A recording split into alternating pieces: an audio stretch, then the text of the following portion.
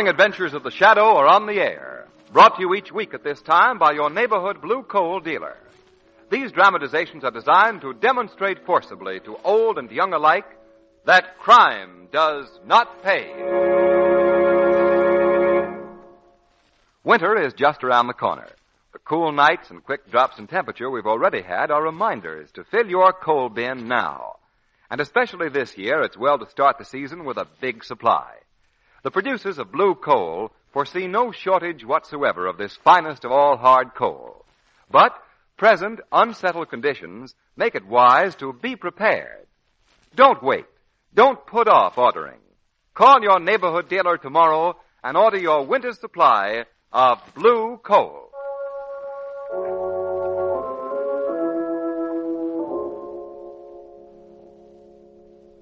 The Shadow, mysterious character who aids the forces of law and order, is in reality Lamont Cranston, wealthy young man about town. Several years ago in the Orient, Cranston learned a strange and powerful secret.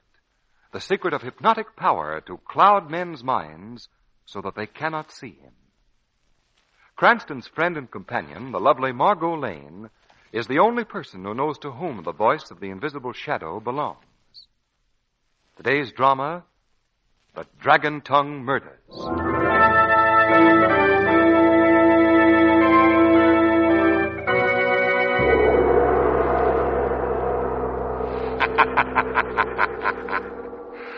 Let us listen now to a crime being born. Let us listen to the devious, insidious reasons for its inception. First, let us go to the apartment of one Jerry Post, fashionable young playboy. Jerry Post is entertaining a visitor, an unwelcome visitor. Get me that money. Now, Max, be reasonable. Where can I get $25,000? What about your mother? Ask her for the money. No, my mother doesn't think very much of me. She disapproved of my gambling, and this isn't the first time I've been in a spot. Max, you've got to give me more time. Your time is 10 days from today. Are you going to do something about it? Perhaps things can be arranged. One spoke is in the wheel of fate. One dagger closer to its resting place. Now let us see the second. It is Jerry's sister, Barbara Post, this time. She is talking to her fiancé, Jack Norcott. Jack, how can you treat me this way? Better dry your eyes, Barbara. Tears never move me. But you said you loved me, and you wanted to marry me. You did say that, didn't you? All right, Barbara, all right. Let's be frank about this whole business. My father has warned me that if I were to marry into the Post family, there'd be no more money from him. You told me that you have no money until your mother dies. Now, the best thing for us to do is just forget the whole... No money until my mother dies. What? What did you say? Nothing. Nothing at all. Perhaps things can be arranged. It is said in the Orient that the apple of death falls into 3 equal parts. Let us now taste of the third part. Thomas Miller, twin brother to Mrs. Post, is calling on an old friend, the Oriental merchant Wu Long. And what propitious happening has brought you to my humble shop, honorable sir? My sister returns from the Orient tomorrow, Wulong. With her she brings rare jewel called Light of Orient. Is that not so, Mr. Thomas Miller? How do you know that? I know. 150 years ago, jewel was stolen from sacred temple of Tai-E-La. We of the Wu family have dedicated our lives to its return. Thus far, all have failed. Then perhaps you can succeed where others have failed. I can help you, and you can help me. Continue, honorable sir. I hate my sister. I hate her. All my life she's dominated me. She's been the strong one. I've been the weak. My own twin sister has always been my greatest enemy. It is said that the serpent hates the serpent. When my father died, he left the managing of the estate to her. She's doled out an allowance to me as though I were a poor relation. But with your help, I can change all this. I see. I am to send your twin sister to meet her ancestors. And in return... You will have the jewel, the light of the Orient. I must respectfully beg you to change plan. What? I will not engage in murder of your sister, Mrs. Post. But the jewel. You will get the jewel. Not even for most beautiful, most sacred jewel, Mr. Thomas Miller. All right, Wulong. With your aid or without your aid, perhaps things can be arranged.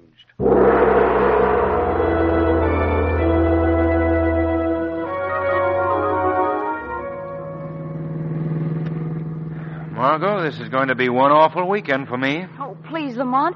You don't know what this means to me. To write an article about that famous Emerald Light of the Orient for style and fashion magazines. Why, it's practically a journalistic scoop. Do you realize that if Mrs. Post hadn't known my Aunt Augusta at Vassar... Margot, do you realize what a bunch of characters these posts are? Well, they have been rather prominent in the scandal sheet. Prominent is putting it mildly. They're all a bit, well, let's call it peculiar. Take Mrs. Post's twin brother, Thomas Miller, for example. It's a well-known fact that he hates his sister like poison. And then there's that good-for-nothing adopted son, Jerry Post. He's been in more scrapes than you can shake a stick at? Yeah. And Barbara, the daughter. She's adopted, too. I know. And she falls in love regularly and always with the wrong man. Well, she's engaged to a very nice young man now. His name is Jack Norcott, and Mrs. Post approves of him. How do you know that? Mrs. Post told me. I caught her just as she was going through the customs when her ship docked. At first, she refused to talk to me because she thought I was a reporter. But after I mentioned that Aunt Augusta went to Vassar with her? Yes, how'd you know? I'm psychic. Go on. Oh. Well, I explained how important it was for me to get a story about this Light of the Orient. So she asked me out for the weekend, and... Oh, I hope she won't mind. Mind what? My bringing you with me.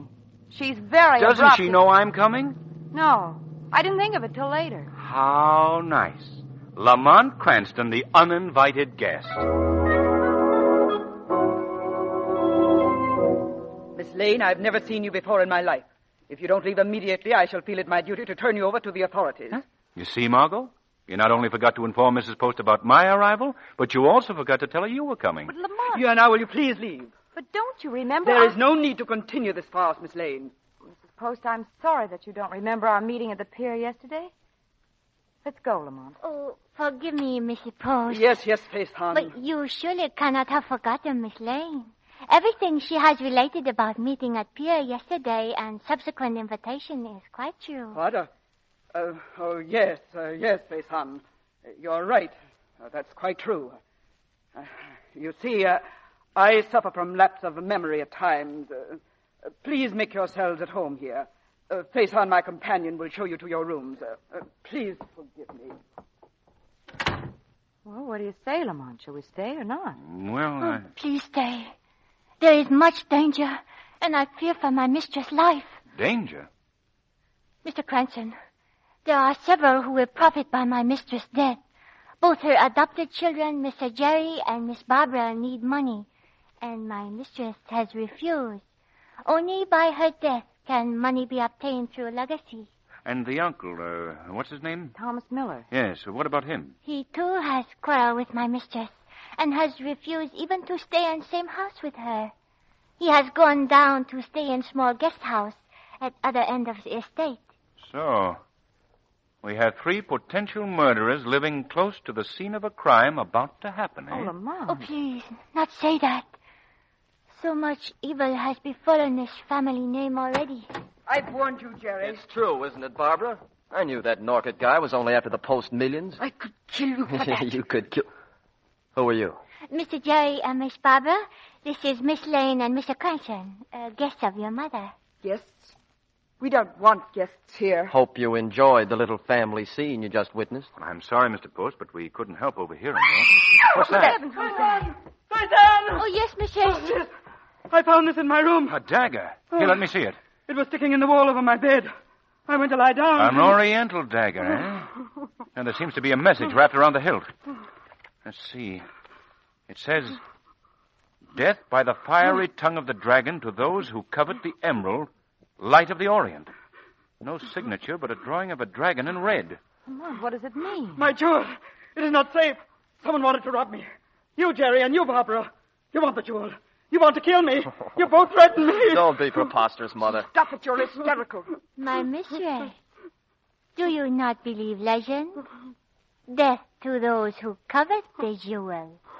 You do not covet the emerald. It is yours already. Yes, you are quite safe. Safe? You're sure, Payson? I will protect you, mistress, with my life. Touching little scene, isn't it? Yes, Mr. Post. I think it is. You know, Margot, this may turn out to be a very exciting weekend after all.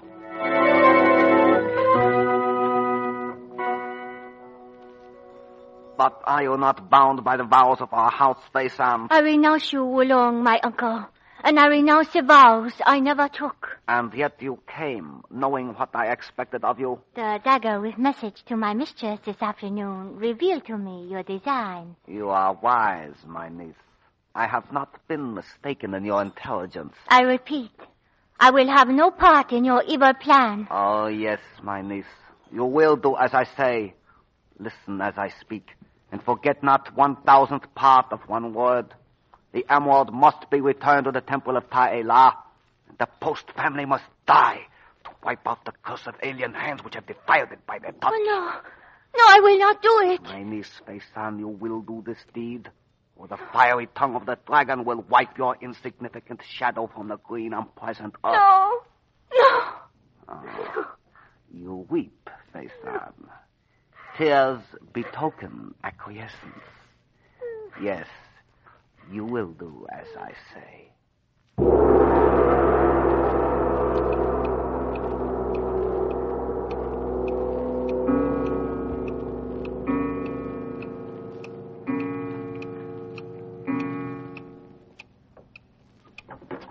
Fire! Fire! Fire! What's the matter, Mr. Post? Fire! The guest house is on fire. What? Where's the fire? What is it? Jerry, did you say the guest house, Jerry? Yes, look for yourself out that window. There on the other side of the grounds. Lamont, where are you? Here, Margot. Turn on a light, someone. There, that's better. Is there anyone there at the guest house? My brother Thomas. Come on, Post, let's get over there. No, it's useless. He's dead by now. What are you talking about? Now you come with me or I'll drag you He's over quite there. right, Mr. Cranston. Thomas must be dead. Well, perhaps he woke in time to escape the fire. He may need No. help. Thomas was in the habit of taking sleeping pills. He probably never knew what happened to him. Well, I must say you're all taking this thing pretty calmly. Much too calmly. I'm putting this whole business in the hands of the police.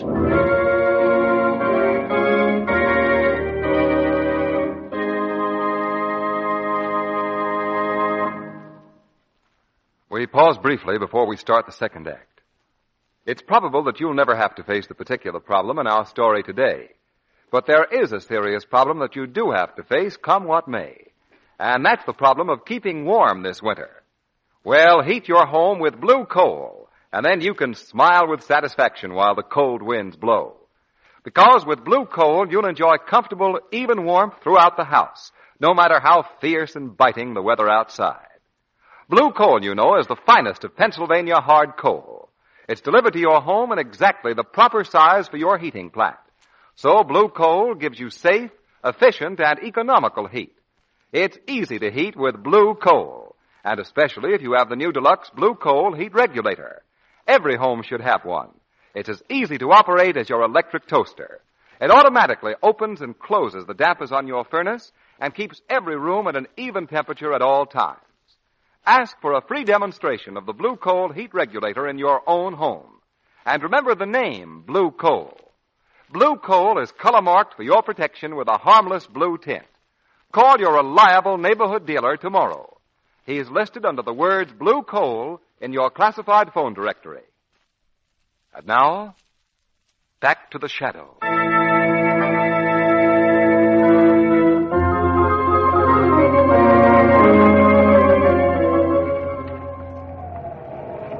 It's quite obvious that the fire that destroyed this guest house was aided by gasoline. And it is my belief that murder has been done. If what you say is true, Mr. Cranston, it's a matter for the police and no business of yours. Commissioner Weston has been sent for, Mr. Post. But until he arrives, I'm taking over as his deputy.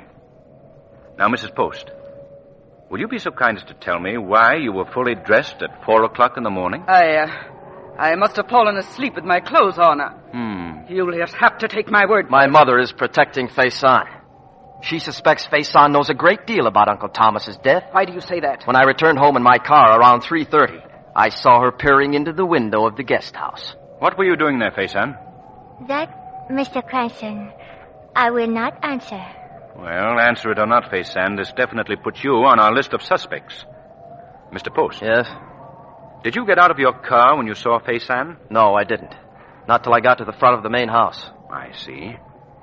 These tire tracks that lead up to the guest house were made by the tires of your car, Mr. Post. I found them earlier and traced them to you. Also, you will see the imprint of a man's shoe in the soft earth under what was once the side window of the guest house. I've also traced that to you. How do you explain it? I can't explain it. I don't know. I may have stopped after all. I don't remember. Hello there! Barbara and Jack Norcott. Where have you been all night? It's really my fault, Mrs. Post. We ran out of gas over on the island road at about 2 o'clock. Yes, it took us hours to find a filling station. Say, looks like there's some excitement around here while I was gone. Miss Post, don't you know what has happened? Barbara, Uncle Thomas is dead. Dead? Yeah, burned to death in the guest house. Might as well tell you, dear sister, that we're all under suspicion. Suspicion? Why, I wasn't anywhere near here when the fire started. That's it, dear sister. Establish your alibi. Why, it's no alibi. We ran out of gas, as we said, and we couldn't find a filling station. Miss Post, isn't that a stain of gasoline on your coat? Huh? It still smells quite plainly of gasoline. Why, yes. Yes, you see, when I helped Jack carry the gas back to the car, some spilled on my coat. That's very interesting, Miss Post, because gasoline was used to start the fire that caused your uncle's death. I'm holding you also as a suspect. This whole thing has Commissioner Weston confused, Margot. Well, I can understand that, Lamont. He says Mrs. Post is the logical victim. Everyone had a motive to kill her, but she turns up as one of the suspects. I'll have to agree with him on that, too, Lamont. Perhaps, Margot, some of this puzzle might be unraveled if the shadow paid Mrs. Post a visit. Tell me, Faison, what were you doing at the guest house when Jerry saw you peering in one of the windows? Since you commanded, my mistress, I will tell you. Do you not recall that after quarrel with your brother, he left in anger to spend weekend in guest house? Yes. Then telephone call came from him asking you to come last night as he had matter of great importance to discuss. Later, I fear he might do you great harm, so I went in search of you. Oh, yes. But I decided not to go and called him back and told him that if he wanted to talk to me, he could come here. What was that? That still does not explain one very important thing, Mrs. Post. I heard a voice. It is a voice of evil spirit. No, Faison. It is the voice of the shadow, whose mission is to fight evil. Can't see you. No, I have cast a mist of hypnosis over your mind, which makes me invisible. What do you wish of us? The truth, Faison. Mrs. Post, why were you not in your bed at 4 o'clock this morning? I was too nervous to sleep. I half expected my brother Thomas to come here, as I had asked him to, and I waited in the library. Mr. Poland asleep. I see. Shadow, if you are indeed friend of good, you will believe my mistress. She is telling you the truth. Mrs. Post. Mrs. Post. What shall I do, Shadow? Answer him. What do you want, Commissioner Weston? Down to the library right away. We're getting everyone together, and we're going to settle this case once and for all. I shall be down immediately. Well, Shadow, are you satisfied that I am innocent of my brother's death? Your explanation seems logical, Mrs. Post, but I've only your word for it. Remember that the shadow has ways of finding the truth. This is ridiculous. You can't prove anything. How long is this silly questioning going to continue? Quiet. Now, wait a minute. That's better. If you'll pardon me, Commissioner. Oh, what do you want, Cranston? It's just occurred to me that none of us has seen this fabulous emerald that there's been so much talk about. Now, look, Cranston, I'm running this business. Hear me out, Weston. As if I could help it. Go right ahead. Perhaps you haven't heard the legend of the emerald called the Light of the Orient, Commissioner. The legend goes, death by the fiery tongue of the dragon to those who covet the jewel. Now, wait a minute, please. Where is the emerald? Mrs. Post, have you looked at it since you arrived? No, I haven't. Well, suppose it's stolen. Stolen? Mrs. Post, would you mind producing the emerald, please? The emerald? Why, Faison, get the emerald and bring it here. Why, mistress, it is here, in this room. Oh, yes, of course. Get it, Faison. But, mistress, it is in the safe. And you warned me no one is to touch safe but you. You mean you'd trust a priceless jewel like that in that old cracker box behind the picture? Why, even I know the combination to that old thing. I have known it since I was 10 years old. Here, I'll show you. You just push this button here, and there the picture slides away, like this. There. That's the safe. Ah! That face! What is it, face Mr. I Post? saw! What's the matter? Oh, that face I saw. A face pressed against the window. A horrible Oriental face. Oh, you see. Must be your imagination, No, Mr. I Post. tell you, I saw a face. Now, don't worry, Mrs. Post. I've got my men surrounding the house. If there was anyone there, he'll be caught. My mother, Commissioner Weston, has a very vivid imagination. Shall I open the safe? Yes, Barbara, open it. Right. Now, turn 10 to the right. 6 to the... What happened? What has happened to Barbara? Oh, call a doctor, somebody. Just a moment. I'm afraid it's too late for a doctor. Mrs. Post, your daughter is dead.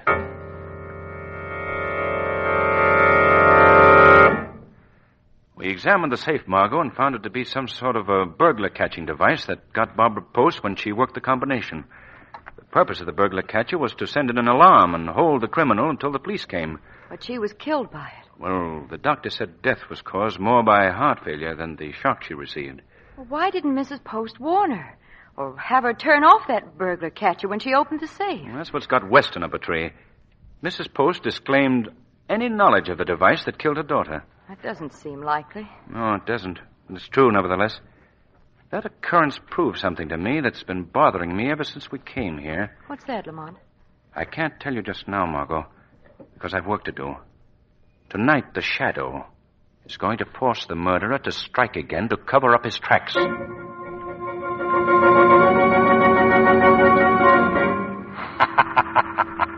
Jerry Post, the murderer is known.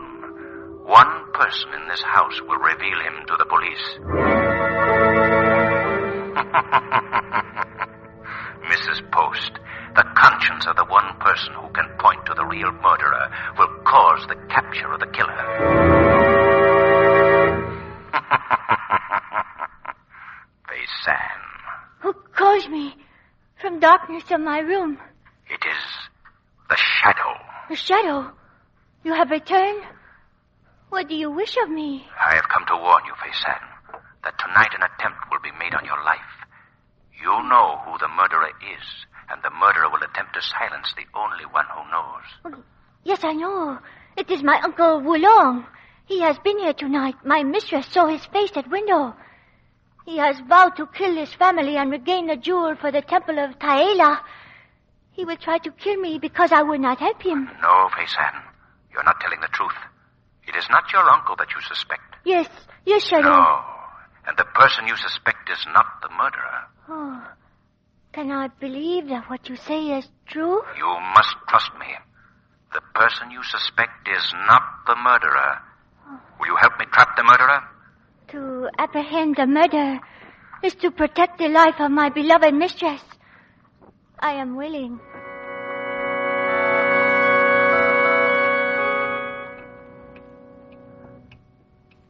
We have waited at least an hour, Shadow, here in darkness, and no one has come. Quiet. Paysan, I think our murderer is approaching your room now.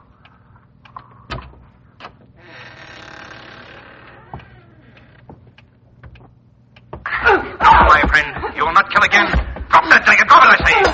That's better. Now, Paysan, turn on the lights. Let's have a look at the murderer. Oh! Mr. Post, my mistress. Oh, no, Shadow. You told me the person I suspect was not the murderer. You have deceived me. Weren't you trying to murder Paysan to cover your crime forever? I don't know what you're talking about. Paysan, you surely don't believe this. Oh, no, mistress. Paysan, I promised you that the person you thought to be the murderer would not be the murderer. Yes. You really believed it to be your mistress? Yes. Then Mrs. Post is innocent. Mrs. Post is dead.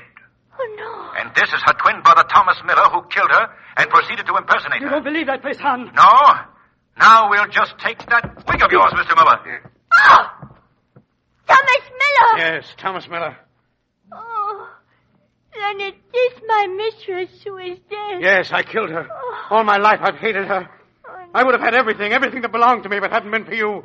Well, you're not turning me over to the police. I'll fix that. Drop that gun, Miller. No!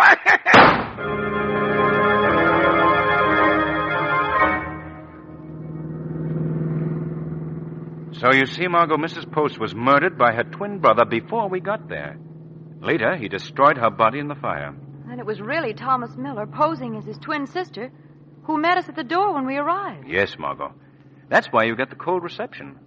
But I wasn't really suspicious until Mrs. Post, or rather her twin brother, didn't know where the emerald was kept. That's right. It was right there in the library safe.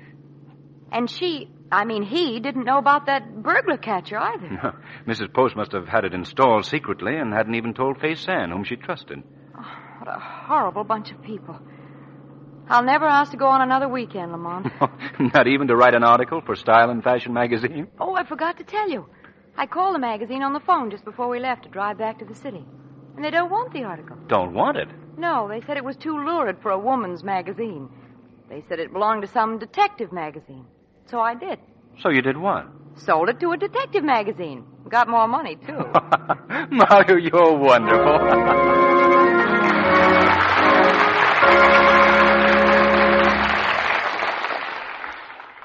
In a moment, you'll hear an episode from real life proving that crime does not pay. But before we get to that, you'll be interested, I know, in what Blue Coal's distinguished home heating expert, Mr. John Barclay, has to say. Mr. Thank Barclay. you. Friends, the world is so complicated nowadays that often we make complications where none should exist at all. For example, the economical operation of a home heating plant is really very simple. That is to say, it's simple provided you get started right. That's the clue. Because when you don't get started right, you're quite likely to run into one difficulty after another. Soon you're discouraged, you know you're spending more money than you should, and worst of all, your house is uncomfortable, either too hot or too cold. Now, that's making complications where none should exist. Take pains to get started right, and you'll have no trouble. Now, here's my suggestion. Call your reliable Blue Coal dealer, and he'll send an expert John Barclay-trained serviceman to your home at no charge. He'll check your heating plant thoroughly and start you on a comfortable and economical season. Call him tomorrow before cold weather is upon us. You'll be delighted to discover how much easier and how much more efficient it is to heat your home the easy Blue Coal way. Phone your nearest Blue Coal dealer tomorrow. Thank you. Today's program is based on a copyrighted story. The characters, names, places, and plot are fictitious. Any similarity to persons living or dead is purely coincidental. Direct from real life, we now bring you conclusive proof that crime does not pay. New York City, New York.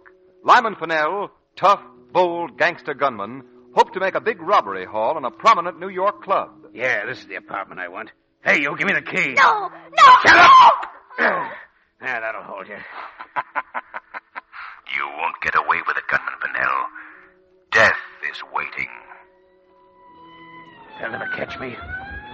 Here's my car. I gotta get away. Can't find the key. They're too close. I won't go back. I can't face prison.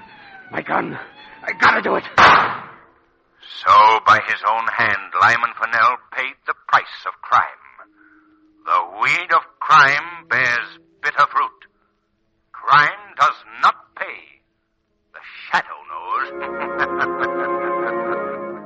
Next week, same time, same station, your neighborhood Blue Coal dealer brings you one of the strangest and most baffling of adventures in the Shadow's daring battle against the forces of evil. Be sure to listen, and be sure to phone your friendly Blue Coal dealer for greater heating comfort at less cost. So don't forget, keep the home fires burning with Blue Coal. This is the Mutual Broadcasting System.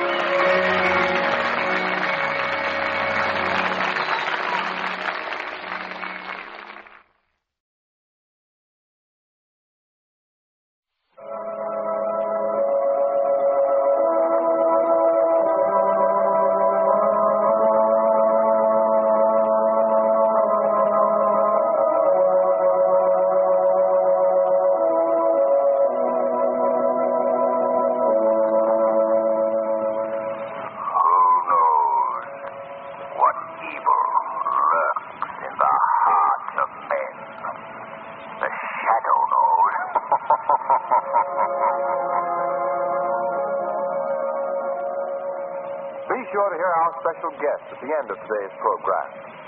And now, the thrilling adventures of the Shadow are on the air. Brought to you each week at this time by your neighborhood blue coal dealer. These dramatizations are designed to demonstrate forcibly to old and young alike that crime does not pay. Get the jump on winter. Put in a supply of blue coal now, and you'll have a head start on cold weather. Don't wait until some of your family start catching cold before you tackle your heating problems. It's so easy to start the season off right with comfortable, economical blue coal. So place your order now. And remember, this year it's well to start the season with a big supply. The producers of blue coal expect no shortage of this finest of all hard coal, but present unsettled conditions make it wise to be prepared. Call your neighborhood blue coal dealer tomorrow and order your winter supply of blue coal.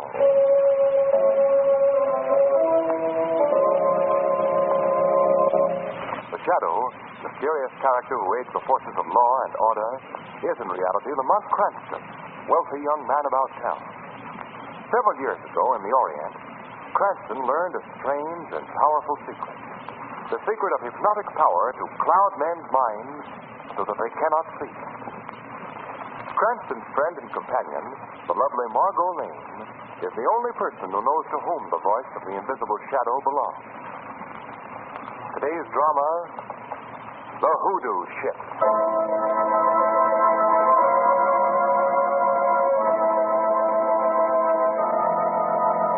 The date, 1850. The place, aboard the slave ship Raven, flying between Africa and America.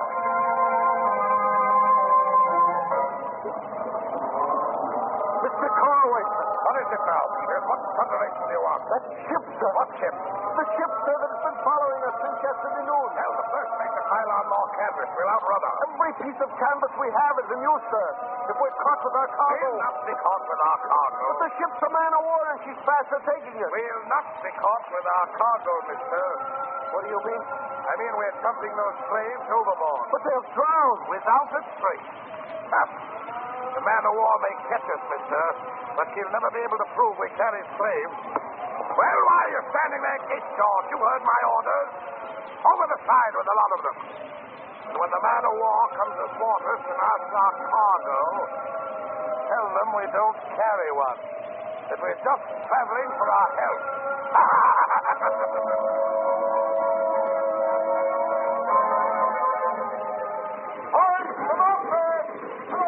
And that, Lamont, Miss Lane, is the history of this old ship, the Raven. A pretty gruesome history, Mr. Drew. But how did the haunted story originate?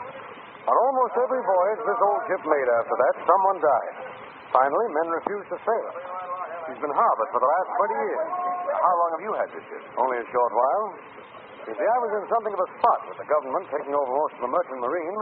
And when I found the Raven for sale, it was a godsend. Well, were you told about this legend of death concerning the ship when you bought it? Yes, but I thought it was just a story. Story such as any old sailing ship might have acquired in its long life. Something has happened to make you think otherwise? On its first trip from my plantation, the captain was murdered in his cabin. But that doesn't necessarily... The door was locked from the inside, and there wasn't a mark on his body. Frankly, Cranston, I, too, am beginning to believe this ship is a curse.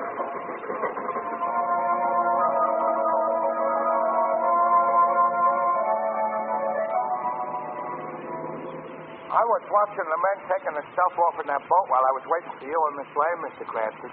Oh, were you, Susan? Yes, sir. Ain't it too bad that the days of sailing boats is over, that they're over? Why do you say that, Davy? Oh, I don't know. Maybe because I read it somewhere. I was just thinking with the conversation, like they say. You two have been so quiet, I was just making with the conversation. Like they say. Yeah. See, I would like very much to be a sailor. Sailing on the briny deep and batten down the hatches and stuff. Well, Shrevey, I don't think you'd like that ship. Why not? I am thinking to myself, that ship is beautiful. In a repulsive sort of way. Yes, certainly is. Shrevey, that ship once carried slaves from Africa to America. Is that so? Well, you can't blame the ship, you can't blame. No, but the taint of the men who indulged in that business still seems to stick to her. Well, that's quite understandable. What do you mean, Mr. Cranston? That ship is haunted. Oh, well, You mean it's got ghosts, it's got? Crazy. Watch when you're driving. Yes, ma'am. I thought for a minute you said the ship was haunted. She did. Oh, Sweden, you're too excitable. Yes, ma'am. I'll keep reminding myself of that. I'll keep. Well, after all, it may be only a peculiar combination of circumstances. Come on, don't you believe what Mr. Carew told us? That the captain was found dead in his cabin? With the door locked on the inside? Margot, the captain may have died from natural causes. There were no marks of violence on his body, and as he was buried at sea... What about the wailing noises that were heard the night he died? What about that awful smell aboard ship? An odor of death. Was all that just coincidence? Yeah, how about that, Mr. Cranston? Coincidence? Well, it seems likely, but... What about all the trouble Mr. Carew had with the men being afraid to sail the ship again? Do you think you could scare all those men with a peculiar combination of circumstances? No, that's very true. Well, you've convinced me, Margot. Well, Convinced me that I ought to accept Mr. Carew's offer to sail with him aboard the Raven. sail? But Lamont will have to start shopping like mad for cruise clothes. Margot. Let me see. Margot. Hmm? You didn't hear me correctly. Mr. Carew asked me to sail with him. Just me. Oh, Lamont, you wouldn't... Margot, that's final. This is one time you're not going along.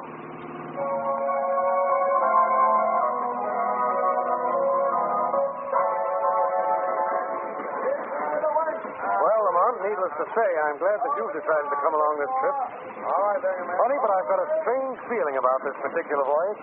A feeling that I may not come back alive. Oh, now, Carew. Well, Mr. Carew, we'll be sailing with the tide in about 20 minutes. Good. Captain Flanagan, this is our one and only passenger, Lamont Cranston. How do you do? Well, how do you do, sir? So you're the gentleman who's going to ferret out our spook, eh? Oh. You know the ghost legend? Captain Flanagan knows all about it. Mr. Cranston, I am not a superstitious man. I've examined my cabin where this so-called murder took place from stem to stern and can't find a hiding place big enough even for a ghost. If a spook is going to clamber down that porthole tonight, I'll welcome him with open arms and buy him a spot of rum. He'll deserve it. Now, gentlemen, I'm more worried about my crew than I am of any ghost. Never in all my years at sea have I seen a meaner or uglier bunch of men. Well, they were the only men we could get, Captain. Sailors are superstitious about a hoodoo ship. Hey, Captain, look aloft. That man's going to fall off the rigging. Oh, don't worry about him. Even with one leg, he's more agile than the rest. Yes. That wooden leg of his doesn't seem to hinder him at all. That's Rock, the boatswain, Captain. And he's the ugliest of an ugly lot. Well, he's a good man. I don't know how I'd ever have a crew for you if he hadn't persuaded the men to sign on for another voyage. I hear you. Bosun, come here. Aye, sir. Rock, this is our new skipper, Captain Flanagan. Welcome, sir. Welcome to the good ship Raven. Haven't I met you someplace before, Mr. Rock? Not that I recall, sir. You look familiar to me. Not perhaps I'm mistaken. Yes, sir. Is that tobacco you're chewing, Mr. Rock? That it is, sir. I won't have any chewing or smoking while you're on duty. Yes, sir. Over the side it goes, sir. Good. Mr. Rock, I have been informed that discipline aboard the ship has been very lax. Oh? I'll not tolerate that. As soon as we're out to sea, I want to talk to the entire crew. I'll see that they're assembled on deck, sir. Good. Now, back to your work, Mr. Rock. Aye, sir. Don't you think you're being a little hard on him, Captain? Mr. Carew, I hope you won't mind my telling you this, but I'm the captain of this ship. You're the owner. But once we're out to sea, this ship is my responsibility. No offense, Captain. I quite understand. Captain Flanagan, for a moment you thought you recognized Rock. Yes. Who did you think he was? A man who used to work for me some years back. But I must have been mistaken. And now, gentlemen, will you do me the honor of dining in my cabin tonight? Perhaps the presence of three men who don't believe he exists will discourage our ghost.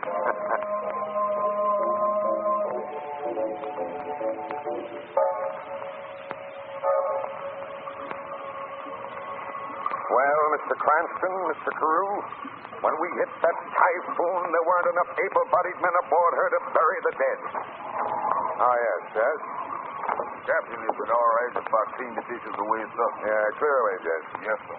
Well, you were saying, Captain, about the typhoon. Yes, that's a very interesting yarn, Captain. Well, for 3 days and 3 nights it blew. I lashed myself to the wheel, with the waves breaking across the deck. Finally, the first mate relieved me, and I crawled into my cabin more dead than alive. I didn't care whether the ship sank or not. I've gone through that same thing, Captain. You mean lashed to the wheel? Oh, no. Seasickness. As a matter of fact, Lamont, I'm afraid I have a touch of it myself right now. Oh, no, Guru. Yes, Cranston. So if you'll both excuse me, I think I'll go out on deck for a little fresh air. Jeff, what's the matter with you? You've broken all the dishes. What are you staring at? Leave come. I noticed. He's looking at that locker over there in the corner. Yeah. I see the door move. Hear that? There's something in there. Well, there's only one way to find out. Come out. Yes, Lamont. Margot. Ray. Who is this woman? I'll explain, Captain. Margot, what do you think you're doing? A very bad job of stowing away, Lamont. But a very good job of being seasick.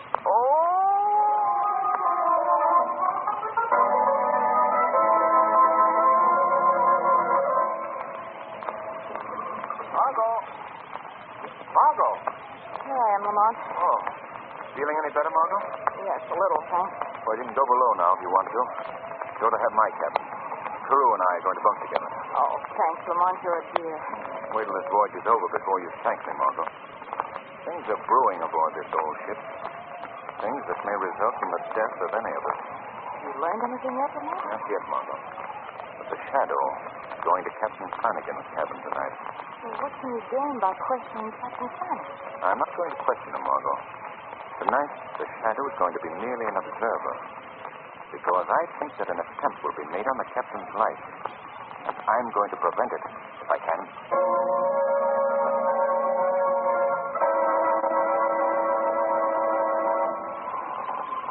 Who's there? Who's there? It's only me, miss. Yes, it's good. Who are you? Frighten me for a minute. You pardon my saying so, miss. Deck of this ship ain't no place for a young lady to be alone this time of night. I'm beginning to think you're right, Jeff. This ship is haunted. What? I got a feeling that something's going to happen tonight. Jeff, you don't believe in ghosts, do you? Maybe yes. Maybe no.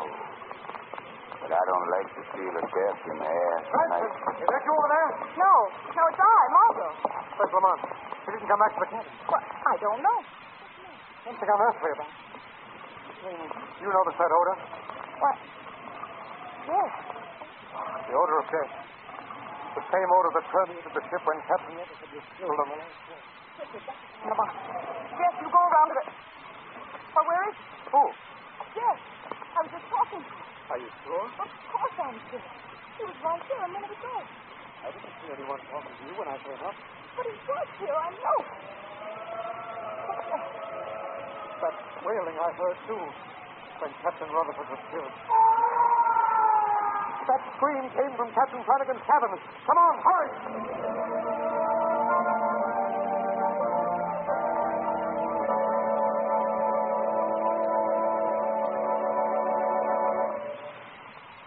In a moment, our curtain will rise on Act 2. Meantime, let's talk about how you and your family can keep warm from now until next May. Heat your home with blue coal. You know, it's a fact that with blue coal, which is the finest of Pennsylvania hard coal, you can enjoy comfortable, even warmth throughout your house. Let the cold winter winds blow. You'll be snug and completely free of heating care. One reason it's so easy to heat with blue coal is that it's delivered to your home in exactly the right size for your heating class. Another reason, and one you want to be sure to remember, is the new Deluxe Blue Coal Heat Regulator. Every home should have one. It's as easy to operate as an electric light switch. It automatically opens and closes the dampers on your furnace and keeps every room at an even temperature. You can let the weatherman do his work. You're always comfortable. Ask for a free demonstration of the Blue Coal Heat Regulator in your own home. No obligation whatever. Get in touch with your reliable neighborhood Blue Coal dealer tomorrow. He's listed under the word Blue Coal in your classified phone directory. Remember the name, Blue Coal. Blue Coal is color marked for your protection with a harmless blue tint. And now, back to the shadow.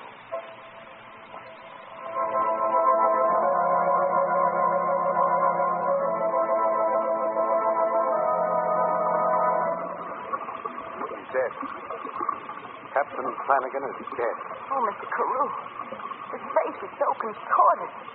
He must have suffered horribly. Oh, Lamont. I heard the scream and came running. What is it? Look for yourself, Cranston. Captain Flanagan is dead. The same way that Rutherford got it. And not a mark on him. I think you're wrong, Carew. There's a slight scratch on his forehead. Let me see. So there is. How could a little scratch like that have caused his death? And where is the murder weapon? Mr. Carew, you've had plantations in the West Indies for many years. Haven't you ever heard of a native poison brewed from the roots of strange herbs called maunagua? It's known to cause instant death. I know. No, I don't know the poison. Why do you ask? Why? Because in some mysterious way, Captain Flanagan was murdered with that drug.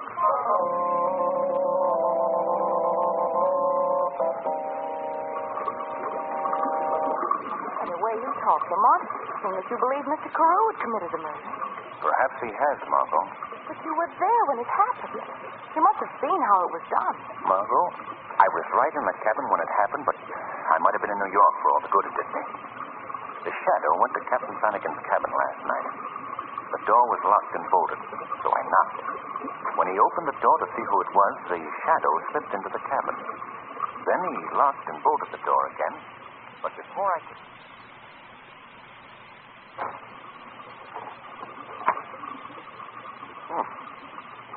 I could have sworn I heard someone knock at the door. Must be my imagination. Where's the bed?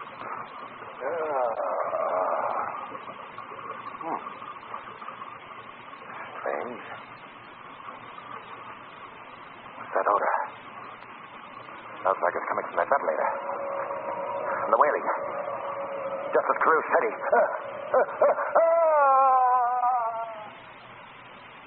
Then he screamed and fell to the floor of the cabin. I heard you and Carew coming toward the cabin, and when Carew forced the door, the shadow slipped out. And you didn't see how it happened? No, Margot. I saw it happen, but the whole thing had me completely baffled. Come in. Begging your pardon, miss, but Mr. Carew wants both you and Mr. Cranston, sir, to come up on the bridge. Did he say what for, Rock? There seems to be some trouble, sir. The men refuse to go on. It looks pretty serious.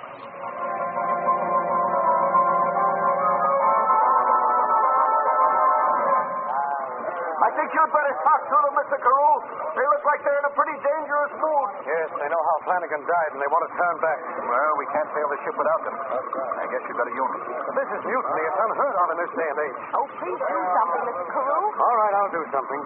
Something that may convince them. Hey, listen to me.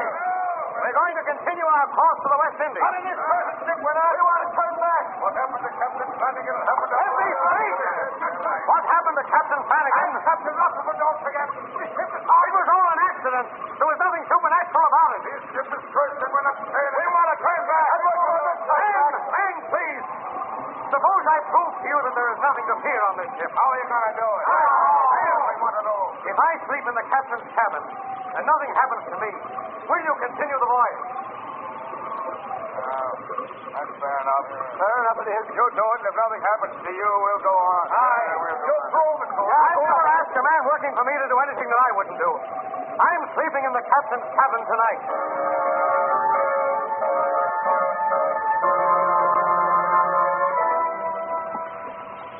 Now, have you got all that, Margot? Let's see if I remembered everything. I'm to watch the porthole in the captain's cabin. And don't forget to stay out of sight. Right. When I get your signal. And not my direct signal. The porthole slamming shut will be the signal. That's right. Then I'm to shoot the gun. Remember, just into the air to arouse the men of the crew. You're not to take a shot at the murderer. I'd like to take him alive. Easy, Lamont. Well, I'm still not sure, Margot. But I do know how the murders were committed. I spent the whole afternoon inspecting the captain's cabin again, and at last it came to me. You see, the victims were awakened by... Come in. Carew. I was looking for you, Lamont. I wonder if you'd do me a favor. Well, if I can. Do you want to speak with Lamont alone, Mr. Carew? No, thank you. It may sound silly to you, Lamont, but would you take care of this letter for me? A letter? What do you mean? To my wife. Just in case, you know. Oh, nothing's going to happen, Mr. Carew. Why, of course not. Of course not. I feel as though I'm taking that last long walk tonight. There's something I've got to do. Nice evening, isn't it? Seems pretty fine to be alive. Well, I won't bore you with my emotions. Better have a go at that cabin. You will take care of that letter for me, won't you, Lamont? Certainly. So long. Spoke as if he was going to die tonight. And well he may, Margot, if anything goes wrong with the trap I've set for the killer. Well, let's get along. The Shadow has work to do.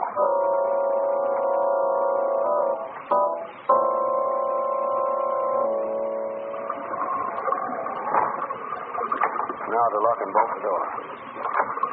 There. Now there's nothing to do but wait. I could go to bed and wait. Huh? There. Who's there? Strange. I thought I heard someone knocking. Huh. Must be my nerve. Mr. Carew. Boy. Maybe they're right. Maybe the ship is haunted. No, Mr. Carew. It is the Shadow's voice you heard. I can't see you. The Shadow is invisible to your eyes. But let me reassure you, I am a man of flesh and blood, and I am your friend. I've cast a hypnotic mist over your mind, which makes me invisible. I don't understand. What do you want of me? I've come to help you, to save you from almost certain death. How can you save me? Be patient, Mr. Carew, and obey my orders, and we will outwit the killer. But that odor. The odor of death. The killer has come earlier than I expected. And now the moaning. Shadow, that awful smell. It seems to be coming from the ventilator. Mr. Carew. What is it? Don't move another step. You see the ventilator in front of the porthole? Yes? The murderer is just outside waiting for you to go to that ventilator. If you pass the open porthole, he will strike. Then I won't pass it. I'll be safe if I don't. You must pass it. What? If we are to catch our killer red-handed, please follow my instructions. Now, count 3 to yourself and walk toward the ventilator. When I shout now, drop to the floor instantly. Ready? Ready. 1, 2, 3. Now. Are you all right, Mr. Carew? Yes, I'm all right. What's all that shouting about? Unless I'm mistaken, that means our killer's criminal days are over. If you'll examine the porthole, you'll find a sharp steel needle dangling from a silk thread. But be extremely careful of the way you handle it, as it's coated with a very deadly poison. That, Mr. Carew, is the murder weapon.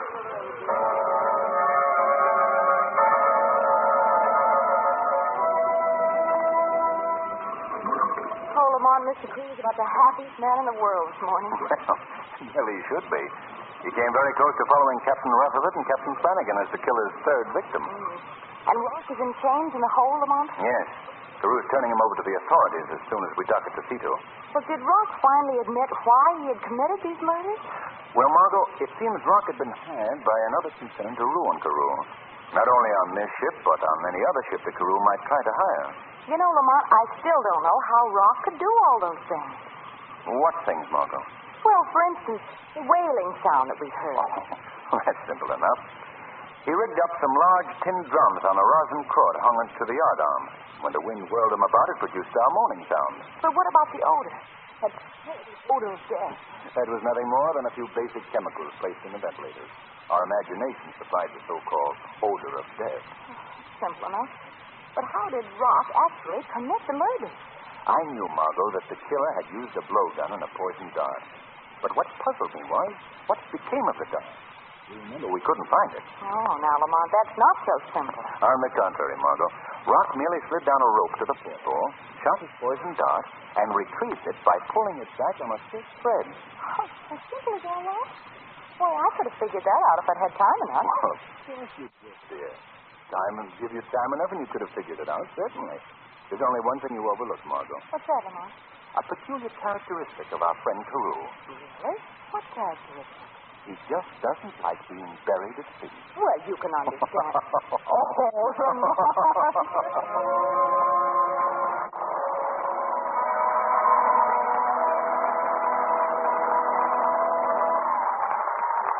In just a moment, we'll bring you a special feature of America at War. But first, we present John Barclay, Blue Coal's home heating expert. Mr. Barclay. Thank you, Ken Roberts, and good afternoon, Fred. Perhaps I can emphasize the easy way to run a furnace if I point out today the things you should not do. Here's a list of the most important don'ts. Don't burn trash in the furnace. That's a sure way to get a dirty furnace, clinkers, and poor heat. Don't operate the furnace with the firebox only partly filled. A thin fire wastes fuel because the fire burns up too quickly. A deep fire bed actually conserves fuel, so keep your fire at all times at least level with the bottom of the coaling door. Don't shake grates roughly. You'll find that gentle shaking actually conserves fuel. So stop shaking when you see the first faint red glow in the ash pit. Follow these simple, good firing rules, and you'll get more satisfaction.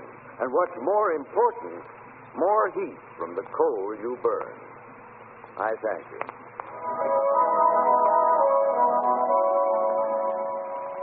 The Shadow program is based on a story copyrighted by Street and Smith Publications.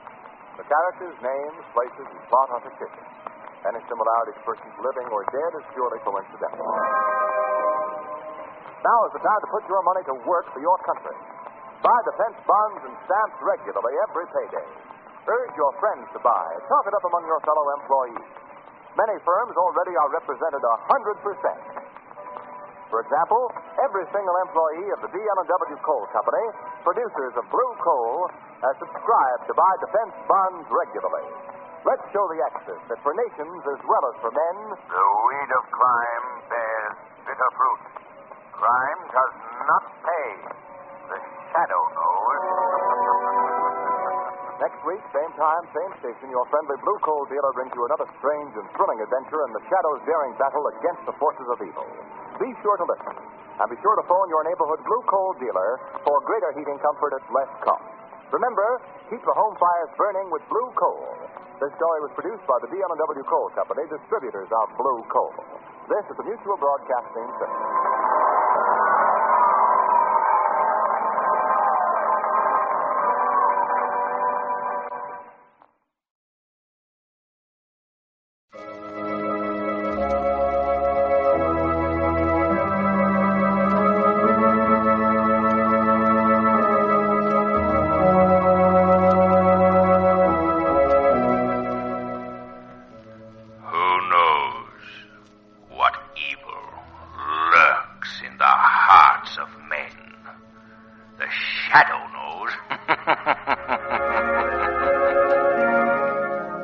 The thrilling adventures of the Shadow are on the air, brought to you each week at this time by your neighborhood blue coal dealer. These dramatizations are designed to demonstrate forcibly to old and young alike that crime does not pay. Don't blame the weatherman when a sudden, unexpected freeze catches you unprepared, your home insufficiently heated. Guard against that happening. Fill your coal bin right now with blue coal, the quality home fuel of low cost.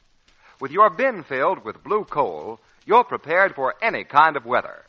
Order a supply of blue coal right away and get a whole bin full when you order, so there won't be any chance of being caught by a possible shortage.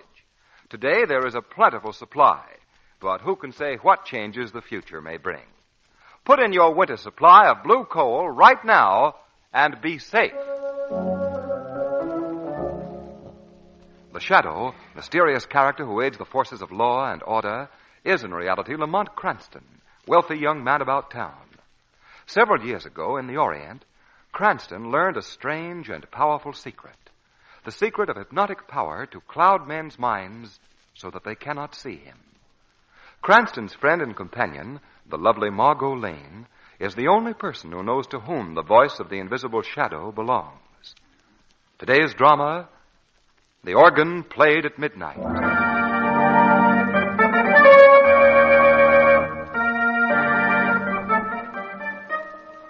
A knife. What an instrument a knife is. Have you ever watched a knife in the hands of a skillful surgeon? And did you shiver a little, then turn your eyes away? Yes, so did I. I remember exactly when it happened to me. I was watching the knife in the hands of Dr. Alexander Gibson. Gibson was a surgeon of the highest caliber. Even Professor Dana Williams spoke of him as one of the 3 most capable men he had ever had the honor to teach, thus ranking him with his colleagues, Dr. McGill and Dr. Nelson. How strange the thought of violence should have occurred to me. Stranger still, considering that it was the very next night Gibson burst into McGill's study. Heated words passed between the two, and then... This case was to have been the most startling in my surgical career, Dr. McGill. You forget that the patient asked to have me in attendance, Gibson. I never agreed to a consultation. I presumed on our friendship You presumed on our friendship for the last time, McGill. That's the way you want it, eh? Yes, that's the way I want it. Then you'll get the truth. You were bungling the case like a schoolboy. Old Williams would have fired you out of class for the job you were doing. Oh, so I'm to gather that you saved the situation. Exactly. So the credit is yours, eh? Belongs to you. Every bit of it. Well, doesn't it, Gibson? Well, can't you speak? I haven't anything else to say. Oh, you agree with me then? Good night, McGill. I've tried to be reasonable with you. I said good night. All right. Good night, then. But remember, we're not parting as friends, Gibson. And we're not parting forever either, Dr. McGill. Well, I'll have something to say about this at the medical board. Oh, no, I shouldn't let myself go like that. Nerves don't stand it well, not at all. Sedative is what I need. Yeah, what's that? Oh, the shade. Jumpy, unsettled. If I were my own patient, I'd... Oh, someone at the door. Well, who's there? Well, who is it? Can't you hear me? Well, didn't you... Oh, you. Oh, I thought that you were... You have a knife there. Did you know you had a knife in your hand? Oh, it's some kind of a joke, isn't it? You're playing a joke on me, aren't you? Aren't you? Answer me. Answer me. Well, what are you going to do? No, don't come any closer. Oh, what are you doing? Stop it. Stop it. Oh, you fool. You're cutting my arm. Ah!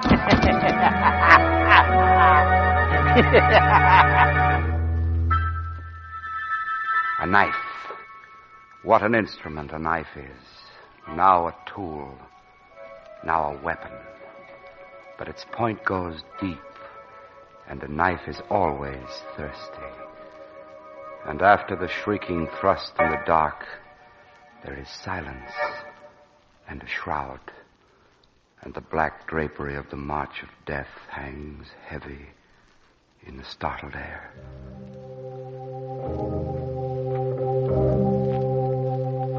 Lamont, I want to get away from the sound of it. Of what, Professor Williams? The funeral march. It depresses me. You can understand what a shock Dr. McGill's death has been to you, Professor Williams. A deep shock, Miss Lane. I won't forget it soon.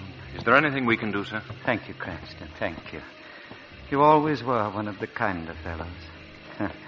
You were never too interested in my classes, I'm afraid, but you were always a good chap. So was poor McGill, a fine, bright boy. Yes, Professor. But that anyone could kill him and not be content with that.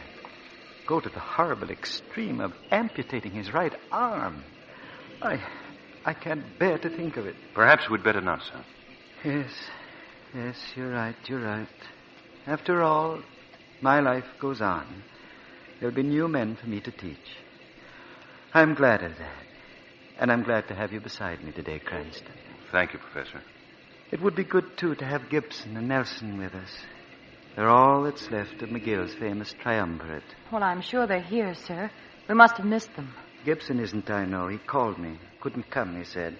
Oh, but see here, I've been rather gloomy company, I'm afraid. How would the two of you like to take the 5 o'clock train back to the college with me? Oh, nice of you, Professor. The homecoming football game is being played this afternoon.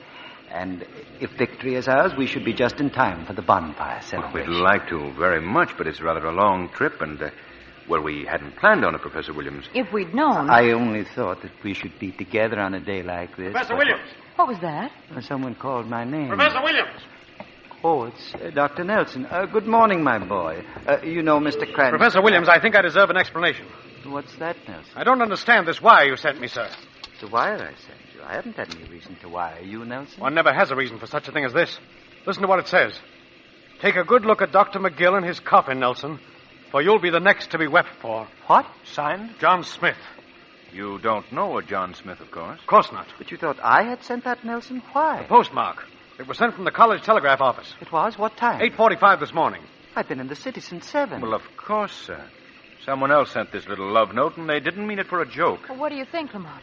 I think that if Professor Williams' invitation to go back to the college with him is still open, the three of us would be very wise to take it.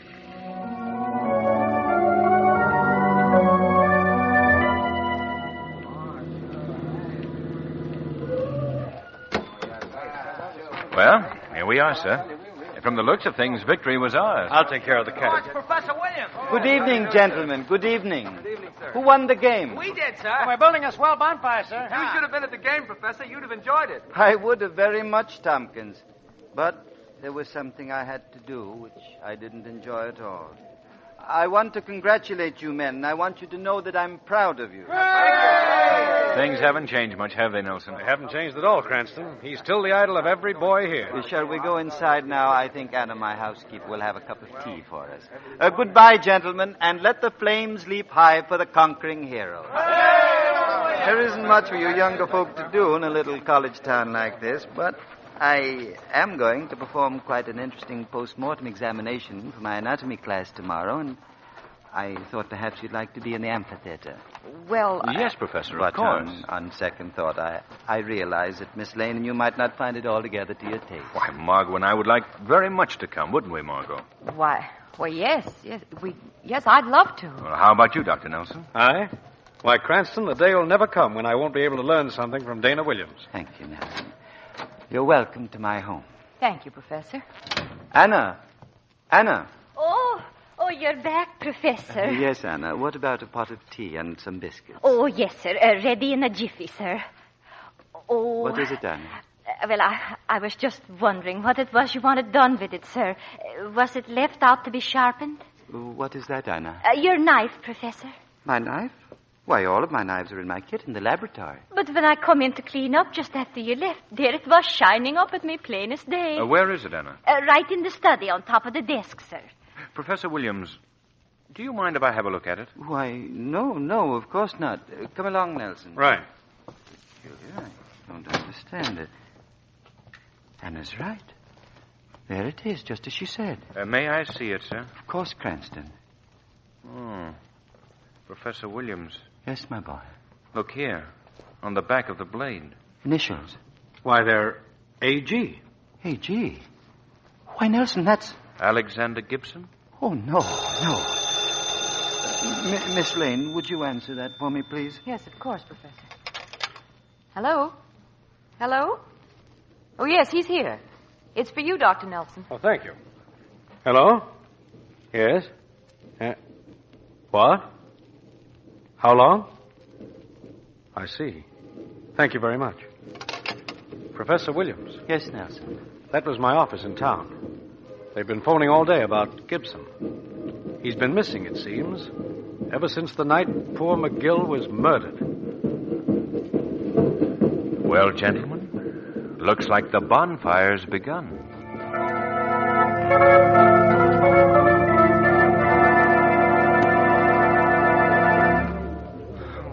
Gee, this amphitheater's cold. Yeah, sure is.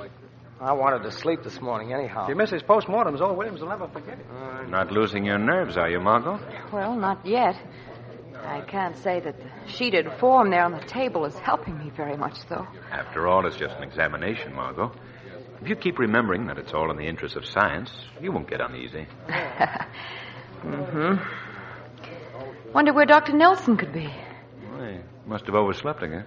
I thought doctors had to be punctual. Old Williams will be punctual. See? There he comes. What did I tell you? Gentlemen, good morning. Precisely according to schedule. The subject for our post-mortem this morning is the cadaver of a man of middle age in an excellent state of preservation. Jennings, will you remove the sheet? Yes, Professor Williams. It will form a most satisfactory subject for our investigations. Jennings, I'd like the sheet removed from the entire body, not just the head. Oh. Jennings. Oh, Professor Williams. What are you staring at, man? What's the matter with you? Professor Williams. What is it, Jennings? What is it? Margot, what's happening down there? I can't quite see. Jennings has the sheet halfway down, but he's leaning over the table. Jennings, what's happened to you? Williams is pulling him away. Margot, look. On the table. Oh, Lamont. It's Dr. Nelson. Nelson, my boy.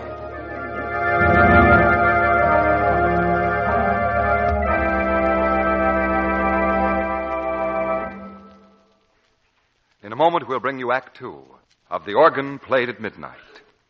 Meanwhile, here's an idea that has no mystery to it at all. Order a supply of blue coal, and you'll enjoy comfortable, even warmth throughout your home, no matter what fiendish tricks the cruel winter weather plays. Let the icy winds whistle and blow all they like. You'll be warm and snug and at your ease when you heat with blue coal. Yes, sir, at your ease is just right, because blue coal takes the effort right out of home heating. You see, blue coal is delivered to your home in exactly the right size for your heating plant. Then, on top of that, the new automatic blue coal heat regulator saves you all those damper adjusting trips. Just naturally cuts them right out. Because, you see, it automatically opens and closes the dampers on your furnace and keeps every room constantly at an even temperature. You'll agree when you see how it works that every home should have one. Get in touch with your reliable neighborhood blue coal dealer right away. Tell him you want him to come out to the house and talk over your heating situation. You'll find him courteous, up to the minute, well-informed. A world of improvement over the ordinary old-fashioned type of dealer. Your blue coal dealer is a heating expert and a businessman. He's listed under the words Blue Coal in the yellow section of your classified phone directory. Call him tomorrow. And now, back to the shadow.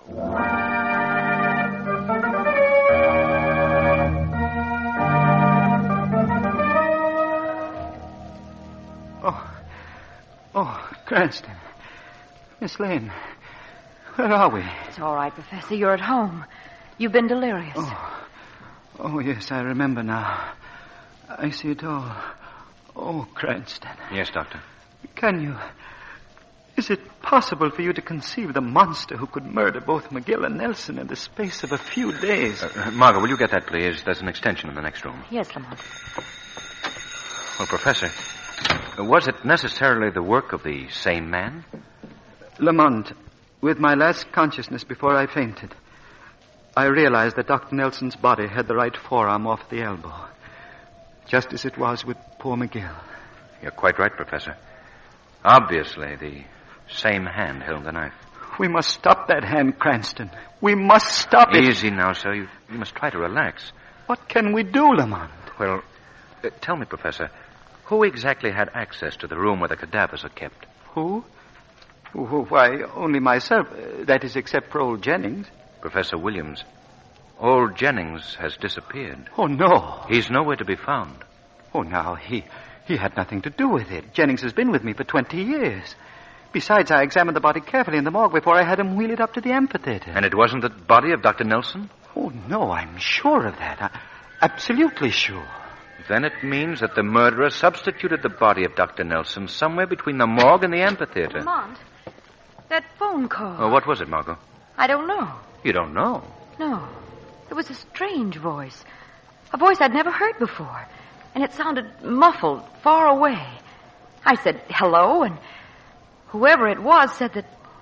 Oh, it doesn't make sense. Miss Lane, what did they say? Well, they said, if the organ plays tonight at midnight, the lost will be found. Nothing more than that? No. They must have hung up or been cut off, that was all. What could they mean? If the organ plays at... Go on, Professor. What was that? That noise. I heard it, too. There's something banging outside the window. Oh, only a loose blind. There are no blinds on those windows. No? Lamont, my boy, be careful. Yeah, there it is again. Oh, Lamont.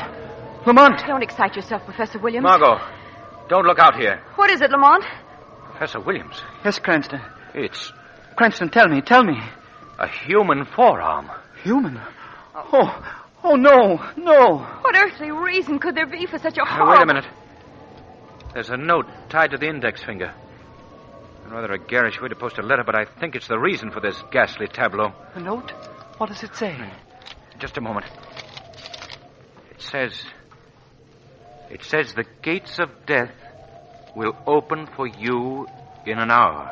The gates of death? And that's what's written here. It's meant for me. Oh, what was that? It's Anna. She's downstairs in her room. Something's happened. Easy now, Professor. I'll tend to it. All right, Anna, I'm coming. Anna! This is Mr. Cranston. Let me in. Oh, Mr. Cranston, I saw him. You saw who, Anna? Who did you see? Him, what done the murders. Who? Gibson. I just raised my window and I looked out and there he was coming across the lawn. There's no one out here now. Oh, he must have run when I screamed.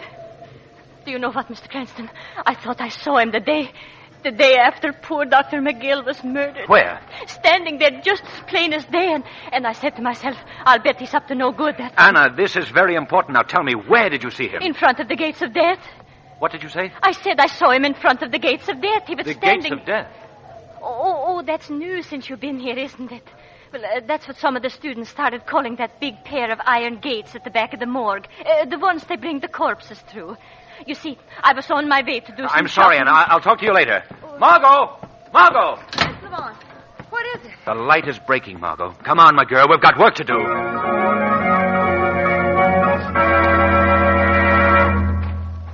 What time was the note delivered, Margot? It was just 10:30, Lamont. 11:25. I think we're just on time. On time for what? To see the gates of death open. Lamont, are you out of your head? Here, duck down behind the wall here. You see those huge gates at the rear of the morgue building? Yes. The students call them the gates of death. The gates of... Why, then that's what the note meant. It said they would open in... Look. They are opening now, Margot. There's someone standing there. Why, it's... Old Jennings. That's where he's been hiding. Listen. He's signaling to somebody. Now someone should turn up. I hear somebody walking. There he is. Coming down the path.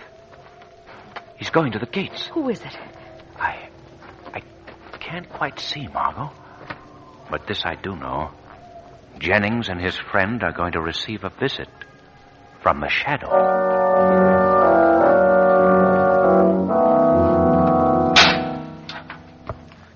You follow me, and we'll go inside together. I sent you the note I had to. They think I done it. I know they does. Why shouldn't they think you did it, Jennings? Hey, what's that? Why, you're not. I'm Dr. Gibson, Jennings. Oh, I thought you... I've come to look at Dr. Nelson's body. Oh, no, you ain't allowed I to. warn you, Jennings, there's enough on my head. Now, don't interfere with me. All right. Don't hurt me. I won't do nothing. Where's the body? Right in through the door there. Then come along. Oh, you go first. All right, I'll go first, but I warn you, if you try any... Oh! You want me to tell. You want to know all about what happened. But I ain't going to tell. Not ever. What's that? Jennings, what have you to hide? Oh, who's that? Who's there? I don't see nobody. I am the shadow, Jennings.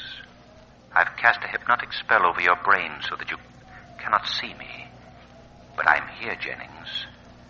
Tell me, what have you to hide? Oh, I can't tell you. They'd put me in prison if anybody found out.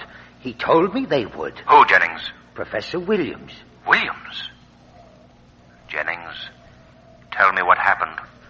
Tell me. Oh, I didn't mean no harm. You see, I put an explosive in one of his test tubes by mistake. Explosive? Yes. And the next thing I knew, there was a loud noise, and he screamed, and there he stood with his arm hanging loose.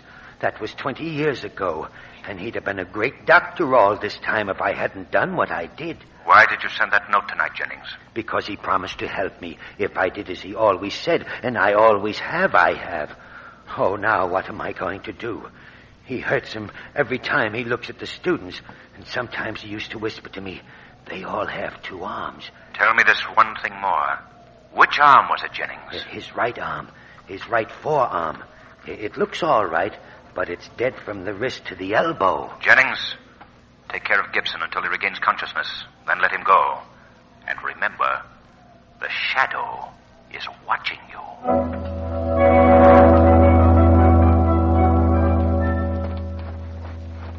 And that's the answer to the note. Old Jennings. But, Lamont, there's still... What? That phone call. If the organ plays at midnight, the lost will be found. Remember? Of course I do. That's why I've walked you over to the chapel. The chapel? Unless I'm mistaken, the organ they meant is the big pipe organ in the loft of the chapel here. And if it plays at midnight. Hurry, Margot. We don't want to be late for the concert. I'm coming. Look. The chapel door. It's open. There's someone here. See? A light. It's coming from the organ loft.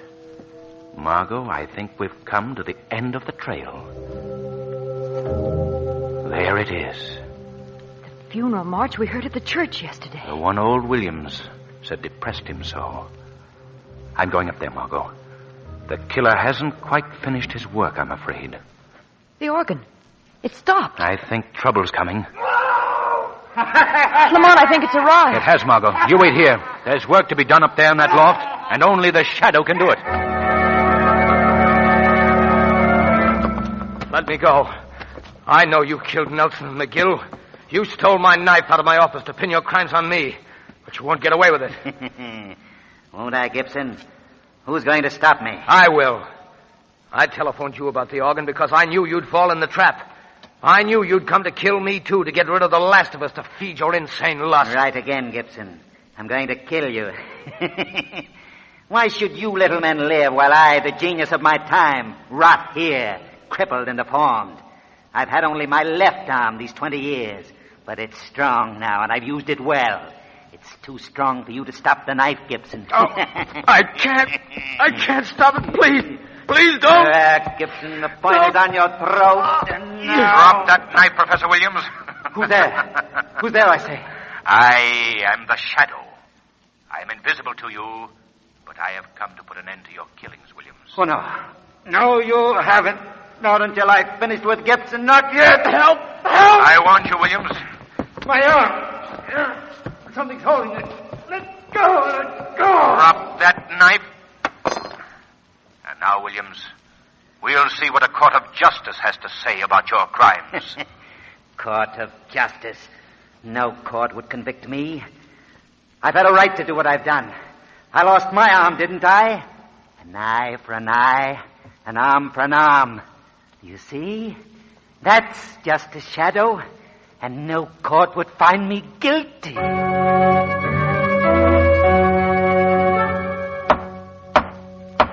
Dana Williams, this jury has found you guilty of murder in the first degree. And I, by virtue of the authority vested in me, sentence you to be hanged by the neck until you are dead. And may the Lord have mercy on your soul. A knife. What an instrument a knife is. The treacherous implement that turns to a weapon in the hands of murder. When it's a thing of good and when it's a thing of evil, none can say. But this we know.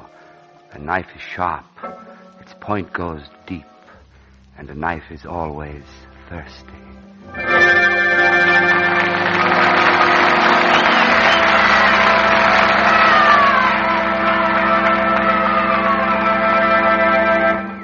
In a moment, we'll bring you this week's real-life episode proving that crime does not pay. First, I'm sure you'll be interested in hearing from Blue Coal's distinguished home heating expert, John Barclay. Mr. Barclay. Thank you. Friends, I've been receiving quite a few letters lately that indicate some of you are making the operation of your furnace a much harder job than it should be. Harder, did I say? Well, I should say hard, because really it's easy to operate a furnace properly if you know how. Yes, of course, that's the catch to it. In these days especially, with the weather so changeable, it's necessary to know how to regulate dampers and bank a fire the right way. Now, here's an answer to your heating problem.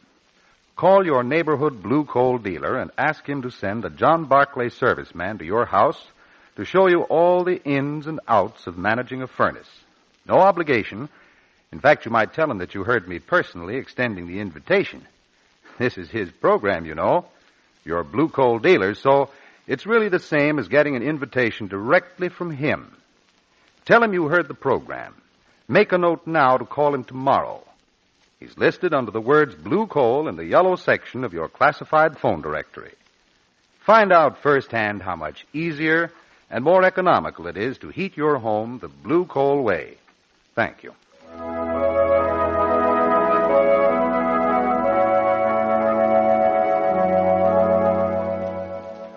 Today's program is based on a story copyrighted by the D.L.&W. Coal Company, producers of Blue Coal.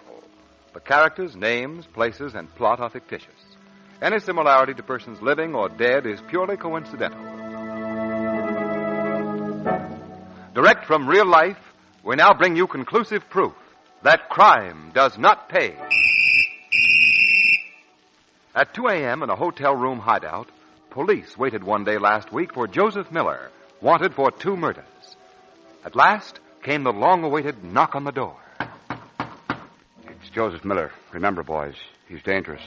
If he pulls a gun, shoot fast and straight. I'm going to open the door. Halt! Halt! He's on the fire escape. Call headquarters. I gotta hide. Quick. What's behind this window? Big dining room. It's black. They'll never find me here. Your crimes have caught up with you, Joseph Miller. 100 police are closing in on you right this instant. No. I ain't gonna let them get me. I can't stand it. I'll kill myself. So, in the wide, haunting blackness of an empty banquet hall, Joseph Miller, criminal, died by his own hand. The weed of crime bears bitter fruit. Crime does not pay. The shadow knows. Next week, same time, same station, your friendly blue coal dealer brings you another strange and thrilling adventure in the Shadow's daring battle against the forces of evil. Be sure to listen, and be sure to phone your neighborhood blue coal dealer for greater heating comfort at less cost. Remember, keep the home fires burning with blue coal.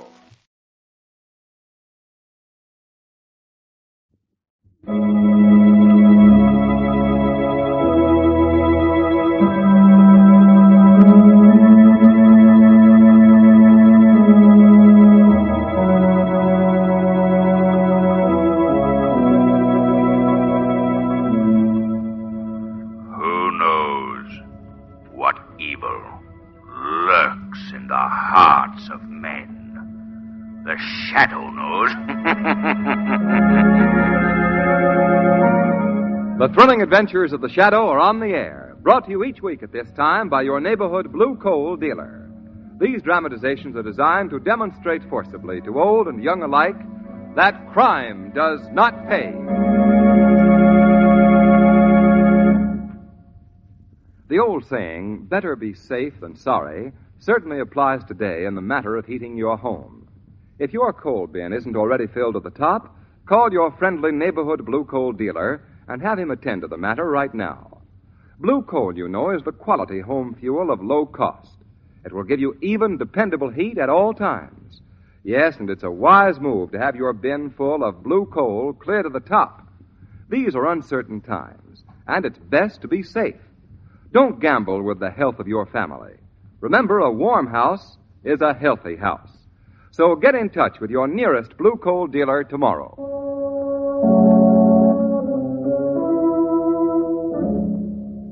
The Shadow, mysterious character who aids the forces of law and order, is in reality Lamont Cranston, wealthy young man about town.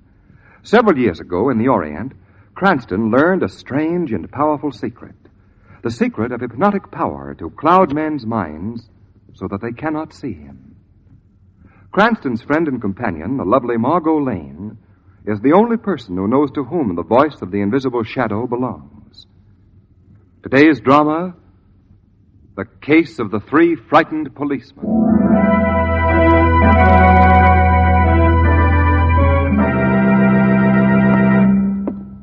Why fool around? You got to get up early in the morning to put one over on Jerry Rowan. I got you right where I want you. Now you take your orders from me, or... Stop that walking up and down. You make me nervous. Well, what's your answer going to be? You going to pay your little gambling debt to Jerry Rowan? Are you? Now, listen. Listen to me. It's all right. Don't come any closer. Stay from me. You can't kill Jerry Rowan.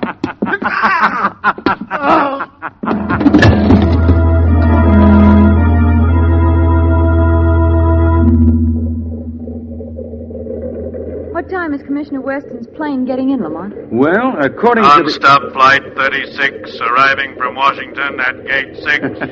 There you are, Margot. You see how efficient the airlines are? They even answer your questions for you. Gate 6 is up this way. Do you think Commissioner Weston's going to be difficult to persuade? Well, you know him as well as I do, Margot.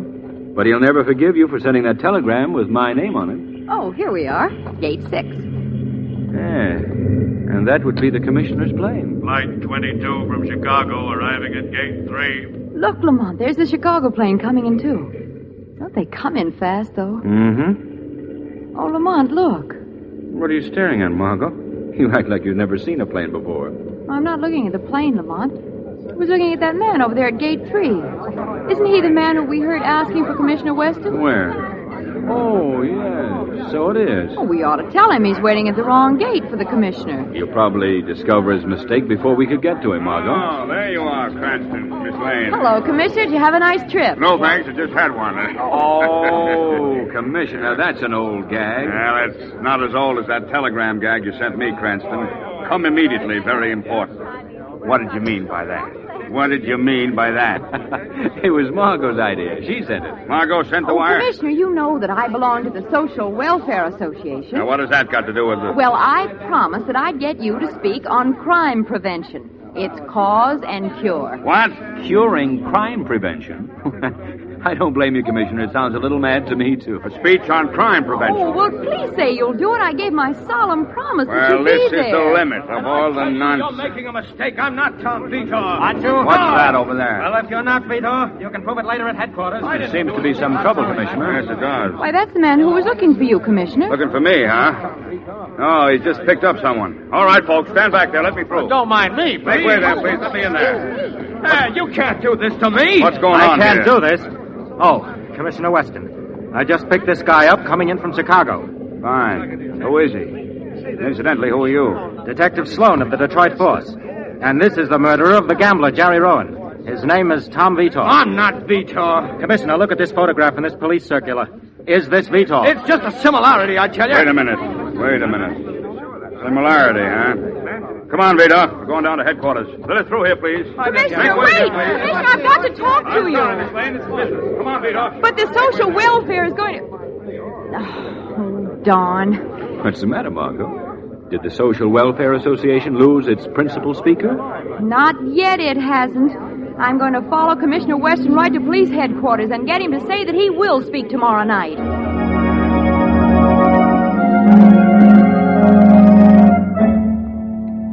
Fingerprints don't lie, Vito. Ready to confess now? Why did you kill Gambler Rowan? I didn't kill Rowan. But you do admit you are Vito. That you broke your parole and flew to Chicago after you'd murdered Rowan? All right, I broke my parole. I flew to Chicago, but I didn't murder Rowan. I'd like to ask Vito a few questions, if I may, Commissioner Now, Weston. Cranston, Detective Sloan and I can handle this. Oh, Commissioner, I just thought of something. What, Miss Lane? What now? You could use all this as the subject of your talk tomorrow night before the Social Welfare Association. Sloan, take Vita into the other office. This small talk must be boring to him. Right, Commissioner. Come on, Vito, in here. I'm sorry, Mac. Ah, well, another case solved to the department's credit. Who? Vitor? Who else? He was the last man who saw Rowan alive. Now, look, Commissioner. I know, Cranston. Yes, indeed. You're going to ask about fingerprints. Well, we found Vita's prints all over Rowan's apartment. Very good, Commissioner. Huh? But I was going to ask why Vito broke his parole to fly to Chicago. Very good, Cranston. He simply wanted to get away. Then why did he come back? Also very good. What? Granted, he had killed Rowan and gotten away. Why should he want to come back here? Yes, Commissioner. Why didn't he stay in Chicago? Now, please, Miss Lane. And this police circular is a very curious thing, Commissioner. What do you mean, Cranston? What's wrong with it? Pardon me, Commissioner, but I think Vitor is about ready to talk now. Oh, good. Well, I'll go right in and see him. See you later, Cranston. But, Commissioner... Miss Lane, come on. But, Commissioner, I wanted to... I like him. Oh, well. Now, what were you going to say about that police circular, Lamont? Now, look at it, Margot. Wouldn't you think it strange that a police circular from Chicago would have been printed here? Why, yes. Look, here's the printer's trademark. Well, what does it mean, Lamont?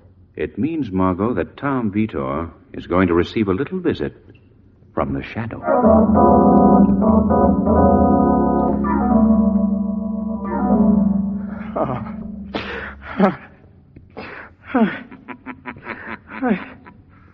Tom Vitor. What's that? I heard a voice. It is the voice of the shadow, Tom Vitor. I can't see you. I'm right here outside your cell door. I've cast a hypnotic mist over your mind, which makes me invisible. I've heard of you, Shadow. You gotta help me. I didn't kill Jerry Rowan. Why did you leave town the same day Rowan was murdered? I didn't know anything about Rowan's murder, Shadow. But you had been to Rowan's apartment that afternoon? Yes, Rowan had sent for me. He wanted me to join the mob again, but I refused. That was the last I saw of him. And yet that same evening, Mr. Vitor, you violated your parole by flying to Chicago. Well, when I got back to my apartment, there was a message telling me that my wife was there. She left me. I had to tell her that I was gone straight for her sake. So that's why you went to Chicago? Yes, to ask her to give me another chance. I see. Then why did you come back, Mr. Vitor? I couldn't find her in Chicago. Then I received another tip that she'd come back here and was staying at the Carlson Hotel with her friend Elsie Randley. What you've told me, Mr. Vitor, wouldn't stand a chance in a court of law. Court or no court, it's true. We shall see, Mr. Vitor. We shall see.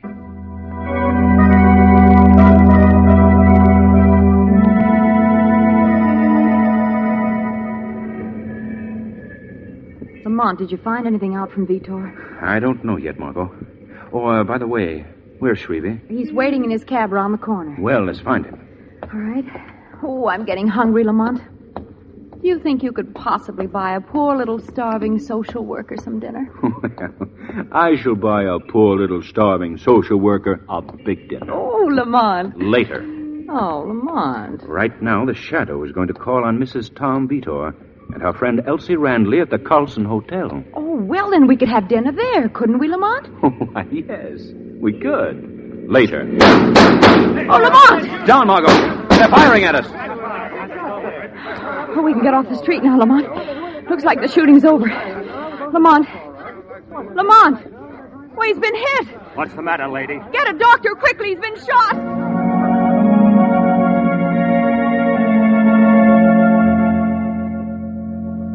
Cranston, you had a very narrow escape. A fraction of an inch to the right and... Thanks, Doctor. I fully realize how close it was. Can I help you, Lamont? Doggone it, Cranston. This only goes to prove what I've always said. Amateurs shouldn't meddle in police work. Now, you leave him alone, Commissioner. Can't you see he's still weak? What were you doing outside police headquarters in the middle of a gunfight anyway? Commissioner, I wasn't in the middle of a gunfight. I was the target. And if you ask any more questions, you're going to be my target, Please, Commissioner. Please. Who's out for you, Cranston? I have a hunch it's got something to do with Tom Vitor and the Rowan murder. So Vito shot at you, huh? We've got him under lock and key. No, it wasn't Vito who took a shot at now, me. Now, look here, Cranston. Vito is the killer, and that's that. Let's not confuse... Commissioner. What is it, Sloan? Vito has hanged himself from a water pipe in his cell. Hanged himself? No. Such a thing is impossible. Well, I'm telling you, Commissioner. Hey, just a moment. Then it would appear Vito took his own life? Obviously. Oh, yes, that's right. His only out was to cheat the chair. Well, gentlemen, if Vito committed suicide, we have a horse here of a decidedly different color.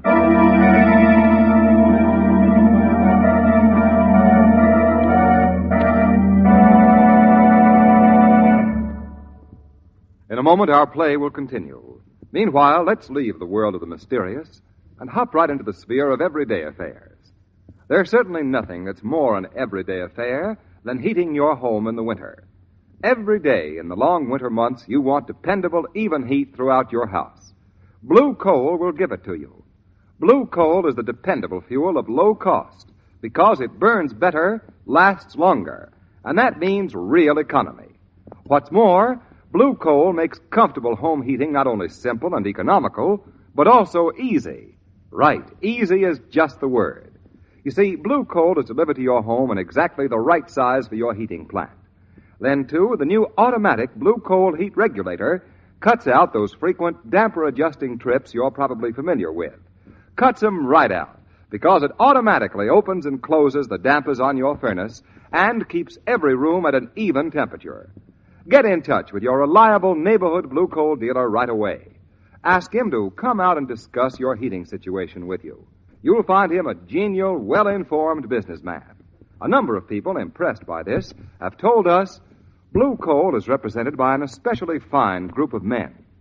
This is true, and something every dealer is proud of.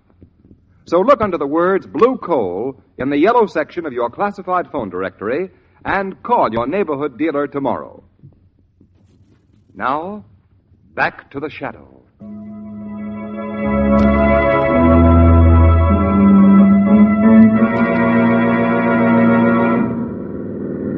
Hey, Mr. Cranston, Miss Lane, it's already 3 o'clock in the morning, it's already. Don't you think it's advisable that we should all go home and get a little shut-eye we should get?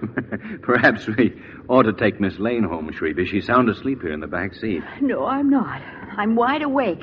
I just close my eyes to rest them. Okay, Margot, have it your way. On to 6078 Front Street, Shrevey. Yes, sir. Mine is not the reason why. That's the Mine city morgue, is Shrevey. Just to do or die. The morgue? Watch where you're driving, Shrevey. As if I wouldn't from now on, as if. Why the morgue, Lamont? Because I can't believe, as Commissioner Weston does, that Vitor committed suicide. I want to see the body myself. I don't like to bring it up, but this is 6078 Front Street. The morgue, remember? Very well, Shrevey. Oh, and Margot, I think you'd better stay here and guard Shrevey. He's a little green around the gills. Oh, Lamont. Oh, yes, Miss Lane, around the gills, but not a little. Shrevey, you're a big baby. I won't be long, Margot. Well, see that you aren't, Lamont. What can I do for you, young man? If you're looking for a room and bath, I can't accommodate you. You ain't the right type. Very funny. I think so. Room and bath, right type. Get it? I'd like to see the body of Tom Vitor, which was brought in here earlier this evening. Oh, Tom Vitor, huh? Let's see. I would like to see the body, please. Now, don't be impatient, young man. He'll wait for you. Get it? He'll wait for you. I get it. Now, will you please take me to the body? Oh. No sense of humor. All right this way. Don't be surprised if he don't recognize you because he... Oh, no, you wouldn't appreciate it. Yes, here we are. Now, let me see. All right, step in. Thanks. Now, let me see. I think we have your friend packed way up here. Yeah. Here's your friend, mister, tucked neatly away on his little trundle bed of ice. You want to look? Yes. Just as I thought. What? This man didn't die of hanging. Death caused by strangulation at his own hands, it says here. I don't care what it says there. He didn't commit suicide. Tom Vitor met his death just as Jerry Rowan did, by murder. Did you learn anything at the morgue, Lamont? Enough, Margot, to know that the Shadow's next step is to have Mrs. Tom Vitor identify her husband's photograph, which appears on this forged police circular. Hello? Hello? Oh, all right, operator. I'll call later. Whom were you calling on the phone, Mrs. Vitor? What? I thought I heard a voice. It is the Shadow's voice, Mrs. Vitor. Who are you? I can't see you. I have clouded your mind with a hypnotic mist, making me invisible to your eyes. Oh, I see. But why have you come here, Shadow? Because I know that you can tie up several loose ends of a mystery. Well, I don't know how I can help. You can help by telling me who you were trying to reach on the telephone just now. Why, it was Elsie Randley, my roommate. She's staying with me here. She hasn't returned home, and I just got worried. I see. Look at the picture on this police circular, Mrs. Victor. It's Tom, my husband. Have you ever seen this particular photograph before? Yes. I took it about 5 years ago. Before you decided to divorce your husband, Mrs. Vitor? You know that, too? I do. Why did you run away, Mrs. Vitor? Well, my love for Tom had died. And you fell in love with somebody else? Yes. Why didn't you explain everything to your husband? Oh, I wanted to, Shadow, but I was persuaded not to. I'll go to him now. He'll understand. No, Mrs. Vitor. It's too late now. Too late? Your husband is dead. Oh, no. No. Your husband was murdered. Tom was... Murdered, Mrs. Vitor. And you can help me catch his murderer by telling me who could have obtained the photograph which appears in this forged police circular. Yes. Yes, Shadow. The only person who could have stolen that picture from me is... Oh! Mrs. Vitor! Oh. Mrs. Vitor! I knew he'd do this. He's very determined, Shadow. Who, Mrs. Vitor? Who has done this? I can't tell now, Shadow. 'Cause it'd haunt me even after death. Even after death.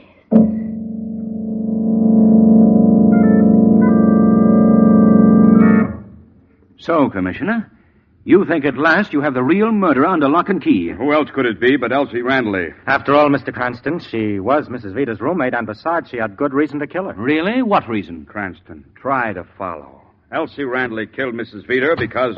Commissioner Weston? Yes? I'm Lieutenant Destro of the Chicago Detective Bureau. What can I do for you, Lieutenant? A little explaining. Why did you pick up Tom Vitor for the murder of Jerry Rowan? Because his police circular demanding his arrest was sent out by your office. That circular was forged. What? Just what I was trying to tell you, Commissioner. The real murderer was trying to throw suspicion on Tom Vitor. So what? The murderer is Elsie Randley, and I've got her in the state prison. You think so, Commissioner? Sure. She killed Rowan because he gave her the brush off. She used to be his girlfriend. Then she killed Mrs. Vita because she was afraid Mrs. Vita would spill it to the police.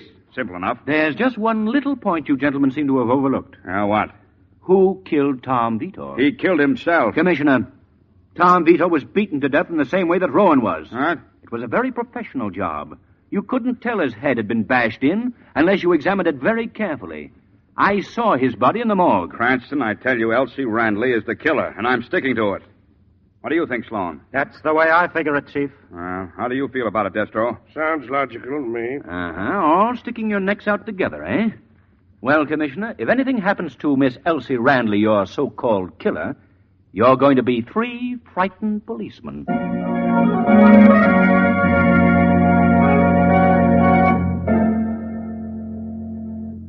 Lamont, are you sure that Elsie Randley is completely innocent?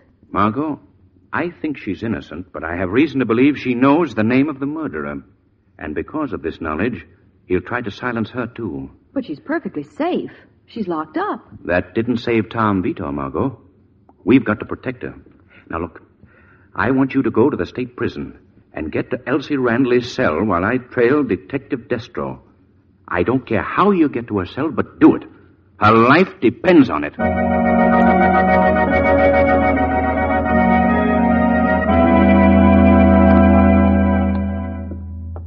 Here we are, Miss Lane. Elsie Randley's cell.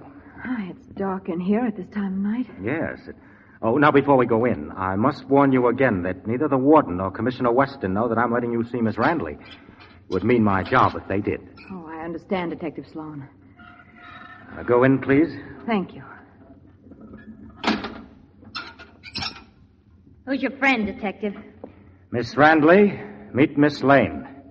You two are going to be together a long time. What do you mean? I'm getting sick of this whole thing, Sloan. I don't want to go to the chair for... Somebody else? Well, then tell us who the real murderer is, Miss Randley. Don't shield a killer. I don't squeal, sister. But you will, Elsie. Oh, no, I won't. I gave my promise. You'll break your promise, Elsie, when the electric chair stares you in the face. Oh, he's right, Miss Randley. Tell the police what you know. Yes, Elsie, tell. You can tell Miss Lane everything. Are you kidding? Elsie is trying to say that I'm the killer, Miss Lane. You're the killer? Yes. I killed Rowan because I owed him a gambling debt and couldn't pay it. What? So I sent Vitor to Chicago on a wild goose chase to find his wife. That way, I pinned the murder on him. Are you crazy? Still in that, Sloan? But the police circular. I had the phony circular made up in order to grab him when he got off the plane. You know, I'm proud of the fact that when I beat him to death in this very room and hanged him from that water pipe, that none of the smart cops knew how it was done. And you must have killed Mrs. Vitor, too. Mrs. Vitor made a very useful tool until she outlived her usefulness and wanted to squeal to the police. But enough of that. I have a score to settle with you two now. Now, wait, Joe. You can't do this. You won't have to watch long, Elsie. You're going to die first, Miss Lane. Now, we just open this door here to the death chamber. Well, that's the electric chair in there. Sloan, you can't do this. No, help! Help! Scream all you want, Miss Lane. We're quite alone here. No one will hear you. What are you going to do with us? Aren't you both rather impatient? Mr. Cranston will stop you. I promise my shots won't miss that meddler the second time. And now, Miss Lane, into the electric chair you go. Oh, no! Oh, yes. No! Yes. No! Yes. There, now. Now to tie the strap. Oh, no, you don't, Sloan. Pick up behind me, will you? I don't think so. Too bad, Miss Lane, that I'm your only audience now. That I'll be a very appreciative one. And now to pull the switch. It generates a little power. Oh, no! No, please! Please. Oh, And this little switch will complete the job. No! Dead so soon, my dear? You spoiled my fun. I didn't even pull the switch. Well, a little extra juice won't hurt you. I just have to... Not so fast, Detective Sloan. That voice, my arm. Who holds my arm? The Shadow murderer. What have you done to Miss Lane? Something that even you can't mend, Shadow. Sloan, your life of crime is at an end. If it is, I won't pay the police for the deaths of Roan and the Vitors, and above all, Miss Lane. The privilege of taking my own life rests with me. Get away from that master switch. Thanks, no, Shadow. I'd rather go this way.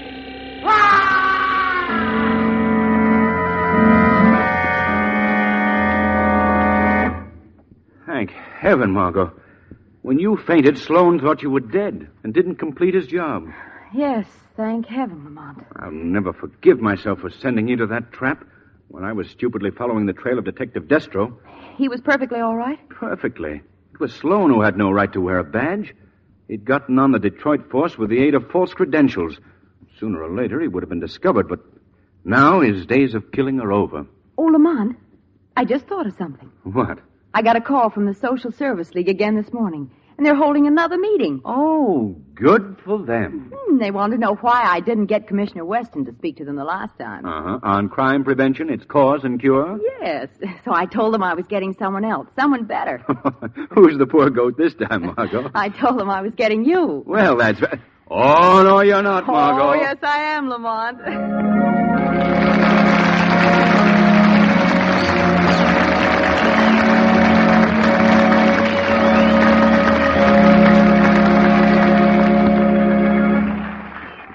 In a moment, we'll bring you a real-life episode proving that crime does not pay. First, I'm sure you'll be interested in hearing from Blue Coal's distinguished home heating expert, John Barclay. Mr. Barclay. Thank you. Friends, quite a few people have told me that they're tired of playing nursemaid to their furnace. I wonder if you feel the same way. You must if you find it necessary to hop down to the basement several times a day to fuss and fool around with the furnace, adjust the dampers, and try to wheedle a good supply of heat out of a lazy fire. Now, all that's unnecessary. It certainly is. Actually, when you know the correct method of operating a furnace, the whole thing is perfectly easy. Now, here's my suggestion. Get in touch with your neighborhood blue coal dealer and ask him to send a John Barclay-trained serviceman to your home right away. This man will teach you correct furnace operation in a jiffy and at absolutely no charge. It won't cost you a cent, and you need feel under no obligation. Homeowners the country over are making use of this free and exclusive blue coal dealer service. So why don't you? Decide right now to call your blue coal dealer tomorrow. He's listed under the words blue coal in the yellow section of your classified phone directory. You'll find it pays to get acquainted with the blue coal way. Thank you.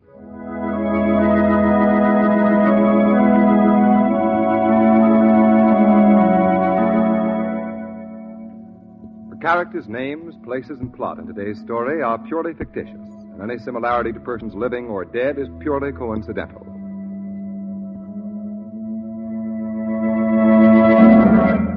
Direct from real life, we now bring you conclusive proof that crime does not pay. It is 4 p.m., November 7th. Anthony Tyshan, 26, leader of a hold-up gang, is on his way to a meeting of the mob. He says to himself, So the cops think they know something, do they? They put out posters. Wanted for robbery. They ought to make that plural. We got 30 jobs in the book, yeah, and they ain't gonna never stick me in no stir. Say, who's this guy coming down the street? Looks like a cop. No, he don't. Now, here's a house. Right through that plate glass window. He's coming after me. He's a cop, all right. Well, I'll go through the house and out the back door. You think you can get away so easily, Anthony Tyshan? No, indeed. The law will follow a criminal to the ends of the earth. I gotta get out of here. He's gonna catch me. I'm going through this window. So, sprawled out and dying with a bullet in his back, another gangster criminal wrote finish to a brief career of law defiance. The weed of crime bears bitter fruit. Crime does not pay. The shadow knows.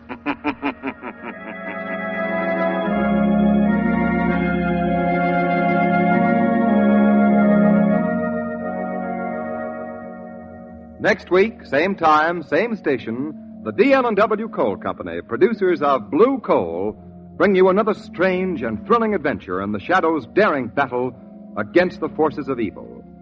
Be sure to listen, and be sure to phone your neighborhood Blue Coal dealer for greater heating comfort at less cost. Remember, keep the home fires burning with Blue Coal.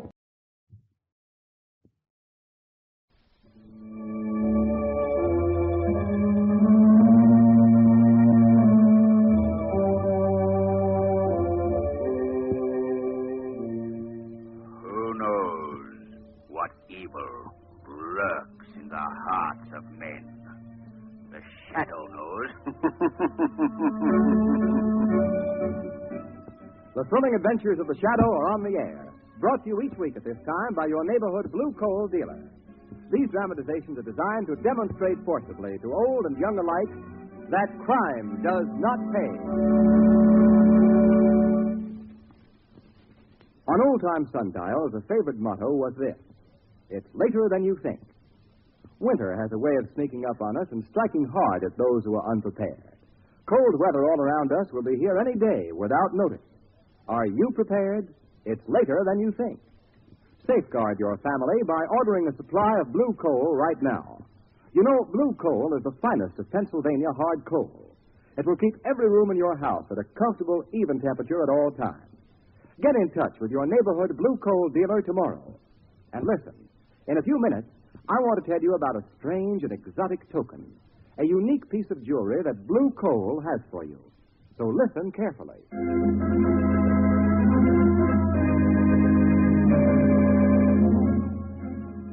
The Shadow, mysterious character who aids the forces of law and order, is in reality Lamont Cranston, wealthy young man about town.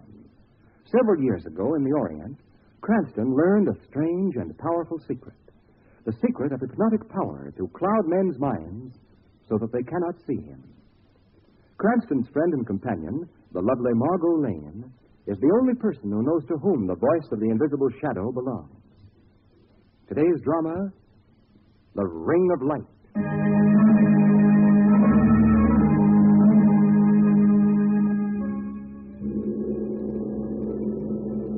I should like to review the Gengar murders for you, Miss Lane, Mr. Cranston. I assure you it will require no longer than we will take to finish this cup of tea. I'm glad you left me out of that tea business, Shan. I know all I want to know about the Gengar murders. It kept me up all night long. But I'm afraid you cannot know very much about the real reason for the killings, Commissioner Weston, without some knowledge of the history of the Ring of Light. Its history? Yes, Mr. Cranston. Well, what about the history of the Ring of Light, Mr. Shan?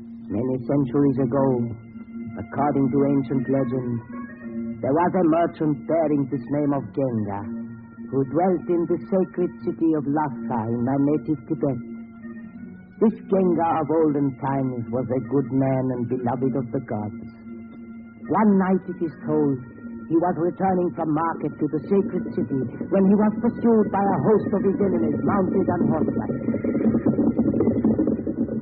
Fleeing across the eastern bridge to the city walls, he found the great gates of the city locked before him.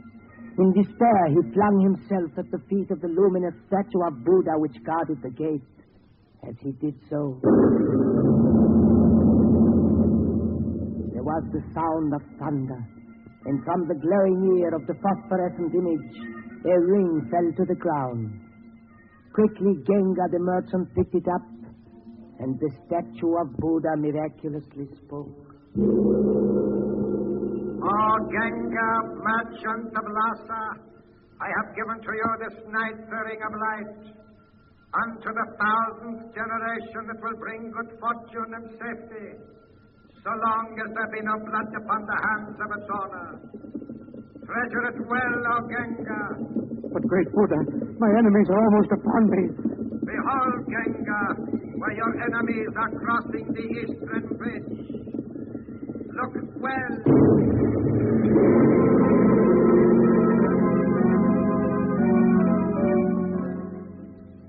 And the legend has it that the vast bridge collapsed, destroying every man of Genga's enemies. Well, it doesn't mean much to me. Does it to you, Cranston? I'm afraid it means quite a good deal, Commissioner. And was this merchant the ancestor of the modern Gengas, Mr. Shan? Yes, Miss Lane. Many centuries have passed since, bringing wealth and glory to the Genga family, which eventually immigrated to America. One of the Gengas of the present generation was my partner in the firm of Genga and Shan of this city, importers of precious gems. Our business prospered, and my partner, Mr. Genga's son, Ali, was heir to many millions of dollars. All went well until one night when Mr. Genga, alone in the vault room of our huge building, heard the automatic elevator ascending. What can that be? I didn't want to be disturbed at this of all times. Yes? I wish to see Mr. Genga. I am Mr. Genga, young woman. No one is allowed in my vault room without credentials. I have proper credentials, Mr. Genga. Then show them to me. What do you have, some letter? No. This is my credential. You see? A revolver. A revolver. It is the only credential I can show. Oh, no. Hassan, help me! Please! Your servant Hassan is on the first floor. He wouldn't even hear a pistol shot. I see. You're aware of that. Well, what is it you want? The key to your vault. I rather thought so. And if I refuse? The key, Genga. You're a most determined young woman. I am. Then here, take it by all means. Take it. You're very gracious. Now to proceed with your vault. Of course. How calmly you accept this, Mr. Genga. My jewels, dear lady, are in the left-hand compartment. I know that. But my interest happens to be in this very ordinary copper box right here. No, that you cannot touch. Really? I will not let you have the ring of light. I shouldn't be rash if I were you. I have nothing to lose by killing you, you know. I only know you cannot have what that box contains.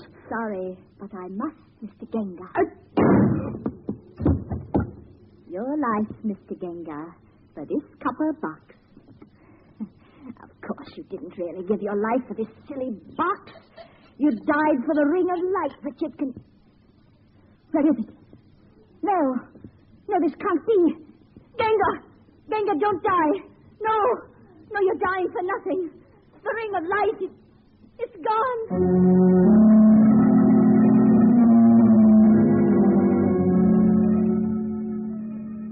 The rest of the story of the ring of light you remember, Mr. Cranston? Very well, Mr. Shan. Well, he should. He and Miss Lane came to my office, and Miss Lane was saying... Mr. Weston, I don't give a hang if your criminals have a new union and are working in 24-hour shifts. We are all three going to the theater tonight. No, Margot. No? The commissioner is a very busy man. That's right, Lamont. I am Oh, I see. You're being smart, huh? Well, let me tell you, every time I try to leave this office early, somebody knocks on the door. But it never happens when you two are around. Someone just did knock on the door, Commissioner. Just a minute. I was talking to Mr. Cranston before you entered.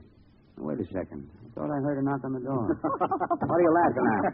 Commissioner Weston, is he in here? Yes, he's in here. Matter of fact, I'm Weston. I am Ali Genga. The Small world. My father you have heard of, I think. He was Mr. Genga of Genga and Shan. Was? Isn't Mr. Genga still in business? My father is gone. Gone? Dead? I do not know, but last evening he vanished from the vault room of our building. Vanished? Did you say vanished? Yes. His old servant Hassan phoned to me the news this morning. He phoned to you the news, did he? Well, that's just great. And where was his partner, Mr. Shan, all this time? Mr. Shan has been for some time ill in his home in the mountains. Well, was anything stolen? Yes. There was something stolen. What was it? It is difficult to say. I should like this kept in strictest confidence. You see, my father was in possession of a ring. Who slammed that door? The lights have gone out. Stay where you are, everybody. Don't move an inch. Lamont, look there against the window. What is it? Why, it's a perfect circle of light. Look out, Whistler. What was that? We'll need the lights to see. Look. It's a knife. Picking up in your desk. There is a note pinned to it. Could I see what it says? We'll all see. Yeah. Listen to this, Weston. Yeah? It says, let those with blood on their hands remain silent. That's strange.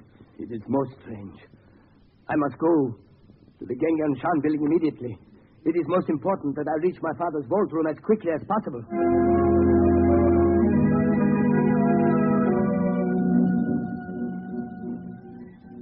Isn't this a magnificent lobby? Well, lobby or no lobby, that young guy, Ali, is keeping us waiting down here a long time, isn't he? Well, I don't know. I beg your pardon. My name is Hassan, servant to the house of Genga for many years.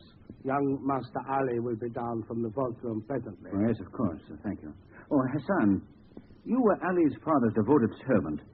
You must know something about his disappearance. This alone I can say. Even in this far-off land, the hand of the Buddha of Lhasa has stuck. What was that? Sounds like young Ali. Let's get up there. Something tells me that vault room is a very unhealthy place right at this moment.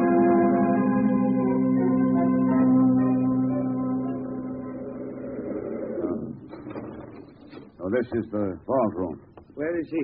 Yes, where is Ali Lamont? The room's empty. He was here right enough, but... What is it, Cranston? Look. Over there in the shadows by the vault. A body. Master. Master. Is it Ali? If it is, he's aged 30 years since he left us downstairs. Oh, look. Look. It isn't Ali, is it, Hassan? No. It is Mr. Genga, Ali's father. He who vanished has returned. Returned with a bullet in his heart. Hassan. Yes? Open this vault. No. Master, no want me to open vault. Take the keys off the dead man's watch chain and open it. Open the vault. All right. But you have heard my warning. Come on. Look, who is it? This time it's the son Ali, all right. They've killed him too, Weston. I had an idea there'd be something in this vault worth seeing.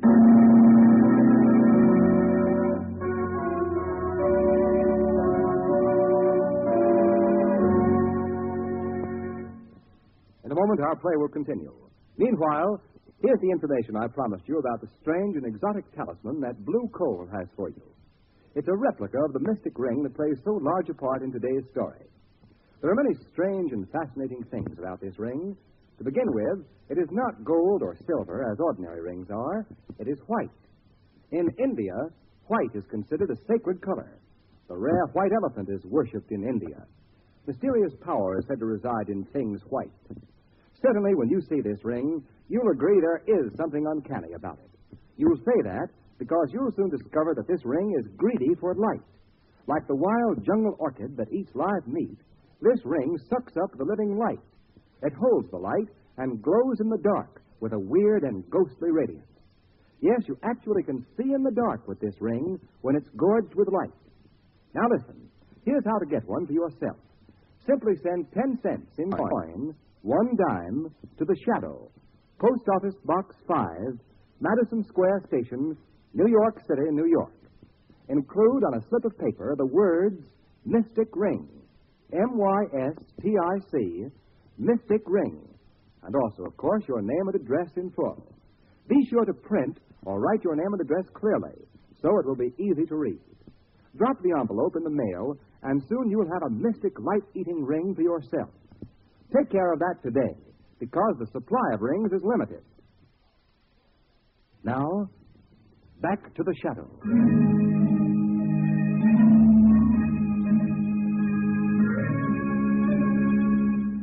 Hassan, no, stay. He no, stay here. Mr. Genga come back dead. Now young Master Ali dead too. Mr. Shan will be next. Hassan is afraid. He no, stay. Wait a minute, you. Hassan. Let it go, Weston. He won't go far.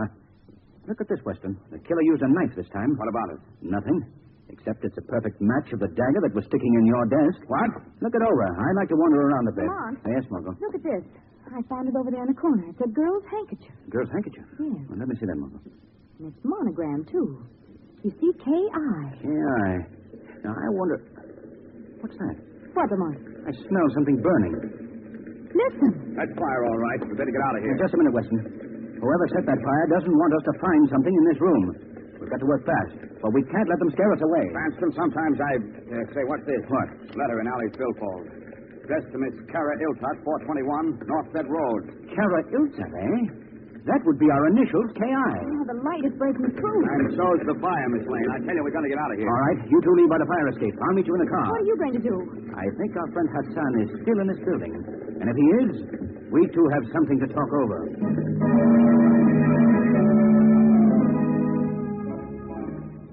This is Hassan speaking. I am phoning you from your building, Mr. Shan. It is on fire. Yes, on fire. There is nothing you can do to save it. But I can tell you all you want to know about it. Yes. Meet me at 421 Northset Road in 1 hour. Yes, that's right, Mr. Shan. Goodbye, Mr. Shan. Now, if nothing goes wrong, we will soon have...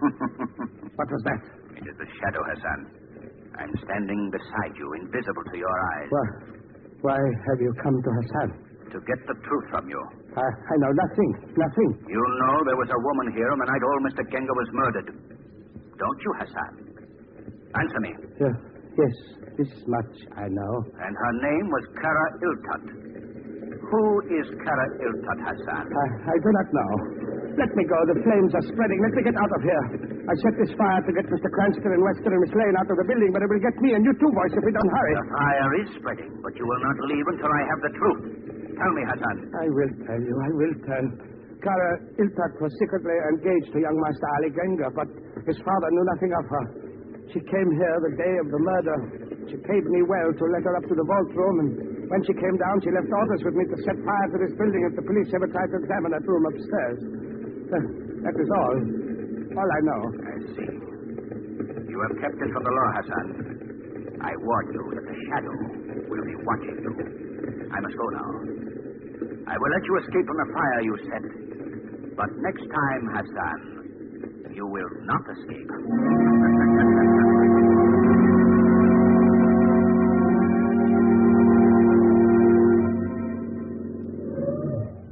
Where are we, Lamont? Look at the towers on that house. It's like a palace out of the Arabian Nights. It's 421 Northset Road, Margot, and I only hope we won't be too sorry we came. Come on, helpmates. I think we're creating a wonderful yarn to spin to our grandchildren. Well, you have to keep alive, you know, to have grandchildren. We'll see if we can manage to do that, my lady. Say, look at this. What? The door was open. I'm not too sure I like that, but in we go. It's pitch dark in here. I've got a feeling something's watching every move we make. What's that? Someone's in trouble.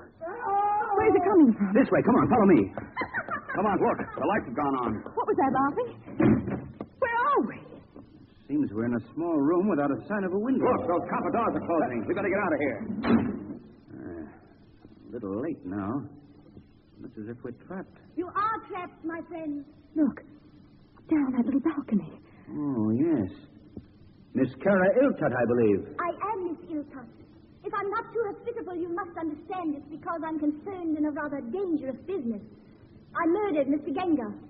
You see, I'm in love with his stepson, Ali. Stepson? Yes. Ali is his stepson, and old Genga was not too fond of him.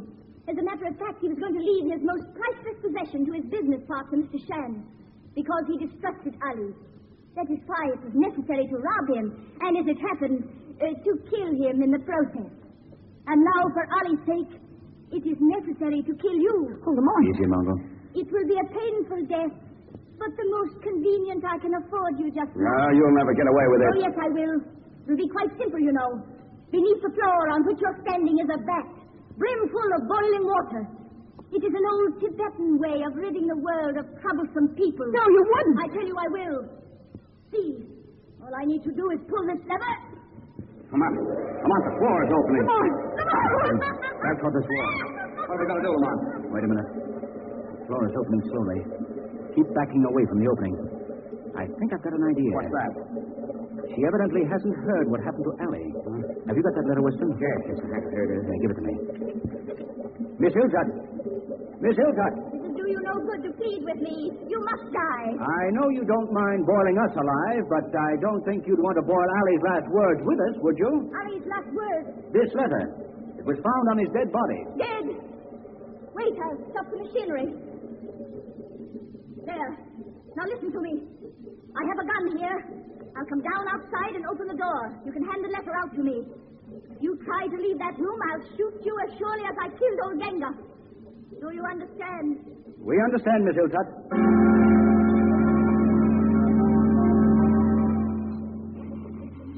Hand me the letter. I will not open the door another inch. You hear me in there? Where is the letter? I'll take that gun, Miss Hilltut.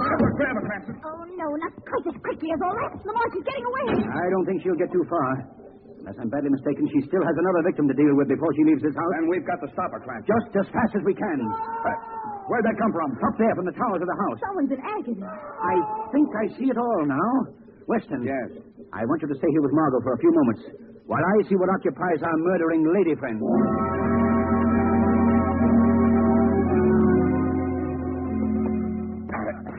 No.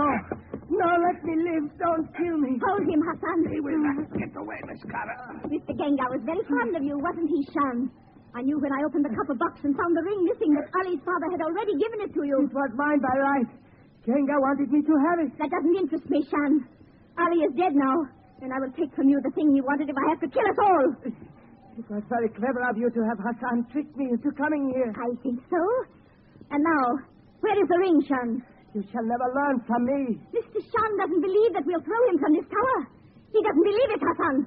Pull him over to the ledge. Yes, Miss Carter. Come over the ledge. Help! Help! Obey me, Hassan. Yes, Miss Carter. I tried. But he's an old man. Surely you could push him over. I cannot move him. It is as if someone were holding him. There is nothing I can do. Someone were holding him. Someone does hold him, Carrie Hilltut. The shadow. Your days of murder are over. And you, Hassan, I warned you once. Now you will pay for your crime. No. It was she. You lied. She made me do it. She made me do her bidding. She would have had me throw old Shan to his death, but you came in time. And now she goes up the tower. She would have had Shan go. Oh. Stop, Hassan, stop.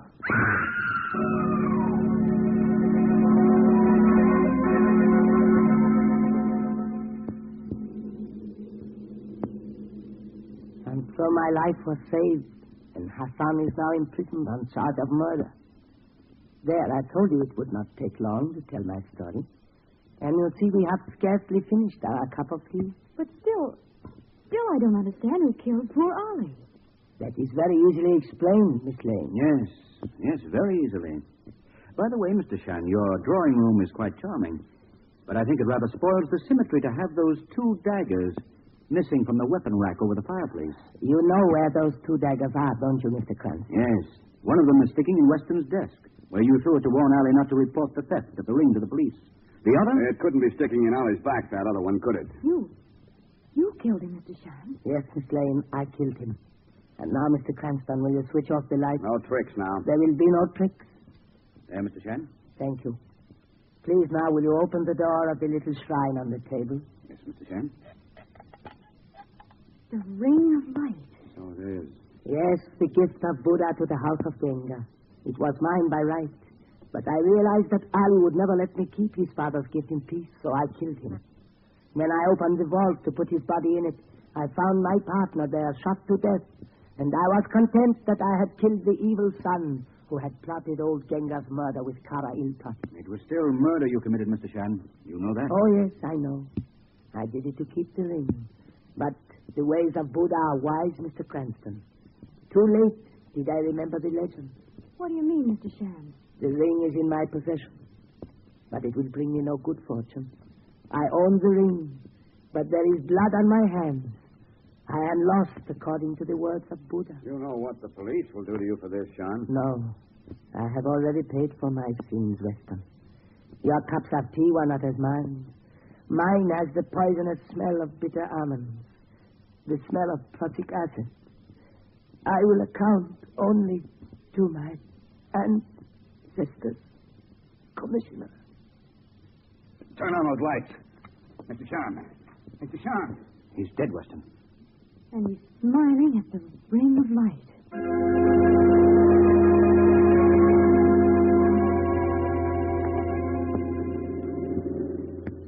Now, you see, Commissioner Weston, you couldn't have understood the Genga murders without knowing about the power of the ring of light, could you? Oh, power poppycock. Where's the confounded thing now? Lamont is the custodian of the ring at the moment, I think, Commissioner. Well, give it to me, Cranston. I'm going to throw it out of the window. It's caused me enough trouble tonight. Well, I'm not so sure I'd do that, Commissioner. It might... Well, from now on, we're living on borrowed time, eh, Commissioner? How did we ever come through that one alive? Now, don't go making something out of it. Why, I'd have sworn there wasn't room for two cars to pass each other back there. All right. We're both doing around 50, Weston. Maybe the ring of light saved us from... Now, don't start any of that stuff, or But, Commissioner, didn't you notice what was in that other car? No, he couldn't have, Lamont. Otherwise, he Well, what was it? A ghost? No, Commissioner. It was a woman driver. A woman driver? Uh-huh. By the way, here's the ring of light, Commissioner. Do you want to throw it away? You know, it's a pretty little thing. It doesn't take up any room, does it? And, besides, I could use a little luck when I try to explain to the missus why I've been out all night.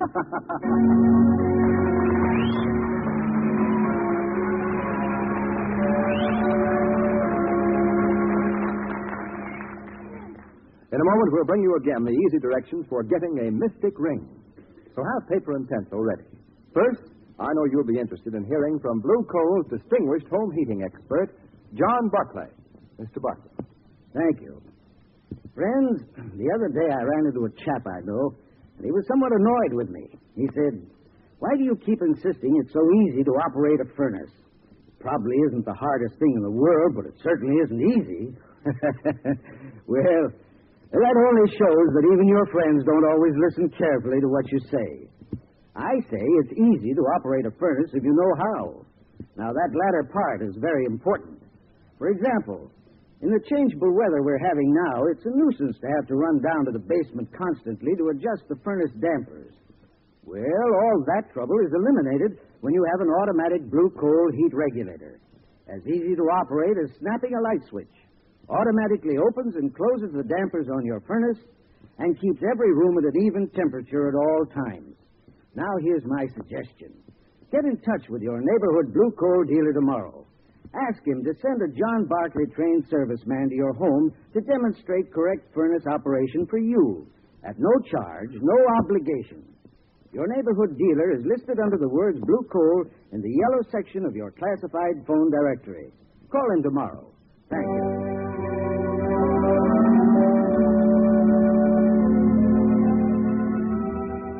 The characters' names, places, and plot of today's story are fictitious.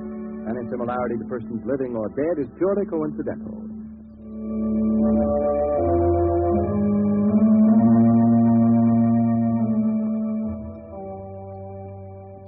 The mysterious East beckons to you. Here is your chance to get the mystic white ring that has the secret power of retaining light. Once this ring is held near a bright light, it absorbs part of the radiance, and afterward, in the dark, it shines with a grim, eerie glow. Get one of these rings for yourself by sending 10 cents in coin to The Shadow, Post Office Box 5, Madison Square Station, New York City, New York. Be sure to include your name and address, printed or written clearly. Do this at once, because the supply is strictly limited. Send $1 in an envelope with your name and address and the words Mystic, M-Y-S-T-I-C, Mystic Ring, to The Shadow, Post Office Box 5, Madison Square Station, New York City, New York. Do that today. This ring will be a bond between you and the shadow who says, "The weed of crime bears bitter fruit. Crime does not pay. The shadow knows." Next week, same time, same station, your friendly Blue Coal dealer brings you another strange and thrilling adventure in the Shadow's daring battle against the forces of evil. Be sure to listen, and be sure to phone your neighborhood Blue Coal dealer for greater heating comfort at less cost. Remember, keep the home fires burning with Blue Coal. Today's program is based on a story copyrighted by the DL&W Coal Company, producers of Blue Coal.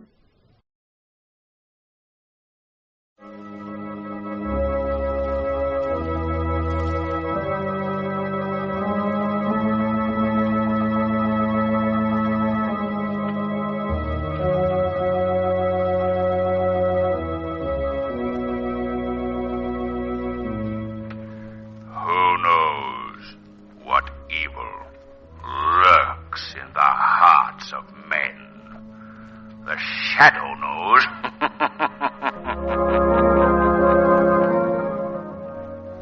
The thrilling adventures of the Shadow are on the air, brought to you each week at this time by your neighborhood Blue Coal dealer. These dramatizations are designed to demonstrate forcibly to old and young alike that crime does not pay.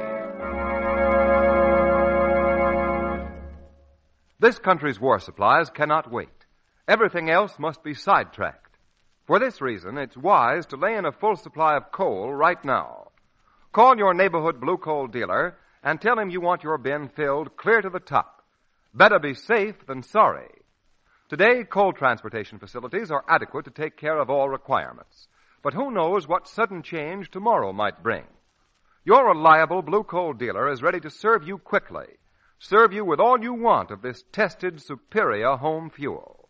So please order without delay. Be prepared.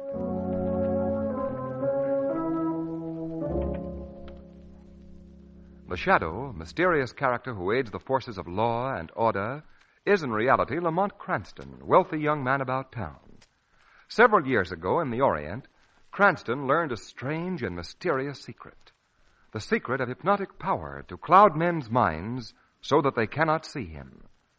Cranston's friend and companion, the lovely Margot Lane, is the only person who knows to whom the voice of the invisible Shadow belongs. Today's drama, Death Imported.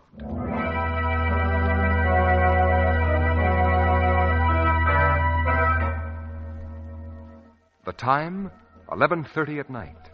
The place, the warden's office of the State Hospital for the Criminally Insane. Come in. Warden 7809 wants to talk to you. I'll bring him in. Yes, sir. Go in, Piran. Thank you. What is it, Piran? I want to talk to you alone, Warden. All right. Leave us alone, guard. Yes, sir. Now, what do you want, Piran? I want to get out of here. Guards told me you were having one of your spells. Now, you know that's impossible. Maybe it is, or maybe it isn't. Where did you get that knife? Never mind where I got it. I got it, and I know how to use it. Now, listen to me, Piran. Don't reach for that alarm if you want to live. What are you going to do? I'm going to get out of this place, and you're going to help me. I'm going to give you no help, Piran. Yes, you are, Warden, or you die. There's a supply truck coming into the grounds in exactly 7 minutes. I'm leaving on that truck, and you're helping me. You'll have to kill me before I give you any help. You'll feel the cold blade of my knife on your throat, Warden. It would be so easy. You'll never get away with this, Piran. Oh, yes, Warden. When a man has something to do, he does it. And I have several bits of unfinished business. Come on. Let's go. Extra paper, read all about it. Daring escape from state prison, warden murdered. Extra paper, warden murdered. Now look, Cranston, Miss Lane, it's getting late. Why don't you two go on home? I've got my reports to check. I tell you, Judge Emery is perfectly safe. Perhaps he is perfectly safe, Commissioner. But with George Piran still loose and the police unable to find him... I tell you, you're making a mountain out of a... Molehill. Thanks, out of a molehill. Well, Perrin escaped 3 weeks ago, and there's been no trace of him. Just call Judge Emery, Commissioner, and if he's all right, we won't bother you anymore. Cranston, Judge Emery asked us to keep his whereabouts secret. Then he is worried. Well, of course he is, with that nut running around loose saying that he's going to murder him. Hardly a molehill, Commissioner. Now, listen, Cranston, this is not a problem for amateur sleuths. Okay, Margot, let's go. You better double lock your door tonight, Commissioner. Yeah, thanks, I will. I don't get it. So long. Goodbye, Commissioner. Wait a minute. Come back here. Yes, Commissioner? What did you mean by that double lock your door crack? Well, after all, you were the man who finally caught Perrin, and he said he was going to get all the people responsible for his being sent to prison. And if I remember correctly, you were to be victim number 2 on his murder parade. He did? I mean, I am? Yeah. Well, maybe I had better phone Judge Emery just to see if he's all right. Yeah. Hello? Hello? Number, please. Get me... it's that cold of mine. I mean, get me Valley 7904. Valley 7904. Yeah, that's right. One moment, please. Of course, this is all very silly, calling him up like this. Perrin is just a bluffer. He can't get away with a thing like this. Here's your party. Yes, thanks. Hello? Judge Emery's residence? Yes. This is Commissioner Weston calling. I want to speak to the judge, please. I'm sorry, but Judge Emery is indisposed. He can't come to the phone. Oh. Well, tell him that I called. It's nothing important. I'll do that, sir. Everything's all right out there. Oh, yes. Perfect. Uh-huh. Who's this speaking? The butler? No, Commissioner Weston. This is George Perrin.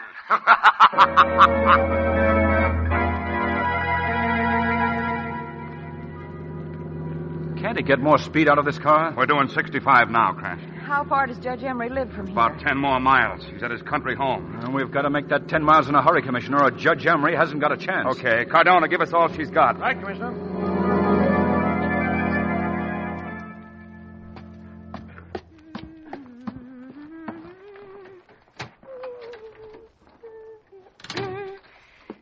Now to get rid of these bundles. Oh, Father! Father, I'm home. Where are you? Father! Father! That's funny. The lights are all on. He said he'd wait up for me. Oh, Dad! Are you upstairs? Perhaps he's gone to bed. Dad, I was just... Strange. He's not in his room. Dad! Dad! Oh, don't frighten me. Tell me where you are. Guess I'd better look on the 3rd floor, but there's no reason for him to be on the... What's that? Dad, are you playing games with me? Oh, you're in that room, aren't you? Now, Dad, wasn't it rather... Oh, no. Come. I take you to your father. Take me to... What have you done with him? You'll see. Stay away from me. Don't come any closer. Master say bring judge's daughter too, he Stay away from me. Stay away. I gotcha.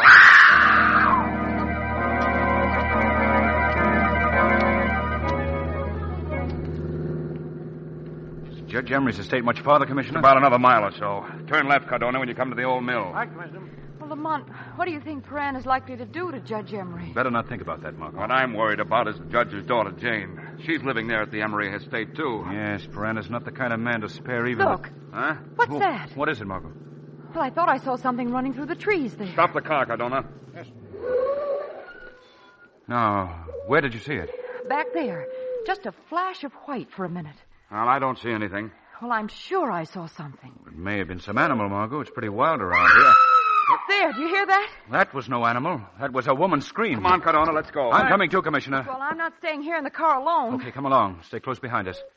Remember, this isn't going to be a picnic, Margot. Perrin is a very dangerous killer.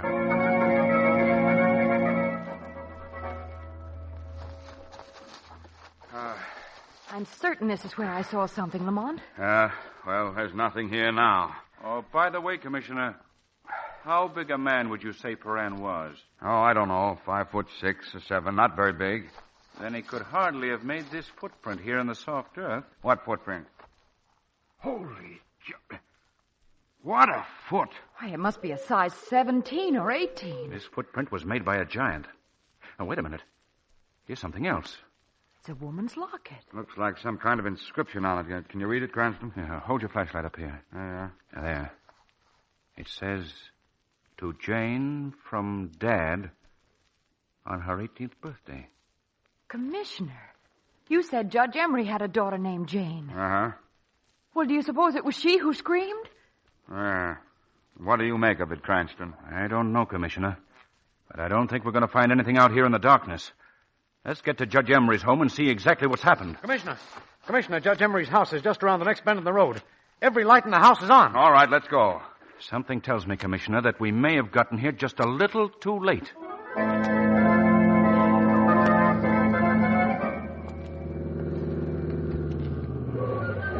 Yeah, this is Judge Emery's home, all right.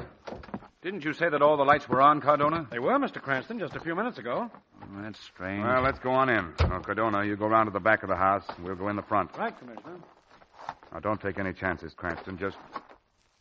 What's this? It's the body of a huge watchdog. Judge Emery's dog. His head has been bashed in. Oh, Lamont. It's a nasty wound. Poor fellow. He probably died trying to protect his master. Come on, Margot.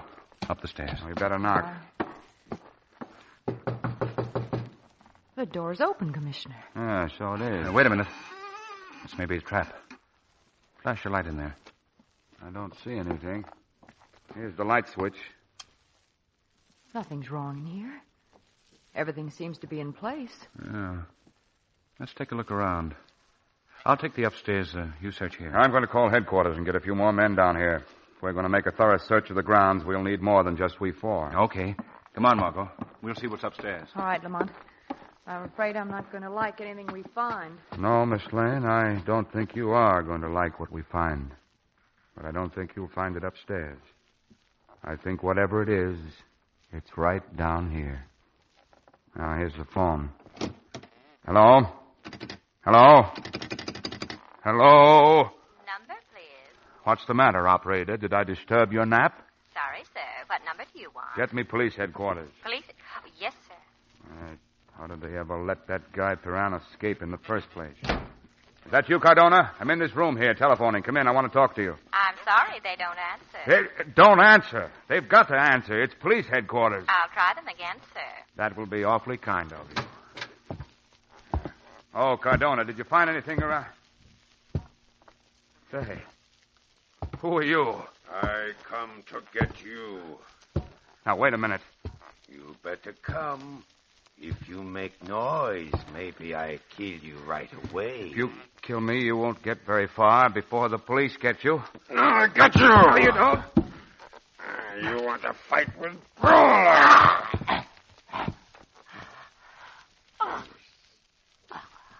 You think you are strong like Brawler. Maybe I kill you now before I take you to Master. No. He's got better way for you to die.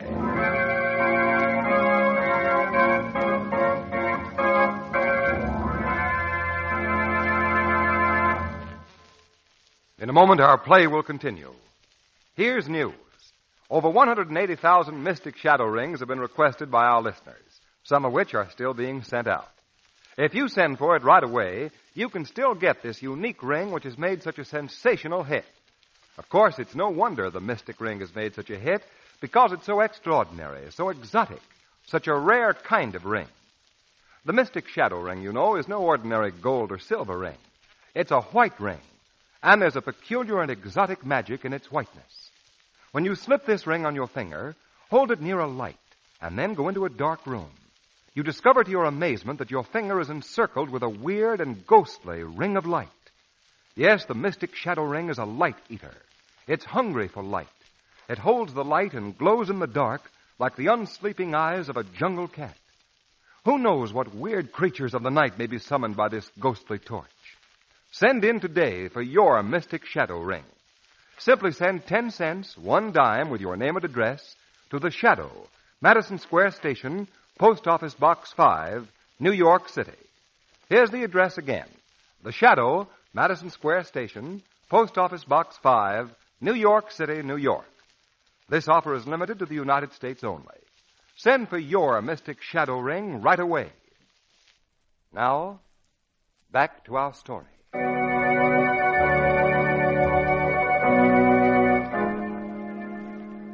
Cardona. Cardona. You want some more water, Lamont? Yes. Here, Cardona, drink this. What happened to you? I don't know. I was around in back of the house according to orders. Then I thought I saw someone lurking in the bushes. That was the last thing I remember. You're lucky you can remember anything, Lieutenant. Yes, I get... Where's Commissioner Weston? We don't know, Cardona. When we came downstairs, the phone was off the hook. And Commissioner Weston was gone. Gone? I'm going up. No. Stay right where you are, Cardona. You're still groggy from that blow on the head. I'm going after Commissioner Weston. Margot, you stay here with Cardona. But Lamont... Margot, there's only one place near here where Perrin may be hiding. That's the old mill about a mile from here. I'm going there and take a look around.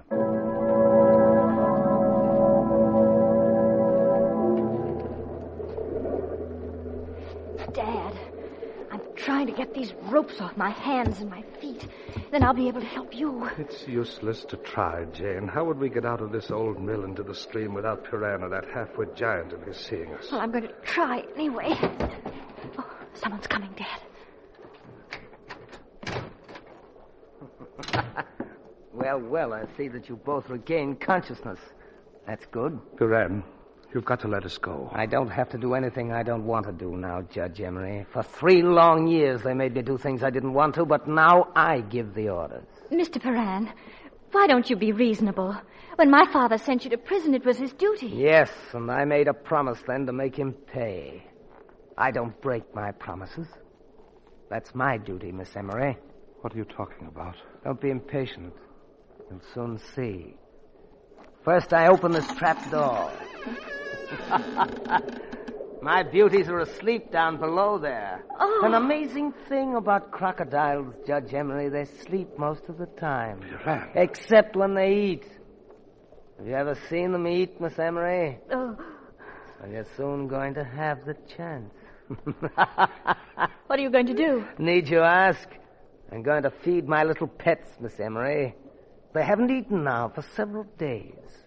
Their former owner was the last one to feed them. You mean Grogan, the man who lives here in this old mill? Lived here, Judge Emery. I fed his body to his own crocodile several days ago. You madman.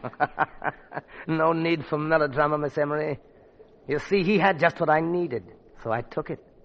Just what I needed to even accounts with you, Judge Emery. Oh, no. You can't do this to my father, Perrin. Oh, yes, Miss Emery. No. It's going to be a most interesting spectacle, I assure you. Spectacle? Yes. But first I must wake up my sleeping beauties.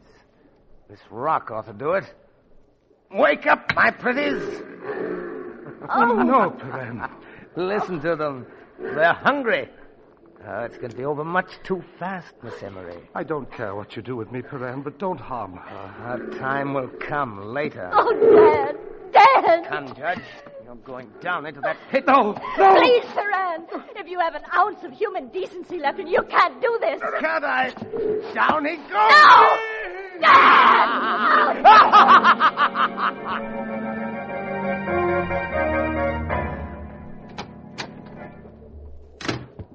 See, Master, I do what you say. I bring him here. Good work, Brolo. Put Commissioner Weston down. Yes, Master. You didn't kill him, did you, Brolo? No, Master. He tried to fight, but he is not strong like Brolo. Good. Yes, still unconscious, Commissioner Weston? Don't worry. You will know who to thank for your murder. Somebody knocking. You want Brolo No, wait. Carry Weston into that room there and lock him up. I'll handle our visitor myself. But, Master... Do as I say. Yes, Master. I take him. I do what you say. I'm coming. Yes? I beg your pardon, Mr. Grogan. Grogan? How did you know my name was Grogan? I saw it on the letterbox outside. I was under the impression that this mill was deserted. Well, now you know that it isn't. What do you want? I was talking to Judge Emery about... Judge Emery? Well, yes. Do you know him? He has that big house about a mile or so from here. He was saying When that... did you see him? See him? Why, Judge Emery's an old friend of mine.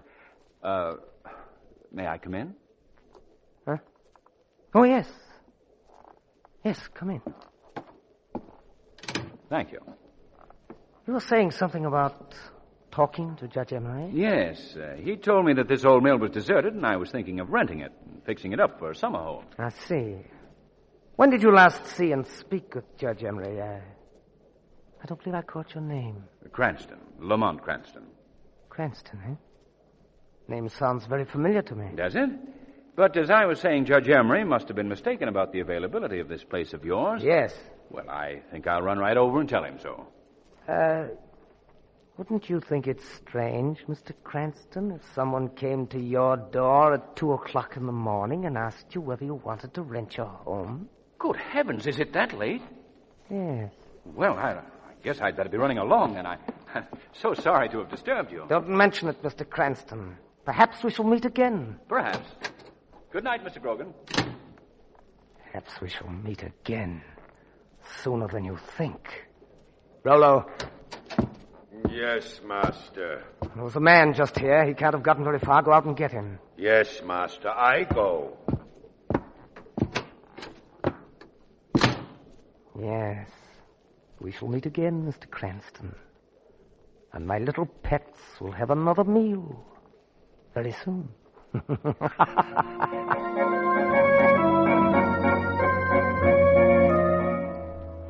Dad. Oh, Dad. Jane Emery. What? Who called my name? The shadow, Miss Emery. There's so little light in here I can't see you. The light wouldn't help you to see the shadow, Miss Emery. No one has ever seen me. What do you want of me? I want to help you escape from here. Oh, no, Shadow. Let him kill me, too. There's nothing left for me now. Now that my father's dead. I just want to die now. Baran killed him? Yes, he threw him to those beasts to be eaten alive. He made me watch. Beasts? Crocodiles. They're in a pit under this room. Yes. There seems to be a trap door here. Oh, please. Please close it again. Close it. How did Paran obtain these crocodiles? The man who lived here in this old mill raised all types of tropical animals to sell to zoos. I see. And Paran used them to accomplish his revenge on your father. Yes, he did. Well, the shadow will see that he pays for his crimes. Oh, please. Please don't do that to me. Quiet, Miss Lane. Jane Emery, I'll be back for you in a few minutes. Right now, there is someone who needs my help more urgently than you do.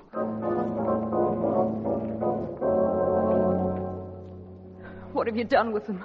I know they're here. Suppose I were to say that they were here, miss. What would you do? I'd go to the police. Yes, I see. Well, I'm afraid you won't be able to go to the police, miss, because you won't leave this place. A giant. Rollo, didn't you find him? No.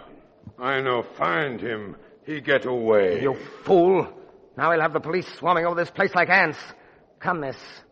I have a little surprise for you. Take your hands off me. Oh, so you won't come, huh? Rollo, carry her into the other room. Yes, master. No, stay away from me. No, stay away! What? Fainted, miss? I'd expected to take a little more time with my revenge, but now they'll all have to die together. Jane Emery, Weston, and this girl. No, Paran. I will stop you. Who said that? The shadow, George Paran. Order your giant to put Miss Lane down. I can't see you, but if you're so powerful, Shadow, you order him. Rollo, put her down. Huh. What? Where voice coming from? Rollo, do as I say. You must obey me. I'm your master, Brolo. I order you to take her into the room with the trap door. We'll feed our beauties well tonight. Yes, master. I do what you say. Rollo, listen to me. He is not your master. The things he has made you do are evil. He has made you do them. Don't listen to him. I am your master, Brolo. You must obey me. Here. Throw her down here. Stop, Brolo. Stop. I must obey you, master. I must obey. Yes. Yes. See who's strong in our shadow. Brolo, you must not do this. I will protect you from him. He has twisted your mind. He makes you kill. You've lost, Shadow. Into the pit with her, Brolo. Brolo, no. Put her down. Safely. Yes. I put her down safe. No. Like voice say. No, Brolo, I am your master. I order you to... Ah. You make me kill. No, Brolo. You make me do bad things. No, Brolo. Now you go into pit. No, Brolo, listen to me. Don't come any closer, don't. I command you. Stop, Brolo. No, boys. He is fat. Now he is going to die.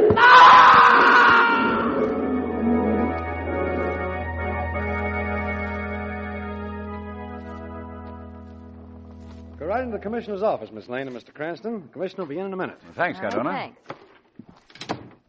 Now, what do you suppose Weston wants to see us about? I haven't the faintest idea, Margot. The Paran case is all settled. Oh, incidentally, I talked to the DA the other day about Brolo, and he's going to take my recommendation and place him in an institution. Oh, good.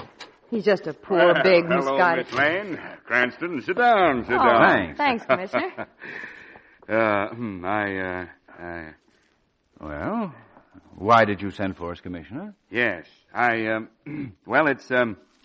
have my report to make out on the Paran case, and, I need your help. What? You need my... Help? Why, Commissioner, this is remarkable. Remarkable? This is history-making. Yes, you see, it's this way.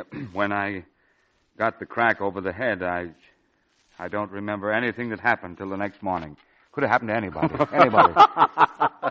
And so, at last, Commissioner Weston comes to Lamont Cranston for help. Yes, and I hate myself for doing it.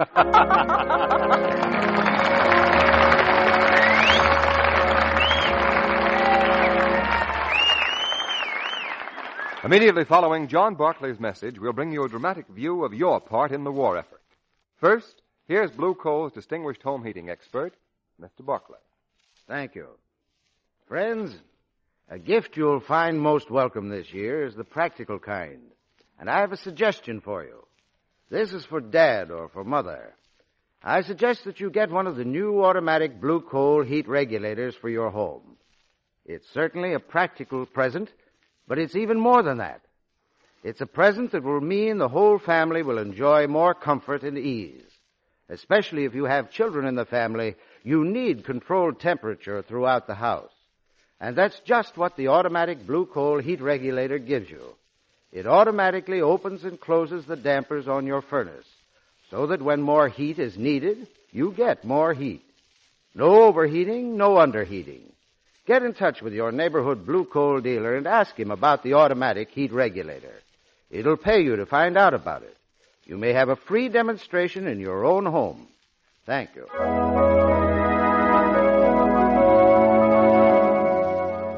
The Shadow Story is copyrighted by Street and Smith. The characters' names, places, and plot are fictitious. Any similarity to persons living or dead is purely coincidental. In Hawaii and the Philippines, American soldiers are fighting and dying for you. How much are you doing for them? Give them a hand. Back them up. Do your bit. Buy United States Defense Savings Bonds and Stamps, and you can consider every dollar a bullet sent flying straight at the enemy. Go to your nearest bank or post office. Buy a bond. I want a United States Defense Savings Bond, please. Here's the money. Buy a bond, so that on the firing line your soldiers can say this. Is the ammunition running low? No, sir. New supplies just arrived. Atta boy, now we'll make them sorry they ever started this war. Do your part. Every week, buy United States Defense Savings Bonds or Stamps. On sale at every bank or post office. Let's teach aggressor nations the truth of the warning. The weed of crime bears bitter fruit. Crime does not pay. The shadow knows.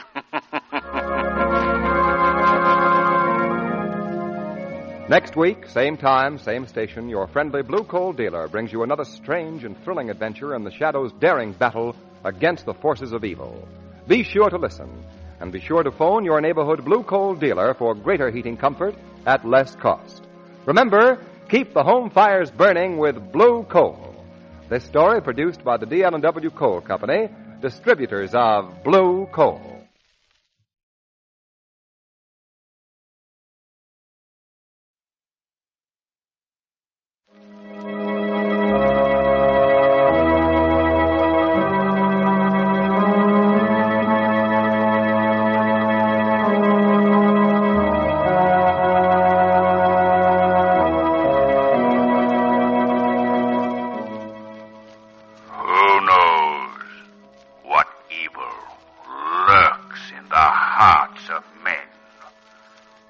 Shadow knows.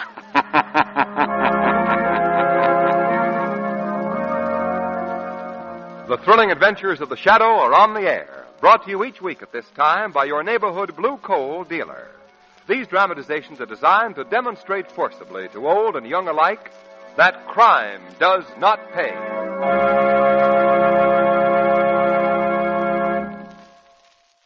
One way that you can help your country's war effort is to put in all the coal you'll need for home heating right away.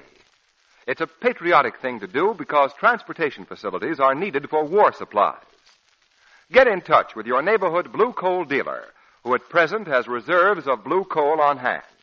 There is no shortage of blue coal today, and suppliers should be adequate to meet the needs of every user. However, circumstances may change, and it's wise not to take chances. There's a long stretch of cold weather ahead of us, so don't delay. Fill your coal bin now and be safe. Call your friendly Blue Coal dealer tomorrow.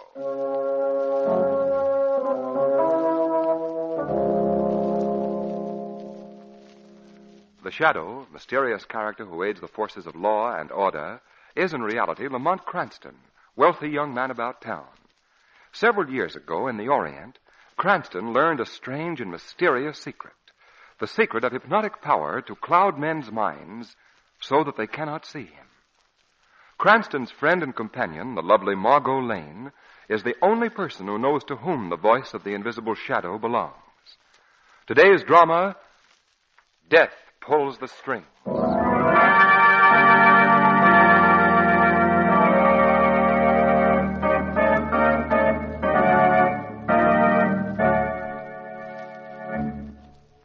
They call me Goro.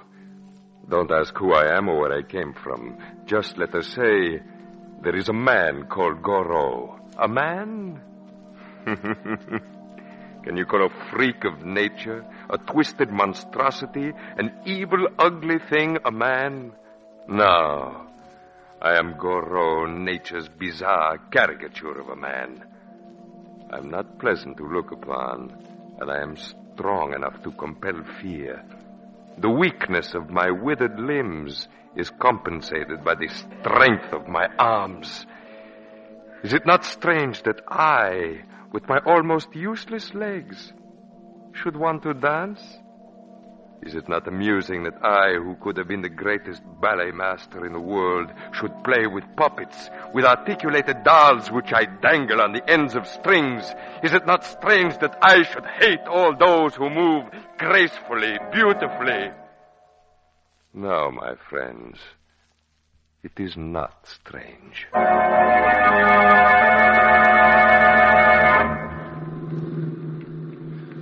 But, Diane, tomorrow you are giving another dance concert, and this requires your immediate approval. All my plans for the charity review depend on it. Well, then I can guess it has something to do with your wonderful marionette. So far you are right. The rest is the surprise. Oh, is it? Here we are. This is my studio. Oh, it's very charming, Rico. Well, shall we go in? Oh, yes. Yes, of course. Oh, yeah. You'd better go first, Rico. It's so dark. Afraid of the dark, my dear? Oh, then we shall have light. What is it? Oh, those shrouded figures hanging from the ceiling. For a moment I thought they were people hanging there? Oh, no, my dear. Merely my life-size puppets. That is all.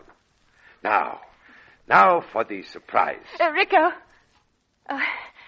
Don't think me silly, but you won't be gone long. No, I am just going into the workroom. This room seems so eerie, with all your puppets hanging from the ceiling. Perhaps if you turned on more light. I am sorry, my dear, but there is no more light. Now, you must close your eyes. I will tell you when to open. All right. You're making a great mystery of this, Rico. I want to see your face when I bring back the surprise.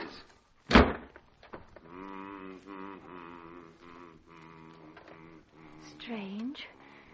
It's my music. My music for my dance macabre. Oh, Rico. I've got my eyes closed. When may I see the surprise? How much longer, Rico? Rico! No longer. Oh, no.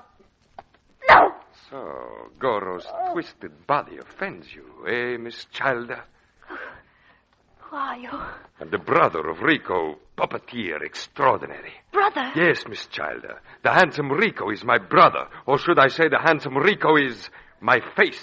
I don't understand. I am Rico's genius. My brother is without talent. I make these puppets and I make them dance. Even Rico dangles from my strings, obeys me.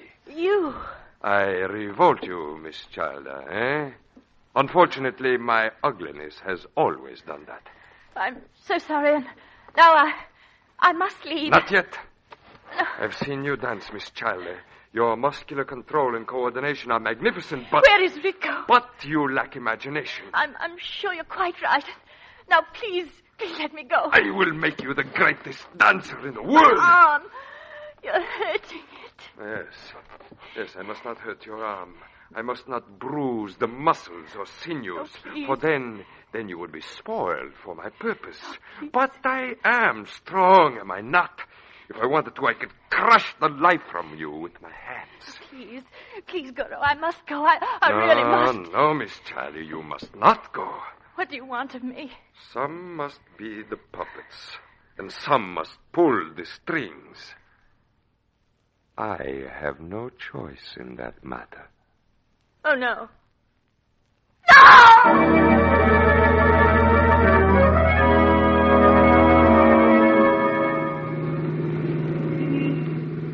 Now, look, Miss Lane and Cranston, I'm perfectly willing to buy a ticket for the charity review.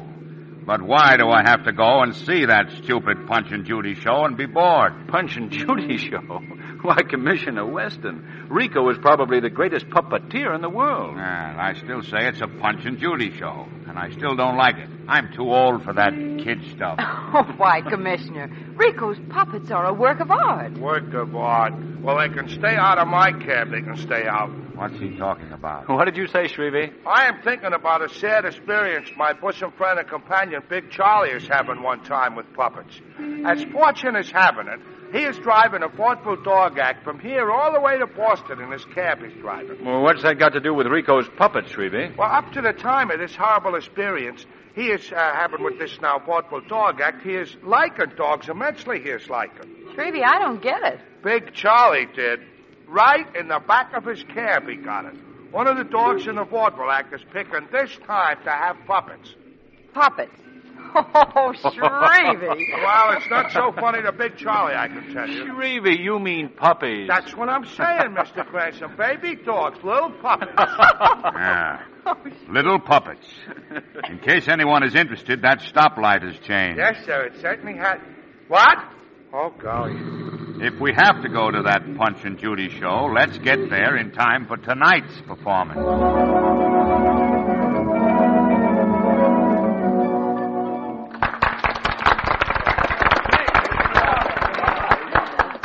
Commissioner, you can stop applauding now. Yeah?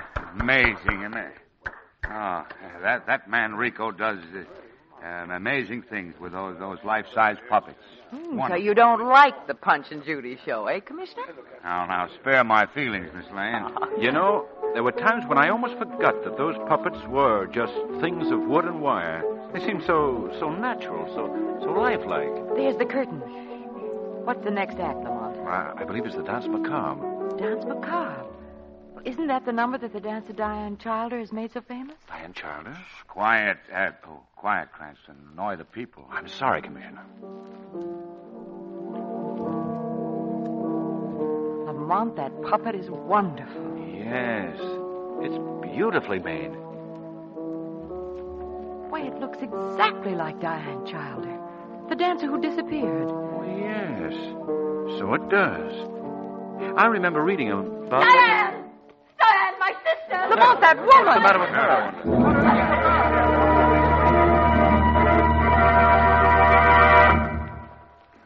Now, Doctor, where is this woman who made the disturbance in the theater? She's in the inner office, lying down, Commissioner Weston. What seems to be wrong with her, Doctor? Oh, nothing. A simple case of overwrought nerves. You see, her sister, Diane Childer, has been missing for 2 or 3 days. And the puppet, she says, looked so much like her sister that... Why, Lamont, I said that very thing. Yes. So you did, Margot. Where is this woman who ruined my performance? Who are you? The man asks who I am. I am Rico. Mr. Rico, the woman who, as you say, ruined your performance happens to be Diane Childer's sister. Oh, yes? Oh, I know Diane Childer very well. I am a great admirer of her dancing. Diane Childer's been missing for several days, Mr. Rico. Would you know why? Oh, Cranston, relax. You're making a murder case of this business. Murder? Oh, don't get upset, Mr. Rico. If you'll step into the inner office with me, alone, why, we'll ask Diane Childer's sister a few questions. You'll forgive us, I'm sure, Cranston, Miss Lane. Well, I like that. So do I, Margot. Because now we can go backstage and have a look at Rico's puppets without being disturbed. Backstage? Margot, I have a feeling that the puppet used in the Dance Macabre is not a puppet. Why, Lamont, Rico wouldn't have to stoop to tricks to win his public. He's the world's greatest puppeteer. He'd have to be, Margot. Because I believe he was making a human body dance on his puppet string.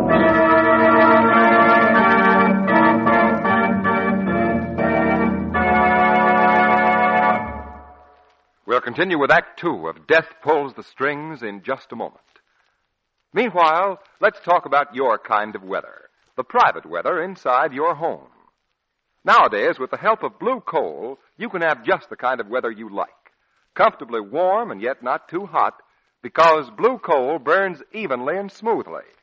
In fact, this tested superior home fuel is especially prepared, sized, and carefully graded for home use.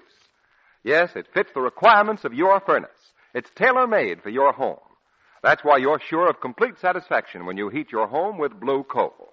What's more, it's easier than ever to operate your furnace when you not only use blue coal, but also have the automatic blue coal heat regulator. This remarkable fuel saver is rapidly becoming a must in home heating. It's easily and quickly installed, and man, the work it saves will be a real eye-opener to you. All you do is set the indicator at the temperature you want and let science go to work for you from then on. Ask your neighborhood blue coal dealer for a free demonstration of the money-saving blue coal heat regulator. He's listed under the words blue coal in the yellow section of your classified phone directory. Call him tomorrow. Now, back to the shadow.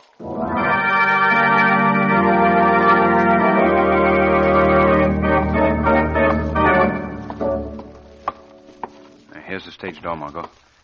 Let's go in and find out exactly what our friend Mr. Rico was up to. All right.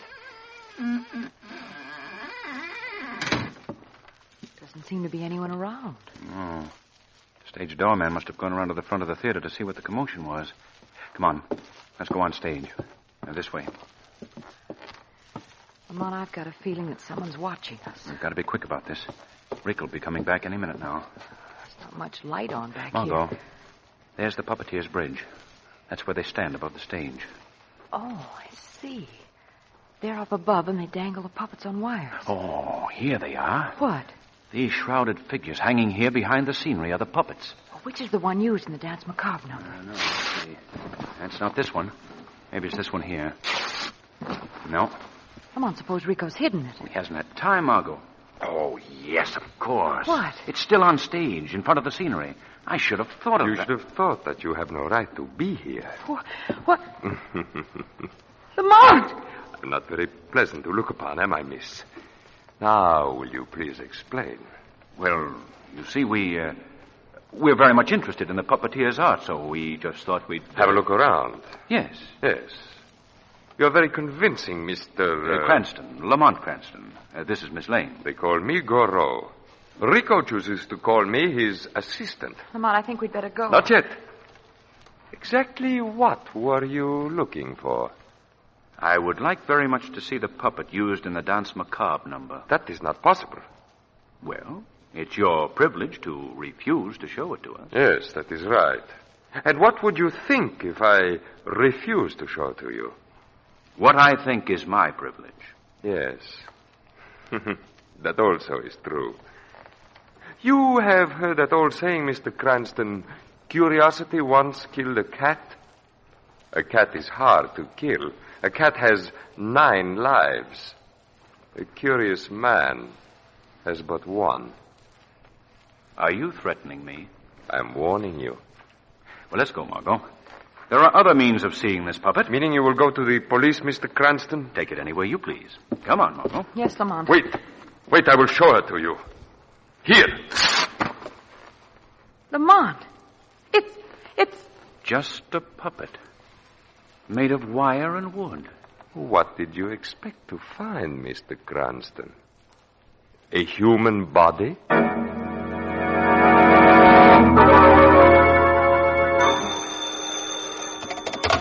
Hello? That you, Cranston? Yes, Commissioner. What is it? Cranston, I want you and Miss Lane to come to Pier 19 on the East River immediately. But we can't, Commissioner. We're going to... I don't care where you're going. This is important.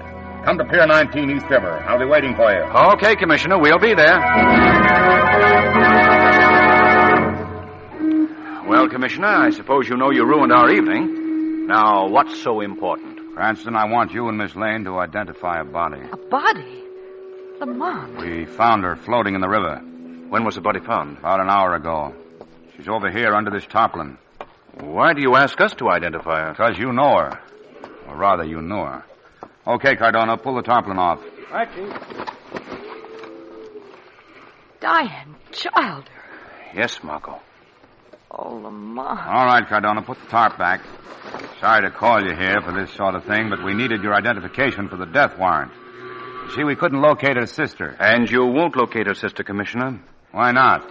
Because I found out that Diane Childer never had a sister. Oh, Cranston, I talked with her myself last night at the theater. That woman was an imposter.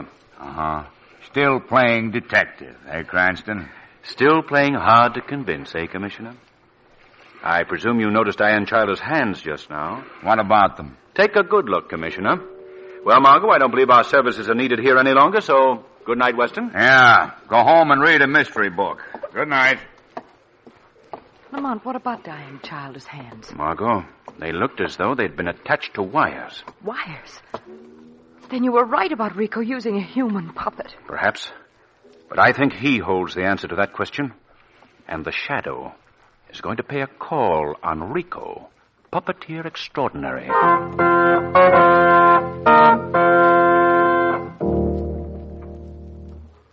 You've got your money.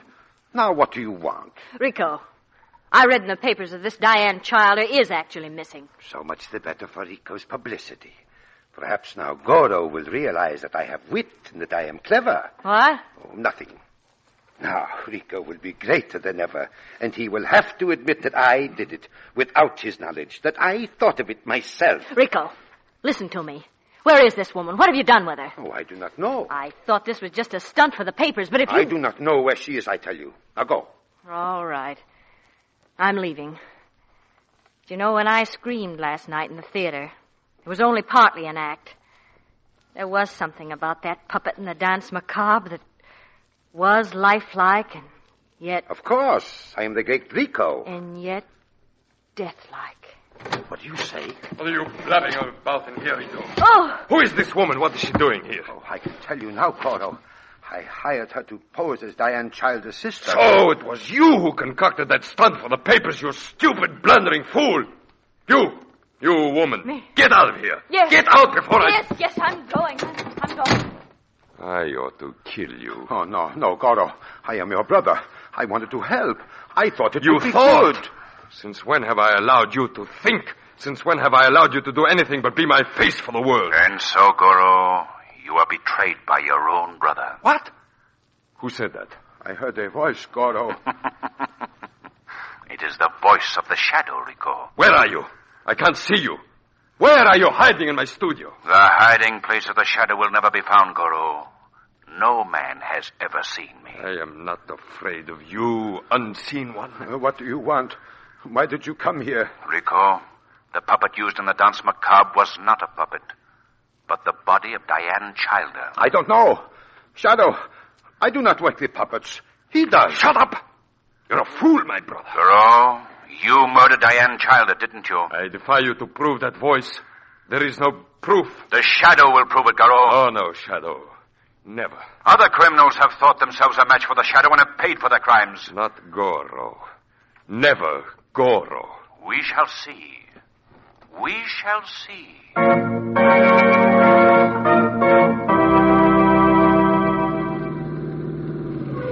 Here we are. Rico's studio is just around the corner, Margot. Remember what you're to do? Yes. I'm to give you 5 minutes. And then if you don't come out, I'm to phone Commissioner Weston and get him here quickly. Right. I'd hate to wear those big hands of Goro's as a collar very long. Oh, Lamont, don't joke about it. You know how strong he is. All right, Margot. Everything's going to be all right.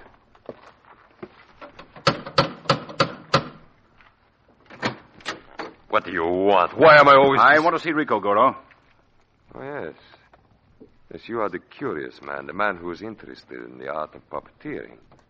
Come in. Come in. Thank you. How fortunate that you came tonight. I want to speak with Rico. Yes?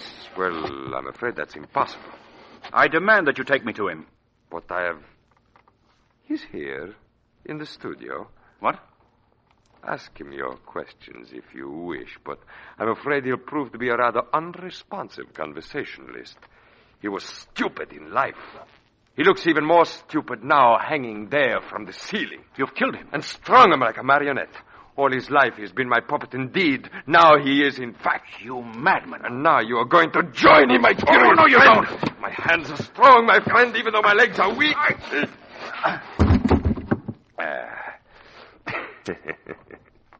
Another human puppet for my collection. Huh? Or somebody knocking. Ah, too bad. You'll have to wait, Mr. Cranston, while I answer the door. Come into this room till I'm ready for you. There. I am coming. What have you done with him? Oh, my curious friends are all visiting me at the same time. That is good. Come in.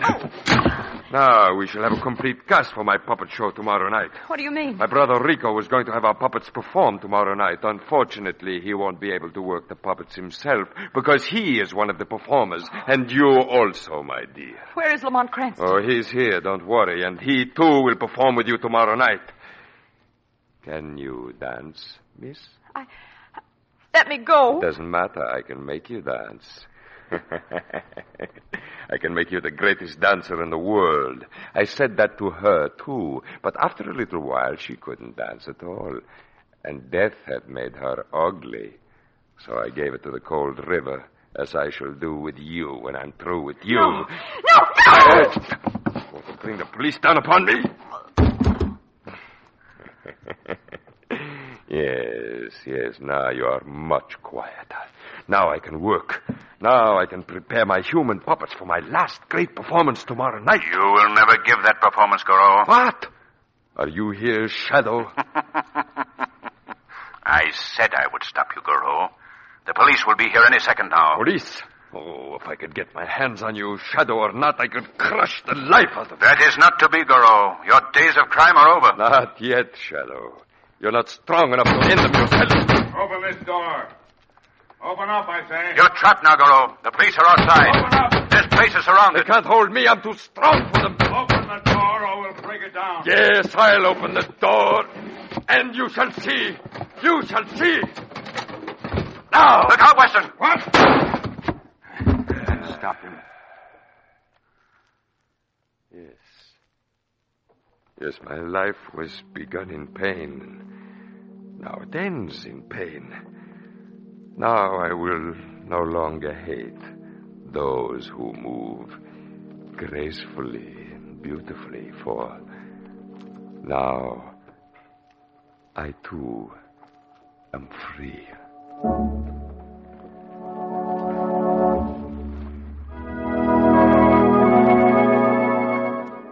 You know, Lamont, it's lucky that I didn't wait 5 minutes before I called Commissioner Weston. Yes, Margot. I owe my life to that. When you knocked on the door, it distracted Garreau and gave me a chance to regain consciousness and come back as the Shadow. You know, Commissioner Weston thinks you escaped from Rico's studio before he got there. Yes? I wish you could have seen his face when Garreau lunged at him. Ooh, I know just how he felt. I'll get him. Shrevey, you're early. Yeah, I know, but something has happened to Big Charles again. Something has happened. Oh, what now, Shrevey? Well, I told you about the experience he's having with the vaudeville dog. You did, Shrevey, you did. Well, what do you suppose happened this morning to him again? What do you suppose? Tell us, Shrevey. A lady is getting in his cab with a big box, and she says, rush to the hospital immediately. So Big Charlie is rushing. He's rushing. Shrevey. Wait, this is rich. She don't want to go there for herself. Hot dog, which is in the box? Yeah, she'd take the... How did you know? I'm psychic. Go on. Well, this now dog is sick. Is this one of your now long tails, Shrevey? Okay, so I'll cut it short. Hey, you get it? Cut it short, cut the tail short. You get it? Yes, we get it, Shrevey. And so this dog is... He's having puppets in Big Charlie's cab, too. He's having. Yeah, little puppets. Big Charlie says that what happened to him shouldn't happen to a dog. Oh, Shrevey.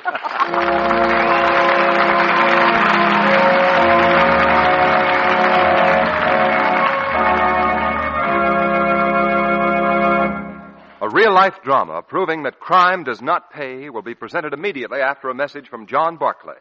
Here he is, Blue Coal's distinguished home heating expert, Mr. Barclay. Thank you. Friends, there's a hard battle ahead of us in war work. None of us can afford to spend energy needlessly. It's time to cut out waste of all kinds. For example, waste motion and waste fuel in the operation of your furnace.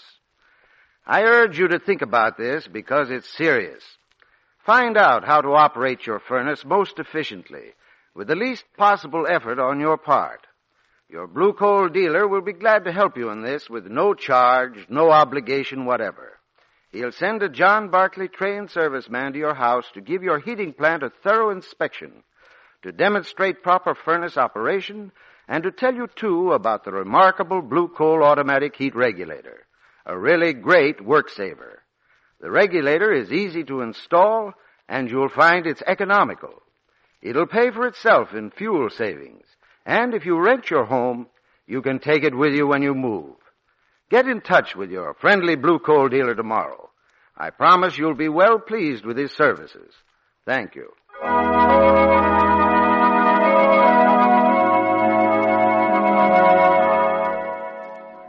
The Shadow program is based on a story copyrighted by Street & Smith Publications.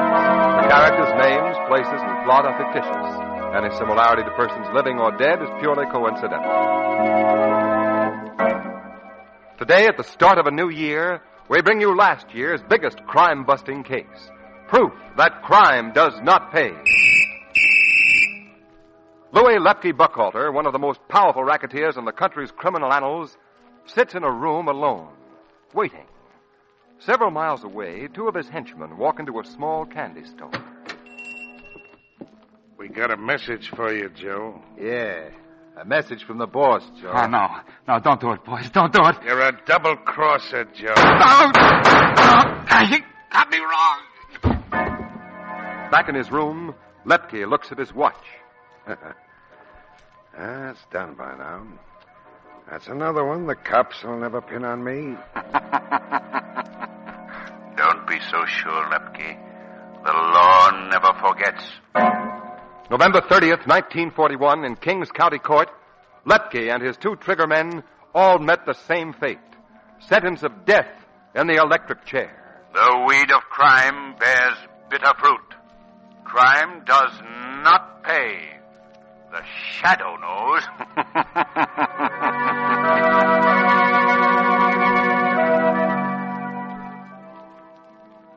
Next week, same time, same station, your friendly Blue Coal dealer brings you another strange and thrilling adventure in the Shadow's daring battle against the forces of evil. Be sure to listen. And be sure to phone your neighborhood blue coal dealer for greater heating comfort at less cost.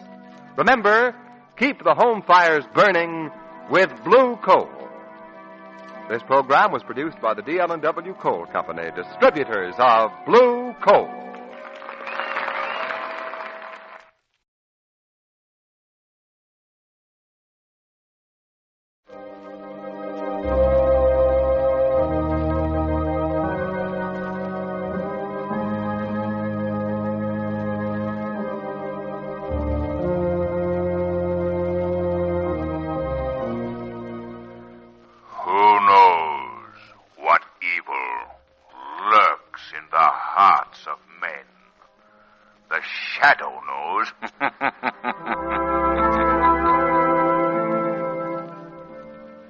The thrilling adventures of the Shadow are on the air, brought to you each week at this time by your neighborhood blue coal dealer. These dramatizations are designed to demonstrate forcibly to old and young alike that crime does not pay.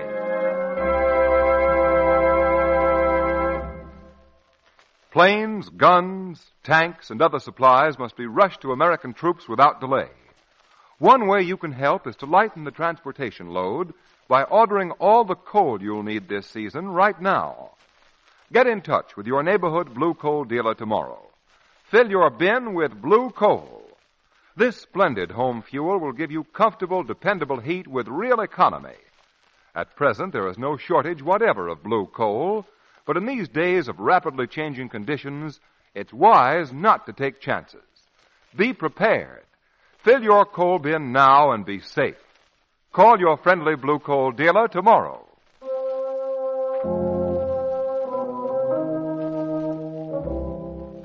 The Shadow, mysterious character who aids the forces of law and order, is in reality Lamont Cranston, wealthy young man about town.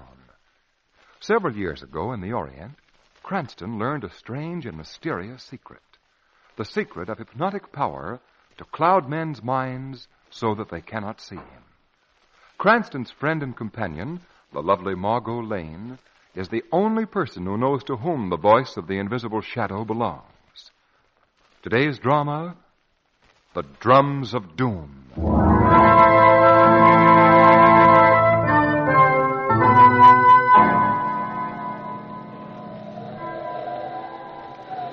You won't tell anyone I spoke to you, will you? You people out there? I'm not supposed to talk to anybody. But when the wind is like it is tonight, I have to tell my story to someone.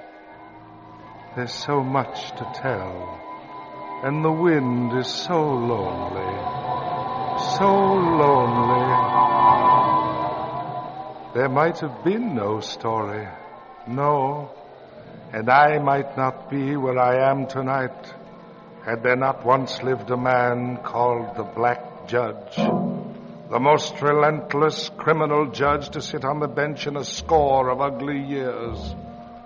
Even once, when the hangman refused to execute a prisoner whom he had sentenced to death, the Black Judge himself took command in the prison yard, had the condemned man escorted to the gallows by a corps of rattling snare drums, and then, with his own hands, sprang the trap and sent his victim dancing into eternity. Oh, yes, he was well named, was Black Judge Henry Arthur Cole, and he lived long, this man. He died, in fact, less than a year ago, hated and deserted by all, save his 3 children. And then, a month after his death, 5 months ago this very night, the horror began. Miss Jennifer Cole, the eldest daughter to the deceased judge, came home one evening and ascended the familiar stone steps of the Cole mansion. As she inserted her key in the front door, she noticed there were no lights burning in the house. It was too early for her brother Edward to be home. But where were the servants? Where was her sister Norma? Alarmed, she flung the door open and... Oh, yes, she screamed. And so would you. And so would I. The house was empty. Everything gone. Every rug, every picture, every stick of furniture. What had happened? Where was everyone? Where was Norma? Where was she? Norma. Norma. Where was old Daniel, her brother's valet? Daniel. Daniel, where are you? And then, from upstairs came a sound. Fearful, chilling. It brought back the sudden picture of her father, the dismal prison yard long ago. It was the rattling of snare drums, ghostly, mocking, the drums of doom. Bewildered, she ascended the wide, uncarpeted staircase.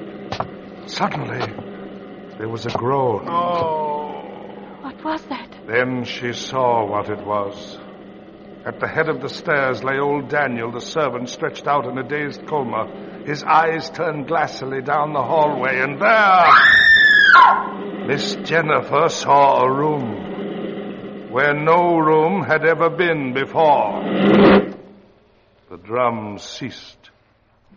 Miss Jennifer stared unbelieving into the strange, dismal room at the end of the hallway, and there she saw... Norma! Yes, Norma. Miss Jennifer felt her senses leaving her, for in the blue dimness she saw the stark, grim form of a black scaffold, a gallows, and on it, deathly white, stood her sister, eyes open and pleading, and around her neck, a noose. Jennifer. Norma. Norma.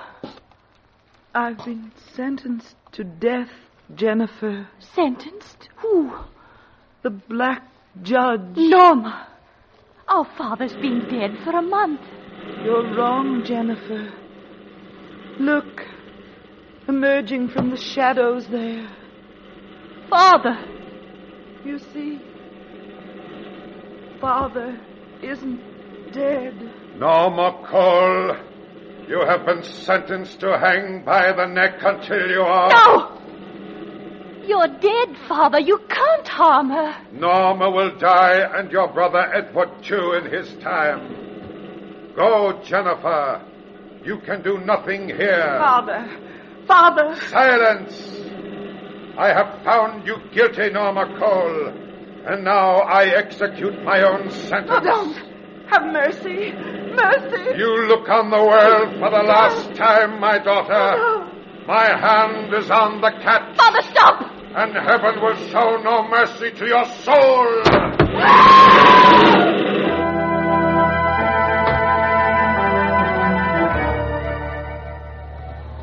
The horror had only begun for Miss Jennifer. She fled the house.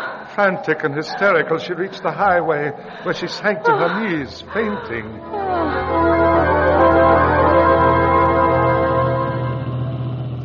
Lamont, look! A woman lying across the road. You're right, Margot. You suppose it's been an accident? You better save the guessing games for the parlor. You coming? Yes, dear. No. Lamont. Is she hurt? Delirious. Oh, can't we do something? Edward will be next, he said. Who said? But tell us what happened. She's been killed. What's she talking about? I don't know, Margot. Who's been killed? Where did it happen? The Cole mansion. I'm Jennifer Cole. Oh, won't you try to be calm, Miss Cole? I can't. I saw it. My sister Norma. What did you see? I saw her hanged.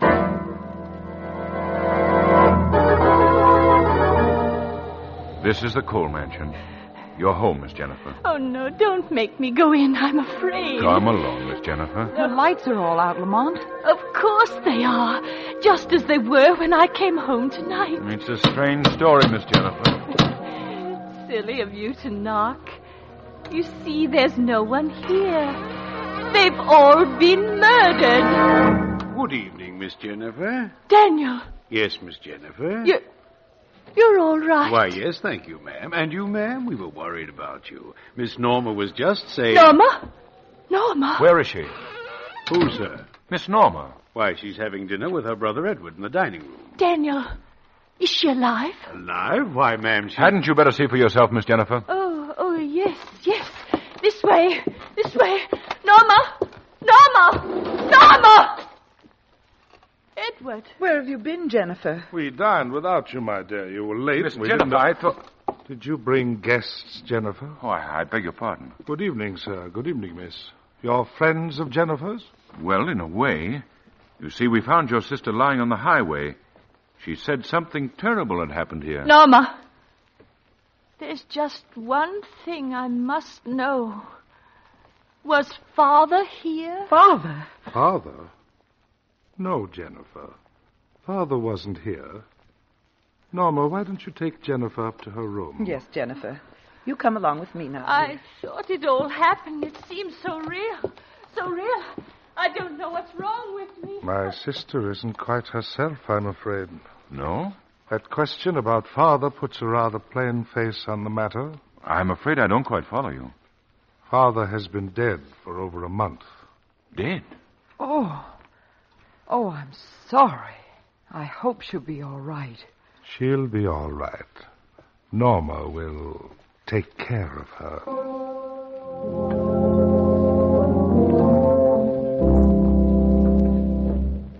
Norma, what's wrong with me? There, dear. I'm so glad you're really here, Norma. I never knew how much I loved you until I saw you about to die. Please, Jennifer. You never know how much you care for a person until you think you're going to lose I've them. asked you, Jennifer. Norma, it's a pitiful thing to see a person's mind go, isn't it? No, your mind is... Now, see here. Your mind is not going, Jennifer. Listen to me. But those doors in that room where there isn't a room at Jennifer, all. you know Father's death mask. The one that hangs at the end of the hall out there. Yes, I want you to come with me. I'm going to show you what... Oh, no. No. Jennifer!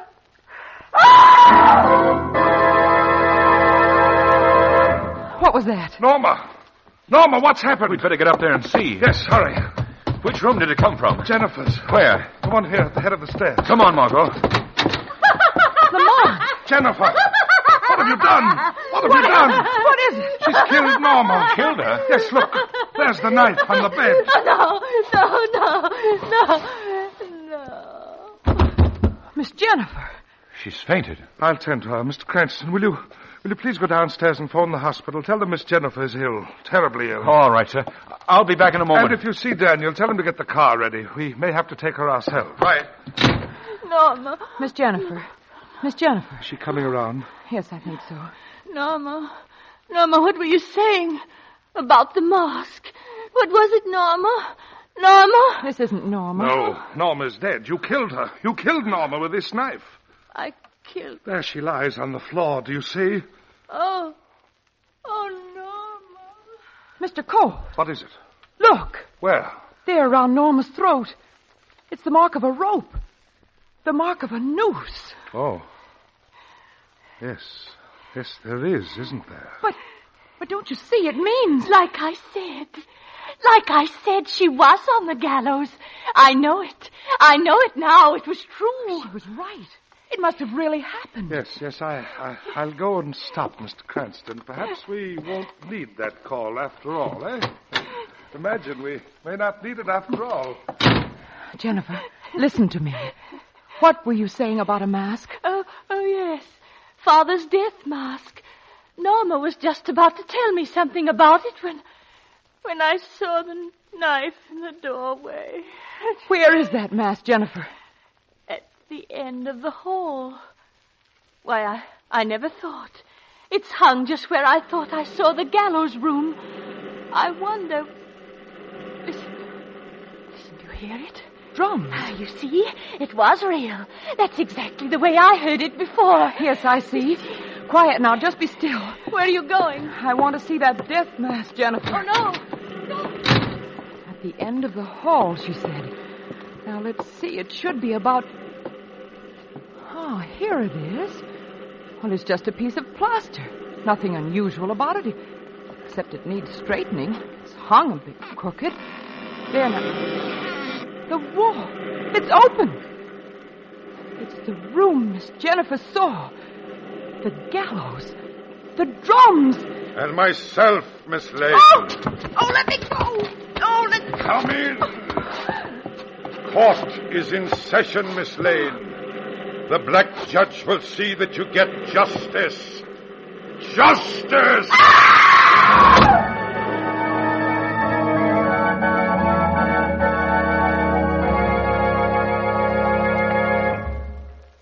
Act 2 of The Drums of Doom will continue in just a moment. First, consider what your answer would be to this personal question. Would the heat in your home be just exactly the same as it is now if you could adjust it perfectly to suit your own comfort? If you say no, then certainly you need blue coal. You see, blue coal is tailor-made for your home. It's carefully sized and graded to fit the requirements of your furnace. That's why it gives even, comfortable, dependable warmth. On top of that, this tested superior home fuel is a money saver. It burns so efficiently that you enjoy real economy with blue coal. Add to all this the new blue coal automatic heat regulator, and you have the modern home heating setup that has given genuine satisfaction to thousands upon thousands all over the country.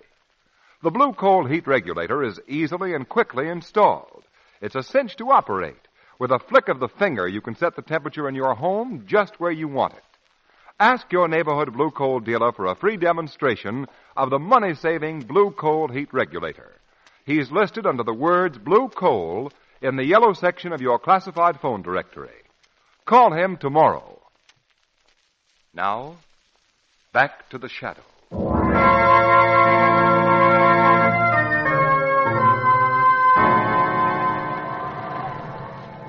You people out there must never let anyone know who told you this story, for I'm supposed to be silent.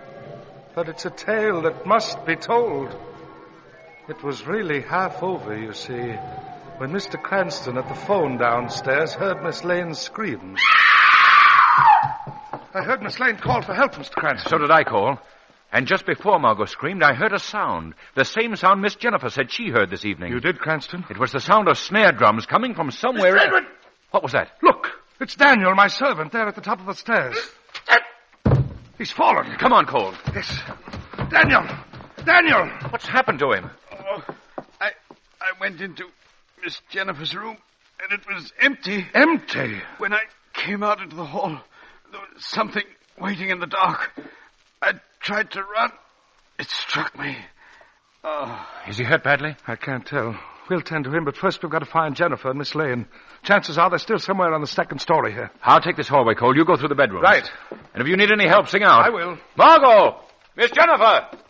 Can you hear me, Margot? Oh, telephone right off the hallway here. And I was sent all the way downstairs to phone. Very interesting. Hello? Hello, this is Otterson, Cole's lawyer. Yes? I'd like you to tell Mr. Edward Cole that I'll be at his house at 11 o'clock. Is he expecting you? I'm coming to read his father's will. It's completed now. I'm afraid there's nothing in it that he wants to hear, but I must follow the legal procedure. All right, I'll tell him. Thank you, sir. Goodbye. A will he won't like to hear, eh? Who was that on the phone, Cranston? Oh, Mr. Otterson. Said he'd be over at 11 o'clock to read your father's will. Oh. Did you find anything in the bedrooms? No, but I did find something interesting, Mr. Cranston. Do you see my father's death mask hanging there? Death mask? Oh, yes. Here it is. Turn it, Mr. Cranston. Turn it? Well, what do you mean? Just try it and see. Well, I'll try it, but Look, Mr. Cranston. The wall is opening. And what have we inside? Well, the gallows. Lamont! Margot! And Miss Lane with the noose around her neck, all ready for the trap to be sprung. Margot! No, Lamont, don't come in here, don't! What do you mean, Margot? I have to. Yes, Mr. Cranston. I thought you'd have to. I hope you two find it comfortable in the gallows room. Daniel, get up from there. Yes, sir. Yes, sir. Excellent performance, Daniel. You quite took Mr. Cranston's mind off the drums he heard. That was the idea, sir. Good. Where's Miss Jennifer? She's locked in the small room adjoining the library, just as you ordered, sir. You've done well by me, Daniel. By you?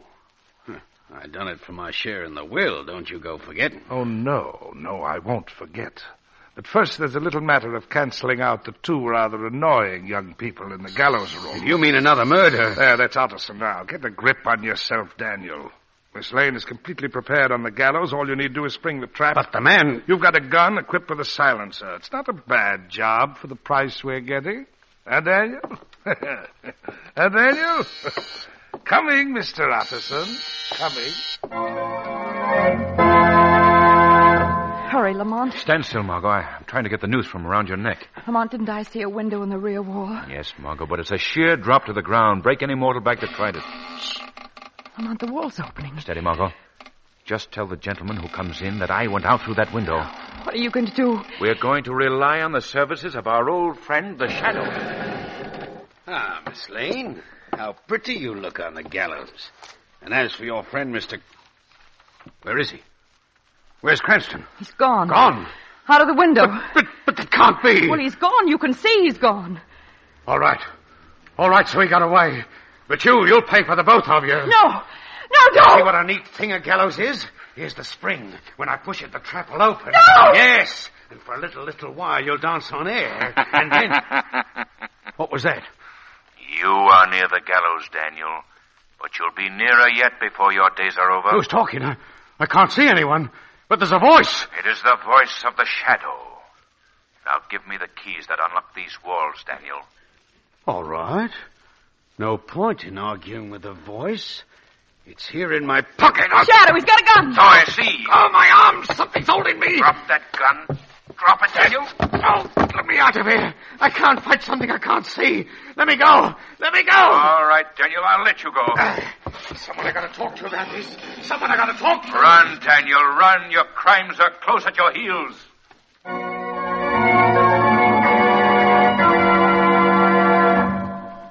Good of you to have come out here, Otterson. May I give you a brandy? No, Mr. Cole. I'm just here to make you acquainted with your father's will and... Mr. Edward! Mr. Edward! Daniel, how dare you come in the library when I... Oh, I'm sorry. I'd quite forgotten about Mr. Otterson. The man's as pale as a ghost, Cole. Here, Daniel, drink this brandy. It'll steady you. Yes, thank you, sir. Now, get on with the will, Otterson. Yes. Well, sir, there's only one paragraph that would be of interest to you, and according to your father's letters, he had told you of his intention of making it in the main article. Right, and that paragraph states in effect that you are to divide his fortune among deserving charities and present each of us, his 3 children, with the sum of $1. That's correct. And you agree to accept the will, Mr. Cole? I do not. What? I most emphatically question it. On what grounds, sir? On the grounds of my father's sanity. His sanity? But there was a witness to his sanity, Mr. Cole. Who? My sister Jennifer? Yes, Miss Jennifer. She was the only one of you in town at the time he remade his will. I question Jennifer's ability to judge anyone else's sanity, Otterson. What do you mean? I mean that if I can prove that she is insane, the law will not recognize her testimony, nor the will. Am I right? Yes, you are right, but... Good. Daniel, open that door. Yes. Jennifer, come out, my dear. Miss Oh, Edward. Edward. Jennifer, did you or did you not see our father in this house tonight? Answer me. Yes, I saw him. I saw him. Did you see a room on the 2nd floor where we all know there is no room? Yes, yes. And did you see a gallows in that room and our father hanging Norma on that gallows? Yes, I did. Good. I did. Good. Well, what do you say to that, Mr. Anderson? I suppose this case, this had better be reconsidered. I'm afraid you're right, Mr. Cole. What was that? It's the voice. The voice again. No, Otterson, he's not right. Miss Jennifer is sane. But Edward, Norma, and Daniel here conspired to drive her out of her mind, to invalidate this will. It's a lie. It's a lie. They built a gallows on the 2nd floor of this house, and Edward, impersonating his father in his black judicial robes, pretended to hang Norma. No. They cleared the lower floor, stripped it of its furnishings, then restored it all in Miss Jennifer's absence, with the deliberate plan of persuading her she was insane. However, poor Norma was too soft-hearted to carry it through. And for this, they killed her and tried to pin the guilt on Jennifer. The truth. The Shadow's telling the truth. Quiet, Daniel, all right. It doesn't matter what you do. It doesn't matter anymore. Help him. Look, he's fallen. Here, let me help. Stand back, Otterson. Haven't you done enough, Edward? I'll take that gun, Cole. Something's holding my arm. Drop that gun, Cole. Drop it. No. I've got the gun, Shadow. Give it to me. Give it to me. Stand back, Mr. Cole. I'm warning you. No, Your killings are at an end, Edward Cole.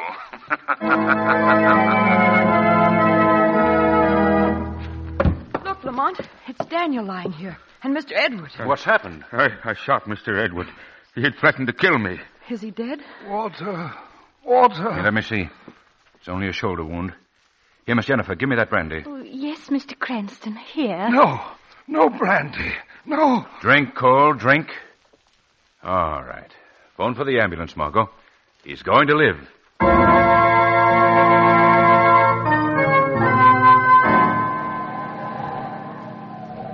So I was going to live, was I? No. They were wrong. You see, there wasn't a chance. The drink they gave me took care of that. It was what was left of the brandy I had prepared for Daniel. Poisoned. Poisoned so I wouldn't have him blackmailing me for the share of my father's estate I promised him. That was the bitterest twist of the whole bitter tale. But now, you must promise me you'll never repeat what you've heard. For it's been told to you from the tomb. Told by the lips of a dead man. Ah, but you'll keep quiet. For if you ever tell anyone and tell them the truth, they'll only say you're insane, you know. They'll only say you're insane.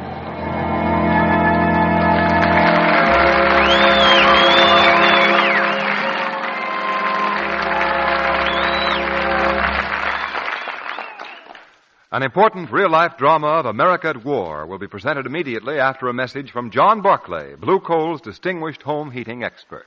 Mr. Barclay? Thank you. Friends, as we all realize, it's more important than ever now to save fuel. Let me give you a few tips that you may find useful. First of all, insulate doors and windows. Use window strips or storm sash. Another thing, close bedroom doors at night so you can keep the rest of the house at a comfortable temperature. The new Blue Coal automatic heat regulator will be a great help to you in this. The regulator will automatically adjust the heat for night and for day. You'll save a good deal of fuel that way. And what's more, you'll save effort. You won't have to rush down to the basement several times a day to adjust dampers. Your Blue Coal dealer will tell you all about this remarkable automatic heat regulator. And besides that, he'll be able to go into more detail than I can here about how you can save fuel without sacrificing comfort. Call your friendly Blue Coal dealer tomorrow. There's no charge, of course, and no obligation. He'll be glad to help you as part of his regular service. Thank you. The Shadow program is based on a story copyrighted by Street and Smith Publications. The characters, names, places, and plot are fictitious. Any similarity to persons living or dead is purely coincidental. The Red Cross today desperately needs your help. This valiant organization is struggling against tremendous odds in meeting both civilian and military needs on all fronts. Listen and remember. In a small village in the war area, far across the sea, a wounded man and his wife remain alone. All other civilians have fled. The enemy is quickly approaching. The woman speaks. Manuel, they will soon be here. What can we do? You must go. Go quickly while you can. No, I will stay with you. Shh. They're here. It's too late. Red Cross. Anybody here? Oh, help us. You bet your life. That's what we're here for. We'll have you out in 2 shakes. Hey, Stretcher, double quick. Where there's danger, trouble, and suffering, there you'll find the Red Cross. Send your contribution to your local Red Cross headquarters today. Help save both civilians and soldiers so they can fight on. The United Nations must prove to criminal aggressors that the weed of crime bears bitter fruit. Crime does not pay. The Shadow knows. Next week, same time, same station, your friendly Blue Coal dealer brings you another strange and thrilling adventure in the Shadow's daring battle against the forces of evil. Be sure to listen, and be sure to phone your neighborhood Blue Coal dealer for greater heating comfort at less cost. Remember, keep the home fires burning with Blue Coal. This story was produced by the DL&W Coal Company, distributors of Blue Coal.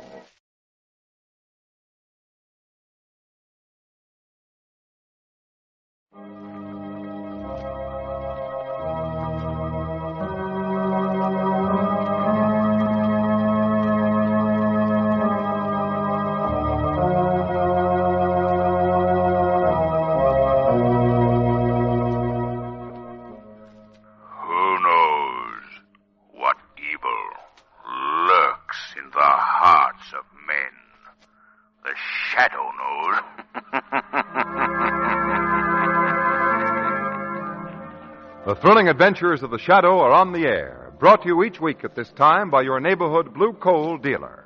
These dramatizations are designed to demonstrate forcibly to old and young alike that crime does not pay.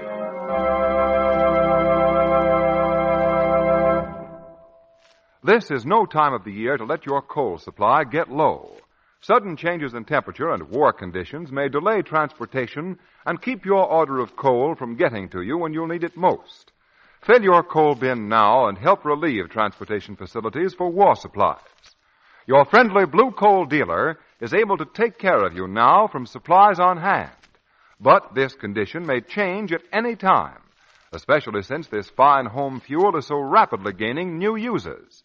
New users who have found you get more dependable heat plus real economy with Blue Coal. Yes, it's wise to be prepared. Call your friendly Blue Coal dealer tomorrow.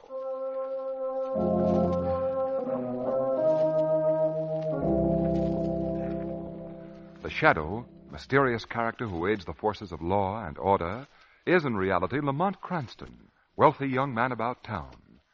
Several years ago in the Orient, Cranston learned a strange and mysterious secret.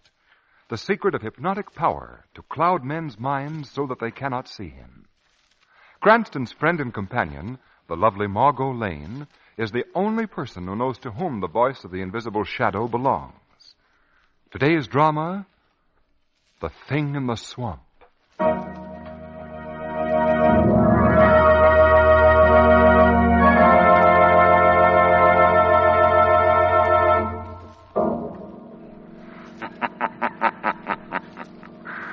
This is a tale of greed and hate, and a thing that was created by the belief of 10 million radio listeners.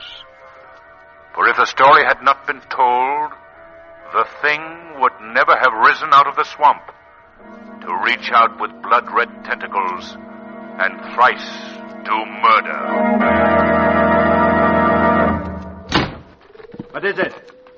Who's there? It's I, Hugo. How many times have I told you not to sneak up behind me like that? Oh, Hugo, don't be angry with me. Fools. Fools. They'll never find it. Never. What did you say, Hugo? Huh? Nothing. Hugo. What? How much longer must we stay here in this houseboat on this dismal swamp? As long as I want to stay here. But, Hugo, I'm frightened. I'm afraid of this place. Those strange noises we've heard in the swamp. Do you think it's true, what that man Nestor said on the radio? That there's a monster living in the depths of Pearl's swamp? Well, how else can one explain those unearthly noises that come from the swamp? Don't be a fool. If it's money, Hugo, Money. if that's the Money? Yes, Hugo. What do you mean, money? Oh. What are you trying to find out? Nothing, Hugo. I only wanted you to tell me what it is that keeps us here on this houseboat away from everybody. Oh. No, Amy. No. Not even you. Now, go to bed. It might help you to tell me, Hugo. I said go to bed. All right, Hugo. All right. No. No, not even dear Amy. No one will know. I'll have it all. All to myself. The death laugh of the loon sounds lonesome tonight. Sounds almost... That's not a loon. That's not a loon. That's not a loon. What are you? What do you want? Stay away from him. You're not a real person. You're an animal. A thing apart from ordinary men. Your huge, ugly head. I'm scaly body. Sure you don't find me pretty. Now tell me, Hugo. Where is the money? Where have you hidden it? No. I won't tell you. No. You'll tell me, Hugo Menchino. You'll tell me. No. Amy, come here. You've talked enough, Hugo. I thought I heard you call me, Hugo. What? Oh!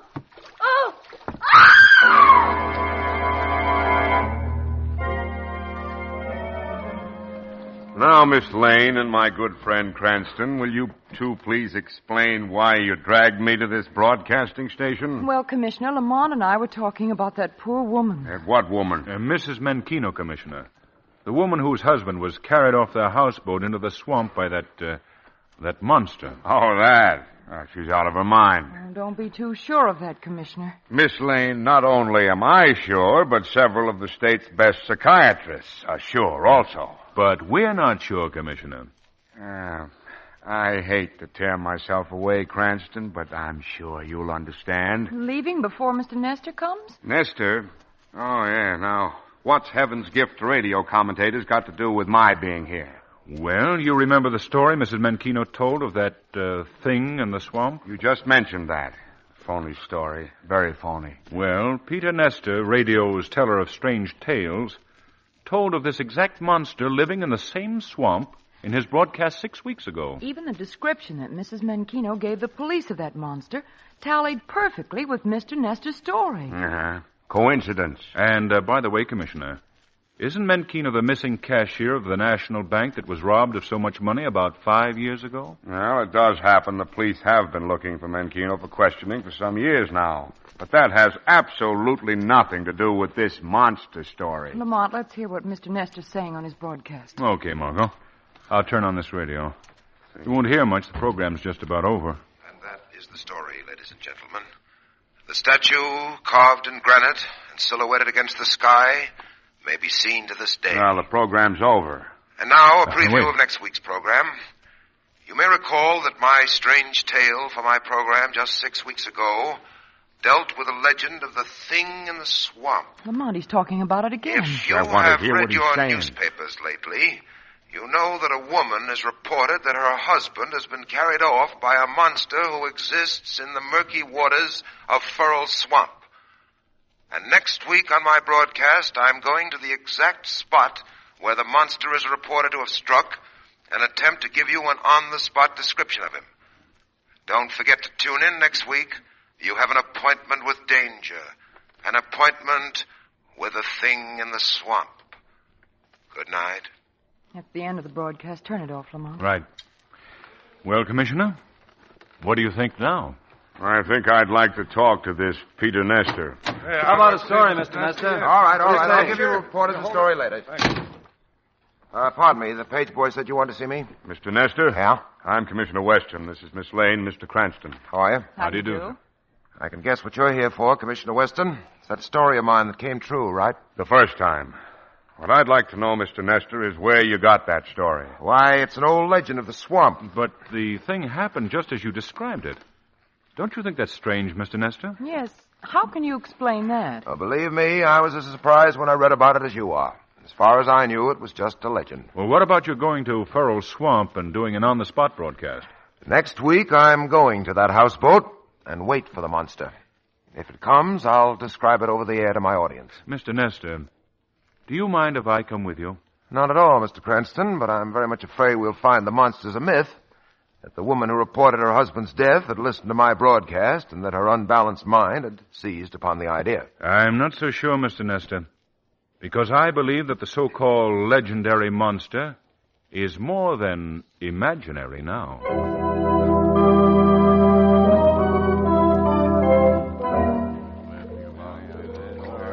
Well, Here I am, bound to a chair on the houseboat, gentlemen. And I'm ready for what may come. One more picture, Mr. Nestor. All right, one more. Thanks. Thank you. Well, my broadcast will begin in just 8 minutes. That'll give you all enough time to get back the half mile to the truck containing the portable radio equipment where you may listen to my program. Well, I thought, Nestor, that I was to be allowed to remain here. I'm sorry, Mr. Cranston, but if you stayed, all these reporters would want to stay, too. If there is such a monster, it would certainly scare them away. He's right, Lamont. Yes, I suppose he is. By the way, Cranston, where's the good police commissioner?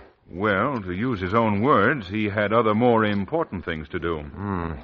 Perhaps he'll be sorry he didn't come along. Perhaps. Well, good luck, Nestor. Yeah, thanks. And now, gentlemen, Yeah? it's time to go. What's on your mind? I have an appointment with a thing in the swamp.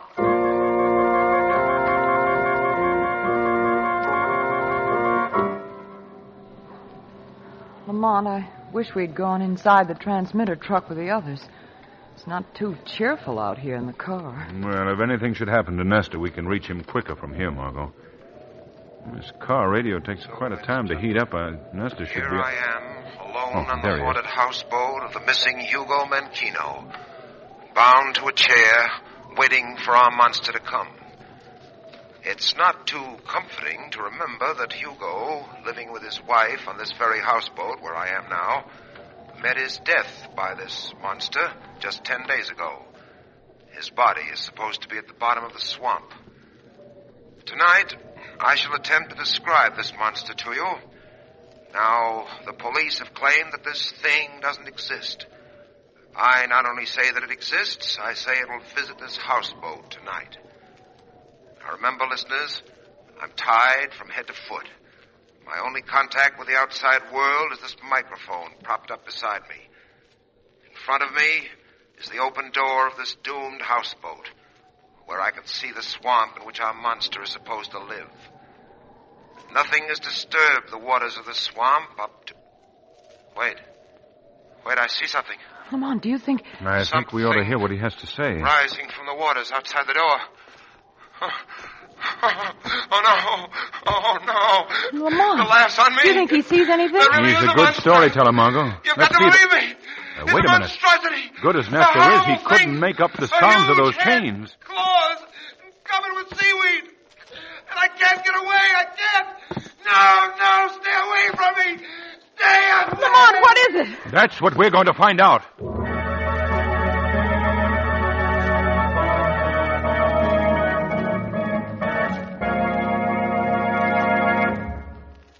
Act 2 of The Thing in the Swamp will continue in just a moment.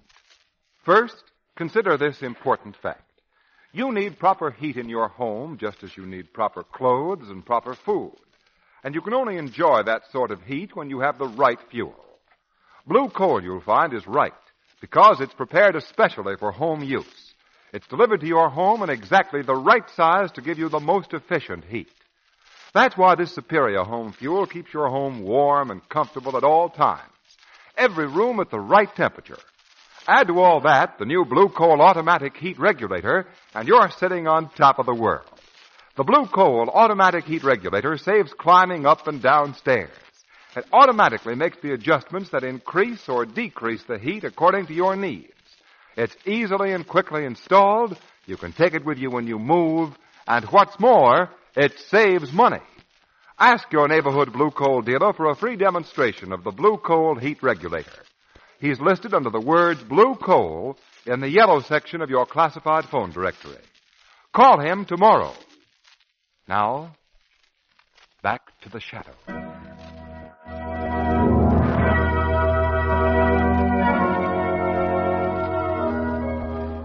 Now that we've gotten rid of the reporters and everybody else, Cranston, Miss Lane, what is this all about? Well, Commissioner, we were listening to Nestor's broadcast in my car. About a half mile from here. Well, everything was going fine on the program until... Miss Lane, I heard the broadcast. What I want to know is, where is Nestor now? I told you over the phone, Commissioner. He's gone. Gone? Now, look, Cranston, I was there when Nestor told you that he didn't believe any monster was going to show up. Weston, that monster really appeared. Nestor was tied to this chair here. You can see for yourself that the cords are broken. He couldn't have done that himself. So what? He hired a guy to cut him loose for publicity. I don't think so, Commissioner. And that doesn't explain this clump of wet seaweed here on the floor. The wind could have blown that in. Personally, I'm going home. I think you've been taken in by Nestor's legend. And personally, I'm going home. Do you want to go home, Lamont? Do you? Uh-uh. You're not afraid because everybody's gone back to town and left us here? I should say not. Good. Because I think that if we stay here aboard the houseboat, the thing in the swamp may pay us a visit.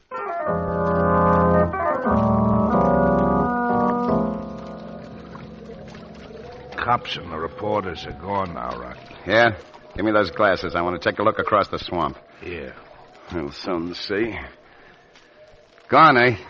There's still a car parked near the houseboat across the swamp there. That guy Cranston and his friend Miss Lane are still hanging around. What do they want? Suppose we row across and find out. Hey, Rocky, what about this thing in the swamp? Forget it. Yeah, maybe this ain't such a safe hideout after I all. said forget it. What's the matter, Nick? Are you turning yellow? No, Rocky, no. I don't think Cranston and Miss Lane are going to stick around long if the monster shows up. I don't like this, Rocky. I don't like it at all. You'd like a cut of the National Bank robbery money, wouldn't you? Yeah.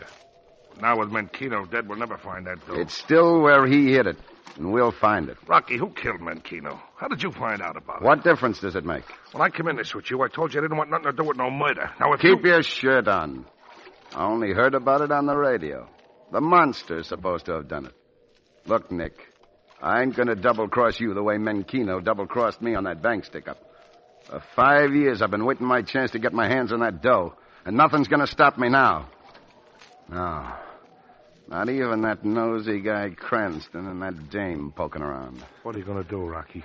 We're going across the swamp to the houseboat and give Cranston and his girlfriend a little surprise.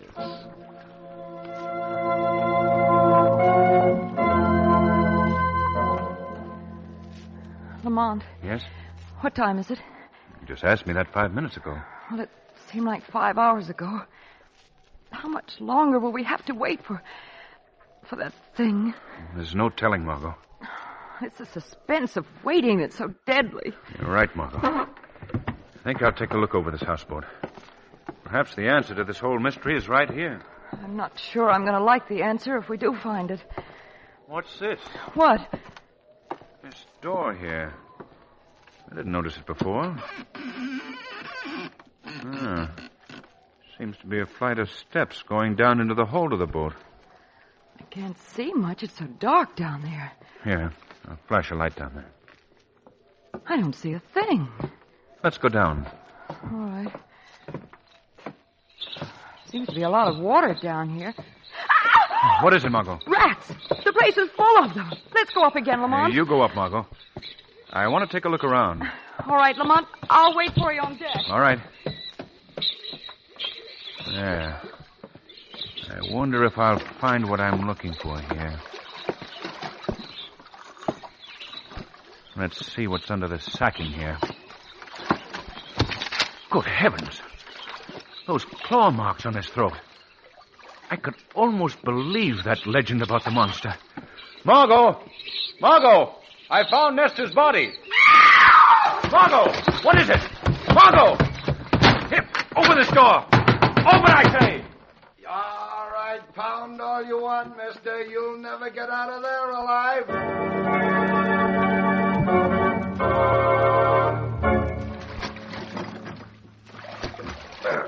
I don't like this, Rocky. I don't like it. Just keep rowing and let me manage this. What about this dame here in the boat? What are you going to do about her? Maybe you killed her. Maybe I have. Rocky, I told you I don't She's only unconscious. She's okay. Yeah. When she comes to, she's going to start yelling. We got to let her go. She won't yell. That guy you locked in the hold of the houseboat. He can break out of there, Rocky. The wood is so rotten. Look, I'm getting sick of your griping. I tell you, he won't break out. Before we left, I opened up the seacocks. He's probably drowned already. Look back. You see how low the boat's sunk in the water? We're going back, Rocky. What are you talking about? When I come in with you, I said no killing. And we're going back and save him. Yeah? You're looking into the barrel of a gun, Nick. I think you've been around me long enough to know I'll use it if I have to. Okay, Rocky. You win. That's better. Just do as I say and we'll get along. She's coming, too. Lamont, Look, lady. I mean business. One sound out of you and... Where's Lamont? What have you done Shut with up. him? Rocky, what's that? Where? There. Those waves in the water. Looks like someone's swimming, but there ain't nobody there. Just waves. Shadow. What did you say? Nothing. That's funny. I'd have sworn you said the Shadow. No, I've I heard didn't. of him. I always wanted to meet up with the Shadow. Let's see if a bullet will stop those No, waves. don't! No! Hold it, Nick. No, let me go! Still coming toward us. No! Oh, no. Now it stopped. No. Stopped good. I always wondered if a bullet could stop the Shadow. Now I know.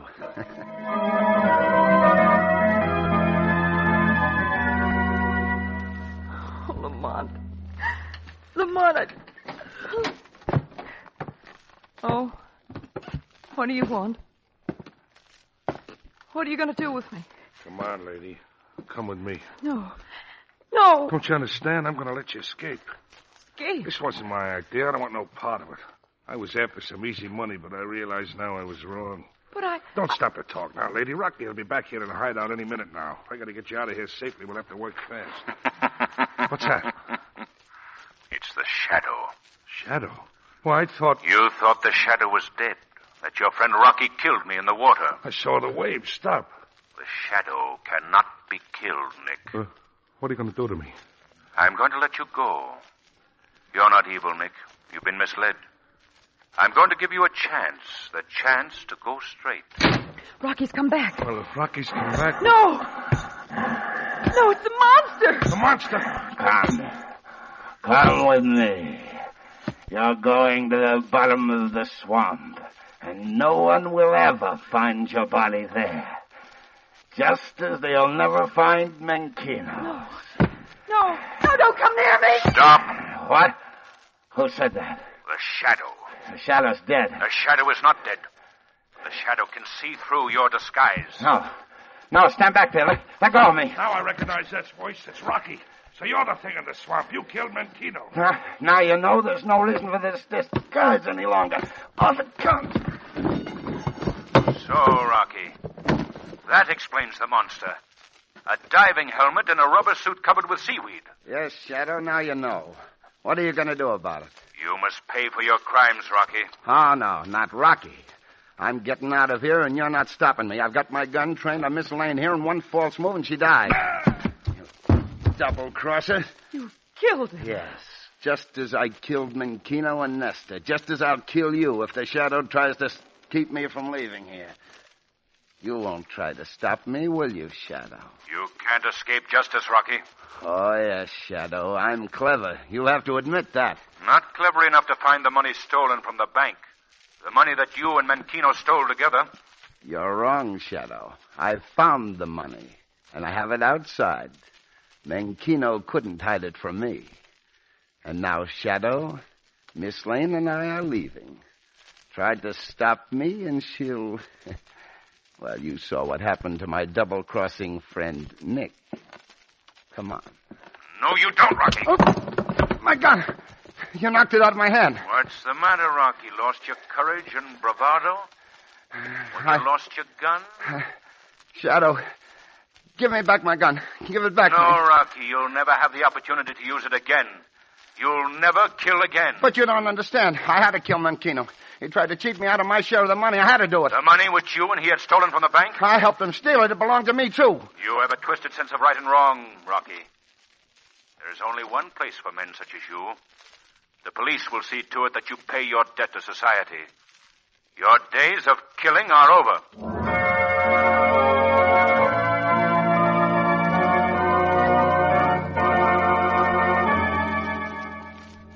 Rocky made a complete confession of the whole thing this morning. Well, Lamont, I still don't understand where Rocky got the idea for his monster disguise. Margot, strangely enough, he got it from Nesta by listening to the tale of the thing in the swamp on the radio. He procured a diving helmet with a portable oxygen tank, covered himself with seaweed, and brought Nesta's legendary monster to life. Well, what purpose did he have in doing that? He's been trying for 5 years to find out where Menkino hid the money. He knew that Menkino was almost stubborn enough to die rather than tell, and Rocky thought that he might scare it out of him. But why did he kill Nestor? He wanted to build up the story of the thing in the swamp so as to scare people away from the hiding place of the money until he found it. He thought Nestor's death would do that. Oh. One thing led to the other. Yes, Margot. You know, I've just had a weird thought. What? In a way, Nestor was killed by a monster that he himself brought to life in the minds of 10 million listeners. So actually, he created a monster that destroyed him.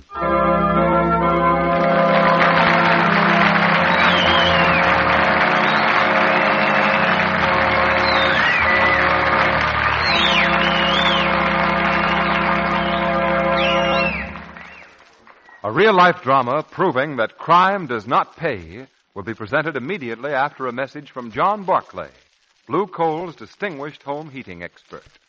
Mr. Barclay. Thank you. Friends, an important part of furnace operation is refueling, fixing the furnace. Now, here's the way to do it right. First, shake the grates gently until you see a red glow in the ash pit. But don't allow red coals to drop through the grate. Second, take a hoe and pull the live coals to the front of the firebox so the fire slopes downward from the front to the rear. Then put the fresh coal to the rear of the furnace. But don't cover all the fire.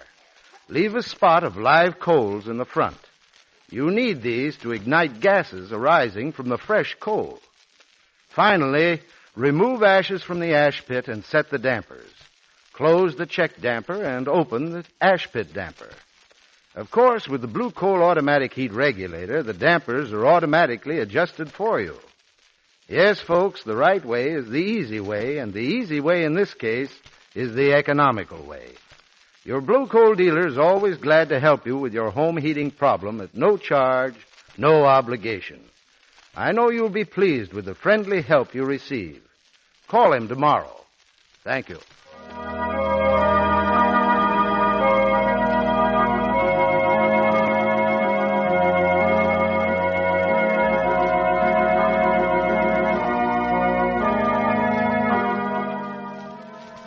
The Shadow program is based on a story copyrighted by Street and Smith Publications. The characters, names, places, and plot are fictitious. Any similarity to persons living or dead is purely coincidental.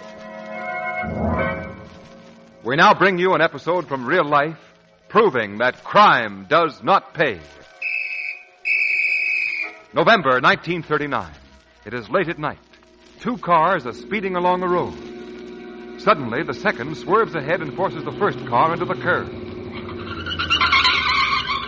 Hey, what's the big idea? Why don't you watch me driving? Get out of that car, you hear me? Get out of there. Put away that gun. Get out of there with your hands in the air and quick. Okay, I'll get out and I'll teach you not to point guns at people, too.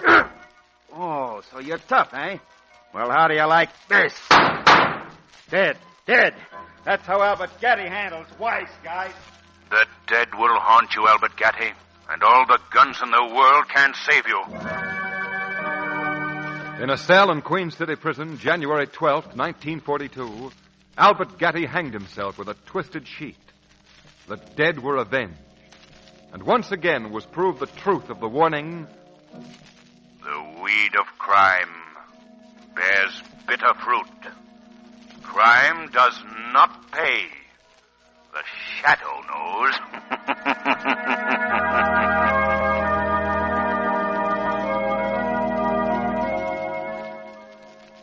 Next week, same time, same station, your friendly Blue Coal dealer brings you another strange and thrilling adventure in the Shadow's daring battle against the forces of evil.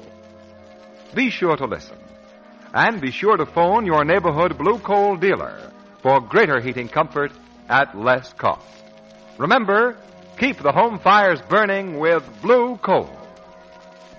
This story was produced by the DL&W Coal Company, distributors of Blue Coal.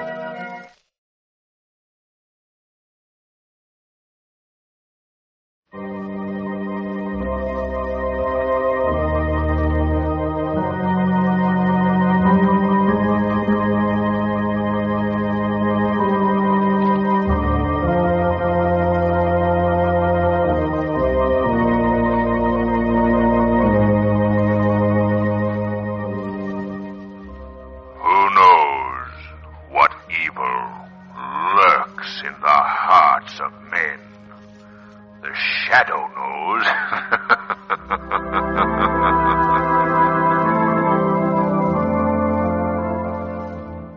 The thrilling adventures of the Shadow are on the air, brought to you each week at this time by your neighborhood blue coal dealer. These dramatizations are designed to demonstrate forcibly to old and young alike that crime does not pay.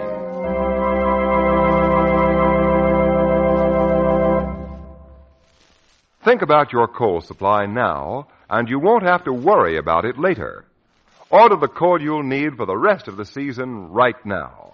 Fill your coal bin to the top, and then you'll be protected against any possible delay or interruption in deliveries. Your blue coal dealer is able to take care of your needs immediately. He has a good supply of this superior home fuel on hand. But war conditions plus sudden changes in temperature may quickly change this situation. So it's wise to play safe. Ask your blue coal dealer to fill your coal bin right now and be safe. Telephone him tomorrow.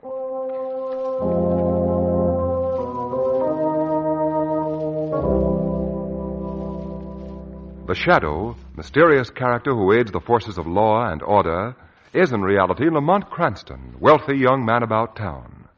Several years ago in the Orient, Cranston learned a strange and powerful secret. The secret of hypnotic power to cloud men's minds so that they cannot see him. Cranston's friend and companion, the lovely Margot Lane, is the only person who knows to whom the voice of the invisible Shadow belongs. Today's drama, Dead Man's Revenge.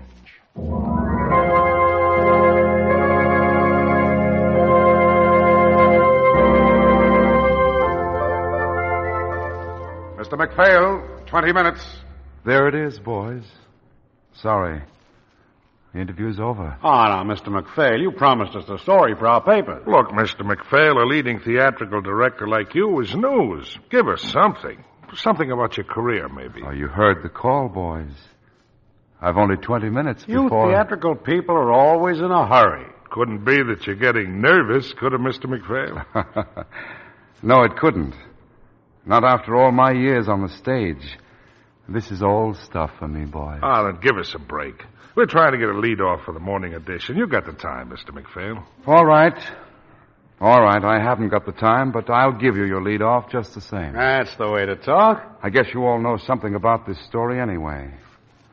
It happened while I was rehearsing a new 3-character play in the old John Carter Theater. Just a second. John Carter Theater. There hadn't been a play to open in that theater for 20 years. Not since the great John Carter, the actor for whom the place was named, had passed away. I'd begged the backers not to rent it. Why, McPhail? The theater was jinxed, people said. Yeah, something about a curse. A curse of 20 years standing. But the backers ignored me, rented the place anyhow. I didn't like the idea, but I had Miss Maudie Stillwell for the star. The play was shaping up beautifully. Then, the night before the private dress rehearsal, the trouble began. Well, how did it begin? What happened, Mr. McPhail? Well, there was a night watchman, you see. A man who'd worked around the theater ever since old John Carter himself was alive. That night, he was making his rounds in the dark, musty cellars of the place. Later, the police established that it was just about midnight when the strangest occurred. There ain't nothing down here. Everything's all right. Guess I'll go up and doze off. What was that? There is something down here. Who's there? I heard your cane tapping. Come on now. I got a gun here, and if you give me any trouble, I won't give you any trouble, Jason. Jason? Nobody's called me by that name for years. I knew you long ago, Jason. Who are you? I've heard there's going to be a play done in this theater, Jason. Yes, that's right. Have all of you forgotten old John Carter's dying wish? His dying wish? Let me remind you. He asked that this building which bears his name never again be used as a theater. Yes, he did. I remember he said it the night he died. It isn't wise to trifle with the wishes of the dead, Jason. Yes, I suppose you're right. But it don't make any difference now, eh? He's been dead 20 years. Ain't much he can do about it, eh? That's what the living think, do they? The living? Why do you say the living? What are you? Just an old friend of yours, Jason. Well, come out. Come out where I can see you. I'll come out, Jason. I'll come out. Oh, no. You see who I am, my friend. Oh, it ain't true. It can't be. You recognize me. What are you doing here? What is it you want? A dead man's revenge. Dead man's revenge.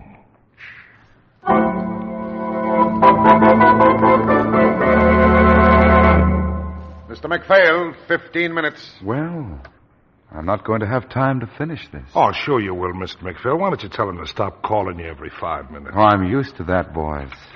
There's always a 5-minute call in the theater. Well, then go on while you can. Tell us what happened next. Next? Why, some workmen found the old night watchman around dawn that day. Before he died, he told this fantastic story. The papers got hold of it, and you remember, it was headlined in the noon editions of every newspaper in town.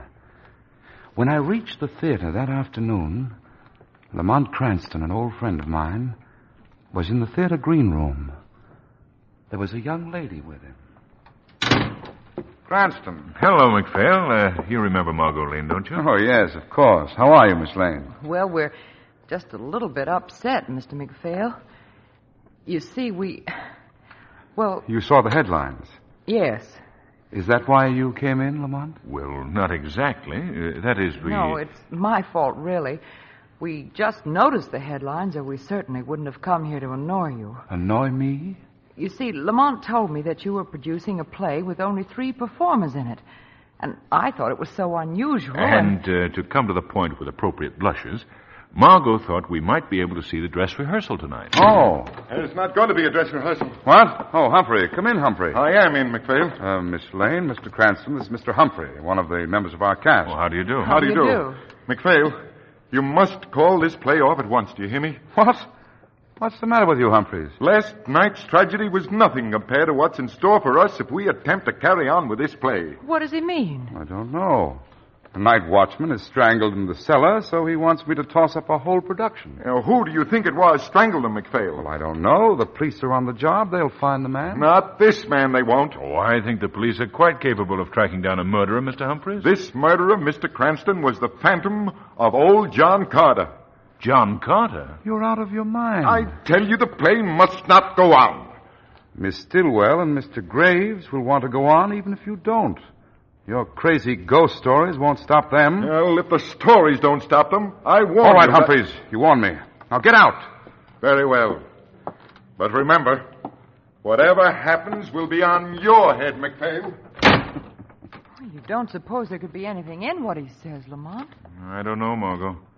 Who was it said, there are more things in heaven and earth than are dreamed of in your philosophy? Well, in that case, this might be the very best time for us to be Miss on our... Lane. Yes, Mr. McPhail. I'd like you and Mr. Cranston to be the only 2 guests tonight at the first dress rehearsal to be held in the John Carter Theater in 20 years. In 20 years. Well, go ahead. What happened then, Mr. McPhail? That night at the dress rehearsal, Miss Lane, Cranston, and I were the only people in the audience.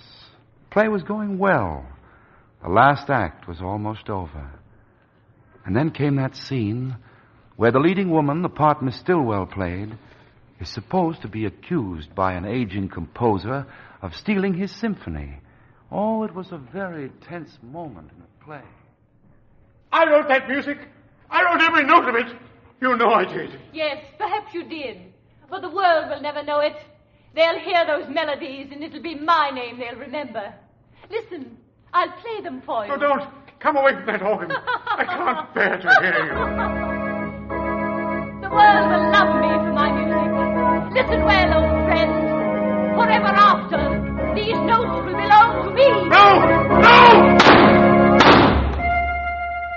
time I hear them, there will be no you.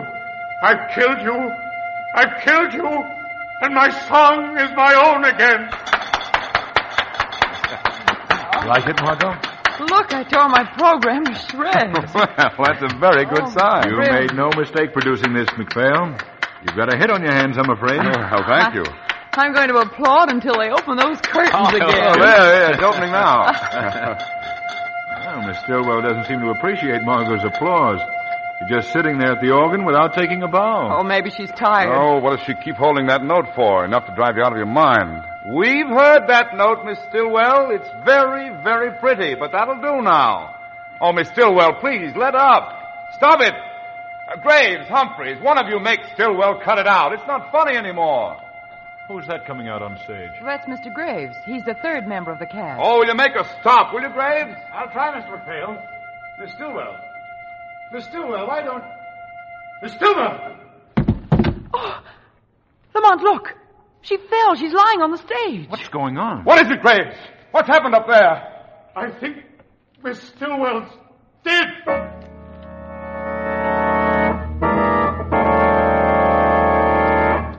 Mr. McPhail, 10 minutes. Go on, McPhail. Don't waste any time. I believe you boys would hound a man for a story on the brink of the grave. Well, naturally, the thought of John Carter's ghost flashed across every one of our minds. The next minute, Miss Lane, Cranston, and I were hurrying up onto the stage. Don't let anyone touch Miss Stillwell's body till the medical examiner gets here. Now, you better get everybody up on stage, McPhail. Well, there's only one member missing. It's Mr. Humphreys. Yes, where is Mr. Humphreys? Graves, where's Humphreys? He's up in his dressing room, Mr. McPhail. Oh, shall I tell him you want him? Would you please, Miss Lane? And you, Graves, phone for the police, will you? Yes. Which one is Mr. Humphreys' dressing room? It's right up on the staircase there, Miss Lane, number 3. Oh, number 3. All right, Mr. McPhail. And you can tell him for me, Margot, that it looks very much like he was right after all. Yes, I shall, Lamont. Number 2. Number 3. Here it is. Mr. Humphreys? Mr. Humphreys? The door's open. Oh. I wonder if... Mr. Humphreys? Mr. Humphreys, where are you? Mr. McPhail said to... Who closed that door? I did, young woman. Who are you? Where's Mr. Humphreys? Mr. Humphreys is regrettably no longer with us. No longer with us? What do you mean? What are you doing in his dressing room? There was something here I had to get. Stand back now. Don't come any closer to me. No, leave me alone. Let me out of here. Come on. Help. Let's not call for help. You're well beyond helping, young woman. Yes, there was something here I needed. Something most important to me. Revenge, young woman. Revenge from the tomb. Dead man's revenge.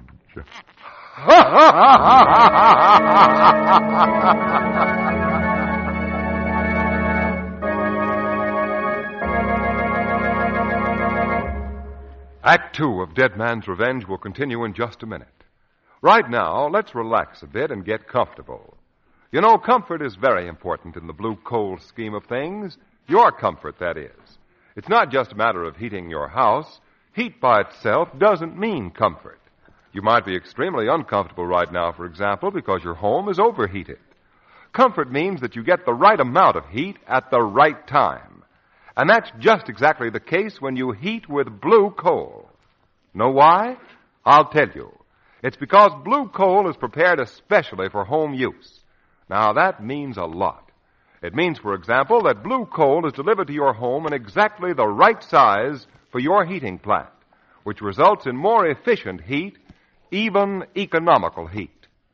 When, on top of that, you have the new blue coal automatic heat regulator, well, a king couldn't ask for more.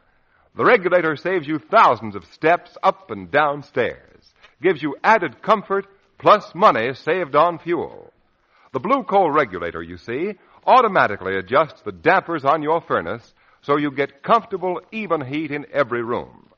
Ask your Blue Coal dealer for a free, no-obligation demonstration. He's listed under the words Blue Coal in the yellow section of your classified phone directory. Call him tomorrow.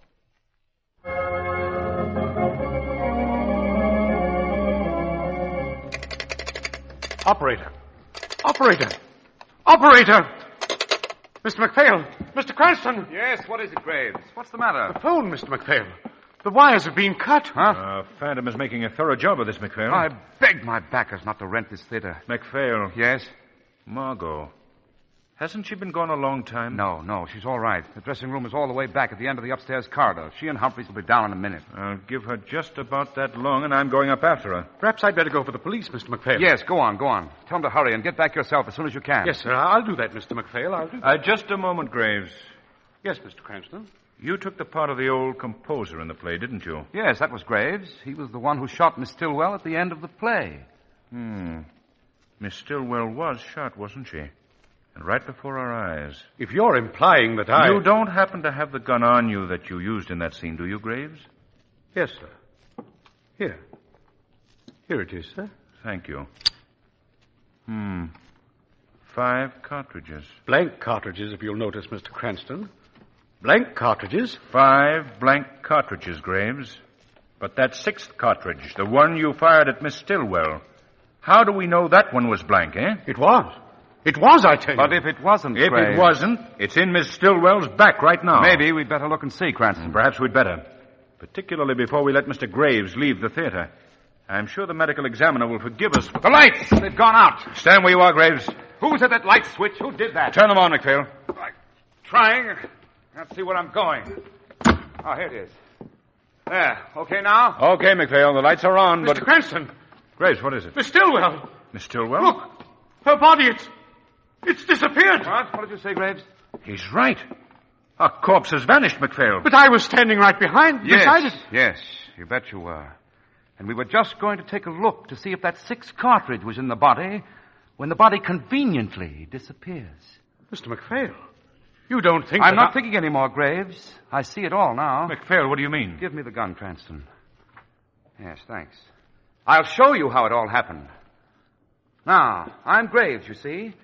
It's the last few minutes of the play. Graves? Yes, sir? Stand where Miss Stillwell was standing in that last scene. Mr. McPhail, you can't believe Go on, do as I tell you. All right. Yes, that's right. Just about there. Now, what did she do, Graves? She walked over here to the organ and began to play. All right, do it. What, sir? Sit down and play the way she did. I'll try, sir, but... Do it! Watch, Cranston. Now, I'm Graves. I point the gun at her. She keeps playing. I say, no, and then I fire. You see? You see, he fired just at this level. The shot would have... All right, Graves, that's all. Get away from that keyboard and... Cranston! McPhail! That's the same note that Miss Stillwell was playing when she died. It was the organ. That's what killed her. The organ? Stand back, don't touch it. That particular key is charged with enough electric voltage to bring instantaneous death. Graves! Is he... Yes. He's dead. Oh, I don't understand it. What's happening here tonight? What is it, Cranston? Dead man's revenge. Did you hear that? Dead man's revenge? Yes. Where'd it come from, McPhail? I couldn't quite tell. It must have meant poor Graves here, or... Come on, help me! That was Margot's voice. I could tell where that came from. Below? Yes. McPhail, is there a cellar under the stage? Yes, but I've never had occasion to go down Well, we've got occasion now, McPhail. Come on, follow me.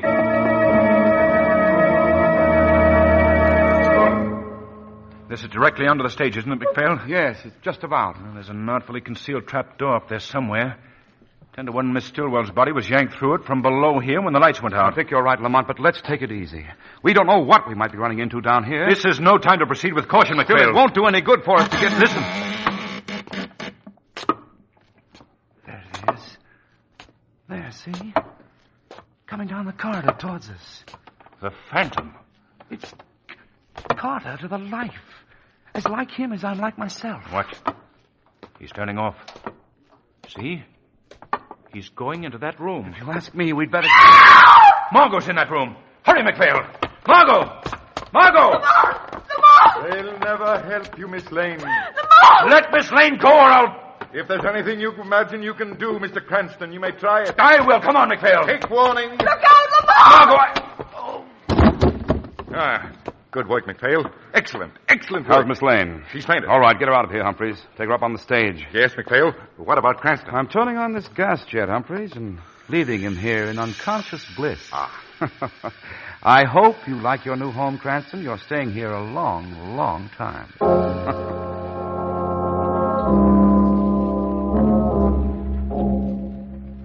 Lamont. She'll be coming to in a minute, McPhail. All right, get Graves' body off the organ bench, Humphreys. And take off that makeup of yours. I don't like looking at the replica of a dead man. No, you don't need to be scared of me, McPhail. There.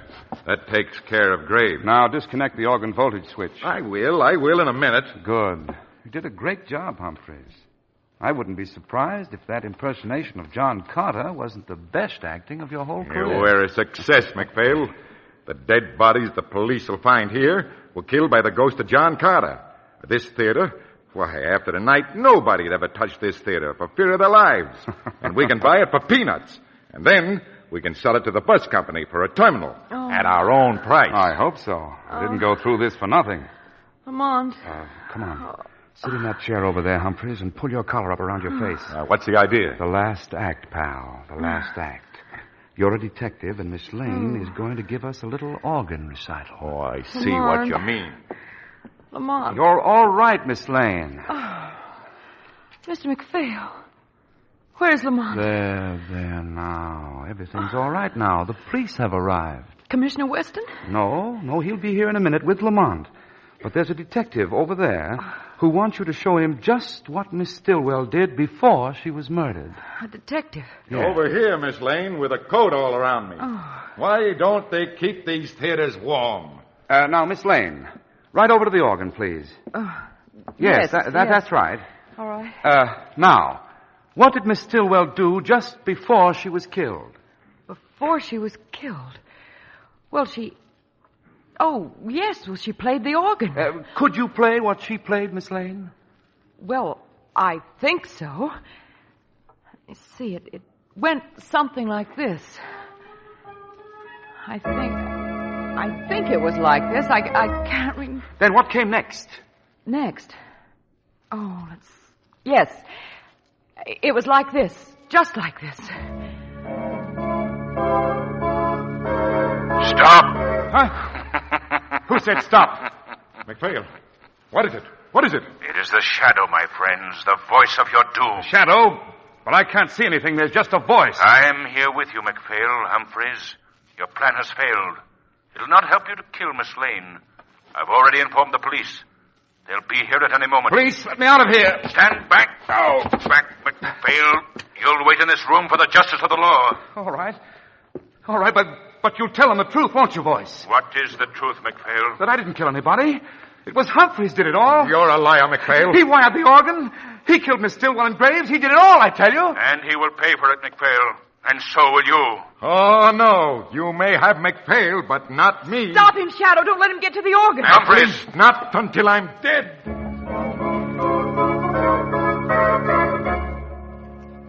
The penalty for your crimes was inevitable, Humphreys. Fate has given you her own bitter justice.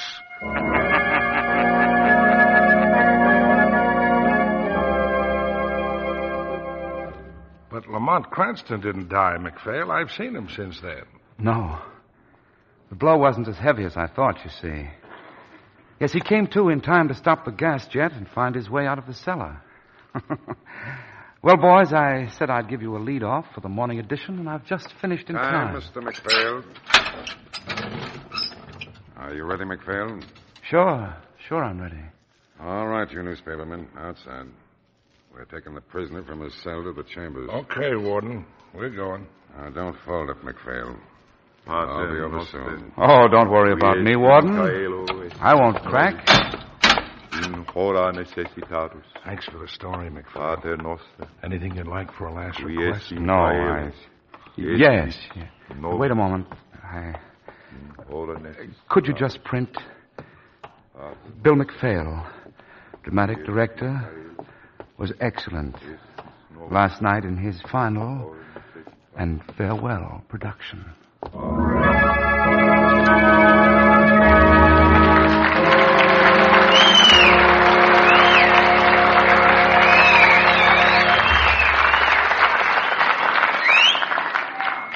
In a moment, we'll describe a real-life crime taken from police annals.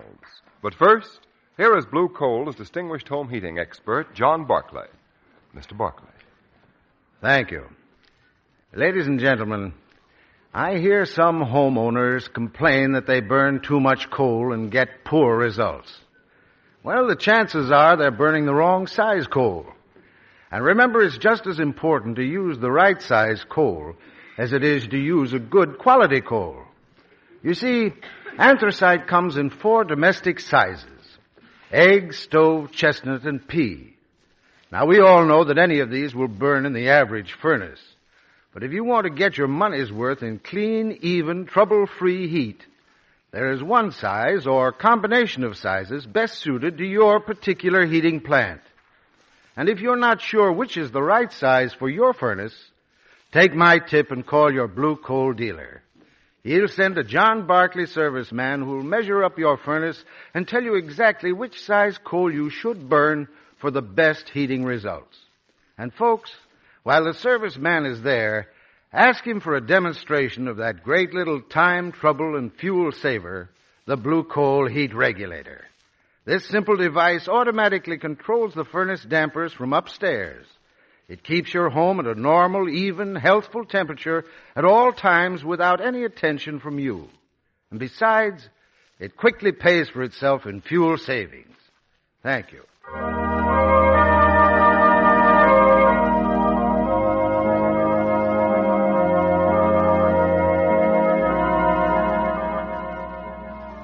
The Shadow program is based on a story copyrighted by Street and Smith Publications. The characters, names, places, and plot are fictitious. Any similarity to persons living or dead is purely coincidental. We now bring you an episode from real life, proving that crime does not pay. James Woodward was rough, tough, reckless, a hold-up man afraid of nothing. Early one morning, he walked down 119th Street in New York City, spotted a likely victim, drew his gun, and shoved it into the man's ribs. Not a squawk out of you. Keep your hands down. Hey, what do you think you're doing? Tough guy. Give me that wallet. You made a bad mistake, James Woodward. The man you robbed is a plainclothes policeman. Halt! Halt or I'll shoot! Oh, my head! My head! Inside the hospital with a head wound and a charge of attempted robbery against him went amateur hold-up man Woodward.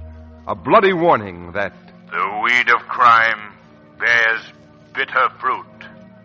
Crime does not pay. The Shadow knows.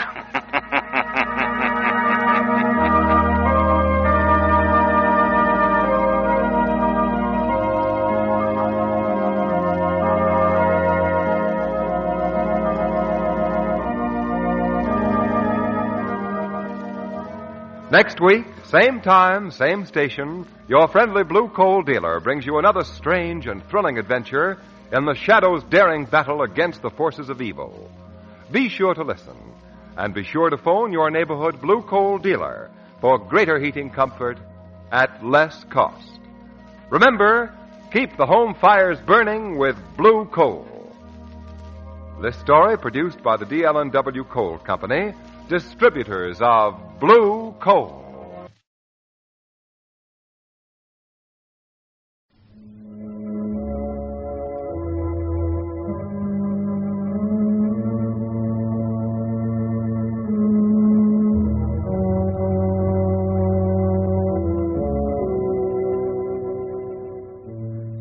Who knows what evil lurks in the hearts of men? The Shadow knows. The thrilling adventures of the Shadow are on the air. Brought to you each week at this time by your neighborhood Blue Coal dealer. These dramatizations are designed to demonstrate forcibly to old and young alike that crime does not pay. It's not patriotic to hoard food or money, but it is patriotic to put in a good supply of coal right now. you'll be helping your government out of possible future transportation problems and also helping and insuring yourself by keeping a full supply on hand. Get enough to last you until summertime. Place your order of coal now and insist on blue coal, because this superior fuel is especially prepared for home use, especially prepared to give you dependable home heating with real economy. Be prepared. Call your blue coal dealer tomorrow morning.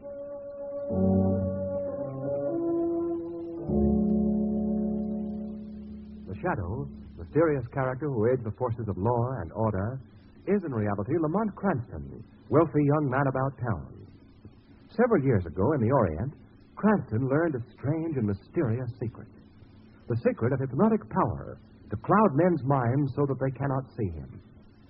Cranston's friend and companion, the lovely Margot Lane, is the only person who knows to whom the voice of the invisible shadow belongs. Today's drama, The Return of Anatole Chevanic.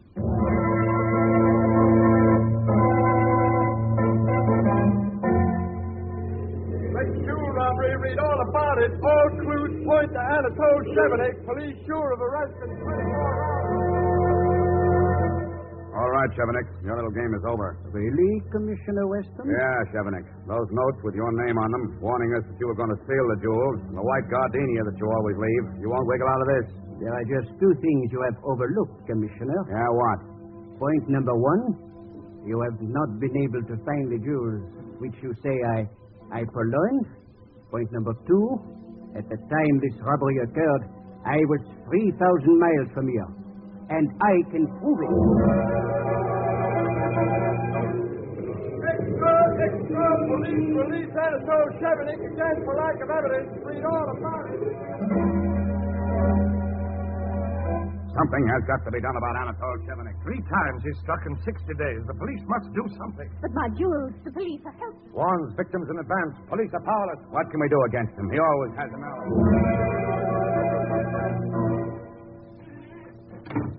Eh? Where is it? Who's there? You. Why have you come here? What's that in your hand? No. Stay away. No. Oh!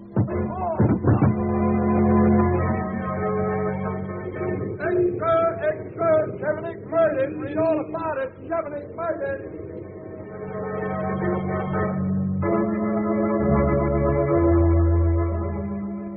And so murder closed the book on Anatole Chevanic.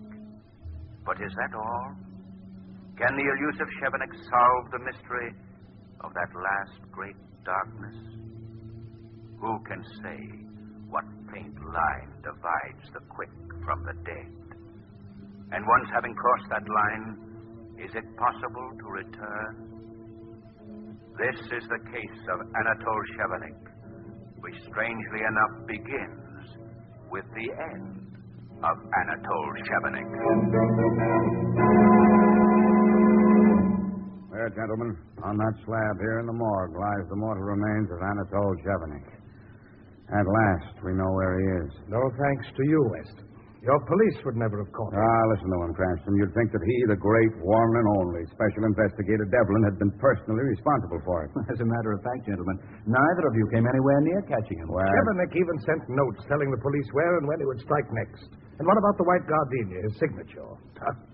Some police force. he always had a perfect alibi. And for that matter, what did you do for the insurance companies that pay your salary? All you ever did was pass the buck to me and my men. Some special investigator. Now, Mr. Devlin, Commissioner, please remember where we are. That body lying there. Oh, quite so kind. Well, it's foolish for us to argue, Devlin. Our troubles are over now, anyhow. I'd say they were just beginning, Commissioner. Chevanic was murdered. Who did it? We don't know yet, Cranston, but we're working on it. Not much to work on, Commissioner. Chevanic was found stabbed to death in his apartment, killed by a sharp-pointed instrument. I believe your police report reads a gem cutter's tool. Well, they probably used it to cut up the stolen gems so they couldn't be identified. Gem cutting is too delicate a job for a one-handed man, Commissioner. One hand? Yeah, Chevanic's right hand's missing. It's severed at the wrist. We discovered that when we found his body. Why, I can't believe it. Now, look for yourself. I will. So it is. and that's the reason he always wore those gray suede gloves. Yeah, to conceal his artificial right hand. This only proves how little anyone really knew of Anatole Chevanic. No accomplices, no friends. He was the man nobody knew. Anatole Chevanic, the great jewel thief, had only one hand. One hand, two hands. What difference does it make? Difference, Commissioner. I can't help thinking that if his right hand hadn't been cut off by a bandsaw when he was a child, he might never have turned to crime. What's that? Somebody just came in the morgue. Can't see who it is. The light is so dim. Pardon me, gentlemen, but am I right in assuming that this is the body of Anatole Chevanic? Who are you? I'm George Gilroy. May I ask who you are? I'm Police Commissioner Weston, and I left strict orders that no one was to be admitted to the morgue while Chevanic's body was here. Indeed, Commissioner. I have a court order giving me the body for experimental purposes. Huh? You see, Anatole Chevanic willed his body to me. Oh, then you're Professor Gilroy, the man who brings back the dead, as the sensation-seeking press would have it? Let me reassure you, I have not been successful in my experiments. Yet.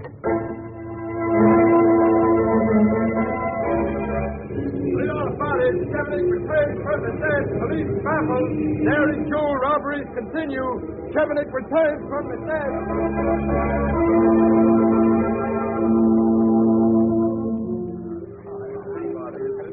Everything all right, Commissioner? Oh, hello, Cranston. Oh, stop worrying, Devlin. Chevanic had better not show up here tonight. Commissioner, come into this room here, will you? I can't talk over this dish. All right. can't blame Devlin for worrying about this wedding reception tonight, Commissioner. Mrs. Porter's jewels are insured with my company for $50,000. Now, look, Devlin. Chevanic is dead. You saw his body lying in the morgue. I know, Commissioner, but that note telling us that he was coming here tonight. If Mrs. Porter's jewels are stolen... Devlin's right, Commissioner. Even to the fresh gardenia left with a warning note of Chevanic's signature. Cranston, I tell you, somebody is masquerading as Chevanic. Chevanic's in his grave. Not grave, Commissioner. Remember Professor Gilroy? That's right. Yes, Gilroy did take the body of Chevanic to his laboratory. Well... Commissioner Weston. Yes, Mrs. Porter. This note was just thrust into my hands in the ballroom. Note? Let me see it. What? There's another gardenia wrapped up in it. Gardenia? What does the note say, Cranston? Jewels were made to be worn, but not by such as you. Signed merely with the initial C. C. And you think... Chevanic, he's here. Oh, Commissioner, what'll I do? Mrs. Porter, if Chevanic got in here tonight, he won't get out. I'm going to call Cardona and his men on the grounds and give the alarm. Oh, by the way, Mrs. Porter, it was very wise of you not to wear your jewels tonight. Not wear my jewels? Why, I am... Oh, my jewels are gone. Chevanic has stolen my jewels.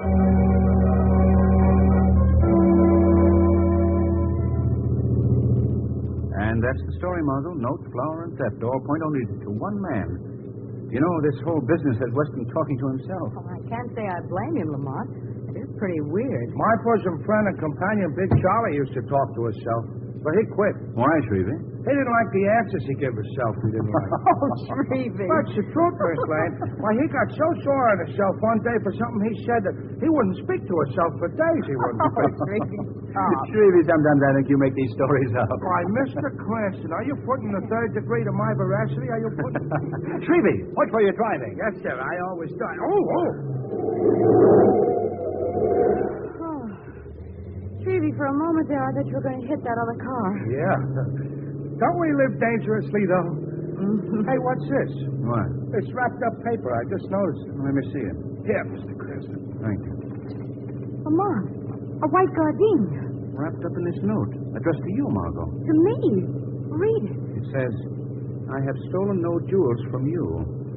Instead, I give you a pearl of wisdom.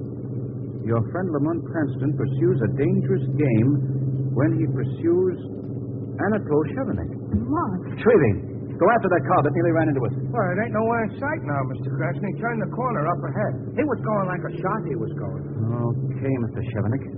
We'll see about you later. What are you going to do, Lamont? Margot, you're going home. I'm going to see Commissioner Weston. You know, I've been rather lukewarm about this whole case up to now. But Mr. Chevanic has just aroused my sporting blood.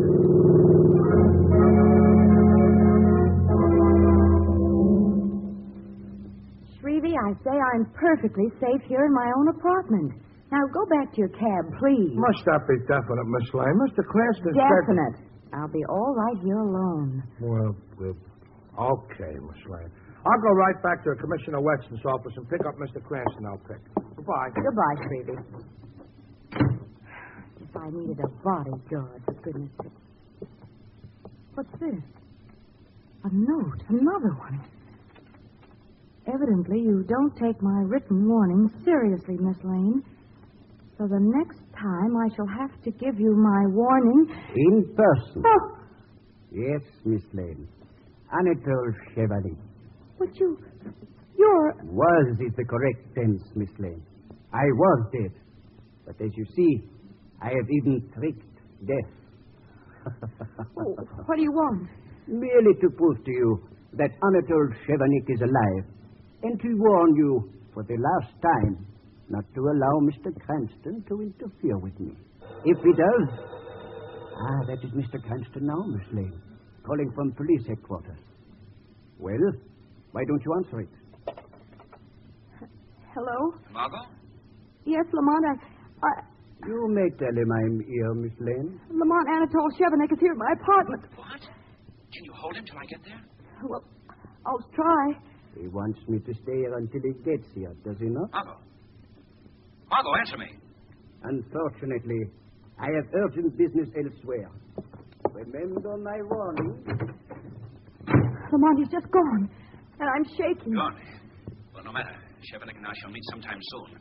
Right now, I'm going to Professor Gilroy's laboratory and ask a few important questions. But Professor Gilroy has already been interviewed by the police. Yes, I know, Margot. But somehow, people have a way of talking when their interviewer is the Shadow.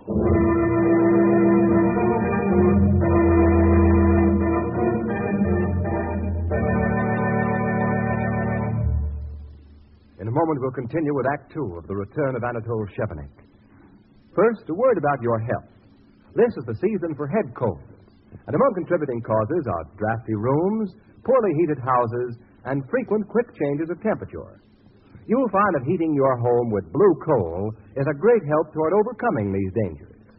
You see, blue coal is especially prepared for home use, and that is very important. It means, for example, that blue coal is delivered to your home in just the proper size for your heating plant. A right size to give you even, dependable, comfortable warmth. You won't find the rooms too hot. You won't find them chilly. You'll find them at just the right temperature for comfortable, healthful living. Then, on top of that, when you install the new Blue Coal automatic heat regulator, you immediately free yourself from the work and worry of adjusting furnace dampers. Goodbye to that. Goodbye to running up and down stairs, adjusting various chains and levers several times a day. You save effort, you save fuel, and you save money with the new Blue Coal heat regulator. Ask your Blue Coal dealer for a free demonstration tomorrow. He's listed under the word Blue Coal in the yellow section of your classified phone directory. Now, back to the Shadow.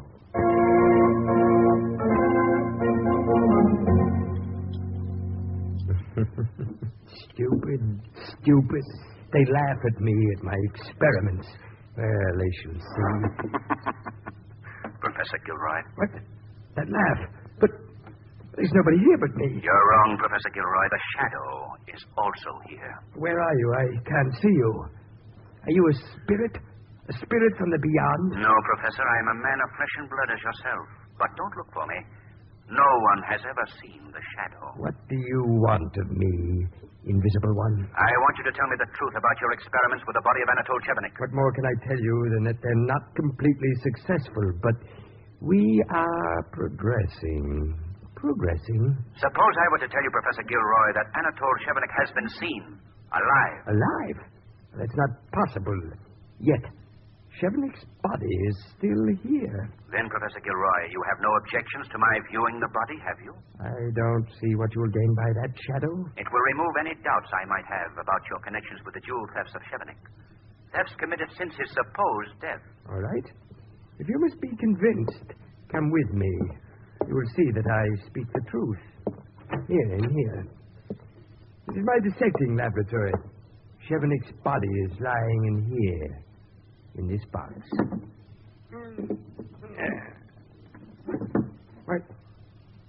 Yes, Professor Gilroy. Chevanic's body is gone.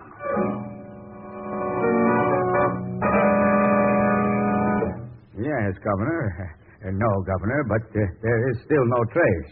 Yes, Chevanic's alive, all right, no doubt of it. Yes, Governor, I know you want some action on this case. Now, I'll tell you the way I've got it all figured, Governor. I have got it all. Hello? It must have been cut off. He's a busy man, very busy. Commissioner, that was the governor on the phone, wasn't it? Very funny. Very funny. My job here is hanging by a thread because of this crazy Chevanic business, and all you two can do is make bad gags. All you have to do is give us your permission to enter Chevanic's house. For the 20th time, Cranston, the answer is no. Why? Miss Lane, for the 20th time, my reasons are the same. That house was sealed by the police after Chevanic was murdered so that the place could not be tampered with and possible clues destroyed or concealed. Well, then, Commissioner, now that you believe Chevanic to be alive... Who said that? You did, just a moment ago. Yeah, I saw it. Well, doggone it, he must be alive. Everything points to it. You say you saw him, and then his body disappearing from Professor Gilroy's laboratory. So you see, there's no longer any reason to keep that apartment sealed. Well, I don't know. Suppose the murderer should give... What murderer? What murderer? Anatole Chevanic's murderer, of course. But you just said that Anatole Chevanic was alive. If he's alive, he's not dead. So? There is no murder or murderer. It's obvious. Now, look, Here are the keys to Chevanic's apartment. Now get out of my office before I lose my mind completely. Thank you, Commissioner. Come on, Margot. Oh, Lamont, I don't think we're very welcome here today. Yeah, busy man. Very busy. Will you two get out of here?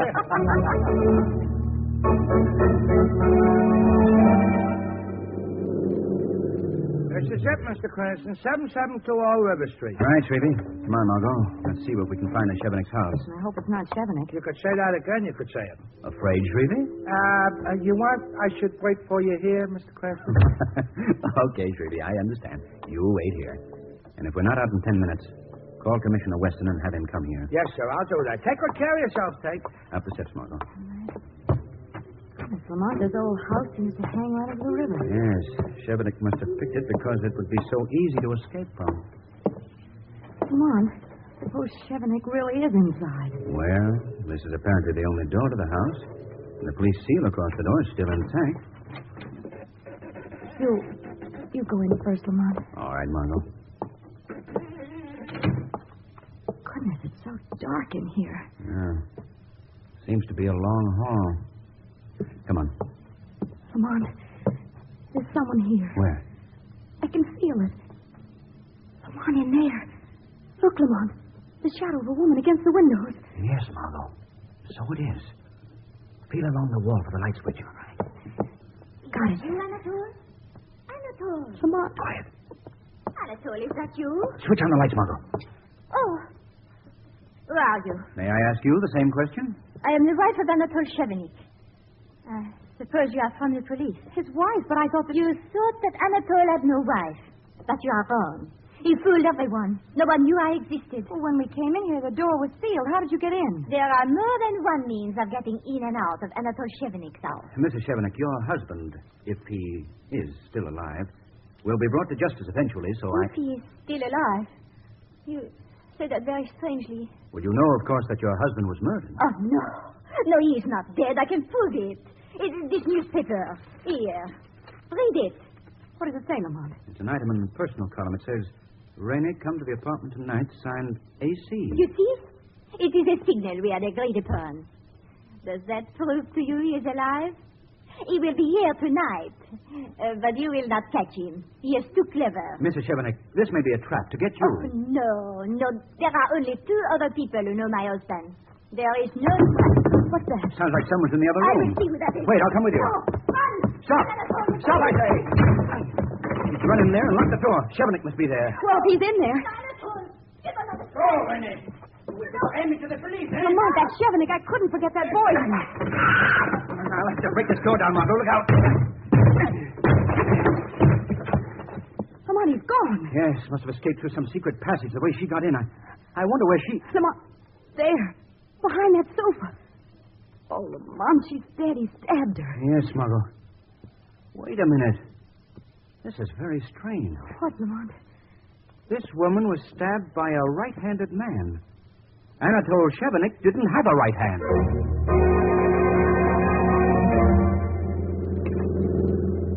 Yes, Yes, I'm sure of it, Margot. It couldn't have been Anatole Chevanic who stabbed her. But she called his name. She must have believed it was he. And I recognized his voice through that door. No, it doesn't add up, Margot. There's some vital piece in this crazy puzzle that's missing. Oh, Lamont, what do you suppose it is? Missing? Somehow the missing hand is the solution to the whole mystery, Margot. Now, what is the connection? Well, why don't you talk it over with the Commissioner Weston and Mr. Devlin? Maybe they can... Devlin? That's it, Margot. If no one knew anything about Chevanic, how could Devlin know that Chevanic's hand had been cut off by a bandsaw when he was a child? It was just a slip, but I hear... Well, when did Mr. Devlin say that? That day we viewed Anatole Chevanic's body in the morgue. I see it perfectly now. Margot, call the police and tell them to surround the house of Peter Devlin. The Shadow is going to pay him a call. And if I'm correct, the case of Anatole Chevanic will finally end tonight.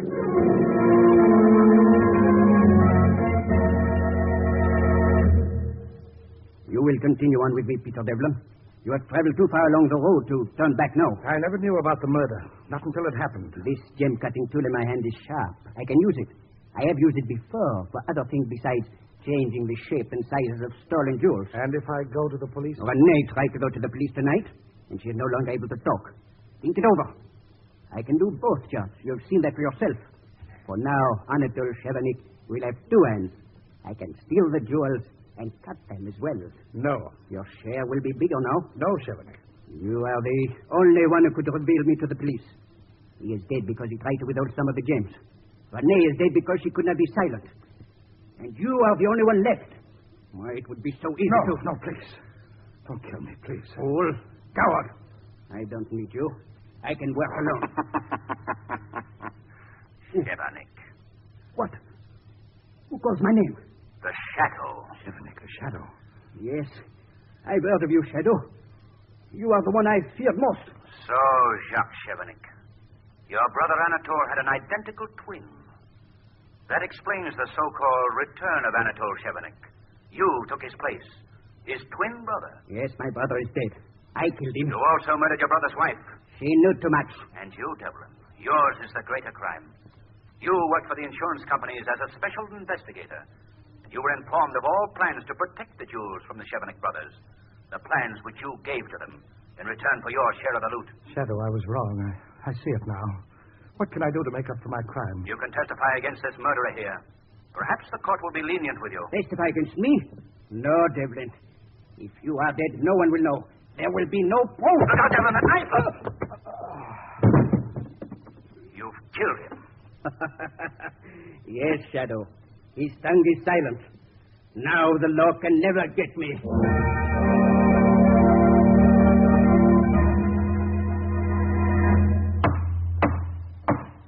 Jacques Chevanic, you have been tried and found guilty of murder in the first degree by a jury of your peers. All through this trial, you have been silent. Have you anything to say before this court pronounces sentence upon you? Your Honor, it is true that I have not spoken. I believed I would be wiser not to speak. But now that the trial is over, I realize what I have done. I know what a fool I was ever to believe that I could break the laws and not pay. I know now that my life would have been happier and would have come to a better end if I had stayed on the right side. That is all. Jacques Chevanic, it is the sentence of this court that you be hanged by the neck until you are dead. And may God have mercy on your soul.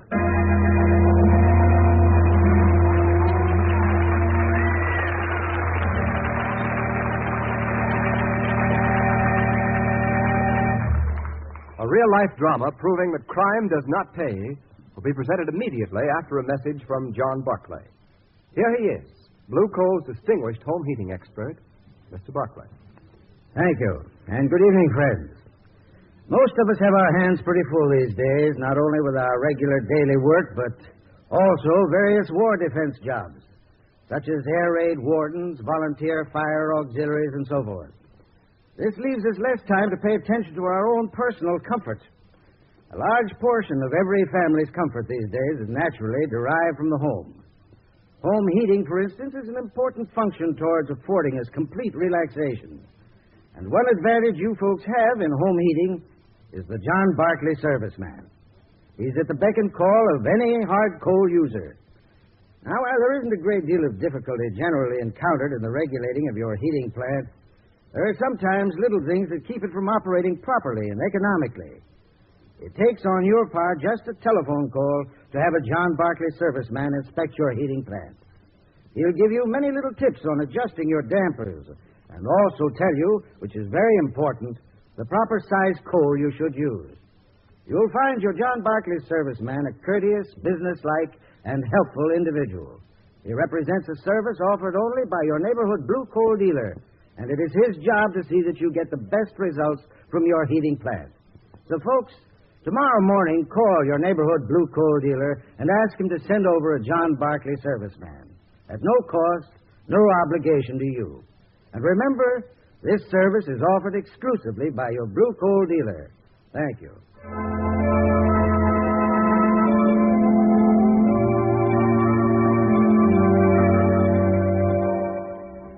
The Shadow program is based on a story copyrighted by Street and Smith Publications.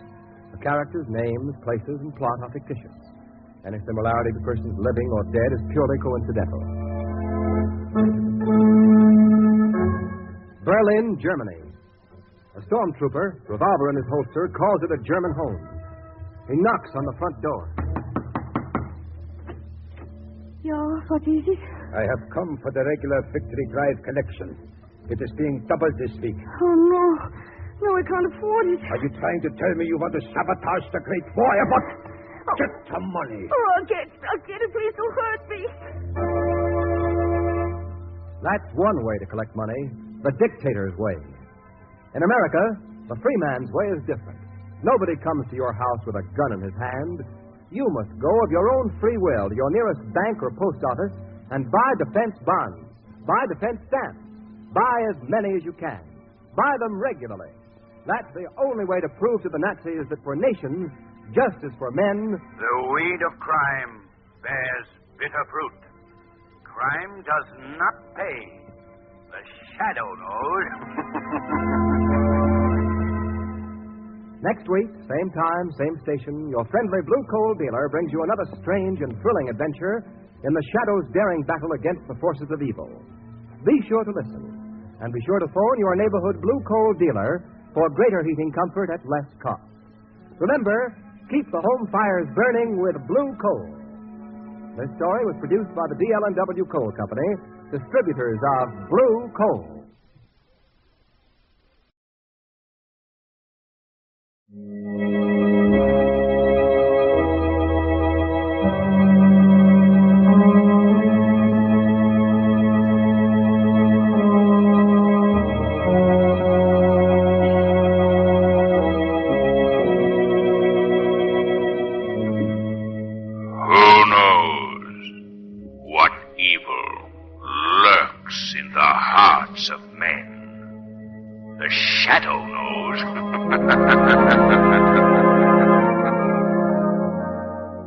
The thrilling adventures of the Shadow are on the air, brought to you each week at this time by your neighborhood blue coal dealer. These dramatizations are designed to demonstrate forcibly to old and young alike that crime does not pay. One of the chief weapons in the arsenal of winter is deception. Warm days may lull you into a false security. Well, don't be fooled. There are weeks of bitter weather ahead. Be prepared with blue coal. This excellent home fuel always does a grand job, and especially during changeable weather, because it burns evenly and slowly, keeps every room at a cozy, comfortable temperature, regardless of the weather outside. Get in touch with your blue coal dealer right away. Place your order now. Remember that railroad facilities are urgently needed for military supplies. So it's wise to play safe and be prepared. Phone your blue coal dealer tomorrow morning.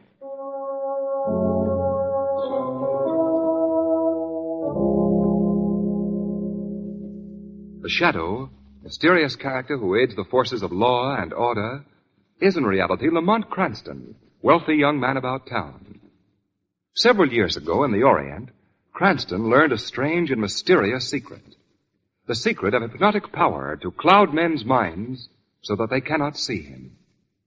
Cranston's friend and companion, the lovely Margot Lane, is the only person who knows to whom the voice of the invisible shadow belongs.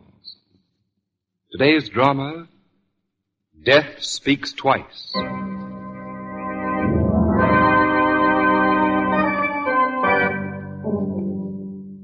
The time, nearly midnight. The place, the state penitentiary. Thousands of weary bodies and tortured souls have found temporary refuge in sleep.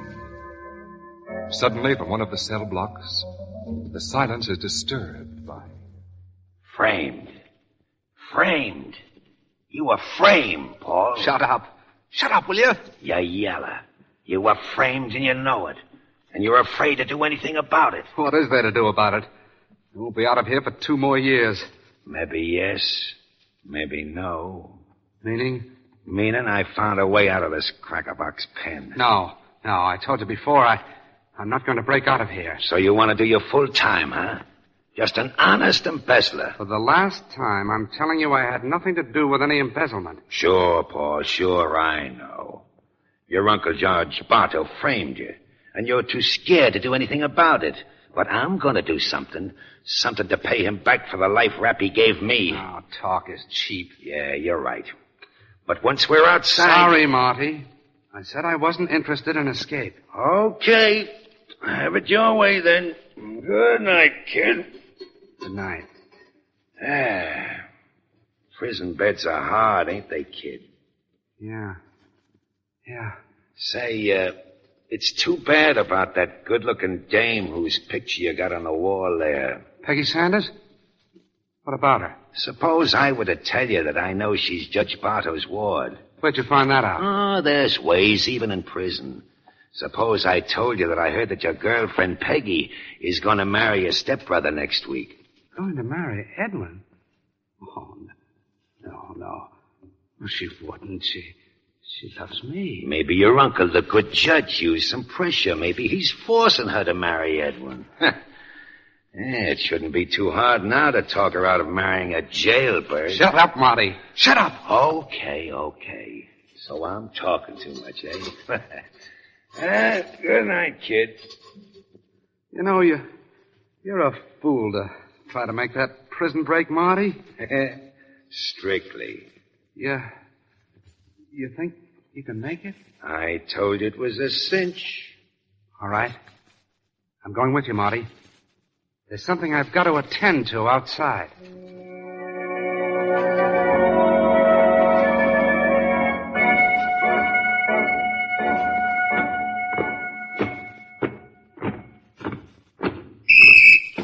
All right, fall out, men.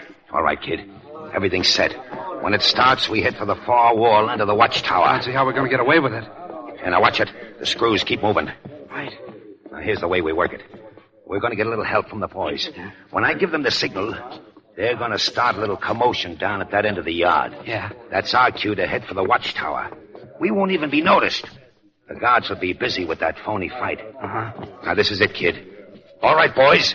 Chip it. Gotcha. Hey, you keep your hands down. All right. Break it up, man. Break it up.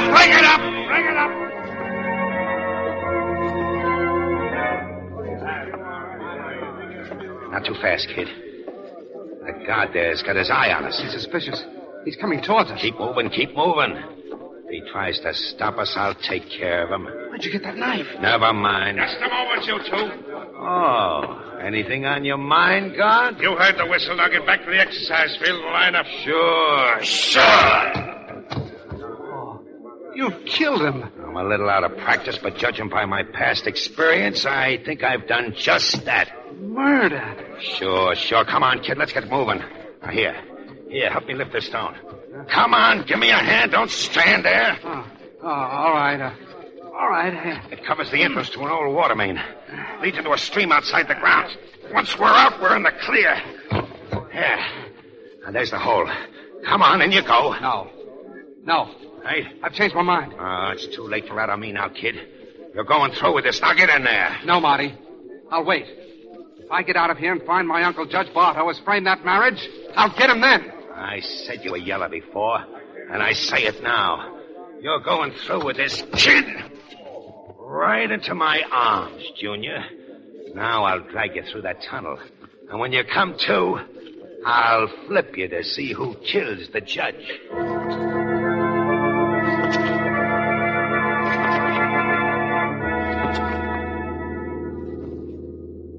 The two convicts who today escaped from the state prison through an abandoned water main after having killed a guard have not yet been apprehended.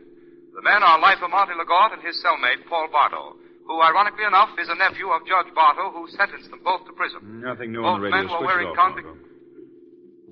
And there it is, Margot. That's the reason for the urgent phone call from Edwin to come to Cliff House. Why, on account of the prison break? Uh-huh. They fear that Paul has broken out to avenge himself on his uncle, Judge Bartow. I'm inclined to believe that all three secretly fear that they're in for danger. All three, Lamont. Judge Bartow, his ward Peggy Sanders, and Paul's stepbrother Edwin. You know, Margot, this whole business puzzles me. I knew Paul Bartow before he was sent to prison. He's not a killer. Not the criminal type at all. Well, Lamont, wasn't there some talk at the time of his trial that his uncle deliberately sent him up to prison to get him out of the way? But even so, I still can't believe Paul would do anything to his uncle. Well, from a little bit I've seen of dear old uncle, I figured him to be rather an unpleasant person. Well, perhaps a better word would be hasty, Margot. You see, 5 years ago, his verdict against Paul on the embezzlement charge was, I don't know, somebody right up ahead signaling with a flashlight for us to stop. Well, do you think we'd better, Lamont, at this time of night? Oh, don't worry, Margot. That you, Lamont? Yes? Oh, hello, Edwin. Edwin, Paul's stepbrother? Right. Good to see you, Lamont. Hello, Margot. Hello, Edwin. Lamont, Paul is up at the house now. Oh, I see. Is your uncle in the house, too? Yes, Uncle John is there with Peggy. Oh, how is Peggy? I haven't seen her lately. She's fine, Margot. Lamont, things are very serious. Paul has accused Uncle John of trying to force Peggy to marry me. Of course, that's ridiculous. Well, knowing your uncle as I do... Well, Lamont, you know me, too. Think I'm the kind of a man who'd double-cross someone I like as much as I do Paul? Believe me, Peggy loves me now. Even if Paul never had been sent to prison, she'd still love me. I see. But Paul doesn't understand that. Well, if that's true, it shouldn't be hard to make him understand it. Margot, 4.5 years of prison can do a great deal to warp a man. Just what did you want me to come here for, Edwin? Well, I thought that you could reason with him, Lamont. You could persuade him to go back to prison and finish his term. That's a big order. You can do it, Lamont. He knows you and he respects you. Well, I'll see what I can do, but meanwhile, Edwin, what about Monty Legault? Who? Paul's cellmate who made the break with him. Oh, I don't know anything about that. As a matter of fact, Lamont, I haven't spoken directly to Paul. I've just heard him talking to Uncle John in the library. Well, let's get up to the house, Edwin. See what we can do about this problem of yours.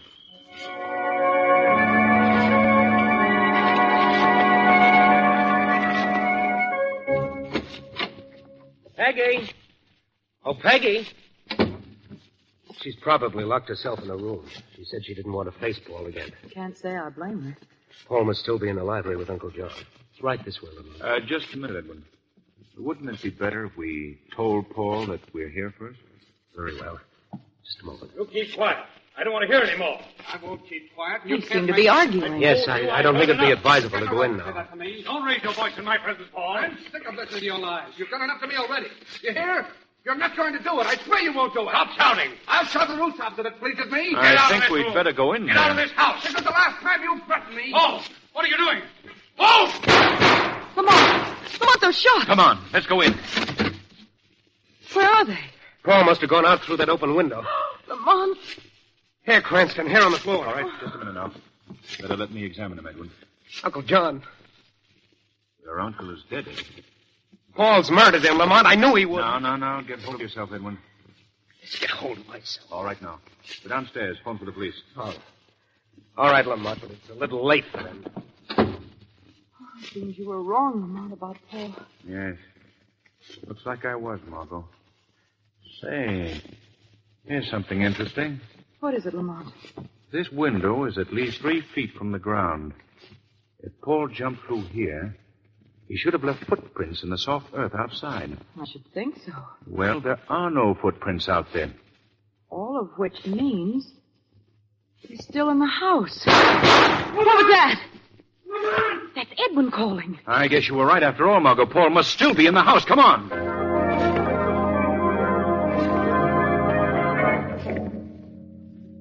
Thought you'd never find me way down here in the cellar. You all right, Edwin? Yes, I'm all right now. Well, what happened, Edwin? Paul tried to kill me. As I was calling the police, I heard a sound down here in the cellar, and I came down to investigate. Paul fired at me. Well, where is he now? I don't know. He could have escaped by that open window there. Well, Edwin, I'm convinced now that your stepbrother, Paul... Oh! Down, both of you. He's still here. Lamont, you've been shot. I'm all right, Margot. I'm all right. Lamont! He's dead. Paul's killed him.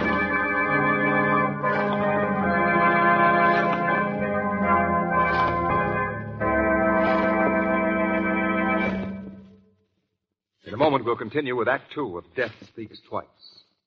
You've heard the phrase, too little and too late. Did you ever think that might apply to you in the matter of heating your home? Too little coal on hand and the need realized too late. Don't let that happen to you. Shift the problem right now to the shoulders of your blue coal dealer. Get in touch with him. Tell him how much coal you have on hand and let him estimate what you'll need and take care of that need now. Blue coal, you know, is especially efficient because it's prepared particularly for home heating.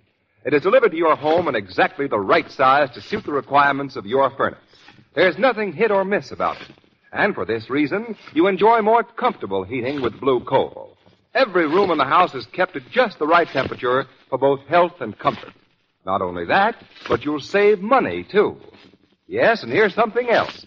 With the addition of the Blue Coal automatic heat regulator, you'll also find you save time and effort in heating your home.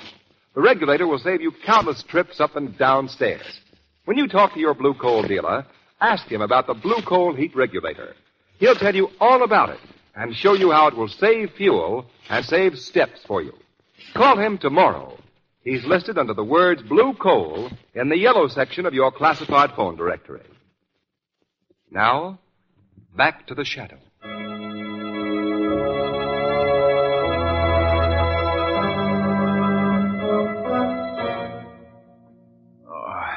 Now just lie still, Lamont. Where's Edwin? Is he all right? Yes, he's going to get the doctor. And Paul? He's escaped. How did I get up here? Edwin carried you up here to Peggy's room. Oh. What's that? Sounds like it's coming from that closet. I'll see. No, don't try to get up, Lamont. I'm all right, Margot. Lamont, please. Oh. It's Peggy. Here, quick, Margot. Untie her. Take that gag out of her mouth. All right. Wait a minute now. Let's see if I can get this untied. There. Oh, Lamont. Margot. Oh, thank heavens. Lamont, she's going to faint. Here, Peggy, may I? No. I'm all right now. You, Lamont, you've been shot. It's nothing, Peggy. Just a flesh wound. How did it happen? Paul fired at him. Oh, no. No, Yes, Peggy, I think he did. I was afraid. Oh, Peggy, you better sit down. Thank you. Yeah, no. How do you feel? Well enough to tell us what happened? I don't remember much. I was downstairs. There was a knock at the door. When I opened it, Paul was standing there. And another man. An ugly, terrible-looking man. Did Paul call this man's name? I don't remember. Marty LaGorte? I don't think he called him by name, Margot. Paul asked where Uncle was. He was acting so strangely. He hardly recognized me. I was afraid to tell him, but he hurried Uncle in the library and forced his way in. Did this other man go with him? No, he didn't. He clamped his hand over my mouth and started choking me. I guess I must have fainted because that's all I remember until you found me in the closet. Well, Peggy, did you know that your uncle was murdered? No. No, that can't be. Who would want it? It wasn't Paul. No. No, it couldn't have been Paul. You hear me?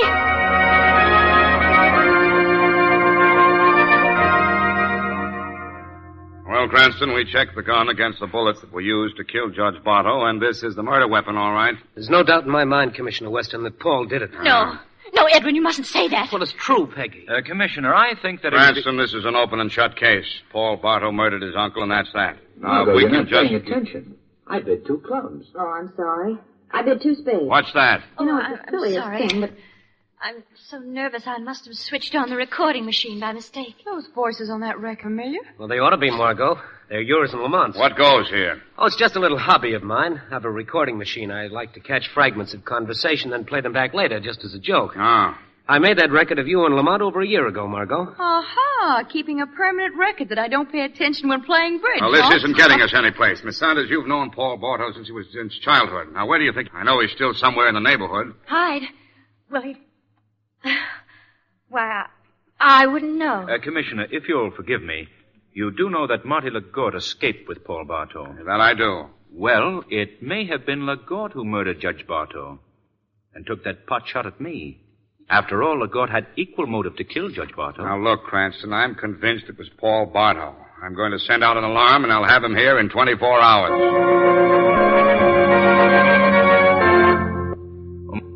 Margot, keep watch at that window, will you, please?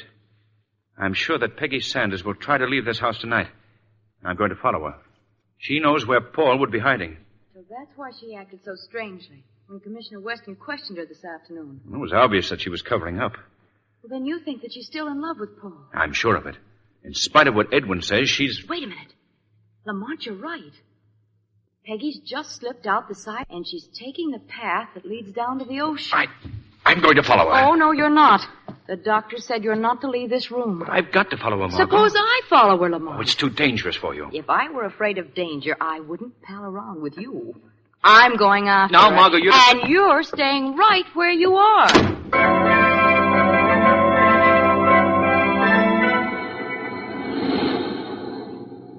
You know, Marty, my head hurts. I told you, Paul, you heard it when you fell down. How did we get here? You brought me here. Funny, I don't remember anything after we made that prison break. Funny, though, this place. It's a cave. This cave and this beach look very familiar. Yeah, they ought to. You grew up around here. Back up there in the cliff is your uncle's house. Oh. I remember now. Peggy and I used to play here when we were kids. Hey, now look, we haven't eaten for 17 hours. I'm going to go and get us some grub. Oh, they'll spot you in a minute in those prison clothes. Not if I stay out of sight. I'll be back in an hour. Huh? Oh, my head hurts. Everything's so jumbled up.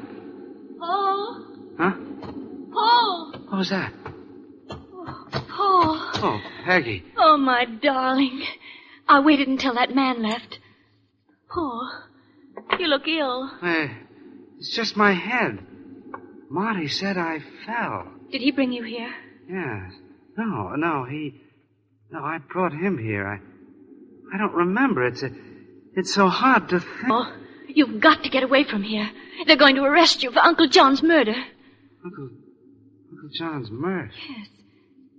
I don't remember. I wanted to. He was forcing me. Paul, did you kill him? I don't know, Peggy. Maybe I did. Who's that? Who did you bring with you? Why, I didn't bring... Margot Lane, you followed me here. Peggy, forgive me for spying on you, but I want to help you. You can help me by not mentioning this to anyone. Well, what will you do? I'm going to help Paul get away from the police. Oh, running away won't help. He'll be caught eventually. She's right, Peg.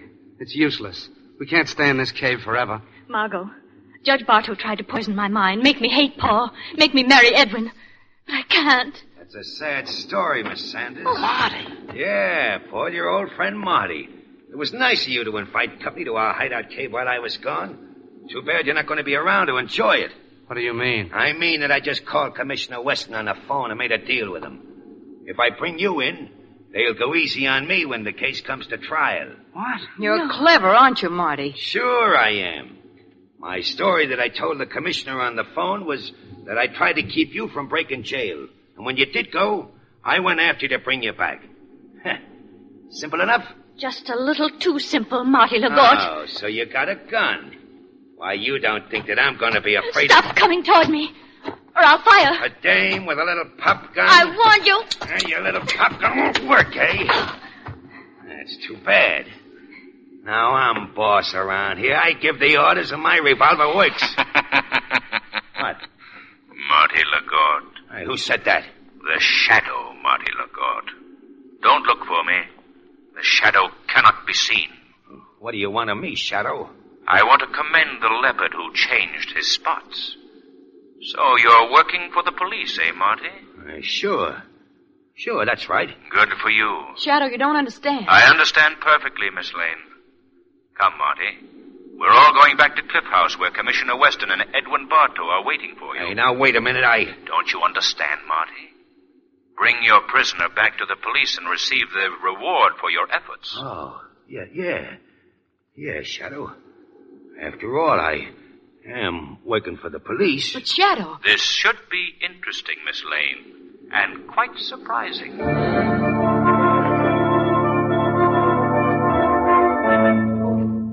Marty Lagarde promised that he'd be here in 15 minutes. And he said he was bringing Paul with him? Yeah, I don't get it. Here's this lifer, Marty Lagarde, turning straight and helping the police. All right, get in there, you. Well, Marty, I see you brought Paul Bartow with you and Miss Lane and Miss Saunders. Commissioner, here's your prisoner. Why don't you say something, Paul? Defend yourself. Oh, what's the use, Peg? I haven't a chance. Not a chance, Paul Bartow. The law gives every man a chance. Shadow, what are you doing here? The Shadow? Thought I might be of some assistance, Commissioner. Well, you're too late. I've already solved this crime. Sure of that, are you? I've got a corpse, witnesses, and the murderer. What more do you want? Who is the murderer? This fella here, Paul Bartow. That's where you're wrong, Commissioner. Now listen, Shadow, this is an open and shut case. I agree with you. You do? Well, that's very nice. You agree. The murderer is right in this room. But he isn't Paul Bartow. Now look, Shadow, my witnesses heard Paul Bartow threaten to shoot his uncle, and they heard the shots. Did it sound like this? I'm sick of listening to your lies. You've done enough to me already, do you hear? You're not going to do it. I swear you won't do it. Stop shouting. Turn that off. Turn it off. Shout to the rooftops if it pleases me. You can't stop me. Get out of this room. Get out of this house. This is the last time you'll threaten me. Paul, what are you doing? Paul! Is that what your witness heard, Commissioner? What was that? A recording. Played from that loudspeaker concealed in the wall. A recording that was devised by the real murderer, Edwin Bartow, to make his stepbrother Paul look guilty. No, I don't know anything about it. Edwin, with the aid of his accomplice, Marty Lagarde. Edwin, you... Stop Lagarde, Commissioner. He's trying to get away. Stop or I'll fire. I kill him? No, Commissioner. He'll live to pay his debt to society.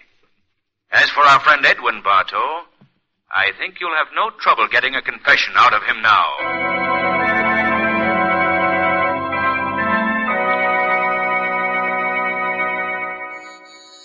Coming. Oh, Lamont, come in. Thank you. Well? Good news, Margot. Edwin Bartow confessed to everything, even the embezzlement. Marty Lagarde confessed to killing the prison guard and attempting to kill me in the cellar that night. Paul will be a free man any day now. And Peggy was at police headquarters this morning.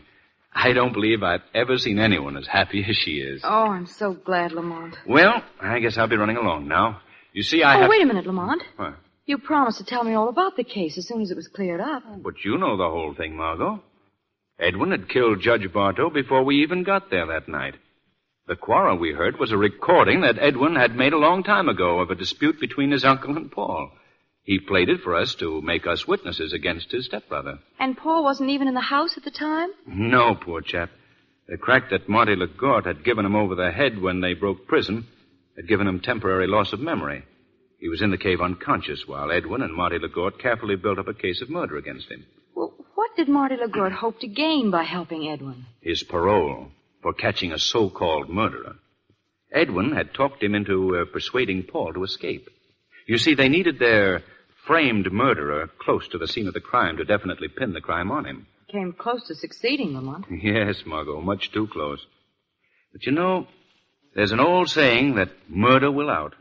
No matter how cunningly planned or brilliantly executed, murder has a way of pointing to the guilty one and demanding payment.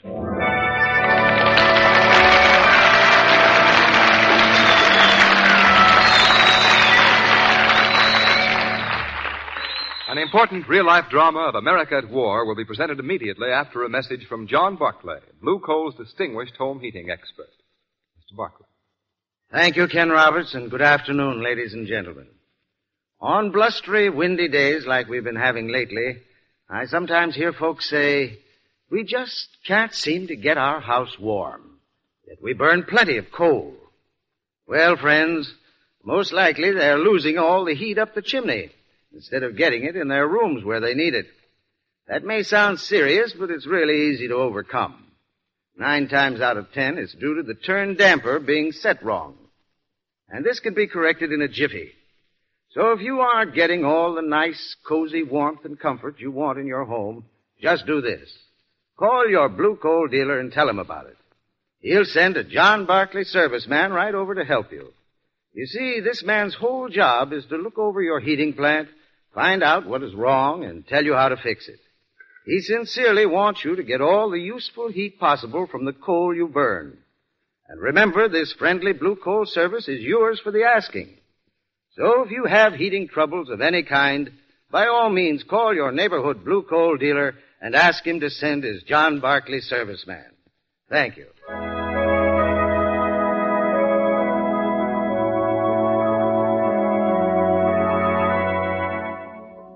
The Shadow program is based on a story copyrighted by Street and Smith Publications.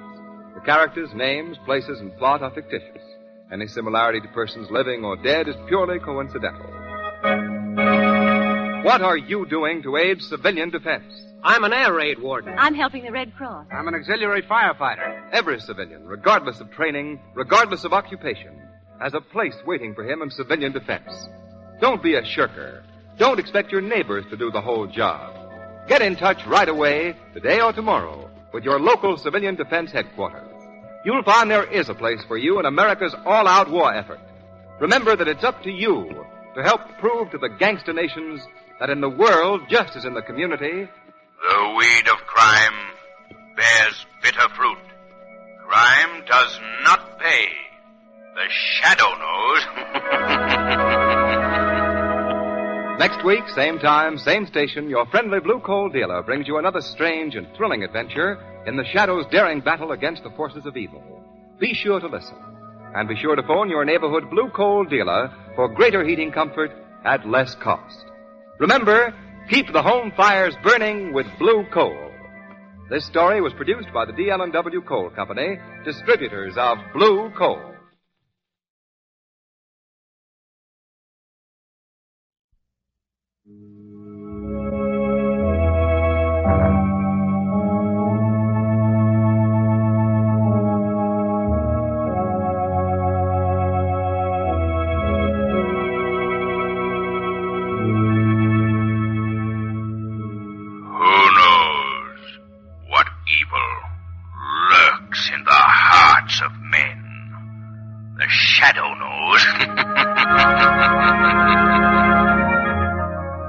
Adventures of the Shadow are on the air, brought to you each week at this time by your neighborhood blue coal dealer. These dramatizations are designed to demonstrate forcibly to old and young alike that crime does not pay.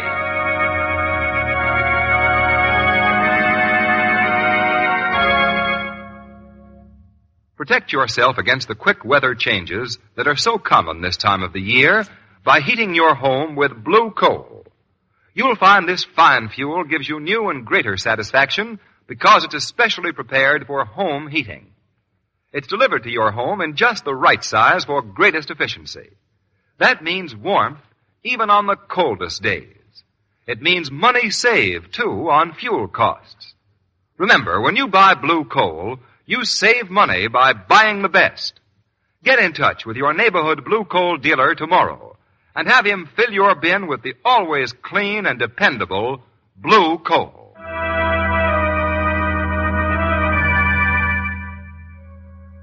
The Shadow, mysterious character who aids the forces of law and order, is in reality Lamont Cranston, wealthy young man about town. Several years ago in the Orient, Cranston learned a strange and mysterious secret. The secret of hypnotic power to cloud men's minds so that they cannot see him. Cranston's friend and companion, the lovely Margot Lane, is the only person who knows to whom the voice of the invisible Shadow belongs. Today's drama, Death Gives an Encore.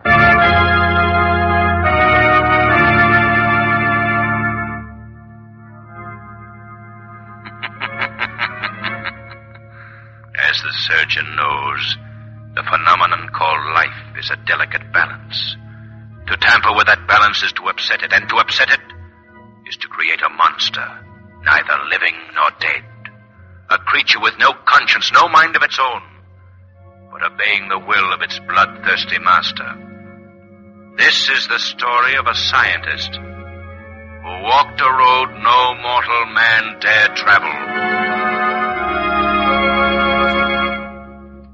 And in conclusion, gentlemen of the Biologist Society, may I say that I have actually seen cases of this living surgery in the Orient. I have seen whole parts of bodies transplanted successfully. Vital organs removed from one person and grafted onto another.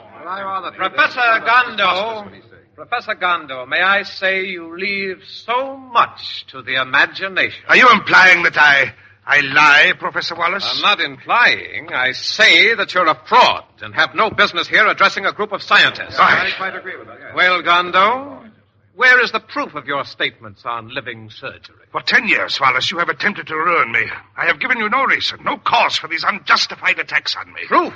Where's your proof? You have seen my collection of photographs of actual cases. Fakes, every one of them. You'll pay for this, Professor Wallace. I might add that you're a much better photographer than you are a man of science.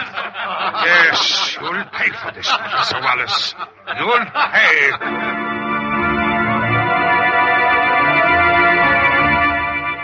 Read all about it. Knifer Williams dies tonight in chair. Knifer Williams to be executed tonight. Read all about it. This is the end of the road for you, Williams. Have you any last words? Any last request? Yeah, Warden. Free my hands and give me a knife. I see, Williams. Still unrepentant. May the Lord see fit to pardon your sins. All right.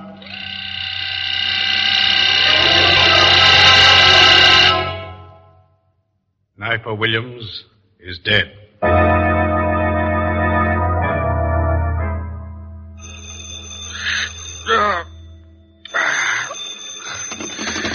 Hello. Commissioner Weston speaking. Hello, Commissioner Weston. This is Warden Sloan of the State Prison speaking. Yes, Warden, yes. Commissioner Knifer Williams' body was placed in the prison morgue and... Did you call me at 4 o'clock in the morning to tell me that? No, sir. What then? His hands, Commissioner. His hands have been amputated. Amputated? They're missing. Good Lord, missing. Why? I don't know, sir. It looks like the job of a skilled surgeon. In some way, someone got into the morgue and mutilated Williams' body.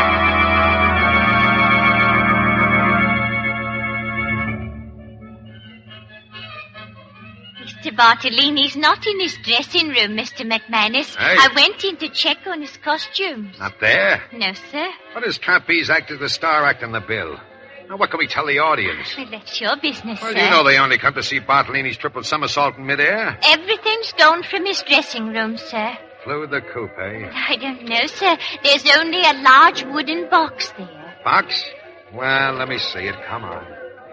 You know, Mr. McManus, I have a strange feeling about this. There's been a man... Oh, here it is, Mr. McManus. Sort of looks like a small coffin, don't it? Yeah, it does. I'm going to open that box. Oh, wait a minute. What's this? There's a note attached to the side. It says, Bartolini won't need these anymore. It's unsigned. I don't get it. Open the box. All right. Oh! Just his arms. Bartolini's 2 arms in the box. Amputated at the shoulder.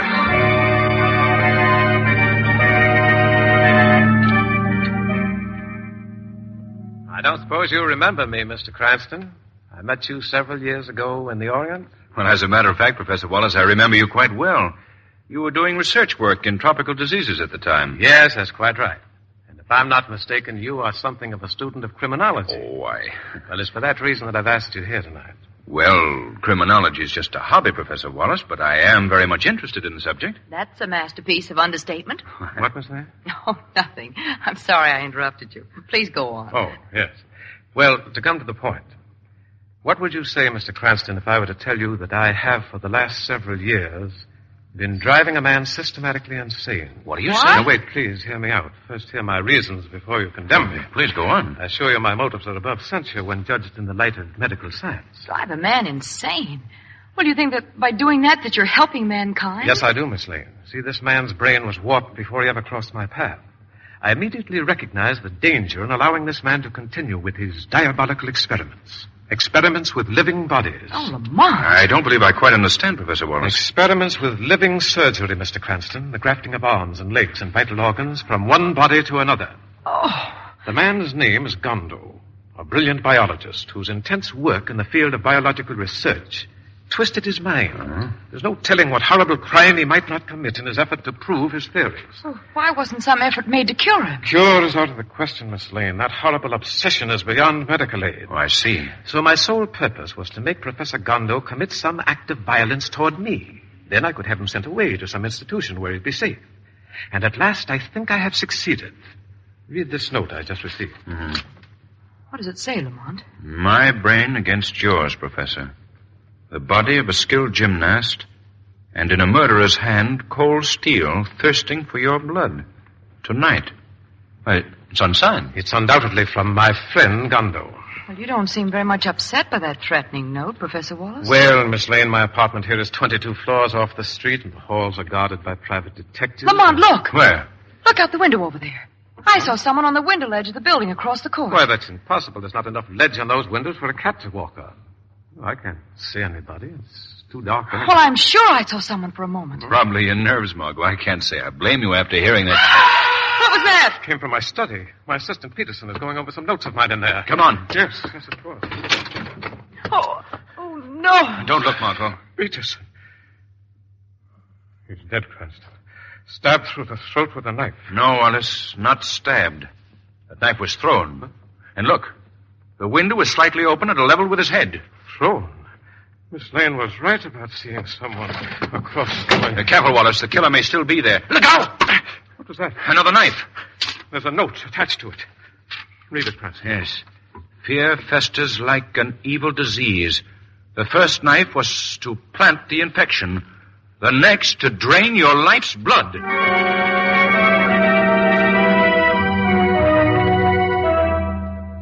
Right, Cardona. Call me back here at Professor Wallace's apartment. Well, Commissioner? It seems Miss Lane was right about seeing somebody across this court. My men have found a good set of fingerprints on the ledge of that window across there. Uh-huh. They're checking through the files now. We were sure of that before you found the prints, Commissioner. Of course, Valdemir Gonda's fingerprints. And how do you know this guy Gondo sent Professor Wallace the note? It wasn't signed. He threatened me before. Oh, wait. Step by step, Professor. Step by step. Now, while you're all sitting in here, Miss Lane sees somebody across the court. 20-some stories off the street and hanging on the ledge. Hanging on a ledge, mind you, like a fool monkey. Why, it'd have to be another Bartolini to do that. Bartolini? Yes, that's the name I was trying to remember. Bartolini, the great trapeze performer. So you think it's Bartolini, huh? It could have been, Commissioner. Yeah, could have been, Miss Lane. However, it seems that somebody bumped Mr. Bartolini off some 3 weeks ago. Yes, that's it. And sent his arms back in a box. That mutilation slaying, do you remember it, Professor Wallace? Yes, his arms were severed at the shoulder. The rest of his body hasn't been found. Cranston, do you think there's a possibility that Gondo succeeded in his experiments? Wait, I'll answer. It's probably from me. Hello? Yes, speaking. Oh, yes, Cardona. You checked the prints, huh? Right. Well, whose are they? Whose? Check them again. You heard me check them again, and if you give me the same answer, you're fired. Ridiculous. Whose fingerprints were they, Commissioner? Dopes. I'm going to clean out that whole fingerprint department. Whose prints were they? He said they were Knifer Williams' prints. And Knifer Williams died in the electric chair 4 weeks ago.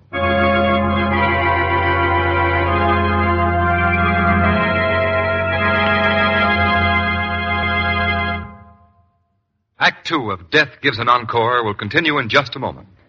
Meanwhile, here's a reminder to get in touch with your blue coal dealer so you'll be prepared for anything the weatherman has in store for you. You can keep your home at just exactly the temperature you want with blue coal. Comfortably warm and yet not too hot, because blue coal burns evenly and smoothly. In fact, this superior home fuel is especially prepared, sized, and carefully graded for home use. Yes, it fits the requirements of your furnace. It's tailor-made for your home. That's why you're sure of complete satisfaction when you heat with blue coal. You not only get comfortable, dependable warmth, but besides that, this tested superior home fuel is a money saver. It burns so efficiently that you enjoy real economy with blue coal. Get in touch with your neighborhood blue coal dealer tomorrow. He's listed under the words blue coal in the yellow section of your classified phone directory. Now here's a special announcement about the Mystic Shadow Ring. This is an exotic white ring that holds light and afterward glows weirdly in the darkness. You can get this ring simply by sending 10 cents with your name and address to The Shadow, Post Office Box 5, Madison Square Station, New York City. Send in right away for your Mystic Shadow Ring. Now, back to The Shadow.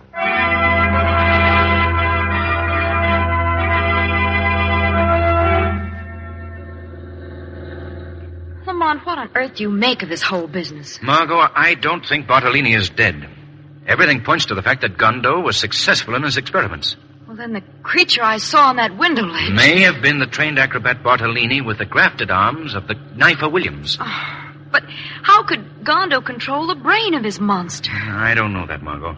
But the Shadow is going to interview Professor Gondo in his laboratory. Perhaps he will find the answer there.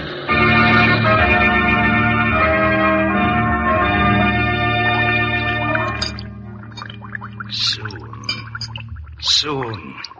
Proof you wanted, eh? Well, proof you shall have. Professor Gondo. What? I heard something. There's nobody here. You're wrong, Professor Gondo. The Shadow is also here. Where? Where? I don't see anyone. The Shadow cannot be seen by your eyes. Why did you come here? I want to know about your experiments in living surgery. Living surgery? Why do you want to know? An attempt was made on the life of Professor Wallace tonight. You are under suspicion. Suspicion? Do you admit, Professor Gondo? I do not admit anything, Shadow. But I can tell you frankly, I would like to see him dead. I hate him. And you tried to kill him? No. No, Shadow. If I were to kill Professor Wallace, mind you, I say if, it would be with these two hands. And not the hands of Knifer Williams grafted to the body of Bartolini, grafted by you as an instrument of your revenge? You speak in riddles, Shadow. I do not understand. Perhaps you find it convenient not to understand, Gondo. What's that? Someone is tapping on my window. Gondo, stay away from that window. I must see what it is. There is no one here. Come away from that window. Gondo. Dead. Killed by a thrown knife.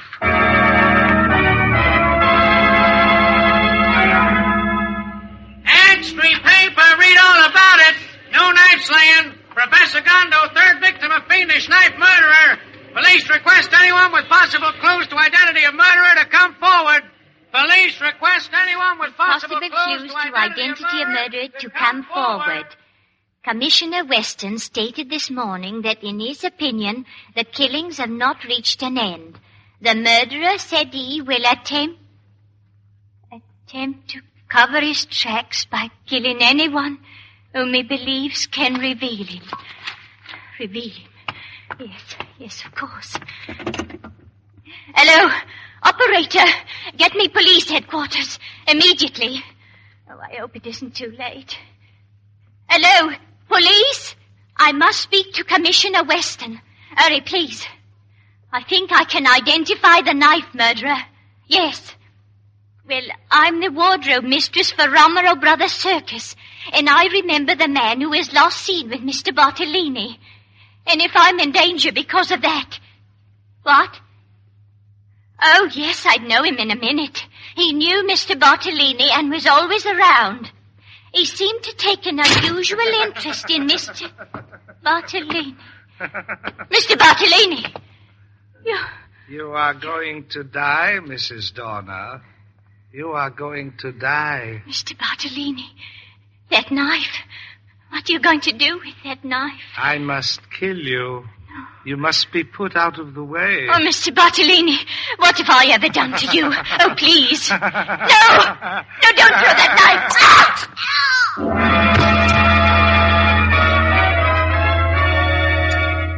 I tell you, Cranston, I was talking to the woman on the phone when it happened. She was just going to give me a description of the murderer when she met her death, a knife in her throat. What I can't understand is her calling out Bartolini's name. Bartolini? Well, Lamont, then you were right about his not being dead. Begins to look that way, Margot. Not dead. Bartolini's amputated arms were sent back in a box. That doesn't necessarily mean that he's dead, Now, Commissioner. don't try to tell me my business. I say that there have been 4 murders. Bartolini, Peterson, Gondo, and now Mrs. Dorner, the wardrobe mistress at the circus. You're leaving out something very important, Commissioner. Yeah? You fascinate me, my amateur sleuth. What is it? Not it, Commissioner. Knifer Williams. Knifer Williams was executed 4 weeks before Peterson was murdered. Fingerprints don't lie, Commissioner. Well, somebody is. Have you ever heard of living surgery, Commissioner? Look, Cranston, Professor Wallace told me all about that business of grafting arms and legs from one person to another. He says it's the bunk. Still doesn't believe it, eh? Of course not. Tell me, Commissioner, since Gondo's death, has Professor Wallace asked you to have the police guard removed? Yes, he just called about an hour ago and said he wouldn't need them anymore. And you called them off? Certainly. Why shouldn't I? Because, Commissioner, I have reason to believe that the murderer will strike again tonight.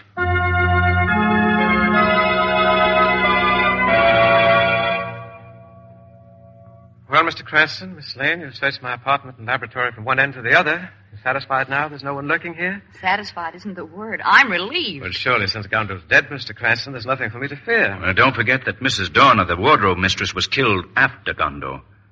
And by the same murderer. I can't help admiring your bravery, Professor Wallace. But aren't you overlooking the facts? Yes, that is quite true. In the mind of this monster, the hypnotic thought may still be implanted to murder you. Yes, that's very true, Mr. Cranston. Well, in that event, is there anything else here in my apartment you'd care to examine? Any place where the killer may be hiding? Well, come to think of it, I did notice a fire escape off one of the back rooms. Do you mind if I look it over? No, please, go right ahead. Wait here, Margot. I'll be back in a few minutes. All right, Lamont. Don't be gone too long. I will. It's a very clever young man, Miss Lane. Very clever. Well, he has a way of tracking down a criminal, no matter how brilliant or how cunning. Yes, I suspected as much. You'll pardon me, Miss Lane, but I've been looking at your hands. You're a musician, aren't you? Well, I play the piano after a fashion. Just after a fashion? Well, that's too bad. With your hands, you should play magnificently. Yes? Well, thank you. Well, don't thank me yet. What do you mean? I'm going to give you the name of a very fine piano teacher. See, I think I have his card right here in the desk. Oh, sure, I have it someplace. Oh, hello, look at this. Well, what a strange-looking bottle. It's carved jade, isn't it? Yes, I picked it up in my travels in the Orient. Contains a very rare and exotic perfume. I'd forgotten all about it. It must have been in the drawer here. Here. It's yours. Oh, no, I couldn't accept please, it. I insist. I haven't any use for it. You may find it very interesting. Well, how nice. Thank you very much. Smell it. It has a very delicate, very wonderful scent. It's wonderful. It's wonderful. I neglected to tell you, my dear Miss Lane, that it is a powerful hypnotic drug as well. Now, Miss Lane, you're going to aid me. Yes, aid me to get rid of your friend Lamont Cranston. Now listen to me and obey. You must obey every command. Yes. Yes, I must obey. Good, the drug is working well. Now to release my killer. See, I press the button, and the panel slides open. Your clever friend Cranston overlooked that when he searched this apartment. Bartolini, come. I've another little job for you. I hear you, Master. Good. Now for the final ironical touch, the final sardonic gesture. Miss Lane, you will send this monster after Lamont Cranston. No. You will command him to destroy him. No. Command him. You will go to the fire escape. Yes. You will find a knife in your hand. Yes, the knife. Then you will kill him. You will kill him. Good. Hear your orders, Bartolini? I hear. Then carry them out. Yes, Master. Do you think you could escape punishment for your crimes, Professor Wallace? What? Who said that? The shadow, Professor Wallace. You can't see me because I've cast a hypnotic mist over your mind. Shadow? It was a brilliant plan of yours, Wallace, to accuse Gondo of the murders, to make it appear that he was the creator of this monster, with the body of Bartolini and the arms of Knifer Williams, when it was you. Then to make it look as if you were the target of the attack rather than the attacker. And now you know, Shadow. I ordered my killer here to murder Gondo, and Peterson, and then Mrs. Dorner. Yes, my tracks are well covered, too. Not well enough to deceive the Shadow. Don't you understand, Shadow? You are to be the last link in the chain, the last one to die. Professor Wallace, this is the end of your criminal career. Let's drop this pretense, Mr. Cranston. Cranston? Yes, I can see you quite well. You forget that I, too, know something of hypnosis. You're my prisoner. You're going to die along with your friend Miss Lane here. All except her hands, which I shall use again. So, it is to be a contest between the power of darkness and light, Professor Wallace. And the dark shall win, Mr. Cranston. I'll make the first move in our mental chess game. Bartolini, grab her. Hold her. Yes, Master. Margot. There, Master. I've got her. Margot. Make one move and she dies, Mr. Cranston. Up on the window ledge with her, Bartolini. Yes, Master. You see how helpless you are, Shadow? One move from you and I'll order Bartolini to plunge from that window with her. 22 stories to the street. Bartolini, come down from that ledge. There's a cloud over your mind. This man is evil. He is made to do evil things. Who speaks to me? I speak to you, your master. I command you to hear only my voice. Yes. Obey only my commands. Yes. Bartolini, Yes. listen to me. You are a man, not a slave. I speak to the man, Bartolini. Not to the monster created by Professor Wallace. Bartolini. Rebel. Rebel against him. Yes. Yes, I will try. No. Try. No, you cannot disobey me. I will help you, Bartolini. Come down from that ledge. Yes. Put Miss Lane Yes. down safely. Yes, I must fight. No, Bartolini. Yes, I will put her down safely, Shadow. Bartolini! I have broken your power over his mind, Wallace. The power of good wind. Not yet, Shadow. You may control his mind, but the hands of Knifer Williams will act for me. Bartolini, the knife. The knife in the hands of the knifer. Kill the Shadow. You can see him. Throw your knife. Yes, a knife in my hands. But these are not my hands. They feel strange to me. Kill him, As if Bartolini. they had a life of their own. Kill him. The Shadow can be seen by you. I can't see anything but you. You taught me to use these hands to kill. Now I use them to kill you. No, don't throw that knife. Stop, Bartolini. No! I've killed him. These hands have killed him. Bartolini, listen to me. No, I have no control over them. They don't belong to me. They're killer's hands. I must get away. I am Bartolini, the great trapeze artist. Bartolini. I can escape. Stay away from that ledge. Escape. Look out. You're Escape. 22 stories above the street.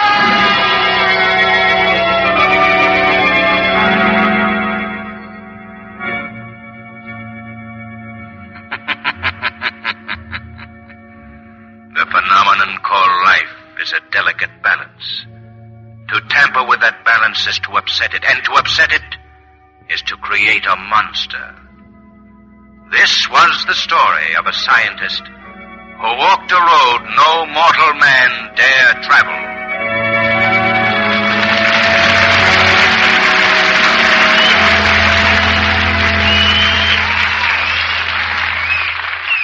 In just a moment, we'll bring you a special feature of America at War. But first, we present John Barclay, Blue Coal's home heating expert. Mr. Barclay. Thank you, Ken Roberts, and good afternoon, ladies and gentlemen. Most of you folks drive cars, I take it. But I'll wager that you wouldn't think of driving any car unless you were sure the accelerator and brakes were in good operating condition. That's common sense, because they control the speed of the car. Well, in heating your home, the dampers on your furnace should be operated correctly, for these dampers control the burning speed of your fire. So if you aren't sure how to set the dampers for best results, and if you're not getting your money's worth in real heating comfort, call your neighborhood Blue Coal dealer. He'll be glad to send his John Barclay serviceman around to inspect your furnace. And remember, friends, this man has been trained in economical home heating. He'll look your furnace over and tell you frankly if adjustments are needed to improve its operation. What's more, he'll show you how to regulate your dampers properly. You see, he is genuinely interested in your getting satisfactory results and using the smallest possible amount of fuel. And folks, this is an exclusive Blue Coal service. If you have any heating problem, call your friendly neighborhood Blue Coal dealer. You will find him courteous and anxious to cooperate. I thank you.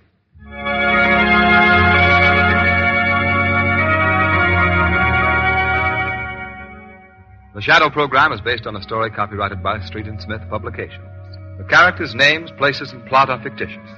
Any similarity to persons living or dead is purely coincidental.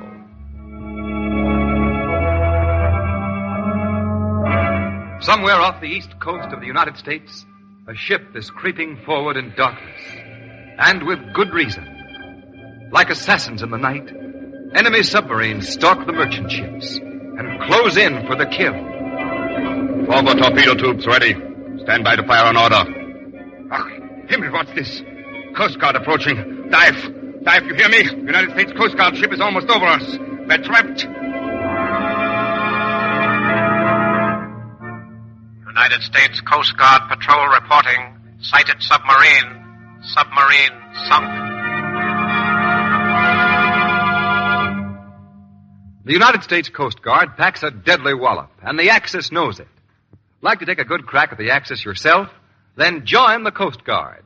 You'll have plenty of action, plenty of thrills, and the sure knowledge that you're doing your bit for your country in the front lines of defense. If you are qualified as a machinist, carpenter, cook, or yeoman, you may get immediate petty officer rating. See your nearest Coast Guard recruiting station right away. Teach the Axis that for nations just as for men, the weed of crime bears bitter fruit. Crime does not pay. The shadow knows.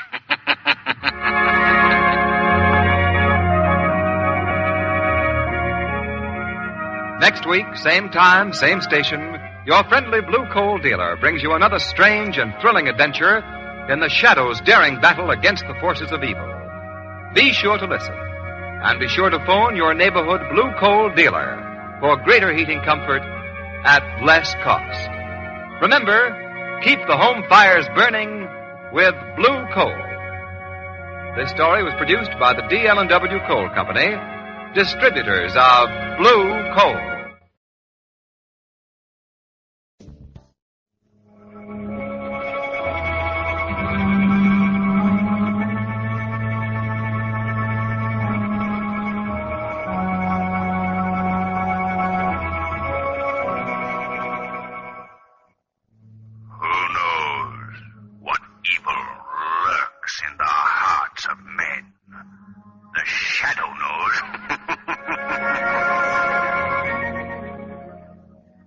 Adventures of the Shadow are on the air, brought to you each week at this time by your neighborhood blue coal dealer. These dramatizations are designed to demonstrate forcibly to old and young alike that crime does not pay. The Shadow, mysterious character who aids the forces of law and order, is in reality Lamont Cranston, wealthy young man about town. Several years ago in the Orient, Cranston learned a strange and mysterious secret. The secret of hypnotic power to cloud men's minds so that they cannot see him.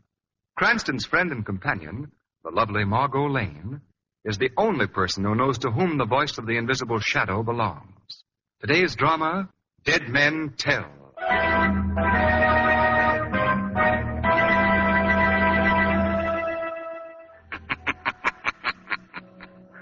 That everlasting sleep, that bourne from which no traveler ever returns, that eternal rest called death. How often men have attempted to close the mouth of the accuser, seal their lips forever, and how often have they failed? For dead men, in spite of the legend, do tell. Yes, they speak and point with a bony, fleshless finger at their murderers. Sign right here, Matley, right on the dotted line. No, I won't do it. You like living, Johnny. Either you pay up or it's spring some flowers for you. Okay, let go of me. I'll sign. That's better. But this notice of $50,000. Yeah. I only owe you $10,000. Just a little interest, Johnny boy. Just a little interest to keep me happy till your old man dies and leaves his dough to you. I gotta have something extra for waiting, don't I? Go ahead, sign. All right. Now remember, this is a little business between you and me. One word from you to your old man about this, and, I collect my money that much sooner. You get it? Now get out. Okay. All right, he's gone. You can come out. Get it, Max? Sure, he got it, Julie. Where is it? Here. Read what the paper says, Julie. I promised to pay Max Murko the sum of $50,000. 50? When, Max? When his old man dies and leaves it to him. And you let him get away with this? His old man is good for 20 years yet. Yeah, but will he live that long? That's the question. Now listen, Michael. My cut of that 10 grand was $2,500. I want it now. And I say you can get it. I'll get it or I'll... You'll what, Julie? You killed him. Yeah. Let that be a lesson to you, Gloria. Max Marco does things his own way.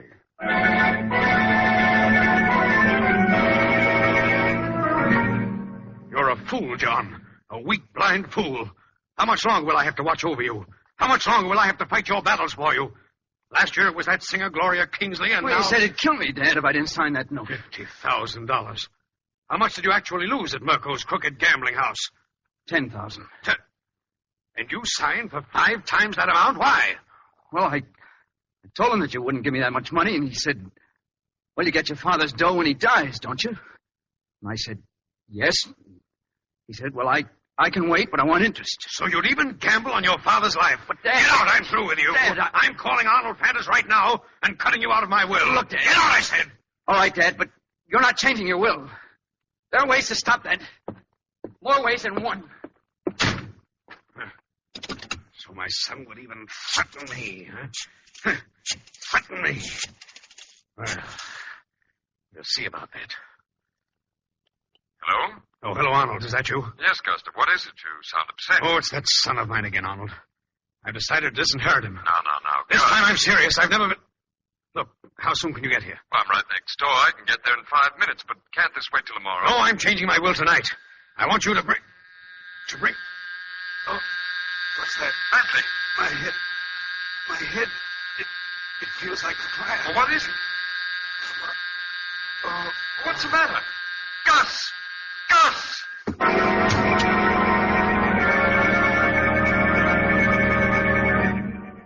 Well, you know how it is, Cranston. Here today, gone tomorrow was just one of those things. Who is he, Commissioner? Gustav Matley. The broker? Yeah. Well, isn't he the man whose son got so mixed up in that scandal last year, breach of promise and all that? Yes, that's right, Lamont. Nightclub singer, wasn't she? Gloria... Gloria Kingsley. That's right, Gloria Kingsley. Yes. And if I remember correctly, that wasn't the first time that John Matley has been in trouble. Always had his father to buy his way out of scrapes. All of which means... that the father's death looks very suspicious. Hold on to your hats, boys. Here we go again. Now, look, Cranston, there were no marks of violence on Gustav Matley's body. Medical examiner says there was no evidence of poison, no foul play, and you're making a murder out of it. Commissioner Weston? Yes? I'm John Matley. Oh, yes. You told me on the phone that you wanted to see me. Yes, Matley. Sit down, boy. Thank you. This is going to be something of a shock to you, but you... My father. It is about my father, isn't it? Yes. He's dead. I knew it. I knew it would happen. You did? You knew it would happen? Well, my father was a very violent man. He flew into such terrible tempers. The doctor warned him that he would die of heart failure someday. Heart failure? Well, it might interest you to know that the medical examiner found no indication of heart failure. No evidence of anything that might have caused your father's death. Oh, what did he die of? That, Mr. Matley, is a mystery. I was just wondering... Huh? Say, what is my office? Grand Central Station? Arnold Fantas. Yes, John. I heard that the police had sent for you, and I came here to help you. I don't want your help. Why, you young... Wait a minute. Where do you two think you are? I'll have no more of this. I'm sorry, Commissioner. You see, I'm Arnold Fantas, the deceased Gustav Matley's attorney. Well, why did you come here, Mr. Fantas? I thought it was my duty to help John defend himself against this murder charge. Murder? What are you talking about? The murder of your father, of course. It's strange that you say that, Mr. Fantas, because as yet the police are not even sure that it was murder.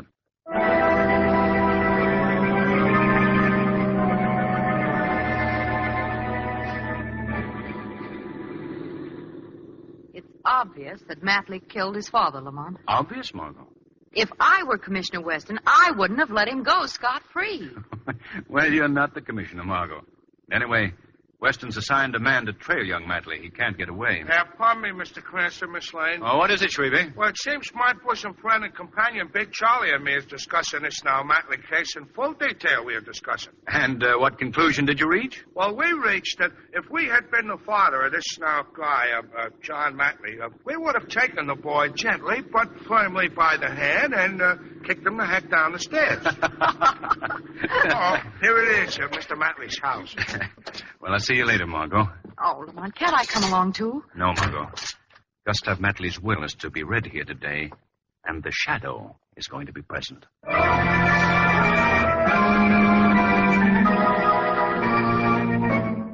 Arnold Fandis will be here any minute now to read the will. You both better go. Oh, no. Don't forget, I got a 50 grand interest in that will, Johnny boy. I stay. Me? What about me, Johnny? You were paid off, Gloria.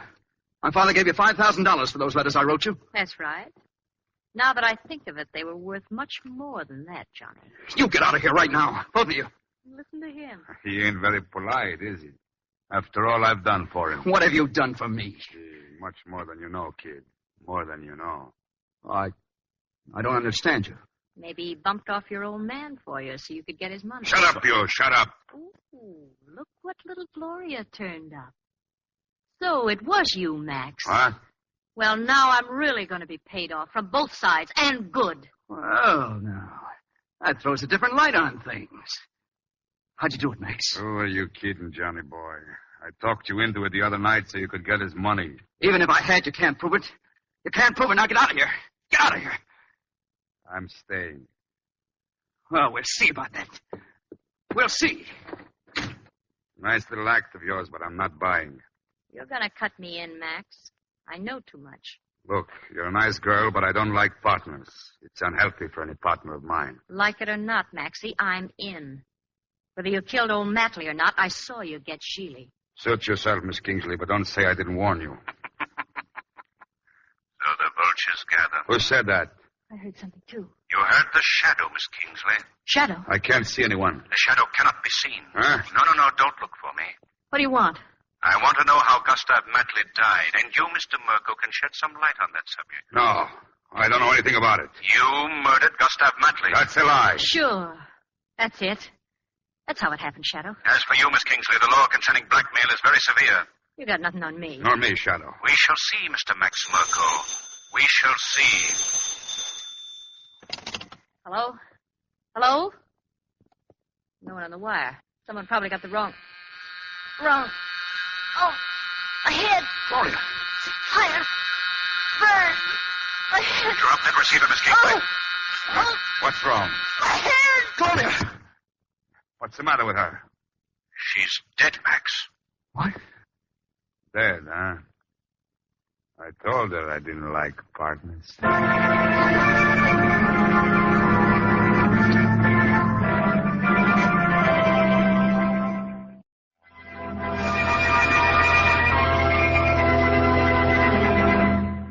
And there it is, Cranston. The telephone people say definitely that the phone had not been tampered with. Well, then why did this Gloria Kingsley die when she picked up the receiver? Commissioner, what sort of an autopsy was performed on the body of Gustav Matley?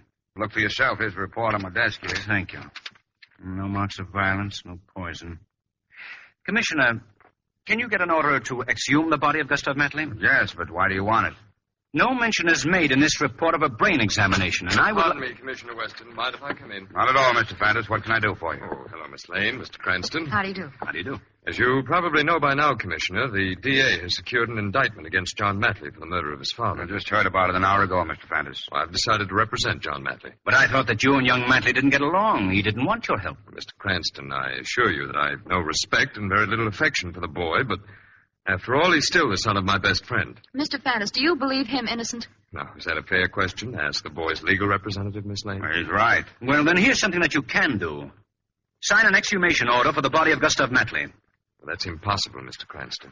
Gustav Matley's body was cremated. Cremated? Who ordered that? I did. It was Gustav Matley's wish.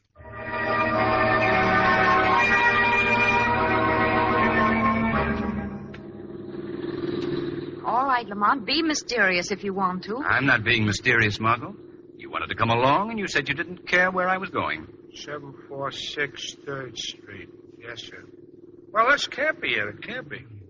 But it is. What are you talking about, Shrevey? Well, you said that we was going to call on a young lady, Mr. Cranston. Young lady? At this time of night? Lamont, who is she? Not a very live number, if you should ask me. This is our undertaking parlor. A what? An undertaking parlor, Margot? The young lady happens to be Gloria Kingsley. But Lamont, she's dead.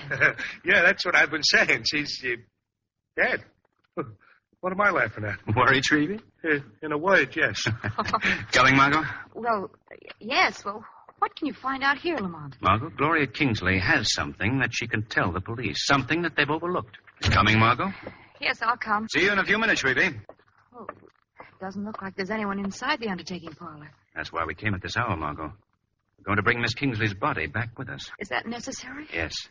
Let's try the door. It shouldn't be locked. I guess undertakers are one group of people who aren't afraid of burglars. Come on. Let's go in. Lamont, I can see a light burning there in the back room. Hardly expected to run into anyone at this hour. Seems to be 2 men back there. Undertakers certainly keep strange hours. I don't think they're the undertakers, Margot. Oh, who are they? I can't quite... Oh, wait. The light's just gone off. They must have heard us. Yeah, they're gone. Come on, Margot. See if you can find the light switch. All right. Wait a minute. Here, I've got it. There. Oh, Lamont. Now, Margot, just the back room of an undertaking parlor, that's all. Yeah, only one coffin here. Gloria Kingsley? Western said her body was sent here. Now, let's open this coffin lid and see what's to be seen. Lamont! It's empty. Our friends are leaving. Come on, Margot. Back to the cab. We're following that car that just pulled away. Why, Lamont? Unless I miss my guess, Gloria Kingsley's body's in it.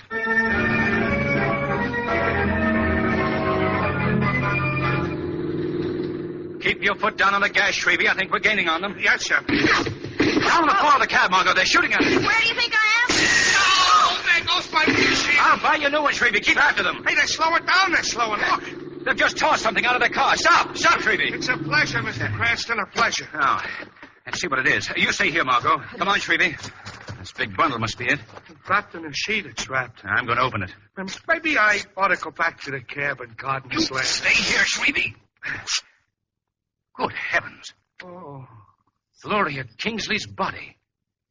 And the head is missing.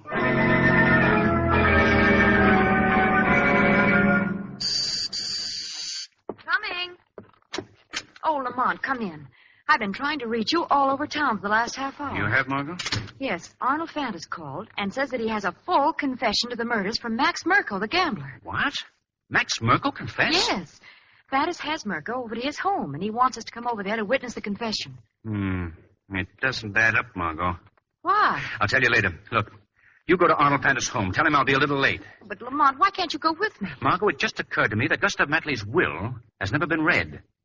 And I have a hunch that the solution to this whole mystery can be found there.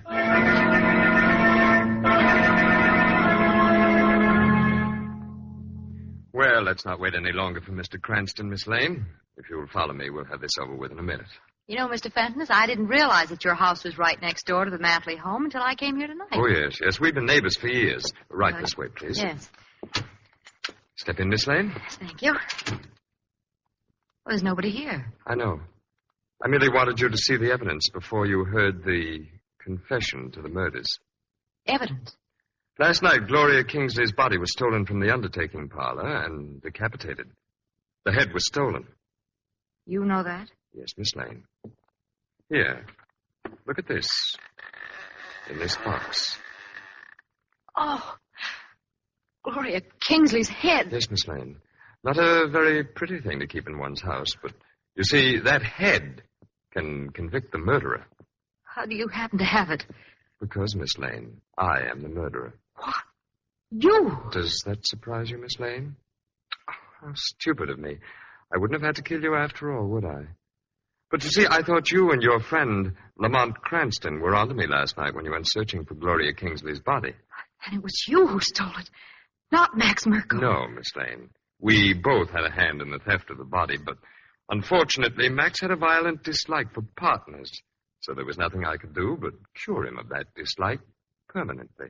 But why do you keep this head? Because locked in it is the solution to the mystery of the deaths of both Gustav Matley, my deceased client, and Gloria Kingsley. You see, the brain is burnt to ashes. Why are you telling me all this? Because you're going to die too, Miss Lane. No. Oh, yes. Yes, it's quite painless. No. Just an unpleasant, burning sensation in your brain. No! No! The door locks automatically, Miss Lane. You can't escape. No. Now for my machine and my little ray of death. You see, you can't escape. My ray can penetrate brick and steel. It can kill up to a distance of 300 feet. That's how I was able to kill Gustav Matley and Gloria Kingsley from my house. My ray was trained on the desk chair in the study of Matley's home. When the phone rang, I knew that whoever answered it would then be sitting in that chair. Simple? Not simple enough for you to escape punishment for your crimes, Arnold Fantas. Shadow. Who said that? Where is that voice? Right beside you, Arnold Fantas. The voice you hear is the voice of the Shadow. The Shadow? So, you murdered your good friend Gustav Matley to keep him from discovering that you had falsified his will, so as to leave everything to you. Yes, Shadow. And in attempting to murder his son, you killed Gloria Kingsley. Yes, now you know. You couldn't have defended young Matley in a court of law, Fantas, and you know it.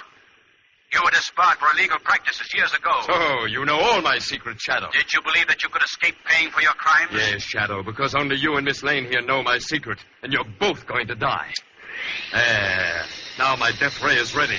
I can't see you, Shadow, but my ray can find you. It doesn't have to see. Fantas. I'm going to turn it slowly and spray the room with it. Nothing can live in its path. It burns internally. Shadow, stop! Nothing, no power can stop me now, Miss Lane. There. Now, slow, every part of the room. Shadow! It's pointing toward me! Shadow! Fainted, Miss Lane. No matter, we will come back for you later. First, I must deal with the Shadow. Why don't you speak to me, Shadow? Is it possible that you're already dead? Ah, that's it. I've killed the Shadow. Now, to finish off my little job, Miss Lane must feel the deadly ray, and then I'm free. The machine, it's... Yes, Fantas, your diabolical machine is destroyed. You've reached the end of your road of crime.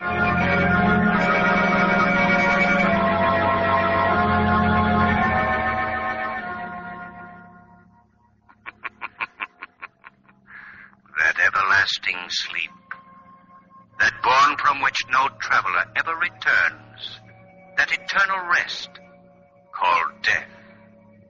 How often men have attempted to close the mouth of the accuser, seal their lips forever, and how often they have failed. For dead men, in spite of the legend, do tell.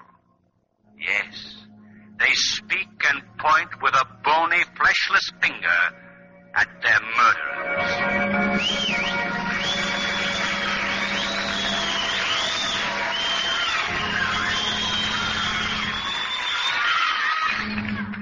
In the South Pacific today, American soldiers are fighting desperately against overwhelming odds. They're making every shot count. Picture an American sniper at work. There's one of them. Perfect. Here comes another one. You can do your bit right here at home. You can help put bullets in that gun. You can help build warships and planes and tanks and all the material of war right this minute.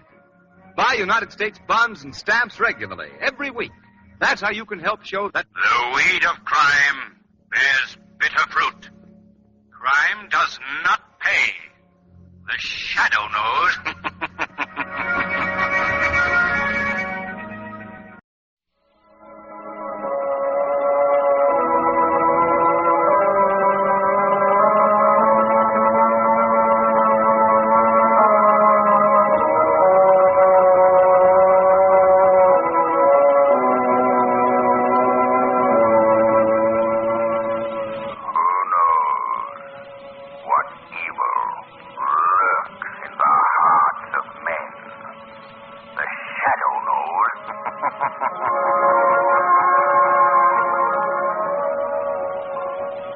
Adventures of the Shadow are on the air, brought to you each week at this time by your neighborhood blue coal dealer. These dramatizations are designed to demonstrate forcibly to old and young alike that crime does not pay.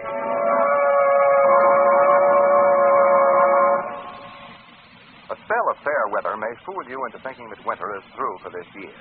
But don't you believe it. There is still cold weather ahead of us. So play safe and make sure you have a good supply of blue coal on hand. It's especially wise to make sure you get blue coal, because blue coal is particularly prepared for home heating. There are many different qualities of coal, as you know. But when you order blue coal, you can be sure of getting the finest quality coal for your money. And that means real comfort plus economy. So get in touch with your neighborhood blue coal dealer tomorrow. Order your blue coal right away.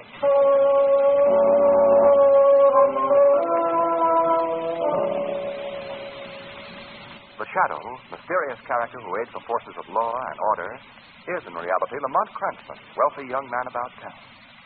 Several years ago in the Orient, Cranston learned a strange and mysterious secret. The secret of hypnotic power to cloud men's minds so that they cannot see him. Cranston's friend and companion, the lovely Margot Lane, is the only person who knows to whom the voice of the invisible shadow belongs. Today's drama, Offer of Death.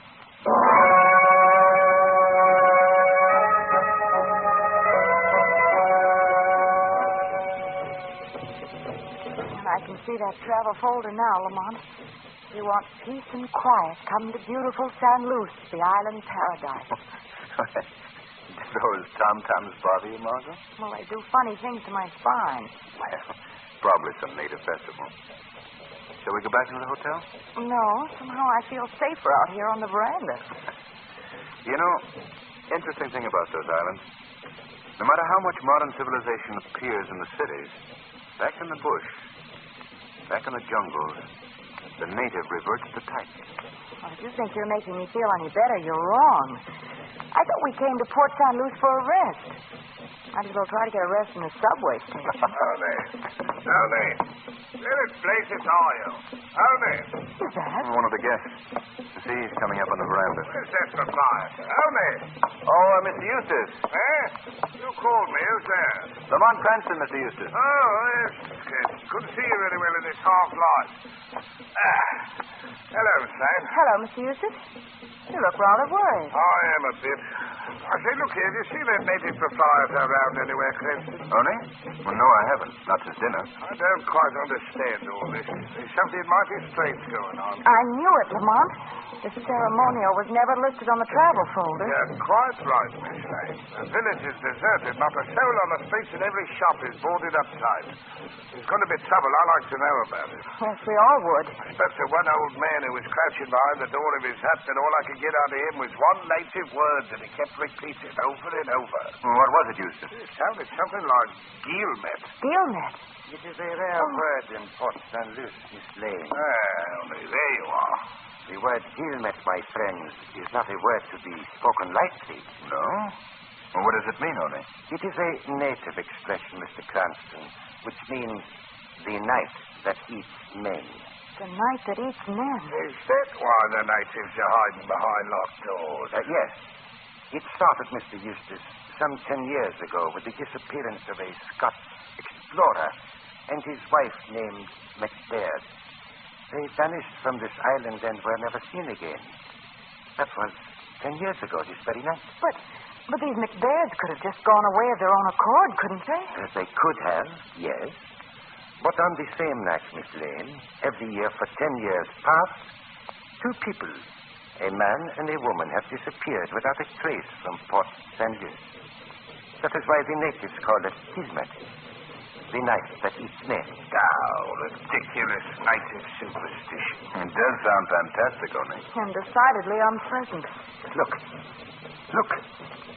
The great and terrible Kulomo is calling for the yearly sacrifice. What? He means that volcanic island off the shore there to the east of San Luis. Oh, yes. Why, smoke seems to be rising from its crater. But that volcano is extinct. Is the island inhabited? Yes, by the spirits, the evil spirits, the rulers of darkness. Oh, now, look here, Oni. I can understand these poor ignorant blighters in the village going overboard on this superstition business. But you've had the advantage of an education. Surely you can't believe all this nonsense. In your land you have few superstitions. But here on San Luis it is different. I know. I have seen.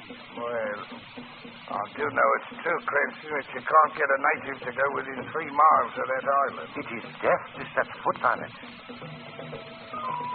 Oh, hey, what was that? Mulhava. What did you say, Ole? Lamont is terrified. Oh, forgive me. Now, look, Ole, look.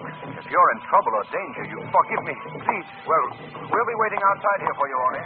Waiting outside. Oh, I know you are here somewhere. You have come for me. I am ready to die. You, stand in the window. Rorotungo Mulava. Come. I am ready.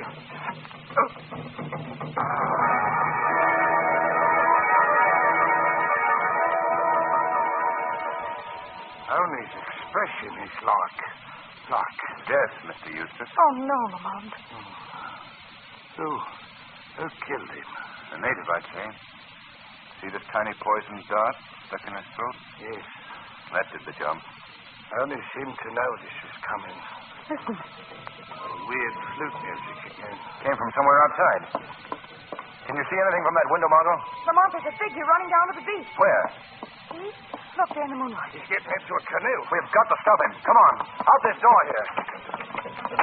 There he goes. Seems to be pulling away from shore rapidly. Can you recognize him? I'm afraid the moon isn't bright enough for that. Wait.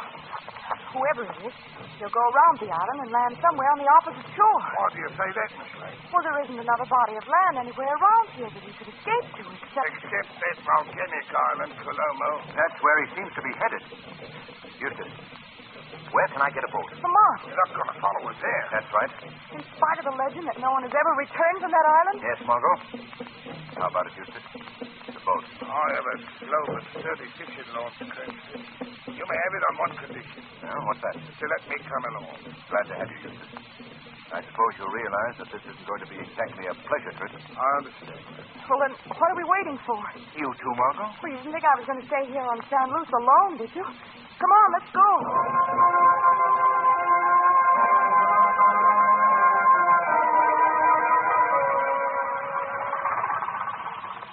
Can you see him, Eustace? Right.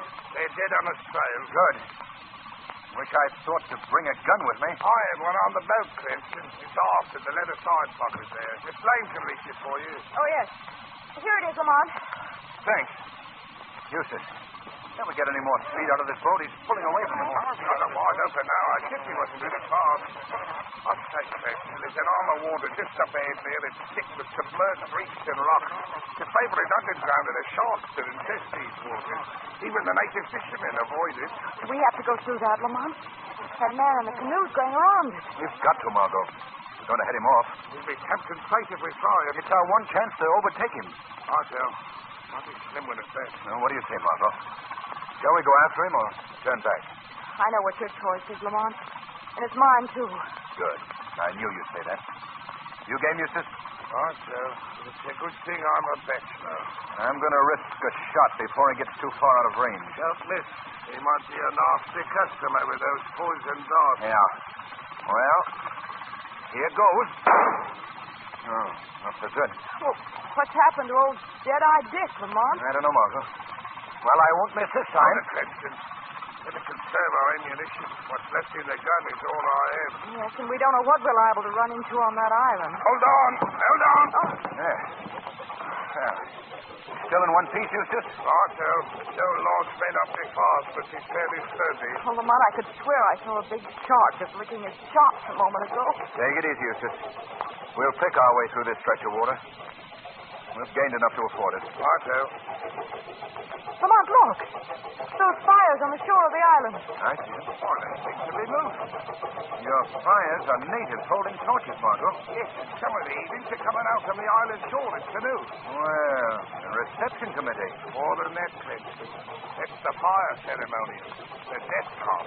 So, the hunters become the prey. Well, let's turn back quickly, Lamont. Those canoes are filled with savages. You know what that means. I guess you're right, Eustace.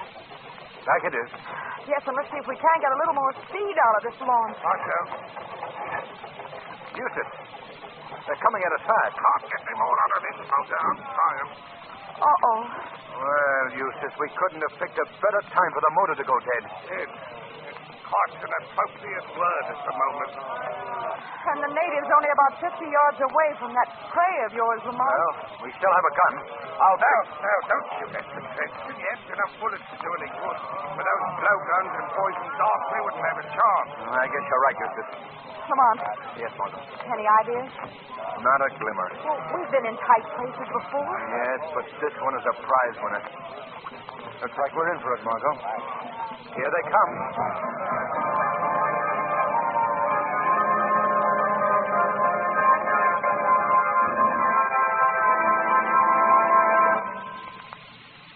just a moment, we'll continue with Act 2 of Altar of Death. First, here's something that concerns your health, your comfort, and your pocketbook, all three. What is it? It's simply the advice to heat your home with blue coal. You see, blue coal is tailor-made for your home. That is to say, it's carefully sized and graded to fit the special requirements of your furnace. That's why it gives you even, comfortable, dependable warmth throughout the house in every room. That's why it's also such a money saver. It burns so efficiently that you enjoy real economy with blue coal. When, on top of all this, your home is equipped with the new Blue Coal automatic heat regulator, then you certainly have a modern home heating combination that's mighty hard to beat. The Blue Coal heat regulator is easily and quickly installed. Quickly removed, too, in case you move. And it's easy to operate. You'll be amazed to discover the thousands of steps, yes, literally thousands, this regulator will save you in the course of a season. Ask your neighborhood Blue Coal dealer to tell you all about it. He's listed under the words Blue Coal in the yellow section of your classified phone directory. Now, back to the shadow.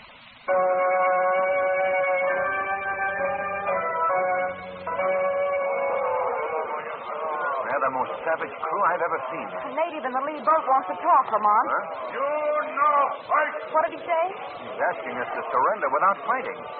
They evidently mean to take us alive. They could kill us in a minute if they wanted to. We still have a chance this fight. Mr. Eustace is right, Lamont. We still have a chance. You no fight. Okay. We won't fight. At least temporarily. I sent you to chief. Katomo, Karamosa.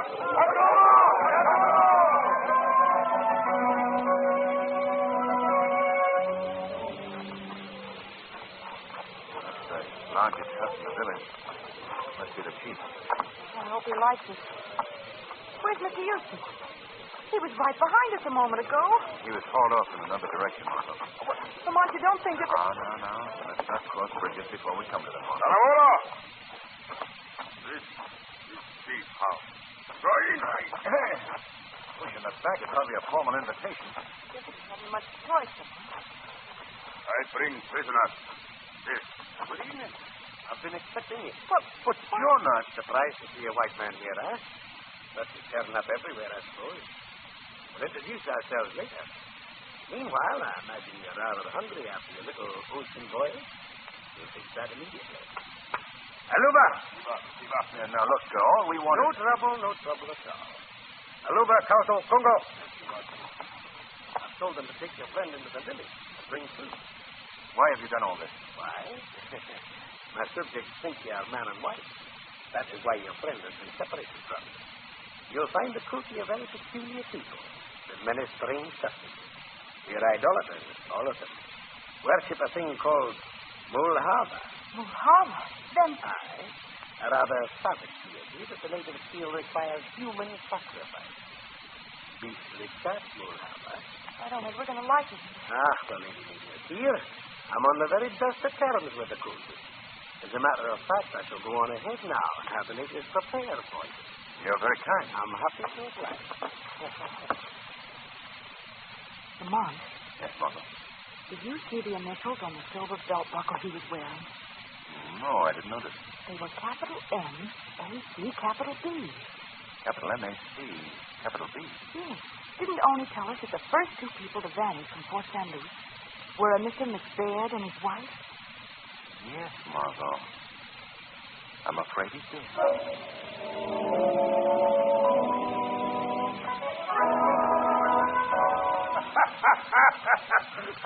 Well, you don't seem to mind our little adventure, Mr. Eustace. Yes, I noticed that too, Margot. Well, Miss Lang, Mr. Cranston, Miss Supper, our excellent host has given us is enough to bring a dead man back to health. You're very right. Oh.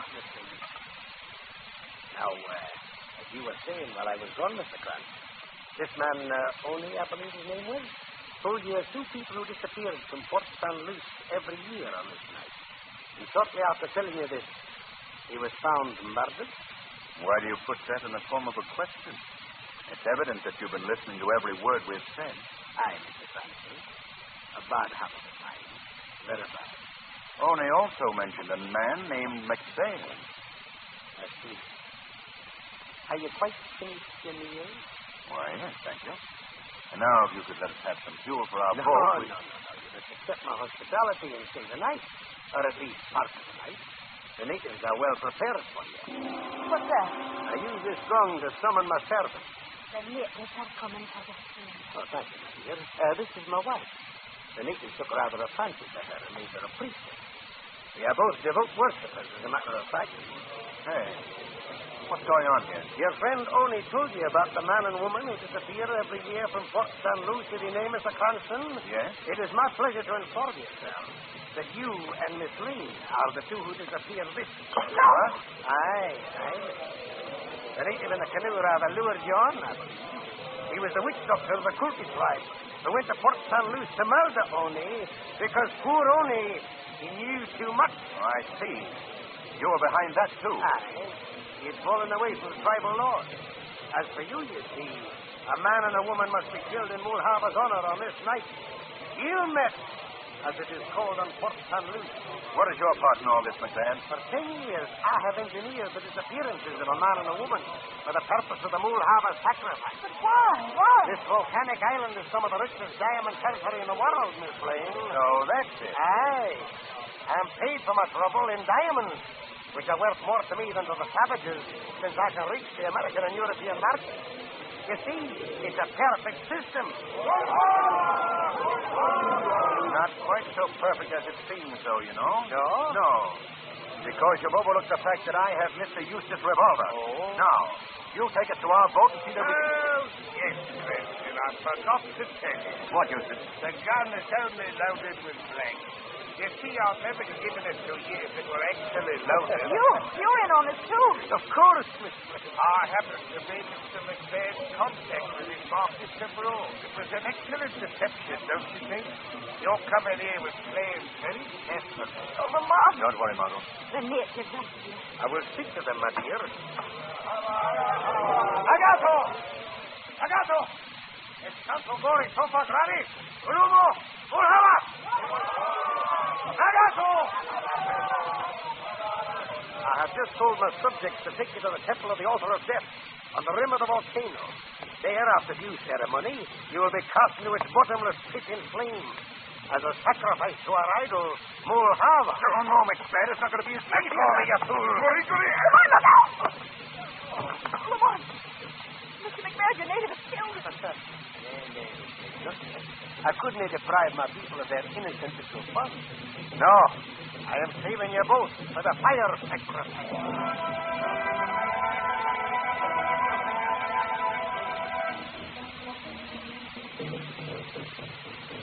Any luck, Lamont? Afraid not, Margot. Temple's guns seem to be hewn out of lava for me. Will they come for us soon? Yes, dear Margot. I don't know how they run these things. Oh, Lamont. Oh, now, Margot. Mustn't let that lunatic McBad enjoy himself over our fear. No, you're right.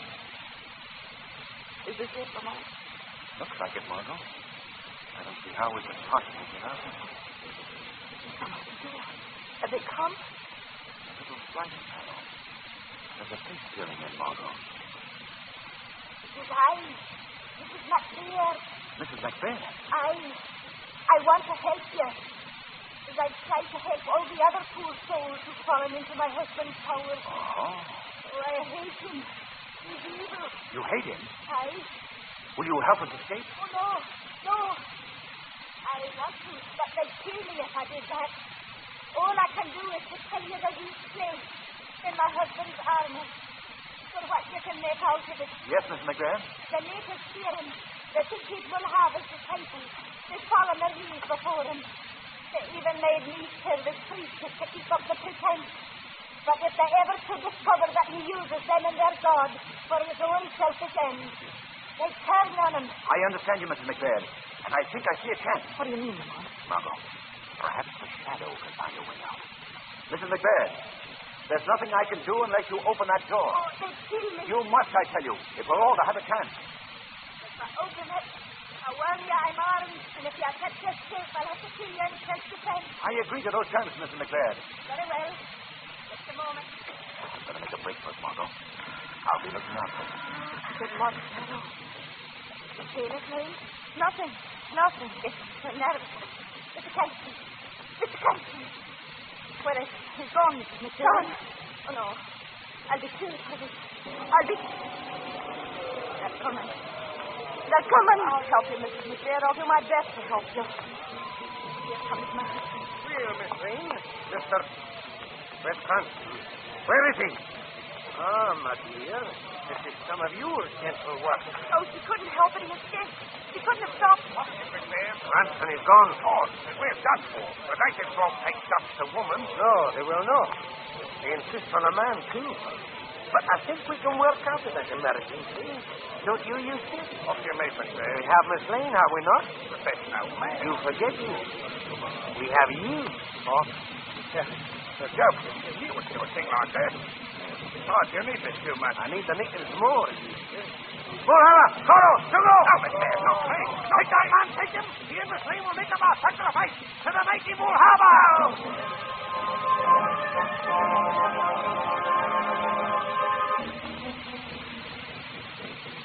Oh, Mulhava, we bring this man and woman before your awful presence. Send us good fortune and plentiful food and the shining stones buried in the earth. Apply the torch to the man. Now, take his soul to Mulhava and cast him into the crater of Kulumo, the flaming sacrifice. Jungo! Now, McMahon, now, have mercy, have mercy. Now, McMahon! Mulhava, receive this offering. Now, the woman, light the human torch. Hold on, Jungo. Drop that brand. Drop it, I say. I heard the voice. So, Macbeth, you would set yourself up as a king. Coming from the idol. Your evil reign is at an end, Macbeth. Magato, Mulhava, speak. You, priest of Mulhava, you understand me. Let there be no more human sacrifices. Siva! No more sacrifice. Release that woman and set her free. Free the man who came to this island with her. And send them both from Kulumo in safety. Yes, Mulhava. We do as you say. We obey Mulhava. Alamo! Mulhava has spoken. No, you will not do as he says. If those who get back to Port San Luce alive, they'll come for me and take me away. Mulhava has spoken. We obey.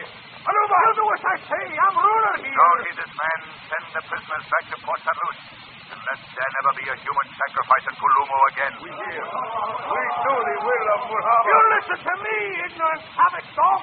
There's no such thing as Mulhava. That's just a lump of painted clay. I'm Mulhava. I built that fool idol. It's me you'll obey. Do you hear me? You will not obey him. You will do as I have said. Yes, you obey. Aluma, I'll show you that the idol's made of clay. I'll show you who's more powerful. What's this? There, it's cracked and broken, your idol, Mulhava. I guess that'll quiet your almighty highness.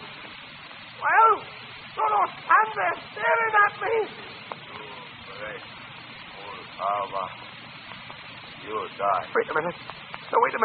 It was only a joke. I'll build you another idol, another one. And look, them look closer to me now. You'll die. Back! Get back, I say. I got a gun here. Stop or I'll shoot. Stop! No!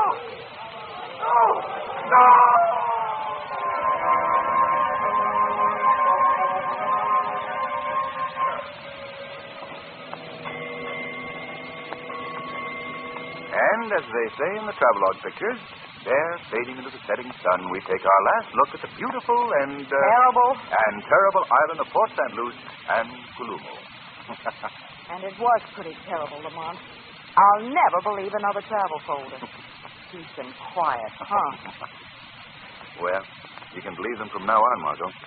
The government is going to civilize and educate those natives. And as for McBain, well, I can't help thinking that he got a sort of poetic justice. How do you mean? His own death came in the form of a sacrifice to the clay idol that he had created as a weapon to hold over the heads of the natives. The god he created destroyed him.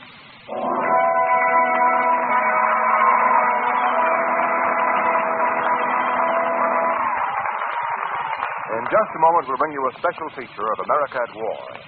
But first, we present John Barclay, Blue Coal's home heating expert. Mr. Barclay. Thank you, Ken Roberts, and good afternoon, friends. At this time of year, with rapidly changing temperatures, it's very important to know how to bank your fire properly to ensure the utmost comfort. Now, there's no magic about banking your fire, but there is a right way and a wrong way of doing it. For example, many people still cling to the old-fashioned practice of banking the fire with ashes. Of course, this is wrong. It only smothers the fire, and it often causes clinkers.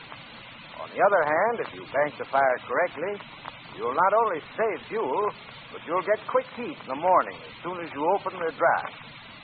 Now, if by any chance you're not quite sure of the right method of banking the fire, or if you have any other questions on the operation of your furnace, take my advice. Call your neighborhood blue coal dealer and tell him your trouble. He'll be only too glad to send his John Barkley service man to help you. This man is a graduate of our training school. He'll show you how to bank the fire properly. And he can give you many other hints on how to run your furnace so you'll get more and better heat and save fuel besides. This is an exclusive blue coal dealer service. Thank you.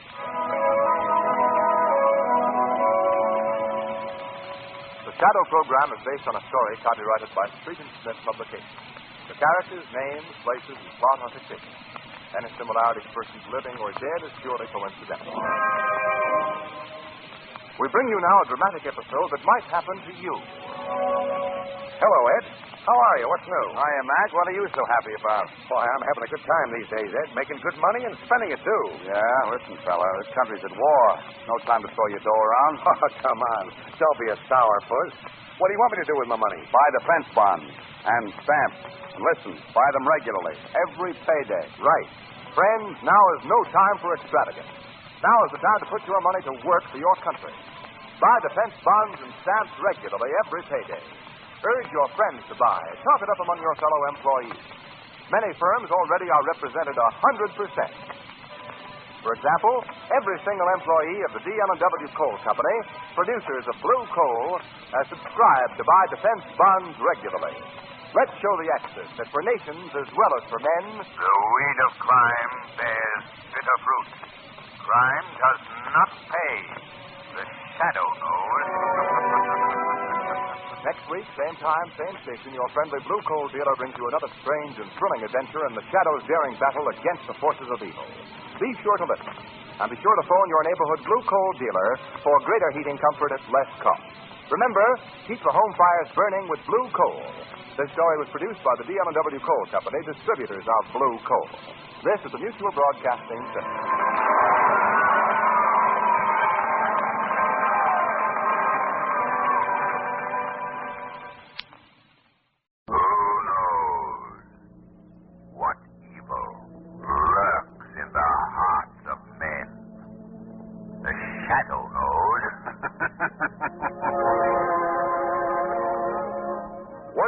Your neighborhood blue coal dealer brings you the thrilling adventures of the Shadow, the hard and relentless fight of one man against the forces of evil.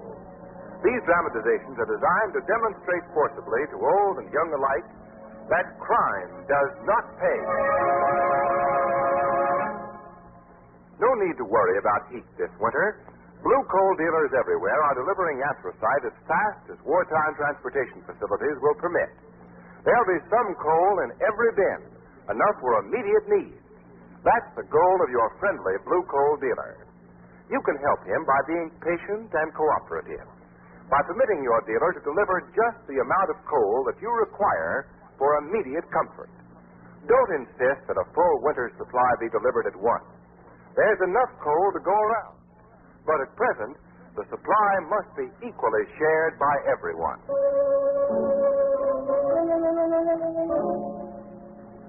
The Shadow, mysterious character who aids the forces of law and order, is in reality Lamont Cranston, wealthy young man about town. Several years ago in the Orient, Cranston learned a strange and mysterious secret. The secret of hypnotic power to cloud men's minds so that they cannot see him. Cranston's friend and companion, the lovely Margot Lane, is the only person who knows to whom the voice of the invisible Shadow belongs. Today's drama, The Mystery of Madman's Deep.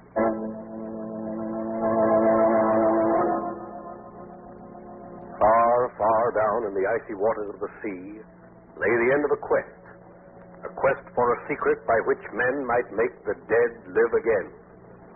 Moving slowly through a deep fog, we follow the narrow road that is to lead to the answer to the mystery of the Madman's Deep. Well, it seems to me the road should have made a left turn here. Only this heavy fog would lift. Oh, Lamont, now don't tell me you're lost. Lost? Why? I know every foot of this country around here. Oh, look out! Huh? See? I was right. The road did make a left turn.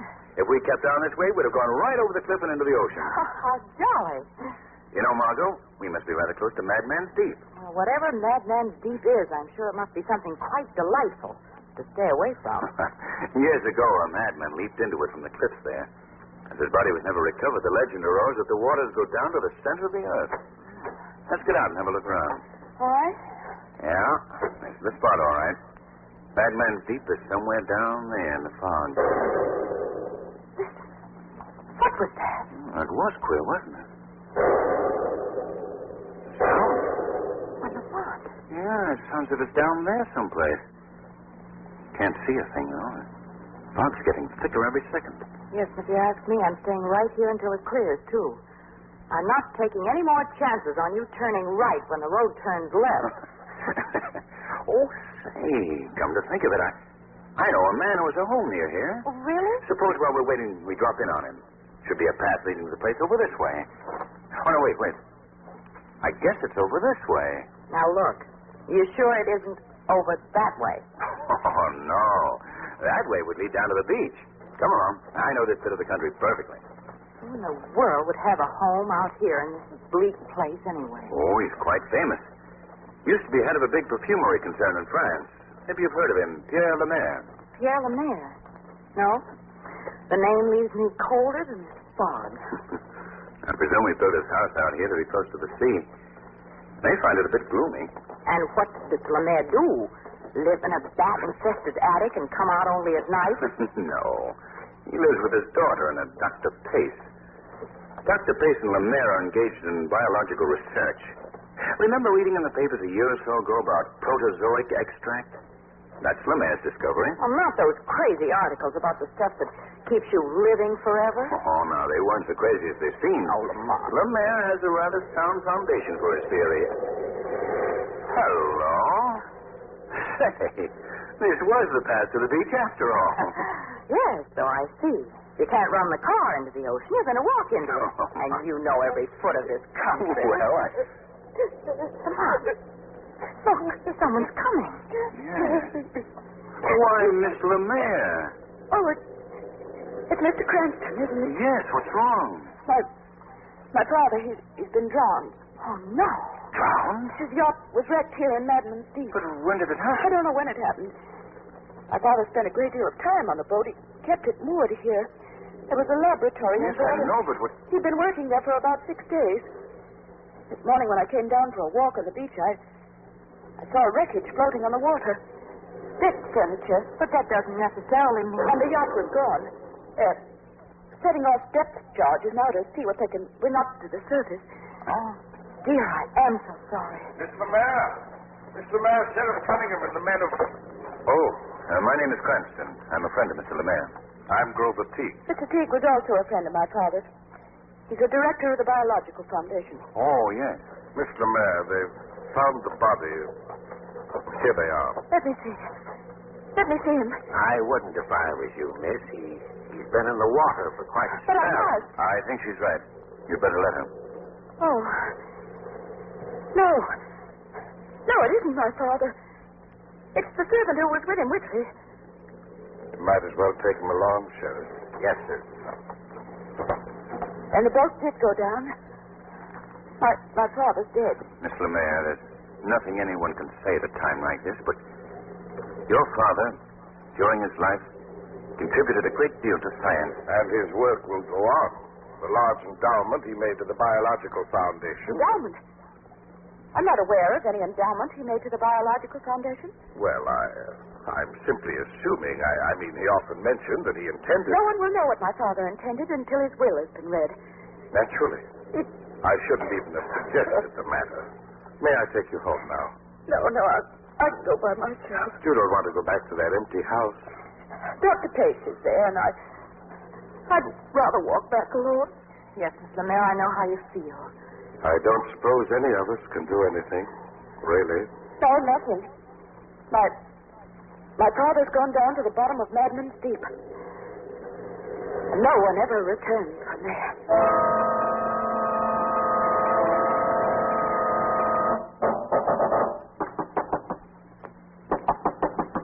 Who is it? Sky got the Pace, Judith. Oh, you're back. What happened? We found Whitley's body, that's all. And Mr. Lemaire? I never found him. Why are you so interested, anyway? If the wreck didn't occur too long ago, there might still be a chance of saving him. Don't talk like a fool. Mr. Lemaire is dead. So were those tadpoles when we injected the protozoic extract into them. But they're alive now. You can't overcome death. Science can overcome anything. But stupidity. Oh, I'm stupid, am I? Very. If your stuff's so good, why didn't it bring the guinea pig to life? We made a slight mistake with the guinea pig. We used the same solution that we used for the tadpoles. And tadpoles are cold-blooded animals. They live in water. The guinea pig turned into an underwater creature which couldn't live in the air. We didn't find it out until it had died. Too bad you didn't find that Mr. Lemaire could be turned into an underwater creature before his boat went down. However, I have corrected the solution. It'll work very nicely now. It'll even work with Mr. Lemaire.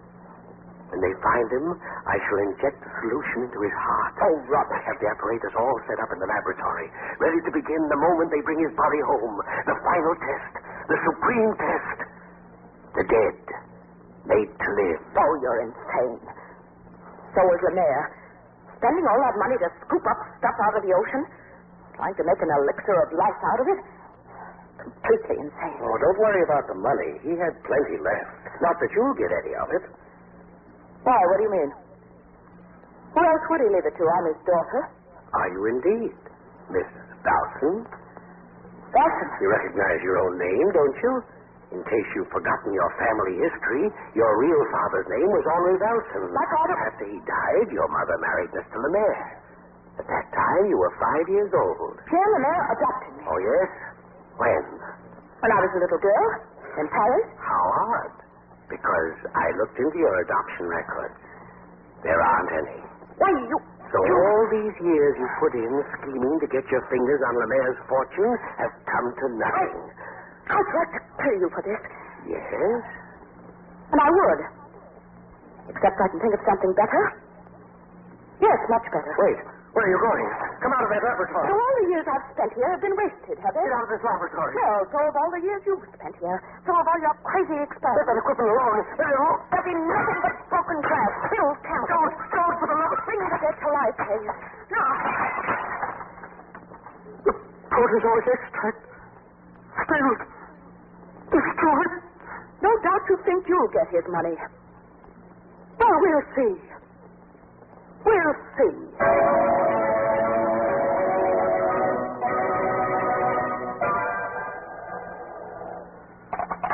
Commissioner Weston speaking.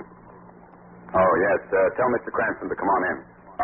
Cranston? As a friend of mine, Mr. Teague. I have an appointment with him, if you don't mind. Not in the least, Commissioner. As a matter of fact, I know Mr. Cranston. I met him 4 years ago. Ah. Hello, Mr. Cranston. Remember me? Why, yes, of course. How are you, Mr. Teague? Very well, thank you. It's been some time since we've seen each other. Exactly 4 years. Lemaire was drowned on the 16th of October, 1938. Night his yacht was wrecked in a bad storm. The 16th of October, 1938.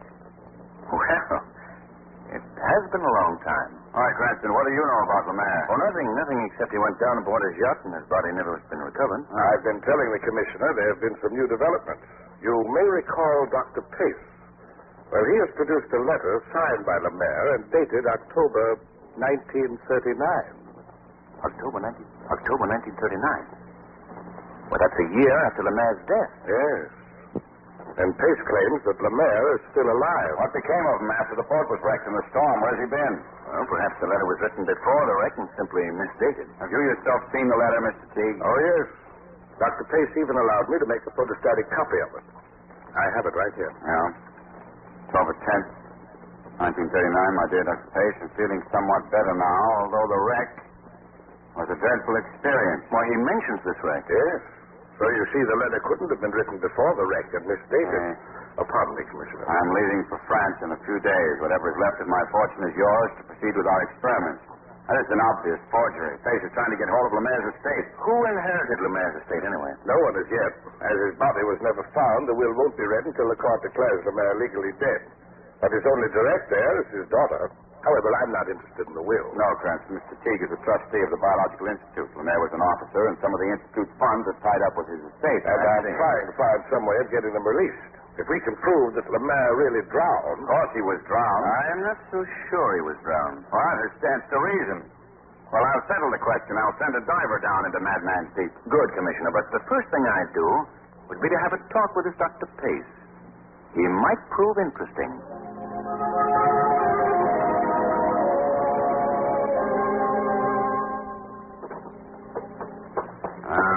A fellow must be down and out to live in a place like this. I'm beginning to put this case together already. After Lemaire's death, Dr. Pace couldn't find another job, so he schemed up a way to get hold of Lemaire's money. He framed that fake letter and... Yes? Dr. Pace? Yes? I'm Police Commissioner Weston. This is Mr. Cranston. I'd like to talk to you. Why should the police want to talk to me? Merely to get some information, Doctor. About Pierre Lemaire. Oh. Well, come in, please. This is my laboratory. I live here, too. I've been a little pressed for cash lately. I understand you were Mr. Lemaire's assistant, Dr. Pace. 15 years we worked together. We were on the brink of a tremendous discovery. We would have abolished death. Come here, let me show you. There's tadpoles see them swimming about. Yes? Once they were dead. We restored them to life. That was more than 5 years ago. It's true they never became frogs, but they're still alive. The dead, made to live. In your opinion, Doctor, what happened? The same experiment with the dead guinea pig, but the solution was wrong. The guinea pig turned into an underwater creature. An underwater creature? Yes, we didn't realize it could only remain in the air for short periods. So it died. Then I corrected the solution. But before I could try it, Judith Lemaire spilled the protozoic extract we'd been years in preparing. I could kill her. Dr. Pace. I'm sorry. 15 years of research wasted. I haven't the money to go on with it now. Dr. Pace, when was the last time you saw Pierre Lemaire alive? Mr. Lemaire is still alive. Judith Dowson tried to murder him, wrecked his boat. Judith Dowson? That's her real name. Dowson, not Lemaire. Dr. Pace, we're sending down a diver into Madman's Deep to look for Lemaire's body. But Lemaire didn't drown. He isn't there. He's alive. Well, we'll find out about that anyway. Even if he had drowned, it's been 4 years. There'll be nothing left of him. There'll be enough to determine whether or not he did drown. I thought you might like to cooperate with us. I don't know anything about it. Talk to Judith. She's the one who wrecked the yacht. Ask her. That's an excellent suggestion. We shall ask her. Good evening, Dr. Pace. Evening, Doctor. And thank you. Before we're through with this, I wouldn't be surprised if we had a killer to deal with. Judith Lemaire? Oh, don't be naive. How would a woman wreck a boat? Something a man would figure out. I suspect the man was Dr. Pace. And the motive? He wanted the old man's fortune. He assumed the money would be left to carry on the experiments. Then after he'd killed Lemaire, he became afraid the estate would go to Judith. So he trumped up that fake letter, naming himself as the beneficiary. Perfectly logical deduction. Even brilliant. Well, thanks. Except that it's 100% wrong. Wrong? I don't think either Judith Lemaire or Dr. Pace wrecked the boat. I don't think either one of them were killers. I'm not even certain Lemaire was drowned. The servant was drowned, wasn't he? If Lemaire was aboard that yacht, he must have been drowned, too. Oh, I feel certain Lemaire was aboard the yacht, all right. In fact, I feel certain that he's still there. What on earth are you talking about? If Lemaire's on the boat, he's dead. A man can't live underwater for 4 years. Cranston, don't tell me you believe that this protozoic stuff could keep a man alive underwater. Well, I might be able to tell you more about that when I come up from the bottom of Madman's Deep. When you come up? Yes. You see, I'm going down with the diver.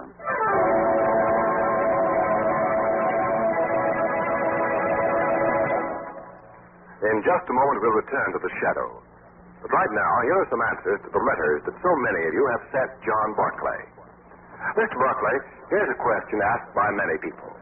I have an 8-room house and only 2 tons of anthracite in my bin.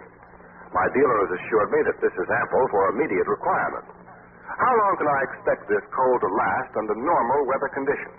The answer to that question, Ken, is that in the average 8-room house with normal construction, a ton of coal should last from 4 to 5 weeks. And by sharing equally, everyone can be comfortably warm this winter. And now, back to the shadow.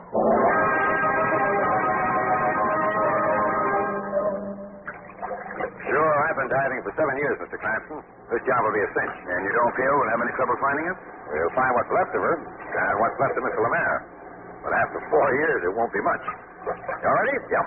There's a telephone in your diving helmet, so you and me can talk back and forth to each other and the pump crew here. Fine. Well, let's get going. Okay, Johnny. You can fasten on a headgear. Right. We're going down.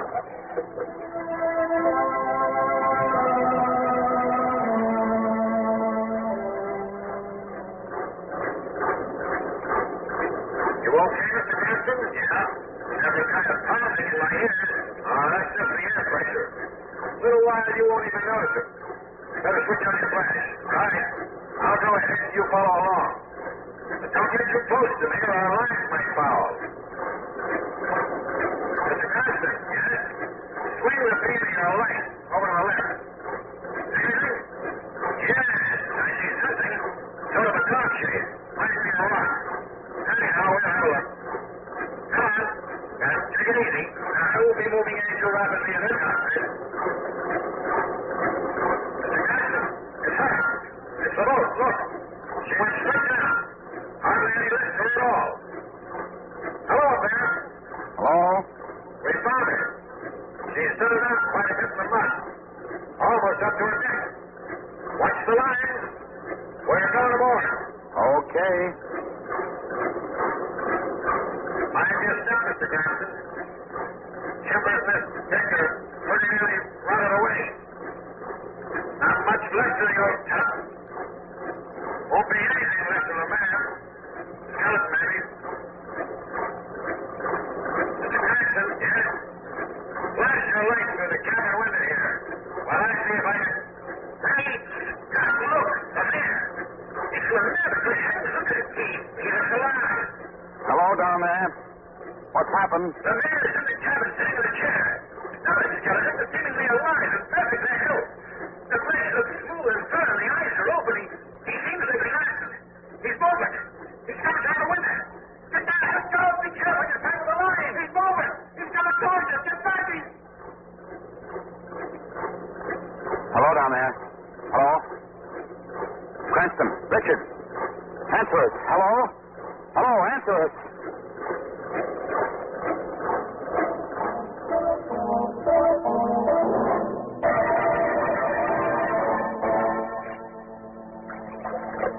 Hurry up there. Please hurry. All right, you guys, get that helmet off. Yes, for heaven's sake. Here, let me. Cranston. Oh, are you all right? Yes. Yes, I'm quite all right. Where's Richard? Oh, right here, Mr. Cranston. I guess I sort of messed things up. Tangled the lines and busted one of the phone cables. What on earth happened down there? Well, Commissioner, it was one of the most curious sights I've ever witnessed. But what happened? Chemical reaction you probably wouldn't find occurring anyplace else on Earth. Yes, but... Or then it might have been the extremely low temperature that caused it. Will you please tell me... Lemaire's body was completely preserved. The guy actually walked. What? Well, not actually. When the water was agitated, it caused the body to move. But Lemaire is dead, all right.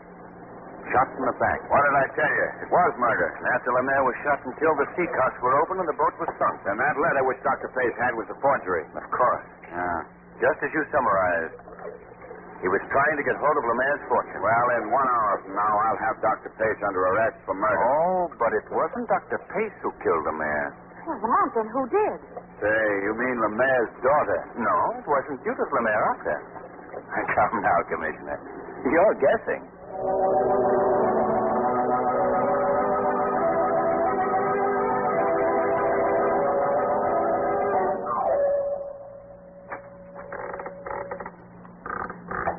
Who's there?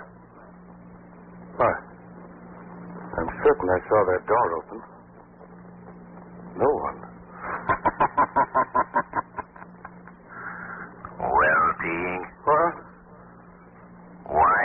kill Pierre Lemaire? I must be losing my senses. Got to get a grip on myself. Seen the thing through this far. I must go to pieces now. Why did you kill him? That voice again. Who are you? Where are you? I am the Shadow.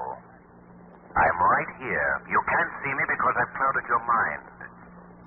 Why did you kill Pierre Lemaire?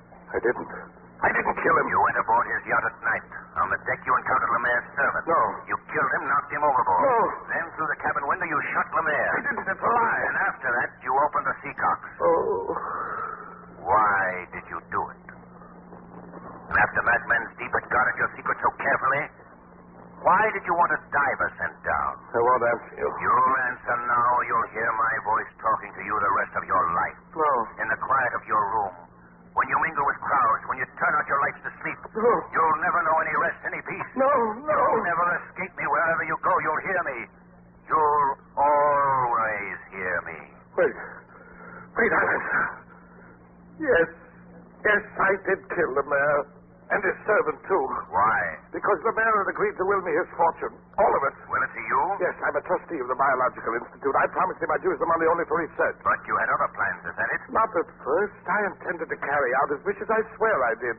And then I began thinking all that money could be mine. I could take it for my own and no one would be the wiser. Go on. Drove me half crazy.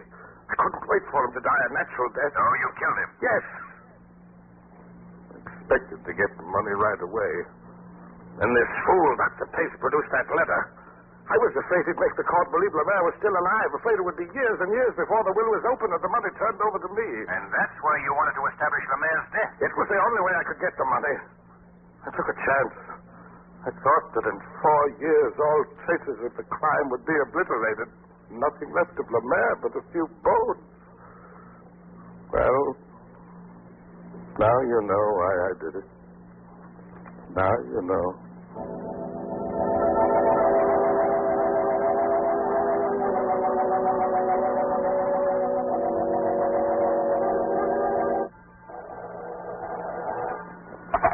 Hello. Yes, this is Commissioner Weston's office. The gentleman of the press model. Uh-oh. Well, I'm afraid you'll have to talk to Commissioner Weston about the Lemaire case. He solved it personally. Yeah, you're quite welcome. Bye. So he solved the case personally. Well, except for a few details. Oh, of course, he did make a slight mistake in suspecting Dr. Pace and Judith Lemaire, And but... totally overlooked Mr. Teague. Lamont, what made you suspect him? Oh, Margot, Teague tripped himself up in several ways. He said Lemaire's yacht was wrecked on the evening of October 16th, 1938. Well? And yet Judith Lemaire, who discovered the wreck, didn't know herself when it had happened. Lemaire had been away from home aboard the yacht for 6 days.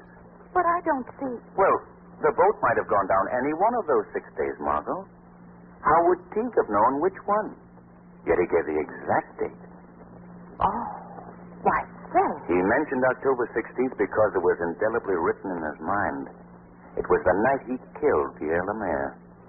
And even though no one even thought at the time of accusing him, his own feeling of guilt prompted him to manufacture an alibi. An alibi? Yes. He told Commissioner Weston a bad storm had wrecked the boat. Well, I checked back through the weather reports, and in that vicinity, during the week of October 16th, there were no bad storms.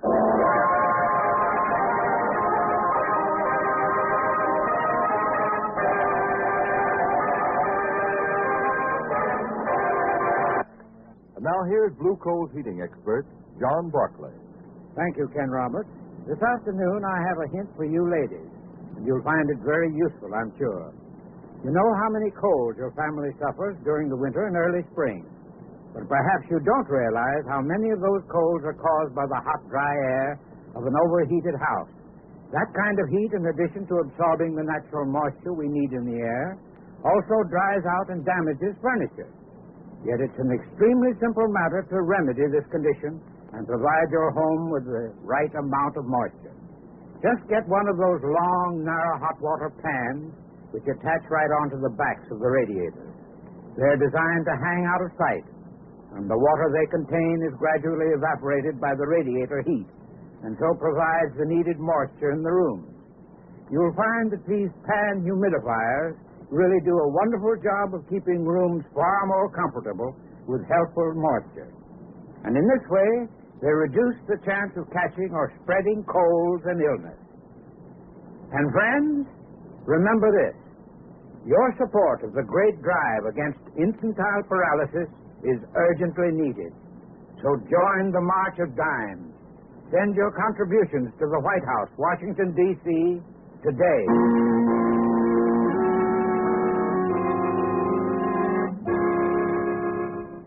Today's adventure is based on a story copyrighted by the Shadow magazine. All the characters and all the places named are fictitious. Any similarity to persons living or dead is purely coincidental. The Shadow magazine is now on sale at your local newsstand.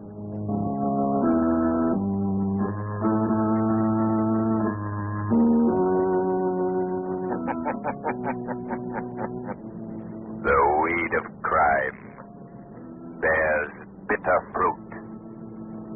Crime does not pay. The Shadow knows. Next week, same time, same station, Blue Coal, America's finest anthracite, will again present another thrilling adventure of the Shadow. Be sure to listen and be sure to burn Blue Coal, the solid fuel for solid comfort.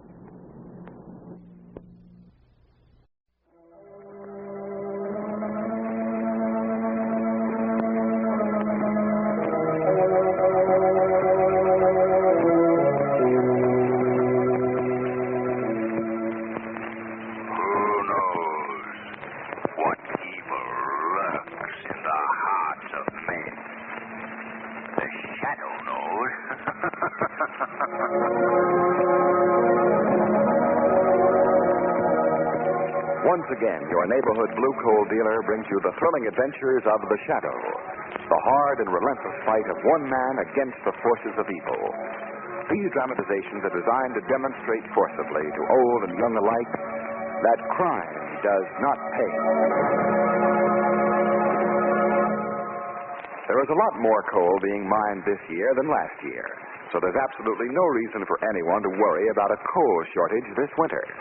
The only problem is one of distribution, and that can be solved with your cooperation.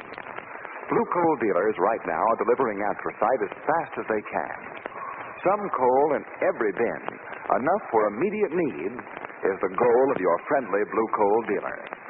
Don't insist on a full winter supply at one time. Help your neighbors now by being patient, and you'll benefit in the long run. Remember, there's enough coal for everyone, but deliveries must be confined to immediate needs at present.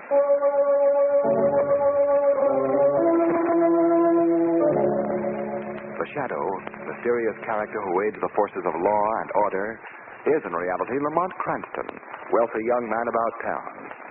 Several years ago in the Orient, Cranston learned a strange and mysterious secret. The secret of hypnotic power to cloud men's minds so that they cannot see him. Cranston's friend and companion, the lovely Margot Lane, is the only person who knows to whom the voice of the invisible Shadow belongs. Today's drama, Death Keeps a Deadline.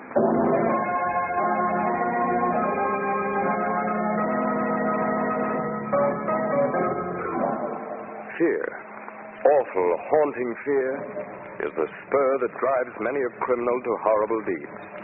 And it is such fear that drives the Shadow's enemy to murder when death meets the deadline. It is a balmy night in late autumn when Lamont Cranston and Margot Lane strolled toward Margot's home. And here you are, Miss Lane. Safe and sound at the entrance to your apartment building. You're very gallant, Mr. Cranston. Oh, even at 3 o'clock in the morning. Tired, Margot? Yes, deliciously tired. Enjoy the evening? Oh, Lamont, it was perfect. Everything was scrumptious from beginning to end. The dinner, the theater, the dancing, even the walk through the park just now. And why shouldn't it be something special? After all, you don't have a birthday every day. For which I am profoundly grateful. Good night, Lamont, and thanks again so much. Good night, Margot. I'll see you tomorrow. Buddy, got a match?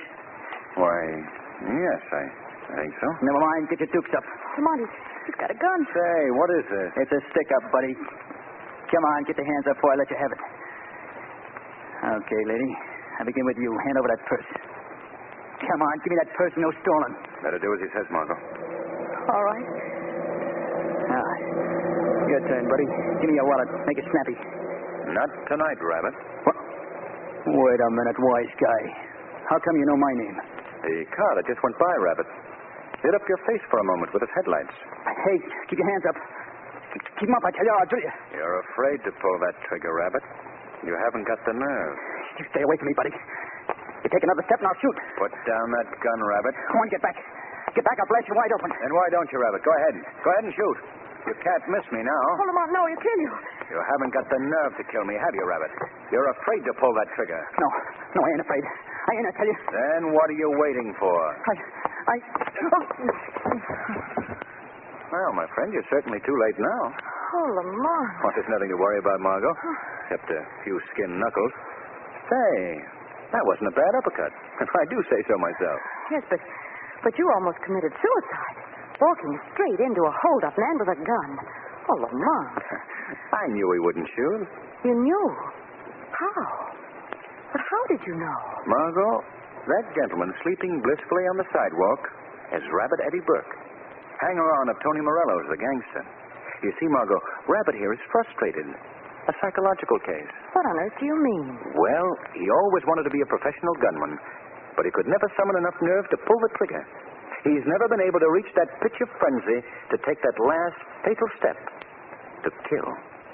The whole underworld holds him in contempt as a cheap crook who carries a gun just for show. So that's where he got his nickname, Rabbit. Exactly.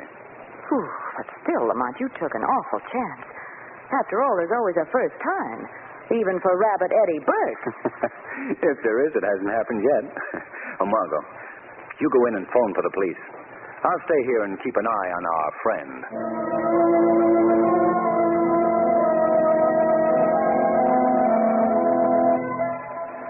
A whole year since that hold-up went wrong, Tony. A whole year I spent in the clink because of that rat Lamont Crampton. Sure, Rabbit. I know how you feel.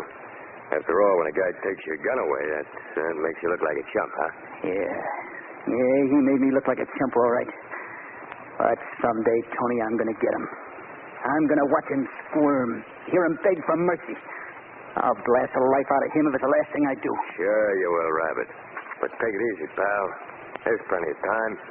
You just got out of stir and you got yourself to worry about. Well, what do you mean, Tony? I did my time, didn't I? Sure you did. But the pen didn't do your health no good.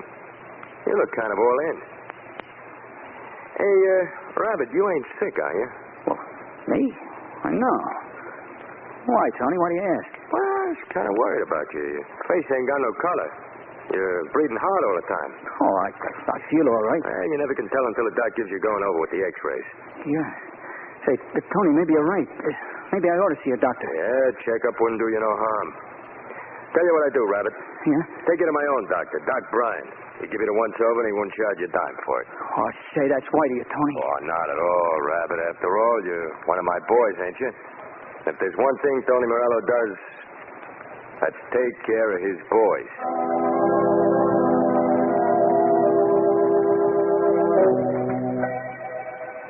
See, Tony, I got the jitters. I wonder what's keeping the doc so long. There he is now. Well, Mr. Burke, I've completed my examination. Yeah, Doc. What'd you find? Mr. Burke, I'm sorry, but I've got some bad news for you. Bad? Some very bad news. Bad news? Oh, you mean I got something wrong in my chest? It isn't your chest I'm worried about. It's your heart. My heart? Yes. The x-ray shows that you have a very bad heart condition. A severe aneurysm. Oh, look, Doc, this aneurysm. What's it mean? I'll give it to me straight. It means, Mr. Burke, that you have a serious weakness of the heart wall. To be brutally frank, you haven't more than 6 months to live.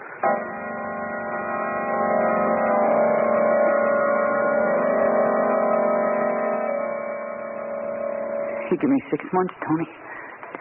6 months to live. Gee, someday I'll be walking along the street and then it'll come. Yeah, I know how you feel, Rabbit. That's tough. Yeah. Like standing around in a death house, knowing just when you're going to burn and waiting for the hot stuff. Now, take it easy, pal. I know you're going through plenty, but maybe it wouldn't happen like the doc said. Not a chance. You're hurting yourself, Tony. There's anything I can do but wait for it. Just sit around and wait to grow. Here, Rabbit. Have a drink. It'll take the edge off. Yeah, that's what I need. Okay. Hey, Rabbit, I was just thinking. Yeah? You know what I'd do if I knew I only had 6 months to live? No. What would you do? I'd spend all my time painting the town red. Wine, dames, music. I'd have them all. Plenty. Yes, I'd do all the things I ever wanted to do, but didn't have the nerve to do before. I'd live a lifetime in those 6 months. Yeah. Yeah, you got something there, Tony. Take your case, for instance, Rabbit. You always wanted to be a first-class trigger man, didn't you?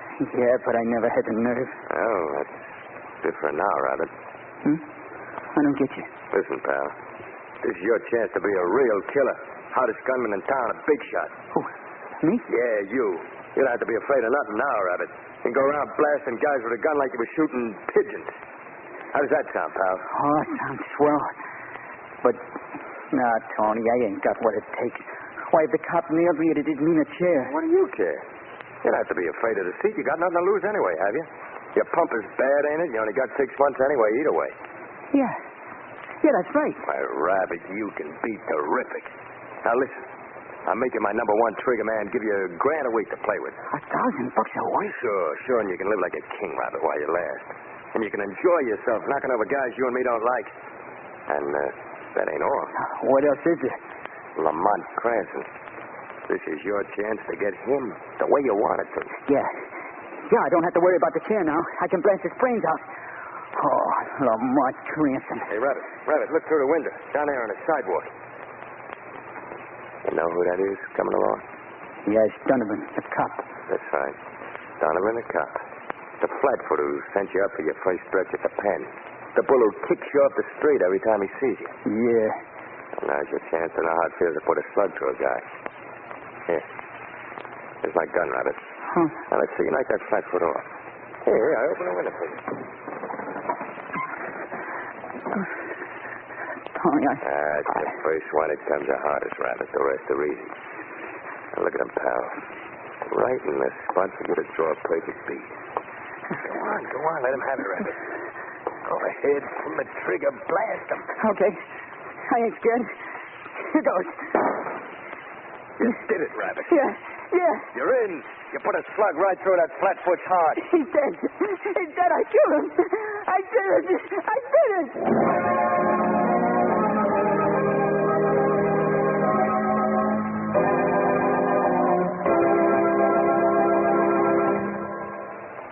We'll return to the shadow in just a moment. But here is important information. Blue coal dealers everywhere are delivering fuel as fast as wartime transportation facilities will permit. Yes, we want to make sure that everyone has enough coal on hand for immediate requirements. To help speed deliveries, Blue coal dealers have asked consumers to cooperate by following 2 important suggestions. First, advise your dealer now of the estimated quantity of fuel you will require for the entire heating season. This will enable him to work out a schedule of deliveries that will ensure a steady supply all winter long. There is no advantage in placing duplicate orders with more than one dealer. It only makes distribution more difficult. Next, when your dealer has arranged to deliver your coal, be sure that someone is at home or preparations have been made to receive it. Loads that have to return to the dealer's yard complicate distribution and cause needless waste of gasoline and rubber. Remember, your blue coal dealer has to plan the routing of deliveries several days in advance. Help him to maintain a smooth working schedule. Be prepared to receive your coal when it arrives by having the cellar window unlocked and the bin boards in place. This will save valuable time. And now, back to the shadow.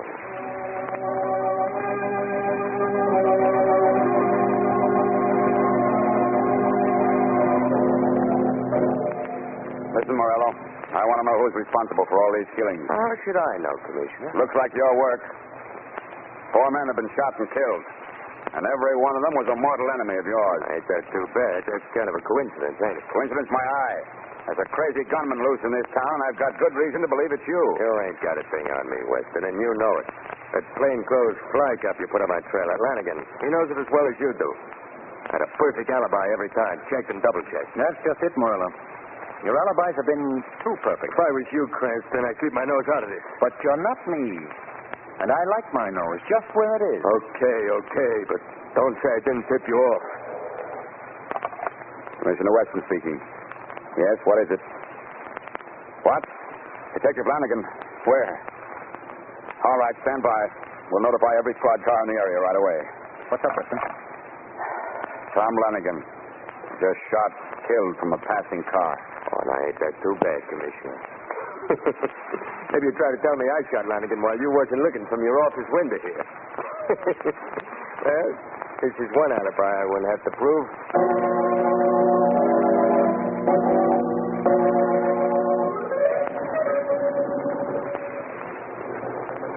Where to, Mr. Cranston? Where to? We'll drop Miss Lane at her apartment, Shrevey. Okay. You hear, Shrevey? Well, it seems my bosom friend and companion, Big Charlie, overlistened to a couple of hoods he was hacking around. They was talking about Rabbit Eddie Burke, they was talking. Yes? Yeah. Anyway, it seems Big Charlie gathered from the conservation in the back seat that Rabbit Eddie is stuck with a bum ticker he is stuck. The doc give him the once-over, and he tells him that he ain't got but 6 months before he croaks he ain't got it. Shrevey, are you sure? Oh, yeah, Mr. Cranston, positive. You know what I'd do if I had 6 months to live? You know what I'd do? No, Shrevey, what would you do? Well, Miss Lane, I'd park this hack of mine in front of every hydrant in town. I'd park it. And I'd spend all day bawling out traffic cops I'd bawl. And I'd go up one-way streets the wrong way I'd go. In other words, you'd do all the things that you've been afraid to do. Yeah. Oh, Shrevey. Yeah, Mr. Cranston? Did Big Charlie happen to hear the name of the doctor who examined Rabbit Eddie? Yeah. It was Dr. Bryan up on the south side. He handles a lot of hoods, he handles. Thanks, Shrevey. You drop Miss Lane at her apartment. I'll get off here. Yes, sir. There's somebody I've got to see. Alone, Margot.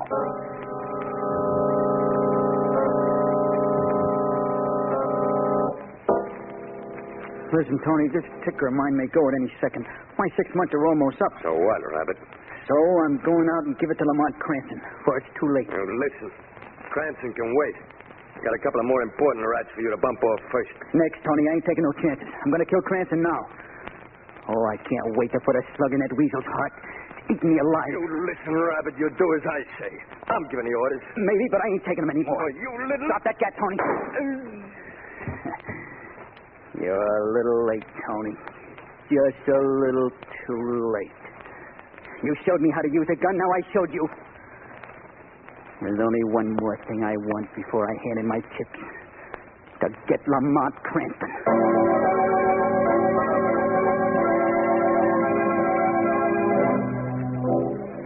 All right, nurse. You can go home now. Thank you, Dr. Bryan. Let's see. I'm going to reserve a table at the club.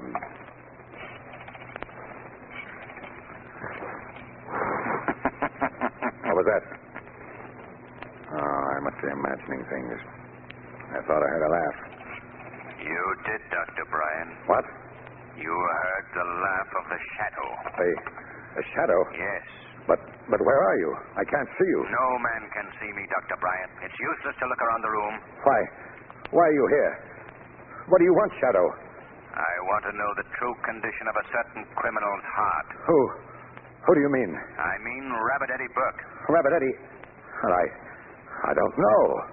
Why do you ask me? Don't try to lie to me, my friend. You examined him. Told him he had a very bad heart. All right. I'll admit it, Shadow. I did examine him. His heart was critically weak. Strange, Dr. Bryan. Very strange. You examined Burke the day after he got out of prison, did you not? Why, yes. What about it? Just this, my friend. The day before he was released, he was examined by the prison doctor, a very competent physician. And Burke's heart was found to be in fine condition. Well, I want the truth, Dr. Bryan. Why did you render a false diagnosis? You can't intimidate me. I don't have to answer that. You'll have to answer before a court of justice as an accessory to murder. But murder? Yes. And it will not go easier with you, my friend, when they find that you have no legal right to practice medicine. You know that? Yes, Dr. Bryan. I investigated you. For years, you've been masquerading as a licensed physician, dealing in crime behind a veil of respectability. Well, my friend, are you going to tell me what I want to know now? All right. All right, Shadow, I'll tell you. But it was Tony Morello who made me do it. He wanted Burke to be his personal gunman to do his killings. He knew he could talk Burke into it under the circumstances. Oh, it was a cold-blooded frame-up, eh? And a perfect setup for Morello. He could sit back with an airtight alibi in each case while Rabbit Eddie did the dirty work and took all the chances. Yes, that was it. Why did you help Morello, Dr. Bryan? I had to. Morello threatened to kill me if I didn't. The law will judge you and pass sentence, Dr. Bryan. Meanwhile, I warn you not to leave town. Remember, the shadow is watching you.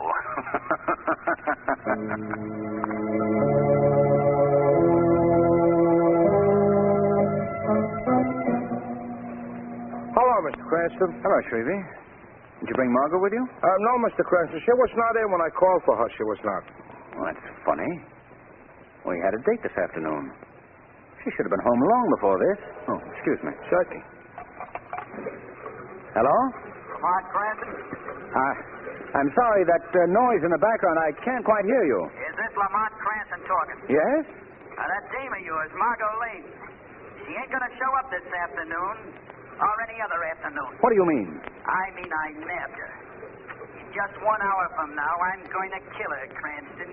And you won't be able to do a thing about it because you don't know where she is. Who is this? A friend, Cranston. Just a friend. How do you feel, pal? How's it feel to sit around and squirm and eat your heart out because you can't help your dame, eh? You're gonna suffer and suffer plenty. If you hurt that girl, I'll hunt you down and kill you with my bare hands. You got it the other way around, Cranston. Because after I get through with her, pal, I'm gonna hunt you down.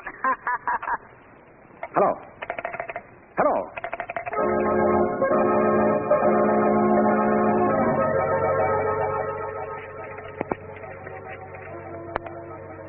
Water Department. My name is Lamont Cranston. I'd like to talk to Commissioner Murphy, please. Just a minute, please.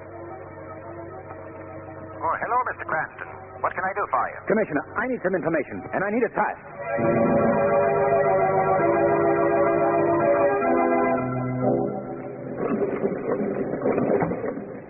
Just 1 second more, Miss Lane. That's all you got. 1 second more. Well, where's your boyfriend now, eh? Where's Cranston? Oh, I can see him now, tearing his hair. Watching the time run out. You'll get the chair for this. What do I care about the chair? There's only one law I believe in. The law of this gun. Well, time's up, sweetheart. I wonder what Cranston's thinking about now, eh? Boy, I'd give my right arm to see him now. To see his face. He'll never rest until he finds you. It's me that'll find him, sister. Well, here goes. Now just sit tight and shut your eyes. No. It's gonna be quick and easy. No. You just hear a noise, sister, that's all. Just a noise. My compliments on your courage, Rabbit. What's that? It takes a brave man to shoot a helpless woman. Who's talking? Where are you? The voice you hear is the voice of the Shadow, Rabbit. What? And I'm standing by your side. The Shadow? I heard of you. You're the guy nobody can see. Precisely, Rabbit. And wherever I go, I bring justice. Not the law of the gun, the law of the people. Oh, why are you here, Shadow? I have come as an avenger of society, Rabbit. You shall pay for your crimes. In the chair. You're wasting your time, pal. I got a weak heart. It's due to go any time now. I'm going to keep the chair. No, Rabbit. Your heart is in excellent condition. Huh? What are you talking about? Morello framed you, Rabbit. He forced Dr. Bryan to tell you that you were doomed. Morello knew that he could get you to kill to do his murders, while he sat back and played safe. No, you're lying, Shadow. The Shadow never lies, my friend. Dr. Bryan has just confessed. The police have just picked him up. They'll be here for you at any moment. Oh, no. They'll never take me to the death house. And neither will you. That's the end of you, Shadow. You're mistaken, Rabbit. Your gun has failed you. You can't escape your punishment. Oh, that's where you're wrong. There's still another way out. And this time I won't miss. Rabbit! Too late. Shadow. I'm going to take the hot seat after all. It's funny. They told me I wouldn't live more than 6 months. They meant to lie to me. But instead, they gave it to me straight.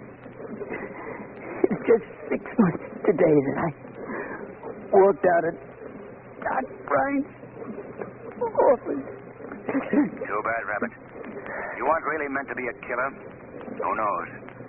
Under different circumstances, you might have been a decent, honest citizen. But the law makes no distinction among criminals. It punishes them all, impartially. It's the police.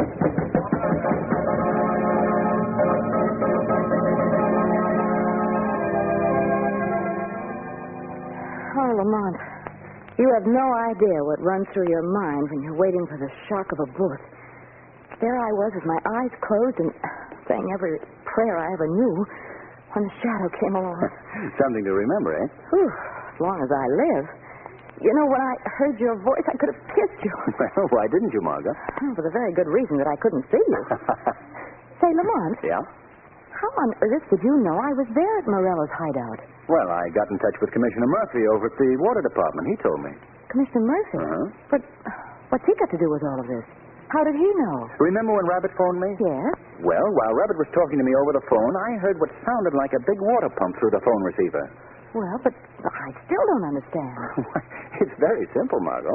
I called Commissioner Murphy at the Water Department and asked him whether he had a crew out somewhere in the city using one of those big emergency water pumps. And luck was with me. A water main had burst at Central and 6th, and they were pumping the water. I knew Morello had a hideout in the apartment building across the street, so I called Weston, and, well, the rest you know.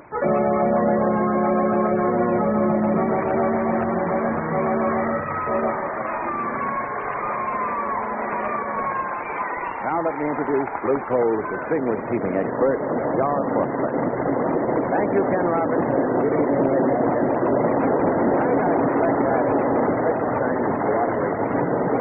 Manpower, as you know, is important.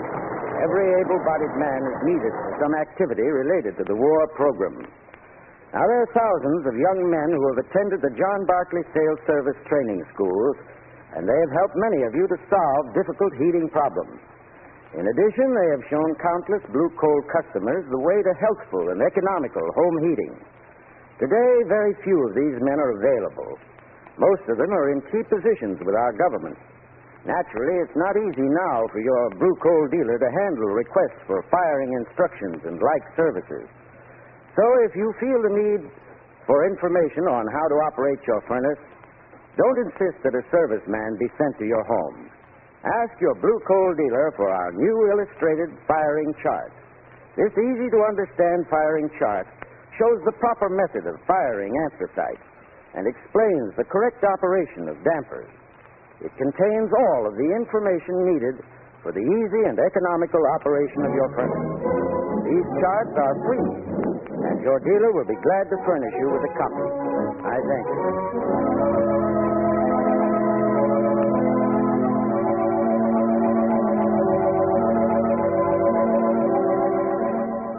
The Shadow program is based on a story copyrighted by Street and Smith Publications. The characters, names, places, and plot are fictitious. Any similarity to persons living or dead is purely coincidental. Again next week, The Shadow will demonstrate that the weed of crime bears bitter fruit. Crime does not pay. The Shadow knows.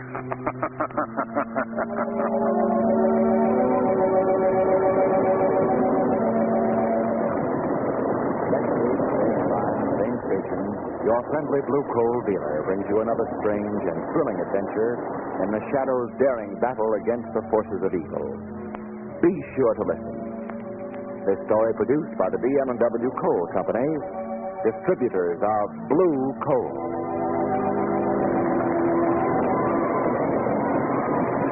This is mutual. Longines watches have been made for many years. The Longines factory was established in 1866. The first Longines factory was located in one small building. Today, the Longines factory covers many acres.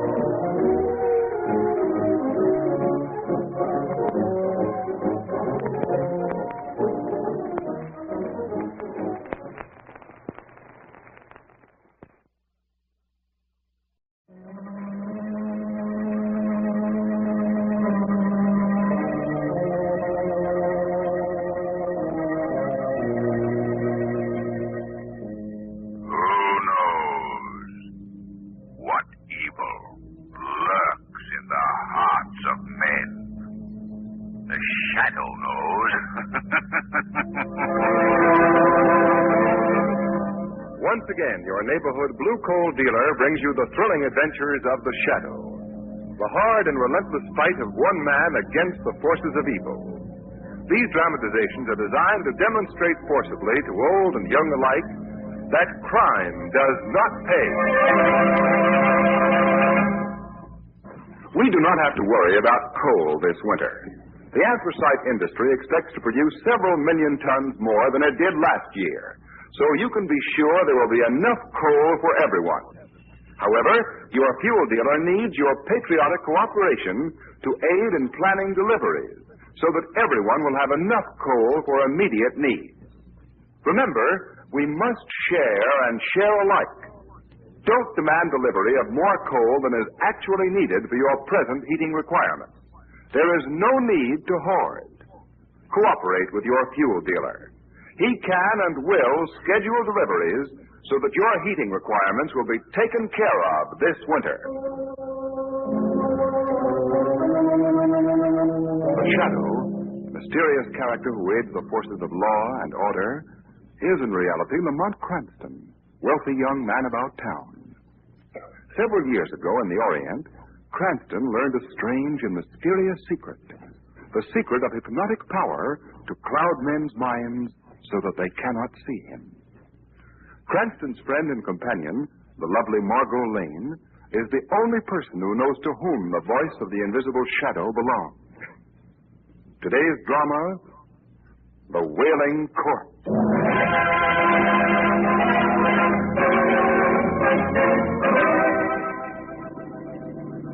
Mr. Van Dyke, as your lawyer, I protest against this fantastic idea. Danforth, my mind is made up. You have your orders? Very well. I'm sending Joan to my place in Carolina. She will hear nothing of this.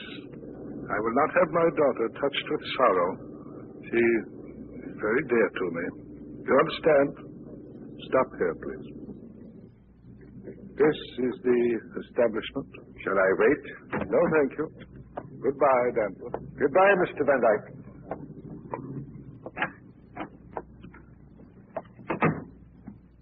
Yes? Oh, didn't see you for a second. The light is dim. We do keep it rather subdued in here. I'm Ellsworth Van Dyke. I phoned you. Yes, sir. Please sit down and we'll discuss the type of funeral you want. Casket? That's it. Is it possible to have a special casket made? Yes, but of course you realize that the price... Money is no object. Oh, I see. Well, now, what would you like? The casket must be made of some material that will withstand decay. I prefer glass. Glass? Yes, I must have it. Now, how wide is the average coffin? Approximately 3 feet. I want this one 5 feet wide. 5 feet wide? But it will take time to have it made, Mr. Van Dyke. It must be ready within 2 weeks. At that time, you can have the body changed to the special casket. But naturally, you proceed with the funeral immediately. There's not going to be any funeral. Yet. No funeral? But surely you can't wait. I can wait, Mr. Griswold. Hmm? Yes. You see, I am to be the occupant of that coffin.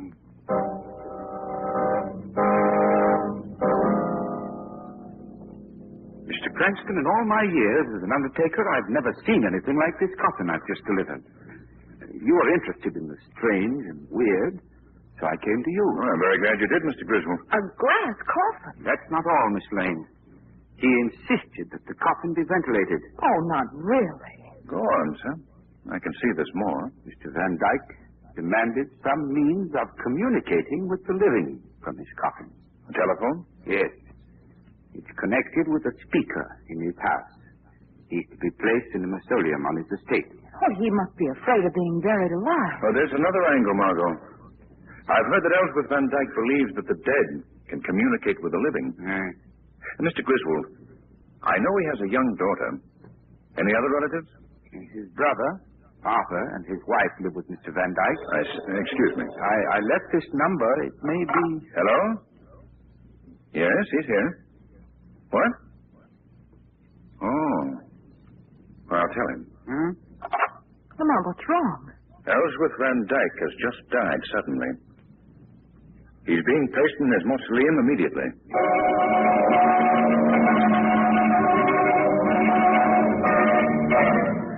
Confound these newspapers, making a sensation of Ellsworth's funeral.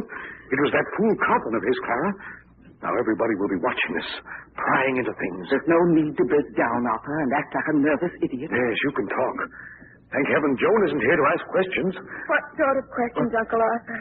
Joan, darling, how did you get here? By train, Aunt Clara. I came as soon as I heard that Father was dead. But who told you? You weren't to hear. Oh, it wasn't your fault, I heard. Someone phoned me about Father. Who did that? I don't know. They said it was a friend. Oh, Joan, you poor darling. Don't touch me, Aunt Clara. You think I can't see through you. You hated my father. Both you and Uncle Arthur. Joan, how can you say that? How? Because I know. You hovered over him like two vultures, waiting for him to die. Waiting for his money. Joan, I realize you're not yourself. My father wouldn't believe what I told him about you and Aunt Clara. And now he's dead. Father's dead. What are we going to do about her? She's our responsibility now. If she goes on like this, she'll cause a scandal. We've got to do something. Yes, people will talk. Quiet, Arthur. Is that you, Sarah? Yes, Mrs. Van Dyke. Did you ring for me? It must have been Miss Joan, Sarah. Miss Joan? Is she here? She just came home. Oh, poor child. Sarah, you must help us. What do you mean, sir? Joan has her mind filled with all sorts of strange ideas. Yes, I know. You realize that they are ridiculous, don't you? That she's suffering from hallucinations. Well, why don't you answer? I'd better go to her, sir. She needs me.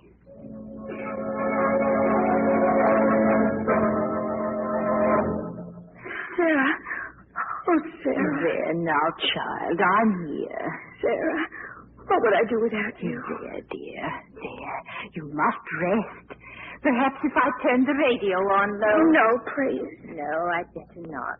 Might keep you awake. It's late and you must sleep now. Sarah, Father thought the dead could send messages to those they loved. Could it be? You mustn't think, Joan. Just rest. Rest. There, dear. There.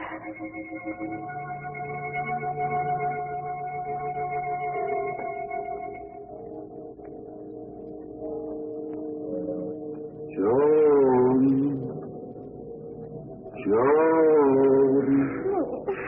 Yes, Father, did you call? It was Father's voice. Joan. Joan. Father! Why don't you answer me? Father, where are you? Where are you? Answer me.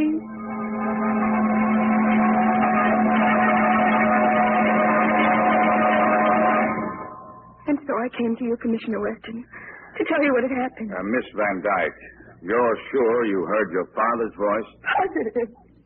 Lamont, suppose I take Miss Van Dyke into the other room for a minute. Good idea, Miss Lane. Good idea. Come on, Miss Van Dyke. Come with me. Well, what do you think, Cranston? Sounds like a very strange business, Commissioner. If it's true. You think that the girl is unbalanced? Perhaps. I've got a hunch, Commissioner, that she did hear something. Oh, now, Cranston. Not the voice of her dead father. Commissioner, he was afraid of being buried alive. So he arranged to communicate with the people above and be rescued if he were. You think it's possible he actually was? Good heavens, what a terrible idea. Yes. Well, what are we waiting for? Let's go to the Van Dyke estate and find out. Come on.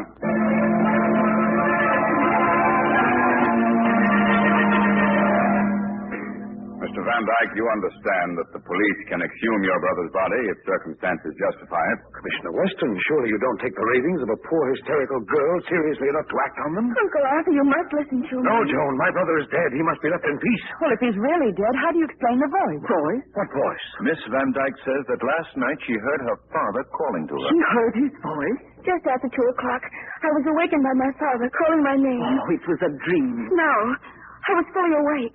I know my father's voice. Mr. Van Dyke, did you hear the voice? No, I heard nothing. If it had been my brother speaking from his tomb, everybody would have heard it. The merest whisper there is magnified into a shout in that receiver he set up in the hall. Mrs. Van Dyke, did you hear anything? Nothing. Sarah, you were with me until I fell asleep. Did you hear anything? No, child. I heard nothing. You're all looking at me as though I were out of my mind or something. I tell you, I heard my father crying. Oh, doesn't anyone believe me? Joan, you must be calm.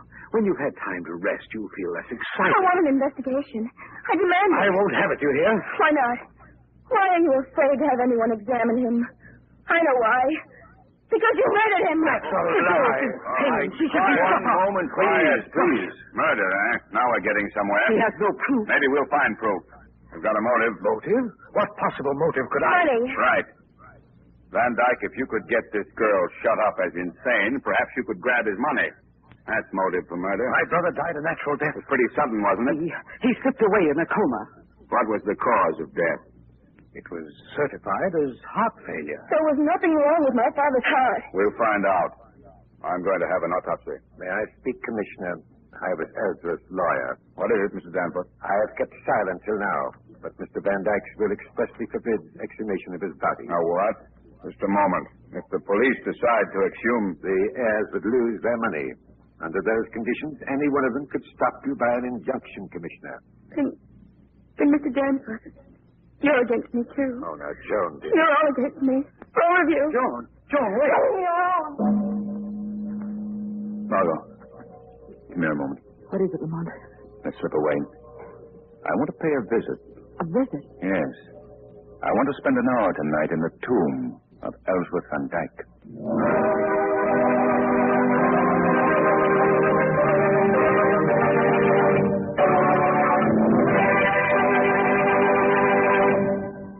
Our government has asked everyone to work together on a plan which will permit delivery of some coal to every bin.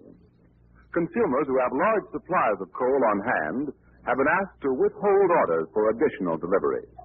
Those who need coal at once should order only enough to take care of immediate needs. There is no shortage of coal, but your dealer has a real wartime delivery problem.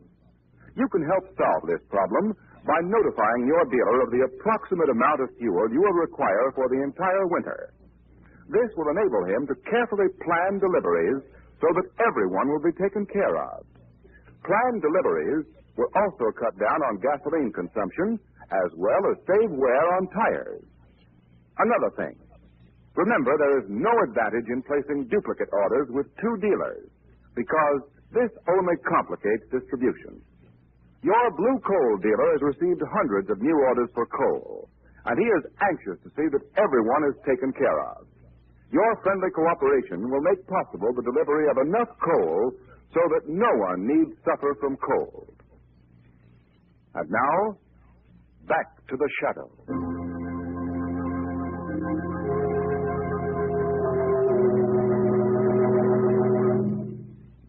Mom, this is spooky.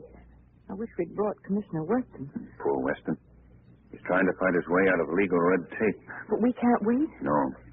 Something dreadful is going to happen here. Come on. I want to see inside the tomb. It's a beautiful mausoleum, Margot. Yes, if only we didn't have to go inside. Shall I turn on my flashlight? No. Someone in the house might see it. And here we are. Well, it's unlocked. Oh, what a noise. Step inside. You go first. All right. Yeah, shut the door. All right. Now the flashlight. Why, it's just an empty room. Listen to the echo. Speak low. Where do they keep the bodies? In the crypt below, I suppose. That big metal cover slides back. Must be a lever here somewhere. Oh! Look down into the crypt. Hold them out. Turn the light that way. There it is. Ellsworth and Dyke's coffin. Why, it's huge. But there aren't any stairs going down. So it seems. Well, no one could get down there without help. Don't stumble, Margot. Hush. 2 o'clock. Joan. That's it, Lamont. That's the voice she heard. Joan. Father. Father, you've come back again. Father, speak to me.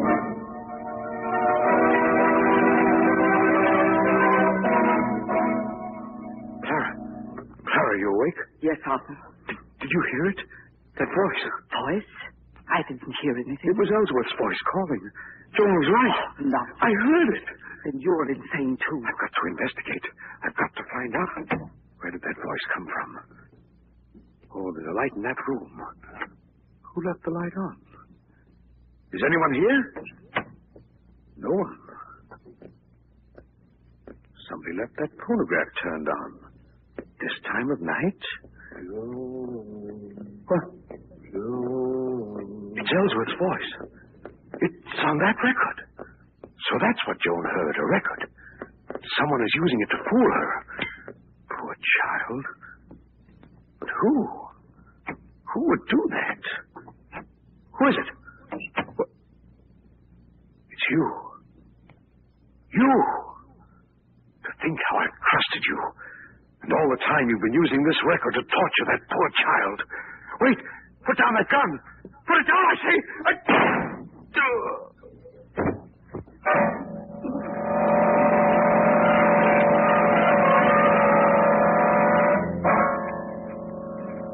Well, Cranston, I think somebody murdered Arthur and tried to make it look like suicide. Not a very skillful job, either. Yeah. Weston, did you notice this phonograph? Somebody's been playing it. Now, forget that stuff. I'm thinking about Ellsworth Van Dyke's will. Listen, it makes Arthur Van Dyke guardian of Joan until she's 21, with full control of her money. If he dies, the management passes to Clara. I wonder if Ellsworth Van Dyke had a special reason for that. Well, the point is, 5 years control of that fortune, and you could be sitting pretty. Cranston, I think our case is solved. Where are you going, Commissioner? Clara Van Dyke? Yes, Commissioner. Clara Van Dyke, I arrest you for the murder of your husband.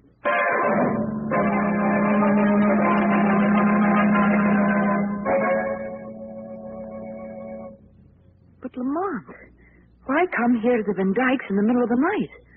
Arthur's dead and Mrs. Van Dyke is in jail. Yes. So the person behind this thinks that the coast is clear. Margot. What? There's a light in the tomb. Come on, quick. Why, the door's open. Yes. And candles burning. Look, Lamont. You were right. There is a staircase going to the crypt. That wall is a sliding panel. Someone opened it. Come along, Margot. Down into the tomb? Well, what do you think we'll find? The end of this mystery, Margot. And the criminal. Hurry. All right. Flash a torch around it. Oh, there's no one here. Lamont, what was that? The panel's closed. We're locked in. Oh, Lamont. Say, I know that voice. Yes. Yes, you know it. Sarah. Why, it's Sarah speaking from over here. Yes, through that opening. You'll pay for your meddling, you fool. Sarah, it's you who killed Arthur Van Dyke. Yes, I killed Arthur, and I made Ellsworth Van Dyke want to die. Sarah, how did you do it? I lied to them, all of them, about each other. Well, what motive could you have? To drive Ellsworth Van Dyke's daughter insane. Insane. And you can't stop me, for you're going to die, too. Die. Down there. Lamont, we're locked in. What can we do? I'm not sure, Margot. But I think that... Listen. What's that? Lamont, that noise. There's someone here in this vault with us. Steady, Margot. Turn your flash that way. Lamont. Lamont. In the coffin. The body's moving. He's tapping on the glass. The coffin. It's open. He's sitting up. Margot, stop. It's all right. He's alive. It's Ellsworth Van Dyke. Come here. It was Sarah. Mr. Van Dyke. It was Sarah. all the time. You help me hold him up, Marco. He's very weak. Yes, Lamont. You've been drugged, haven't you, Mr. Van Dyke? Oh, horrible. No, I did it myself. Had to. To find out who in your house was plotting? Yes. I nearly went crazy, wondering. If you feigned death, you thought matters would come to a head. Yes. Sent Joan away. But Joan's here and in danger. Joan's here? Yes. Look, Ellsworth, I must escape from here. How do I release the panel? The carved wreath up there. Yes? Pull down. Pull down. It opens the panel. Margot, he's fainted. You stay with him. The shadow has work to do.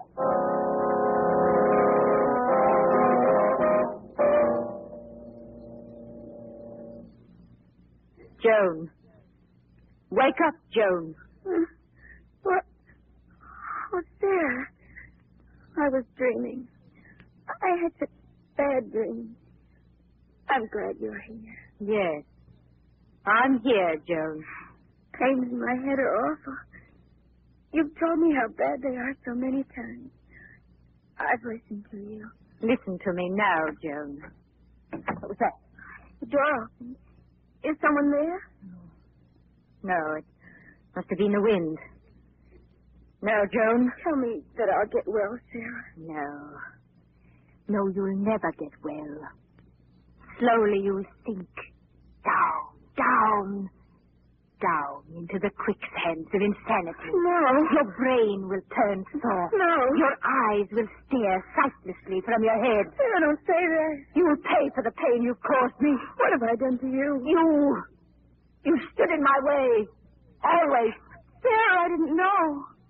No, Joan, my darling, you didn't. But you'll pay just the same. I swore I'd avenge myself on you all. And I have. Your father is dead. His death hastened by the worry I plotted in his mind.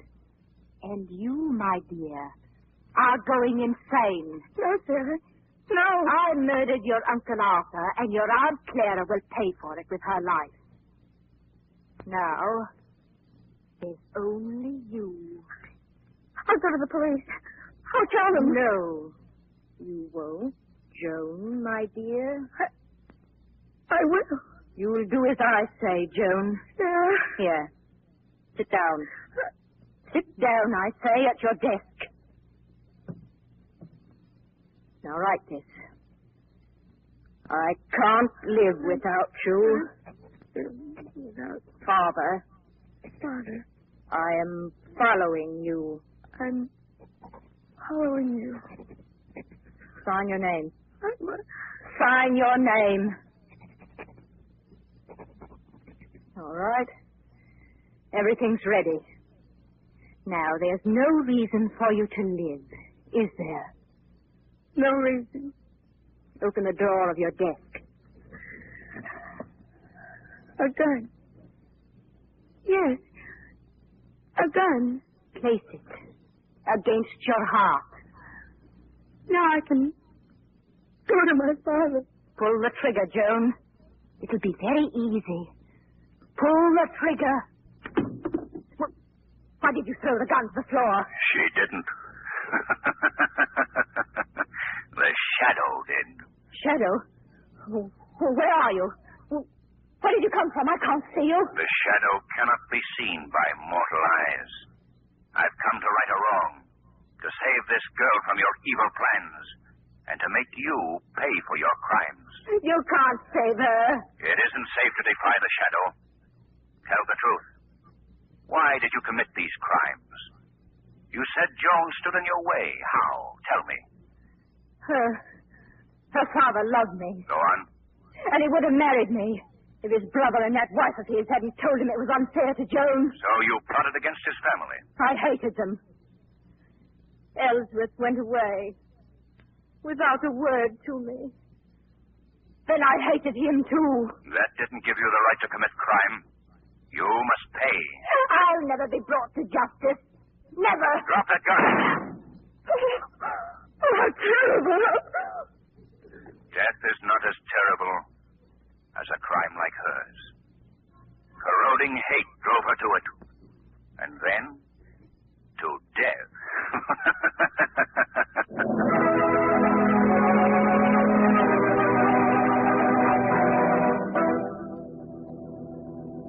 Oh, Lamont. What a nightmare. But you say Joan's all right. Well, she's taking care of her father. That'll help her to forget the horror she's been through. The doctor says he'll recover. Why, Lamont, he must have been mad to do such a thing. Well, half mad for the moment. But did Joan really hear him calling from the tomb? No, Margot. He was in a stupor for 60 hours from the drug he took. As for the voice, years ago, Ellsworth made a phonograph record of his own voice calling Joan. Sarah played it.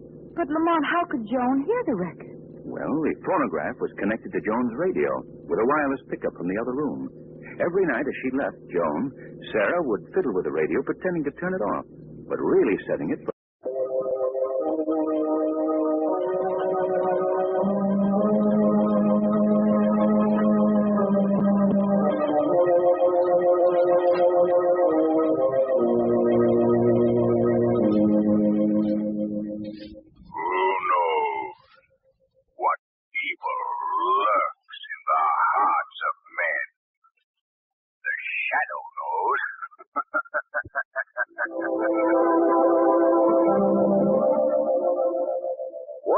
Your neighborhood blue coal dealer brings you the thrilling adventures of the Shadow, the hard and relentless fight of one man against the forces of evil. These dramatizations are designed to demonstrate forcibly to old and young alike that crime does not pay. The Office of Defense Transportation has asked all coal dealers to reduce mileage of their delivery trucks 25% below the mileage of last year. This means fuel deliveries will have to be carefully planned. Duplicate trips into the same neighborhood eliminated whenever possible. Yes, every ounce of rubber, every gallon of gasoline, every transportation factor must be conserved. You can help by advising your fuel dealer of exactly what your fuel requirements are for the entire winter. This will enable him to work out a schedule of deliveries so that valuable time, rubber, and gasoline will be conserved.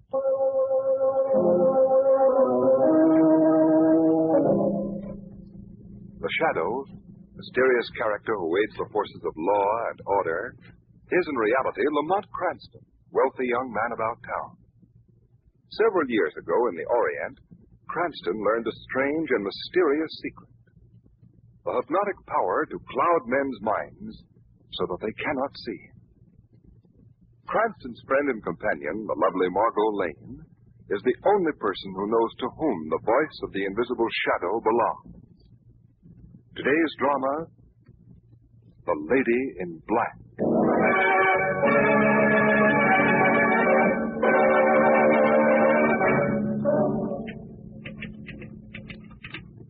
Will not consider any motion picture author for my new play until... Yeah? What is it? Oh, I see. Put it down over there. Yes, Mr. Bryce. Where are you going? Get away from that picture. How dare you draw the curtain that covers it? What? What's that you got in your hand? Keep away from me. There's a gun in this drawer, and I'll use it. I give you time. Let go of me. Take that away.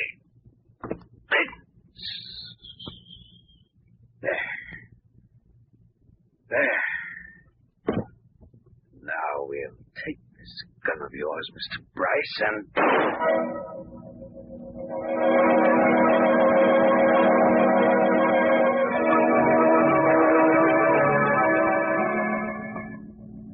Lamont, look here. Yes, Mom. Did you notice this painting? No. But it's certainly the strangest one in the whole picture gallery. There's such an odd, morbid quality. Is it signed? No. But judging by the odd hook-shaped brushstrokes, I'd guess it was painted by Albert Gurner. Albert Gurner? I don't think I've ever heard of him. Well, he wasn't widely known as a painter. He was really a chemist. Painting was a hobby. Oh? There aren't more than half a dozen of his pictures in existence. What a shame. It's a great talent. Yes, Gurner was a genius in a way. Poor fellow. Why, poor fellow? Well, when he was young, Gurner married Diane Morrow. 15 years ago, she was one of the most beautiful young actresses on the stage. Gurner was madly in love with her. One evening, a servant standing outside her door heard him talking to his wife as he sketched her. He was saying, I'll finish this drawing in a minute. I know it's almost time for dinner. Yes, you told me Norman Bryce is coming. Darling, he's done so much for your career. As much as a manager could, so you must make a good impression. I'm glad you decided to wear black. You're exquisite. Your eyes are such a deep blue, looking at me with that half-smile on your face. I must do this picture in oils. Oh, my darling, I love you so much. So very much. Oh, that's Waldron, my dear. I rang for him a moment ago. I'll speak to him outside in the hall. Yes, Waldron. You rang, sir? Yes, those flowers in Mrs. Gurner's room. While we're at dinner, move them out onto the terrace. I'm afraid the heat of the room will wither them. Yes, sir. And there'll only be three of us for dinner. Mr. Bryce is coming along. What was that, sir? It sounded like a shot. In here. Oh. Diane. Good heavens. Look. There's the revolver she did it with. Killed herself. Killed herself. Oh, no. I was talking to her only a moment ago. And now she's dead. Diane. Diane.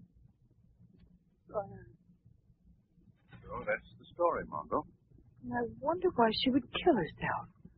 A girl who had so much. Well, there was some talk at the time of murder. But our room was on the second floor, and no one could have gotten in and out of the windows that quickly.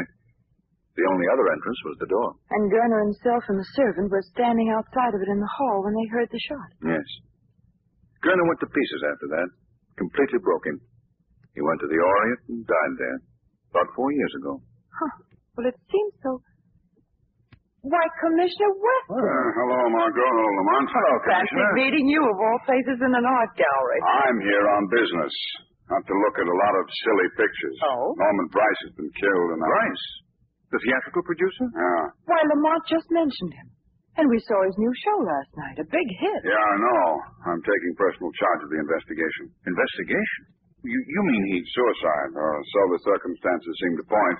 But, Commissioner, does a man kill himself after one of the biggest hits of his career? This man did.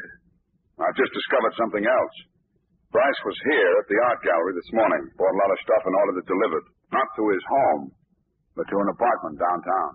Oh, you don't say. Yeah. Well, I gotta be going. Things to attend to. See you soon. Yes. Goodbye, Commissioner. Well, Lamont, you can stand there all evening staring at that painting. Hmm? Oh, no. Come on. Let's get out of here. Where are we going? Out to the home of the late Norman Bryce.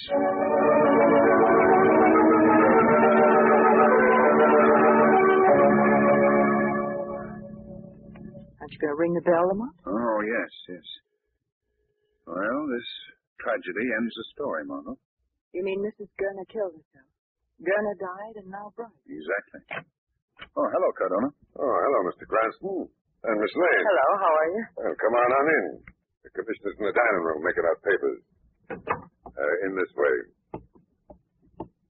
Look who's here, Commissioner. Wow. Hold on.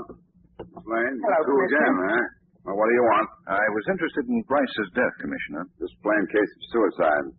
Get these papers to fill out, and then we'll close the case. The body's been taken away? Yeah. Want to take a look at the room where it happened? Oh, yes. Will you come, Margot? Yes, I'd like to, Lamont. You're welcome to go in that room. Well, what do you mean by that, Cardona? Cardona says he feels as if somebody was watching him in that room. Really? Well, there is something about the room. Go on, take a look. Here's the key, Margot. Thanks. Right down the hall, that way.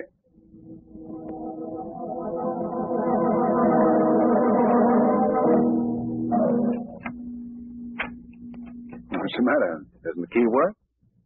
Margot, what is it? There's someone in there. There is. Somebody's holding the door shut. Well, how could anyone get in there with the police guarding the house? Here, let me have the key. Lamont, the door's unlocked. But there's someone inside putting his weight against it. Here, I'll open it.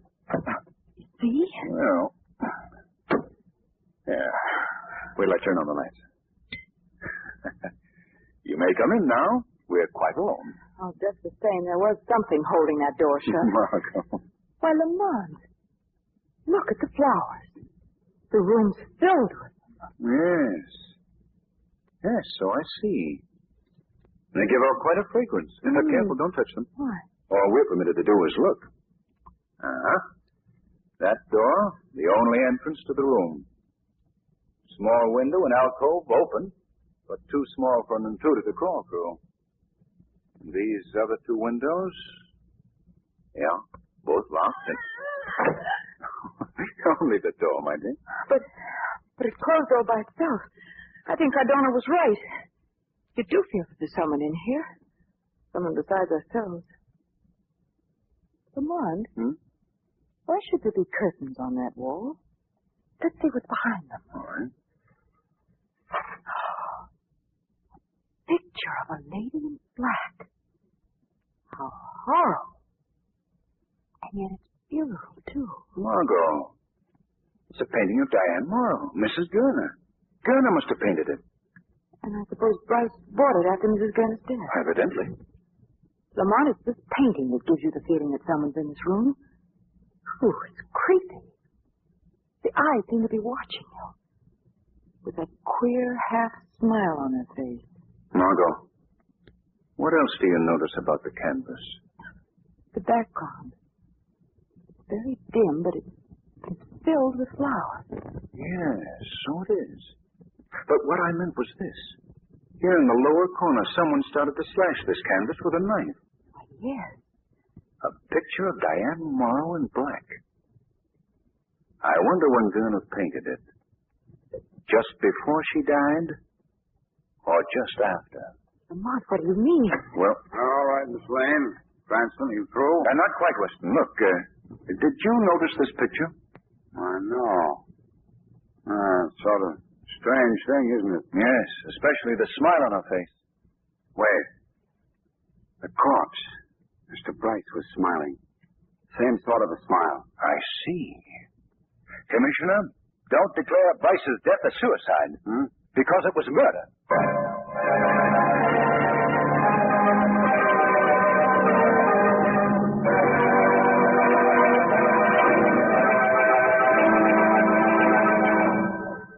In a moment, we'll return to the chateau. But first, here's a brief little drama that directly concerns you. Listen. Hello? Hunter Coal Company. This is Mrs. Smith, 202 Main Street. Will you please send over 10 tons of blue coal immediately? Well, Mrs. Smith, I'm afraid we can't send you that much right now. How much do you have on hand? Oh, I don't know, but it's not a very big pile. Well, we want everyone to have enough coal for immediate needs, you know. I need 10 tons. Cash deliver it to me now. I'm sorry, Mrs. Smith, but the Robinsons next door to you also need coal. And the Joneses down the street are in need of coal, too. Now, we're making a delivery at both places soon. We'll stop at your place, too. But not 10 tons. You realize we must make sure that everyone has some coal in the bin. I know you won't want to deprive your neighbors of heat. Oh, of course not. I just didn't realize, that's all. Well, do what you can then, will you? I certainly don't want my neighbors to be in valley without coal. Let's all cooperate. Share and share alike, and we'll all be warm this winter. Now, back to the chateau.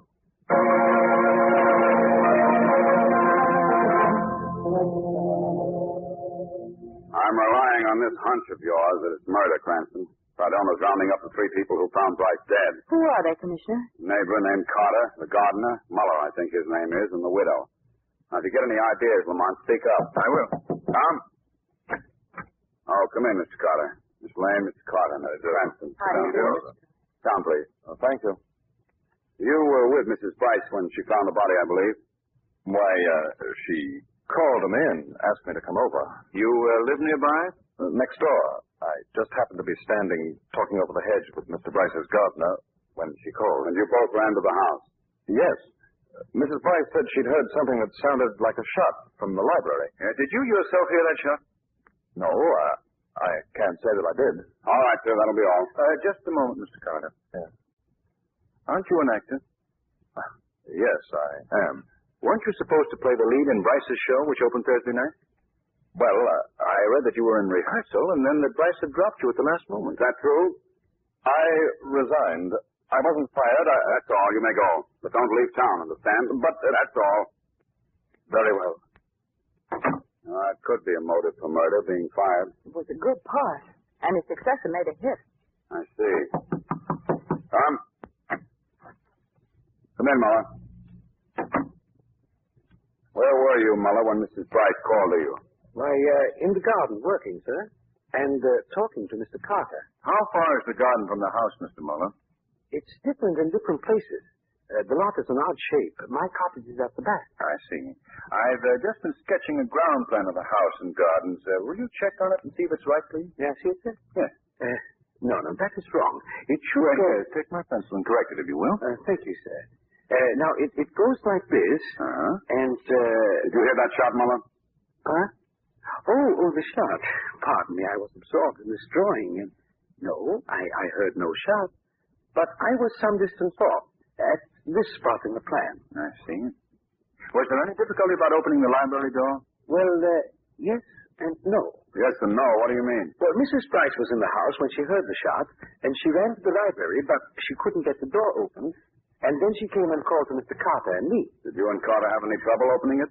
No, sir. What time was it when Mrs. Bryce called to you and Carter? About 4 o'clock. Because I noticed the clock in the library said 5 minutes after 4. We have a common interest.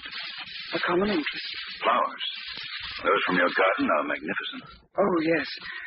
This year the garden was particularly lovely. I don't think there's ever been a time when we've had such beautiful geraniums. Yes, sir. Geraniums. They're a common flower, but Miller grows such beautiful ones. I see. Mrs. Bryce, how long has Muller been with you? Since April.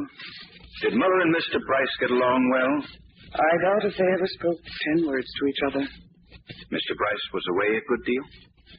Yes. Mrs. Bryce, I understand you've been away on a visit and returned this afternoon. What time did the train get in? At 2:40. You came directly home? Yes, sir. Now, when did you hear the shot? Just as I opened the front door. Mrs. Bryce Muller told me that you didn't call him until a few minutes after 4 o'clock.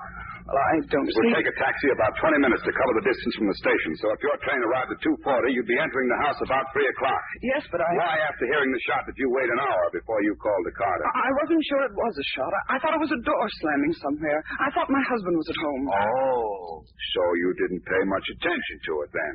No, sir. I decided it was just... And then about an hour later, you went to the library. Yes, I found the door was stuck, so I called to Mr. Carter. Why didn't you call your husband? I didn't know he was at home. A moment ago, you said you thought he was home. Yes, but Mrs. Bryce, isn't it true that you and your husband have been separated for the past 6 months? Hasn't he been living in an apartment downtown? Yes, but he does come home occasionally. He comes when I'm not around. He has a picture in the library. He comes to look at it. A picture? A painting of a woman. A woman all dressed in black. He used to sit there at his desk sometimes and stare at it for hours.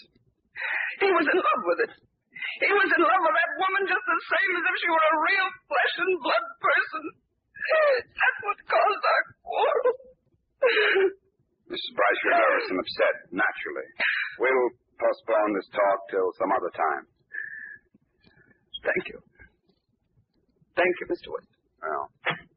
Goodbye. Bye, Mrs. Bryce. Goodbye. Hey, what kind of a nitwit does she think I am? You were right, Lamont. It's murder. And she's the one who killed him. No, Weston. She's telling the truth. Lamont, Mrs. Bryce is really jealous of that painting. And yet she doesn't know that it's a picture of Diane Morrow. Miss Lane, Diane Morrow and Albert Gurner, too, are dead. Yes, the lady in black is dead, Commissioner. But sometimes the dead don't remain in their graves.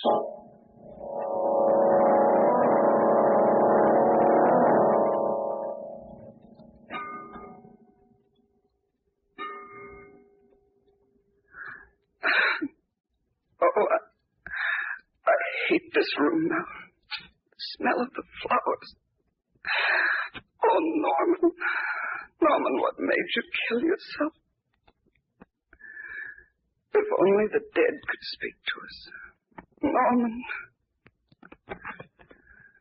Norman, why did you marry me? And all the time you loved the woman in black. I hate her. What? Well, the canvas is cut already. Here at the bottom. Why, the frame moves. There's a space behind it. Sort of closet. And what's this? It looks like a gas mask with a tank attached. Who's there? What do you want? Give that to me. What are you doing here? Is this gas mask yours? Give it to me. I see now. Norman didn't kill himself. He was murdered, this mask. You killed him, didn't you? I killed him. Tommy, what are you doing? Take that away.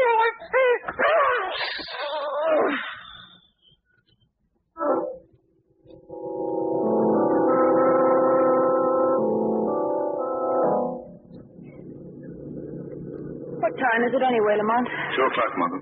2 o'clock in the morning. A fine hour for a country drive. You didn't need to come out to Bryce's.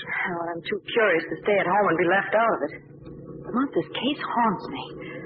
There's something evil about it. That smile on the face of that painting. What about the smile on Bryce's face? A smiling corpse, Margot. Yes. A horrible criminal is loose and doing murder. And the murderer may strike again. Oh, here we are. Quiet now. Don't talk. Let's walk in the grass beside the walk. Come on. Who's there? What do you want? It's Cranston, Cardona. Oh, and Miss Lane. What in time are you doing here? Has anything happened? Perfectly quiet. The actor next door went up to bed at 11. Light in the library a few minutes ago. Mrs. Bryce, I guess. But didn't you make sure? She's the only one in the house. Must have been her. How about Miller, the gardener? Light's been out in his cottage for a couple of hours. Everything's serene. What was that? A shot! From the library. Come on in there. Hurry! Mrs. Bryce! Shot to death. Oh, and that smile on her face. It's the same smile as in the painting. Oh, it's horrible. Suicide again. Hey, look, Mr. Cranston. This gun ain't no new kind. Must be 15 to 20 years old. Yes, I know. Bryce's gun was at headquarters, so he had to use this one. What do you mean, he? The woman shot it off. I don't want to go phone Weston quickly. Yeah, I better. Mont, what does it mean? Margot, don't leave the house. I won't be long. Where are you going? The shadow has work to do.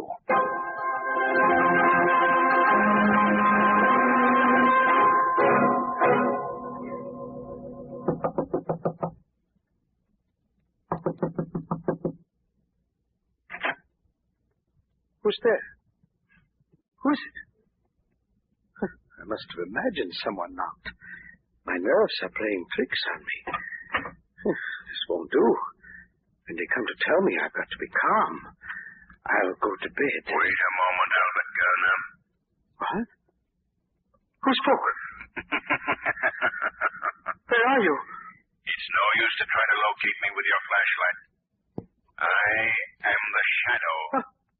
You cannot see me, Gurner. Why do you call me Gurner? My name is Muller.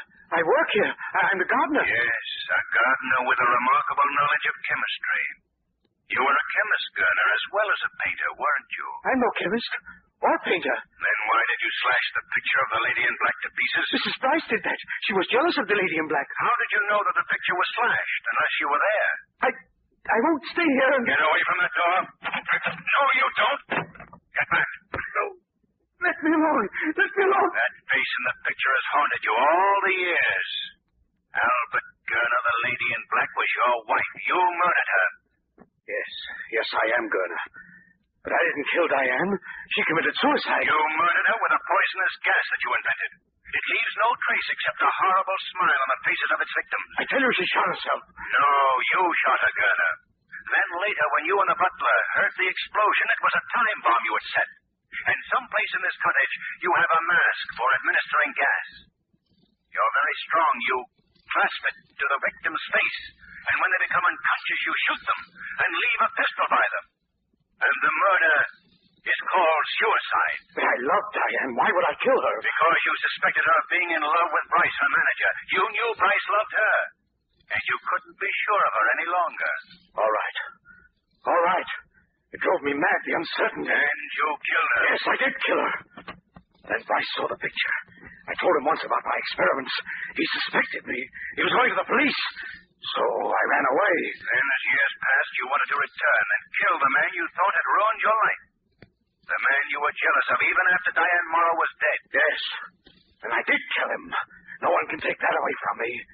But tell me, why did you kill Mrs. Bryce? She had done nothing. She found the mask. I had to kill her. Well, Gurner, Commissioner Weston will soon be here.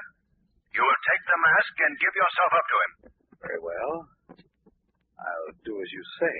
I'll go. Gurner, wait. Put that down there. No.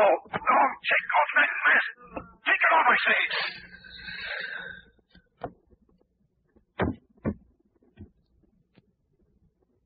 He's gone. Dead from the gas. With that same smile on his face.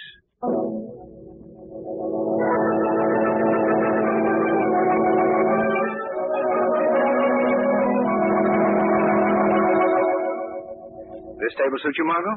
Very nicely. All right, Louis. We'll order later. Very good, sir. Lamont, what I want to know is how you solved this case. Where did you get your first clue? Why, you gave it to me. I did? Yes. You called my attention to the fact that the background of the painting was composed of flowers, of geraniums. Well? Well, when Diane Morrow died, her room was filled with geraniums. Oh, and you thought that those and the geraniums in Bryce's library had some connection? Precisely. And the ventilation of Bryce's library. The ventilation? Yes. It had been worked out so that quite a strong draft swept through the room. Why, of course. It was the draft that held the door shut. Yes. And it also caused the door to slam shut so violently that Mrs. Bryce thought it was a shot long after Bryce was dead. Oh. And the draft also cleared the room of the gas, which smelled like geraniums. Well, then the geraniums were there to explain away whatever traces of the gas might be left. Exactly. Only, Lamont, how did you know that Muller was really Gurner? Oh, that was the simplest part of the case. He helped draw a map of the house and gardens, and he used the same queer, hook-shaped strokes that identify Gurner's work anywhere. Oh, here you are. Oh, hello, Commissioner. I'm sorry I'm late. Oh, there's no hurry. We've loads of time. Well, certainly. We're merely going to drop in at the Pan American Art Exhibit this evening. The art exhibit? Pictures? Oh, why don't you take up something practical?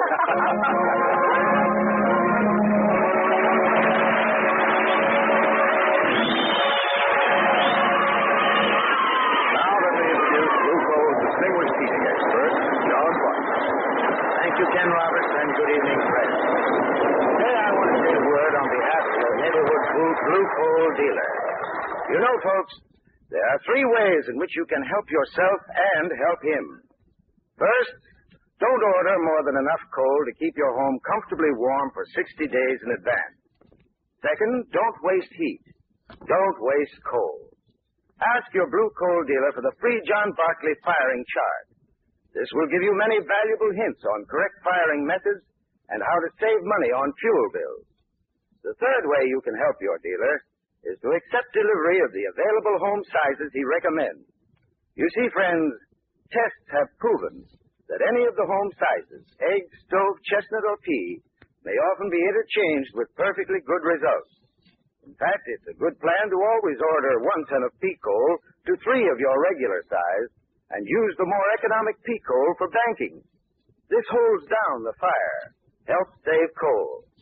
Now, ladies and gentlemen, if you'll cooperate with your blue coal dealer in these 3 ways, I'm sure you'll have enough coal to keep your home healthfully and comfortably warm all this winter. And so will your neighbors. I thank you. Shadow program is based on a story copyrighted by Street and Smith Publications. The characters, names, places, and plot are fictitious. Any similarity to persons living or dead is purely coincidental.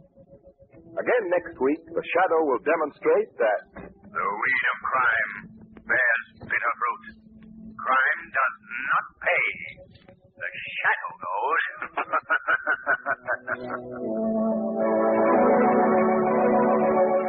Next week, same time, same station, your friendly blue coal dealer brings you another strange and thrilling adventure in the Shadow's daring battle against the forces of evil. Be sure to listen. This story produced by the B&W Coal Company, distributors of Blue Coal.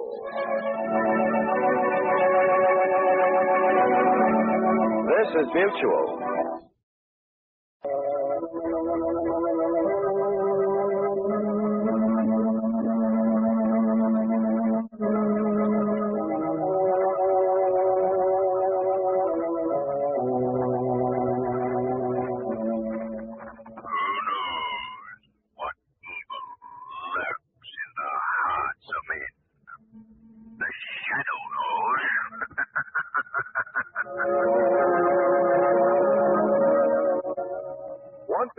Neighborhood blue coal dealer brings you the thrilling adventures of the Shadow, the hard and relentless fight of one man against the forces of evil. These dramatizations are designed to demonstrate forcibly to old and young alike that crime does not pay. We all know the government is attempting to conserve rubber for the war effort. One way of accomplishing this important objective is by rationing gasoline. Another is the recommended 25% cut in truck mileage. The success of this plan depends greatly upon you. It means that as a consumer, you must cooperate with the man who delivers merchandise to your door. It means, in connection with coal deliveries, that you can get good service if you notify your blue coal dealer in advance, so that he can set up a schedule to fulfill your heating requirements for the entire season. In this way, he'll be able to plan his trip. He can make one trip do for several homes, and everyone will be warm and comfortable this winter. The Shadow, mysterious character who aids the forces of law and order, is in reality Lamont Cranston, wealthy young man about town. Several years ago in the Orient, Cranston learned a strange and mysterious secret: the hypnotic power to cloud men's minds so that they cannot see. Cranston's friend and companion, the lovely Margot Lane, is the only person who knows to whom the voice of the invisible Shadow belongs. Today's drama, Death Shoots an Arrow.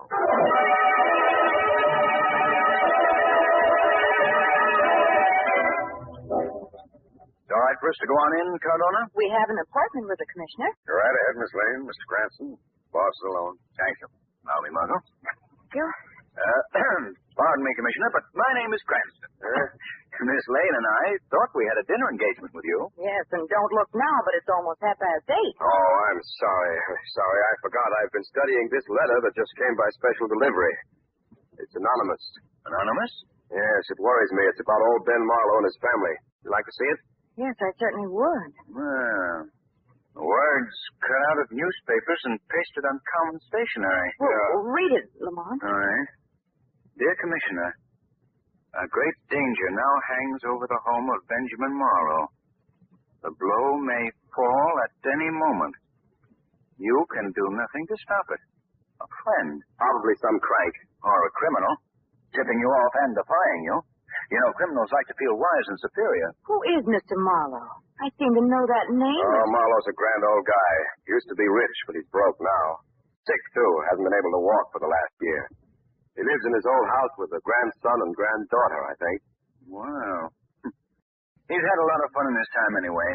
Tried every hobby there is, from archery to yacht racing. Well, it's late now. I'll go out and see him in the morning. Nothing will happen overnight. I wouldn't be too sure, Commissioner. Nonsense, Cranston. Well, come on, Miss Lane. Where shall we go for dinner?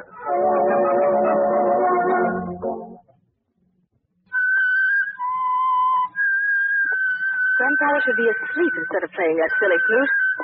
Oh, who's there? Who is it? It is Ando, Miss Enid. You startled me. What do you mean hiding there in the corner? Ando, listen. Music. You listen too much around here. Usually to something you're not meant to hear. Not good to hate Ando. That sounds like a threat. I don't know why my cousin ever brought you from Guatemala in the first place. Go along. Ando, go, Miss Enid. Well. Come. Oh, come in, Enid. Was it you talking outside? Ando was standing there listening to you play. Huh. That savage would kill you as soon as look at you. He gives me the shivers. Yes. I've been practicing on my flute. Was getting a bit rusty. Grandfather, Now, what's the matter? how did you get the flute? I left it on the mantelpiece. You can't walk. Who got it for you? Why, no one. Right here beside me. I'm sure it wasn't, Grandfather. Oh, nonsense, child. Very well. I came to say good night, Grandfather.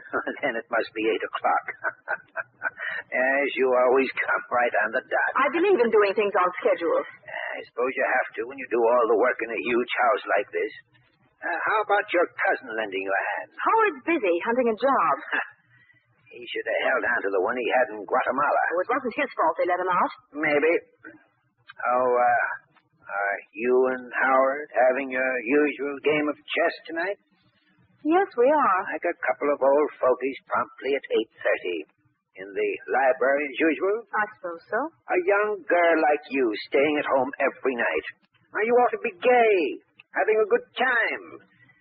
Well, my dear, perhaps we won't always be broke. No, you won't stay at home and play chess with Howard all your life. I still have a few tricks up my sleeve.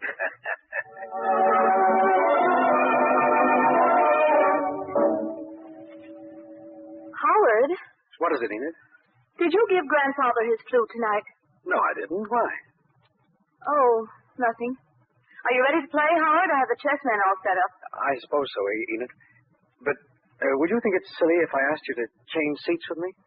Why, Howard, changing seats No, it's not that. It's just that with my back to the French windows, I can't get my mind on the game. Enid, I have a constant feeling that someone is standing behind me outside in the orchard. Oh, how silly of you. Of course I'll change chairs if it'll make you feel any easier. Thank you. There. I don't know what's the matter with you, Howard, just because you lost your job in Guatemala. Enid, I wasn't fired. I ran away Ran away? to keep from being murdered. That's ridiculous. I don't expect you to believe it. Nobody up here would believe it. Wouldn't believe what? Enid, when you're down there, the jungle lies all about you, dark and slimy and full of evil. You hear faint voices, whispers, the barest echo of mocking laughter. But you never know where they come from. You never see the people who make them. Howard, for goodness sake, try to talk sensibly. Now, what is all this about? Have you ever heard of the Mariposas? They're a strange cult, strange and sinister. Like a fool, I wouldn't believe there were regions sacred to them. I sent men in there to cut mahogany.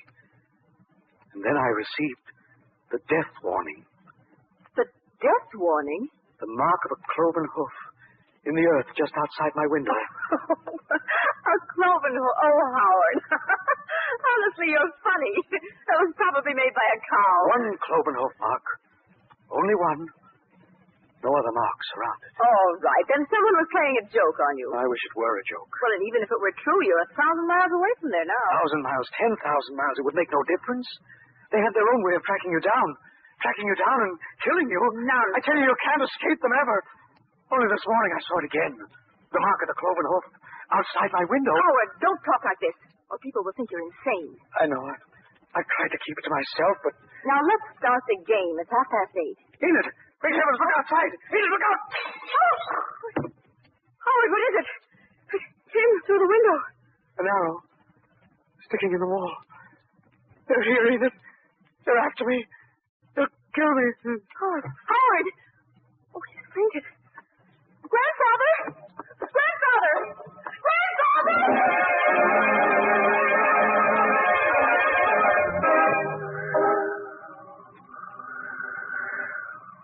Ando, wait here. Someone must come to tree. Is someone? Come now. Wait. Ando, no. You try to kill. You give Ando money, much money, or Ando tell. Put arrow down. Don't kill me. Don't kill me. Oh, die.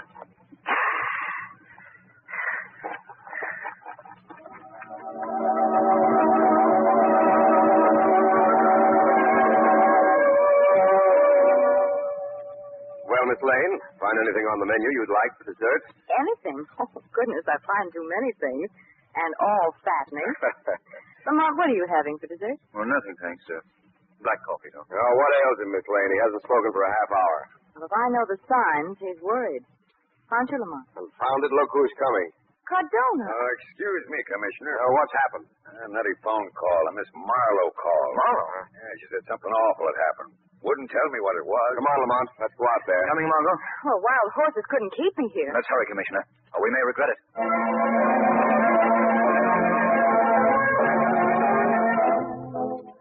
Mr. Williams, you're not seriously suggesting that these, what do you call them? Mariposas, Commissioner. Yeah, you can't believe they followed you all the way from Central America to shoot an arrow through your library window. They meant to kill me. And they will. I don't expect you to believe it. Oh, some kid in the neighborhood has a bow and arrow, and the shot went wild. I find that hard to believe, Commissioner. Miss Marlowe, you two were playing chess when the arrow flew in? Yes, Howard upset the chessman when he got up. Yes, I see. From the direction they fell, I surmise Mr. Williams was facing the window. Yes. Usually I sit there, but tonight we changed about. Why? I was nervous with my back to the window. Mr. Williams, did you see anything outside the window? Yes. I saw a moth out there. A moth? A giant white moth flutter there. And beyond it, Yes, go on. a dark face seemed to float just beyond the glass. A man? They're not really men, I tell you. You mean the Mariposas, Mr. Williams? Yes. Miss Marlowe, what did you do after the arrow appeared? I went and phoned you, Commissioner. What did Mr. Williams do? Oh, he had... If you must know, I fainted. Yes. He regained consciousness just as your car came up the drive. You went right to the phone? No, first I went and knocked on Grandfather's door, but he didn't answer. I thought he was asleep. So I went to the extension phone in the upstairs hall and put in my call. You didn't look in to see if your grandfather was sleeping? The door was locked on the inside. Miss Marlowe, if your grandfather can't walk, how could he lock his door on the inside? I believe that he can walk a little, so he won't admit it. I see. Then you can't swear that Mr. Marlowe was in his room. Why, he must have been. There's no one else in the house besides you three? There's Ondo, an Indian servant I brought back from Guatemala. He could have shot the arrow. But he's always been so faithful. I despise him, and so does Grandfather. Oh, I see. Miss Marlowe, what's beyond the French windows? The old orchard. Let's go out by the window and take a look, Lamont. You coming, Margot? Yes, indeed. Now, be careful, Margot. It's dark out here. All right. Whew, it's windy, too. Storm coming up, Lamont. Yes. Well, I think we ought to round up that servant and ask him a few questions. Right.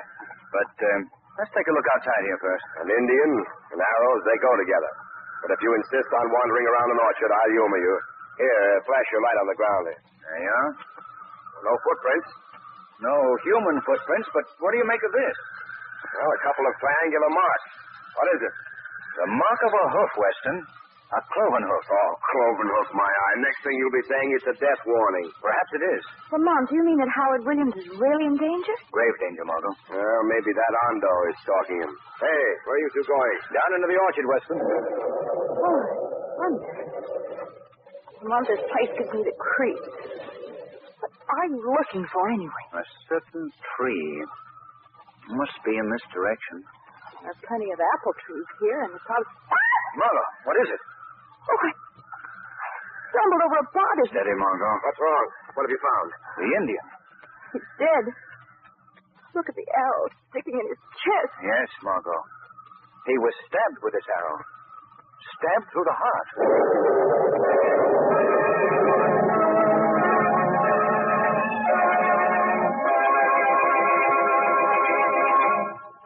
In a moment, we'll return to the shadow. Right now, let's consider the case of a typical householder who has solved his fuel problem for the winter. Just how did you go about that, Mr. Smith?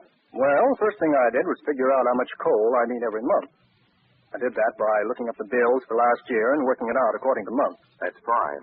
The coal dealers tell me that even if you can give them a fairly close idea without being absolutely accurate, it will help a lot. Well, the closer the better, I figured. But I went down to the basement and estimated how much coal I had on hand. Had about half a ton at the time. That's not a great deal. Were you worried about running out? Yes, I was. But after I talked to my blue coal dealer, I felt a lot better. I gave him all the information, and he said he'd see that I was taken care of. And how has it worked out, sir? Fine, first rate. The blue coal dealer sees that I always have enough on hand to keep the furnace going, and that's good enough for me. The way I look at it, we're all in this together. Back to the shadow.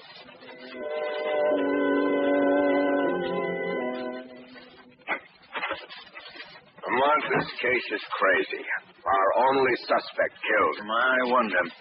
Margot, will you go and stay with Enid Marlowe? It's important. Why, yes, of course, Lamont. Come upstairs, Lamont. I want to check the location of the phone Enid used. All right, Commissioner. You see, Enid and Howard can't have done that killing. They were together when it happened. Afterwards, he was out cold and she was phoning. So she says. Yeah. Say, Lamont, could old Ben Marlowe be mixed up in this? Well, since he can walk, he's a suspect. Yeah. And why should he want to keep his being able to walk a secret? I don't know. Oh, there's the phone Enid used. Yeah, we've got a murder, but there's no sense to it. I think Ondo knew something and was killed to silence him. Let's have a talk with Mr. Marlowe. All right. And which is his room? This is the only door that's closed. I'll knock. Try the door. It's not locked now. Oh, come in. What's the matter? What in time ails? Why, Weston, what are you doing here?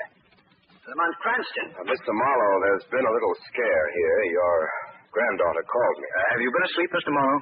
Yes, for an hour at least. What's happened? An arrow was shot through your library window. It nearly hit Enid Marlowe. It's that Indian. I warned Howard and her he'd kill him as soon as look at them. Mr. Marlowe, what's this? I just found a tuck between the wall and the head of your bed.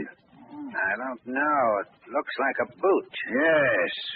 Look, Commissioner.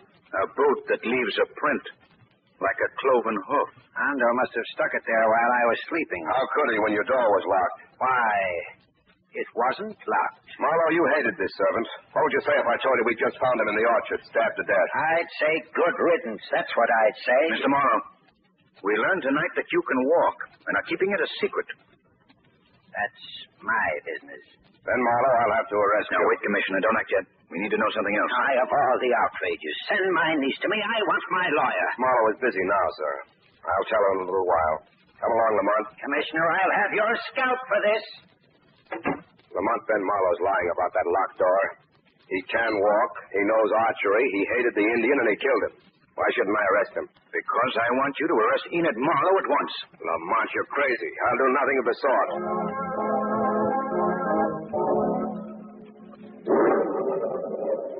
Police are gone, Enid? Yes, Howard. All of them? I believe so. I'll go up to bed. I'm exhausted. I'm going to sit here and read a while. I'm not sleepy. Well, don't stay down too long. Only another half hour. That's long enough. Good night. Good night, Enid. Now, where's my book? Oh, here it is. What's that? Oh, someone's at the French windows. Who's there? Don't be frightened, Miss Marlowe. It's Lamont Cranston. Oh, I couldn't imagine who it... Sorry to break in on you like this, Miss Marlowe, but... I thought you'd gone to the police. No, Miss Marlowe, I was too uneasy about you to leave here. Really, I'm able to take care of myself, Mr. Cranston. Quite a storm we've had. Yes. Say, here's something unusual. You know what it is? Well, it's some sort of tom-tom Mr. Williams brought back from Guatemala. A very special kind of tom-tom. This, bowl-shaped thing is part of a human skull. The membrane is a serpent skin. Well, what of it? They say if you beat on it in the correct rhythm, you can reach the soul of the listener and control it. Oh, what nonsense. Yes. Well, it might be amusing to see what we can do with this skull and snakeskin drum. Let's try. If you like. Oh, it's all in fun. I'll snap off the ceiling lights and, there. One dim light to help create the mood. And, let's move your chair back a foot. Like that. Well, that's interesting. You're not in front of the window anymore, and yet your shadow falls in the same place. How strange. Listen. You're supposed to begin quite lightly, so as not to stir the soul of the hearer too deeply. Hear the tempo quicken? I wish you'd stop. What's the idea of this farce? Hush, don't get excited. Just listen. The idea is to lull the mind of the listener, to waken the soul, to bring both mind and soul under the power of the one who beats the drum. It's so silly that it's... what? course, it's merely what we call hypnotism. Now, you're asleep, Enid Marlowe. You will sleep until I waken you. You'll not know that I've hypnotized you. You will sit here in this chair until the arrow breaks the window. Then you will rise. You will shriek in agony, and then faint. You will shriek and faint. Shriek and faint. You will lie unconscious for 5 minutes. 5 minutes. And then you will rise and walk past the window. Walk past the window. Past the window. Now, wake up, Miss Marlowe. Wake up. What? What are you saying? You seem drowsy. I spoke to you. I'm not the least drowsy. Well, that's good. Now, will you please excuse me for a few minutes?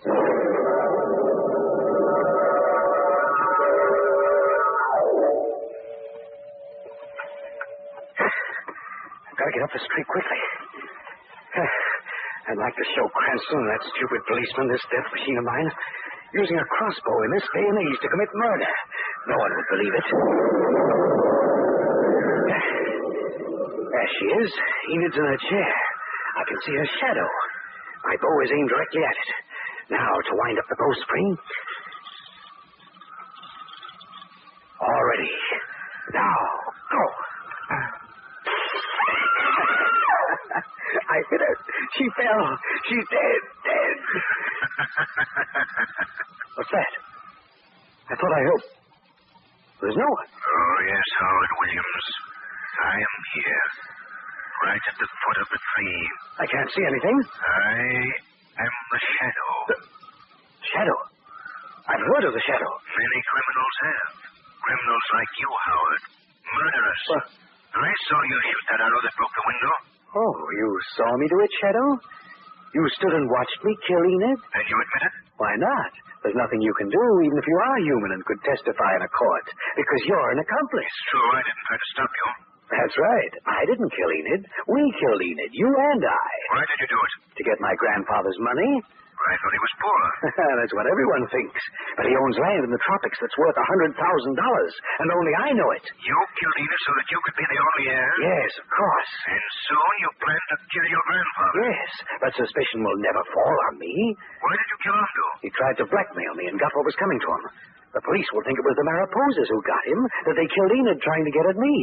I planned everything. You even wrote the police anonymous warning, didn't you? I wanted them to hear about the Mariposas, the boogeymen that I invented. I'm safe, I tell you perfectly. Enid's dead. Is Enid dead, Howard? Are you sure? What? Look at the window. See? It's Enid's ghost. No, Enid's alive and well. No, that's impossible. It's the truth. Now am I your accomplice, or will I dare to give you up? You think you've beaten me. I know where you must be standing, even if I can't see you. I'll shoot you. you meddling! Look out! Howard, don't try to move. I can't move. I slipped. The arrow's in my chest. He's dead. Paid for his crime with death.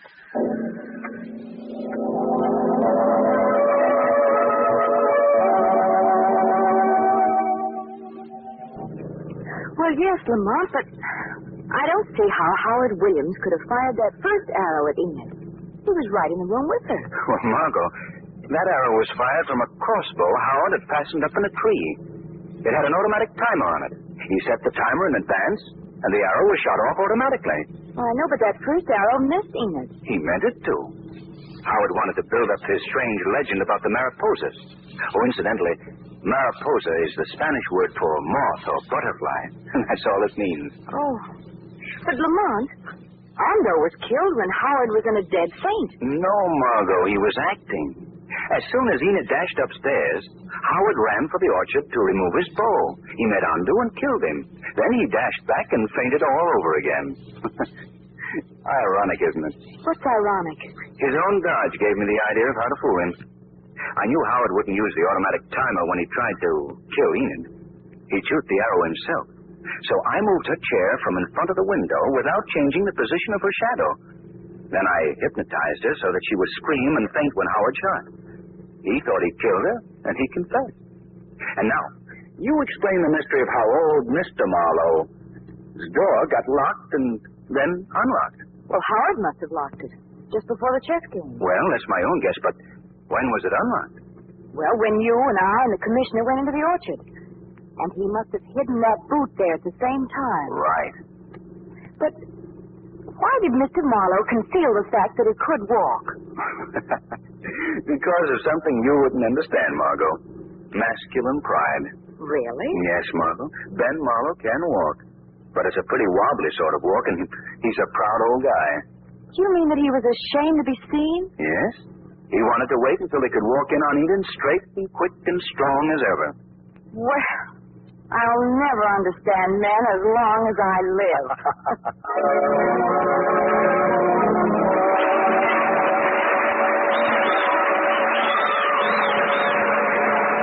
Now let me introduce Blue Coal's distinguished heating expert, John Barclay. Thank you, Ken Roberts, and good evening, ladies and gentlemen.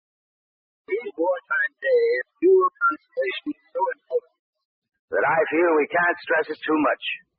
So I'm going to give you a few simple, easy-to-follow suggestions that will help you save a lot of coal. First of all, avoid excessive temperatures. An overheated house is bad for your health and hard on your pocketbook. It takes a lot more coal to keep your home at 77 degrees than at 70 degrees. Another thing, don't keep your garage as warm as your home. As a matter of fact, a temperature of 40 degrees is better for your car and a lot easier on your checkbook. And friends, if you believe in plenty of fresh air in your bedroom and keep the windows wide open, close the bedroom door tight. You'll avoid chilling the rest of the house and wasting coal to heat it up again. And if you have a sunroom, don't try to heat it. The large window area makes it too expensive to heat. But if you must heat it, equip it with storm windows and weather stripping to conserve coal. Finally, always close outside doors promptly. A little gossip by an open door will chill your house and waste coal. Now, folks, these are easy precautions to take, and it's surprising how they do save valuable fuel. I thank you.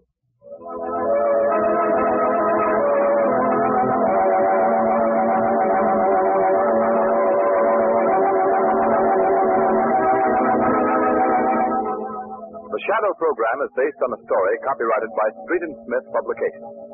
The characters, names, places, and plot are fictitious. Any similarity to persons living or dead is purely coincidental. Again next week, The Shadow will demonstrate that the weed of crime bears bitter fruit. Crime does not pay. The Shadow knows. Next week, same time, same station, your friendly Blue Coal dealer brings you another strange and thrilling adventure in the Shadow's daring battle against the forces of evil. Be sure to listen. This story produced by the DL&W Coal Company, distributors of Blue Coal. This is Mutual.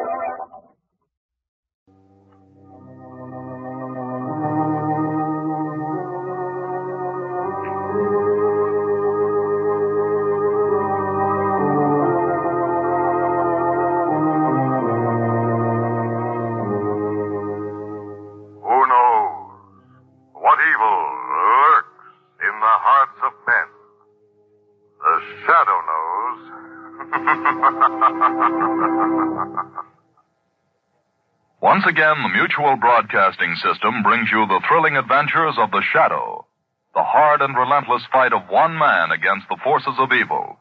These dramatizations are designed to demonstrate forcibly to old and young alike that crime does not pay.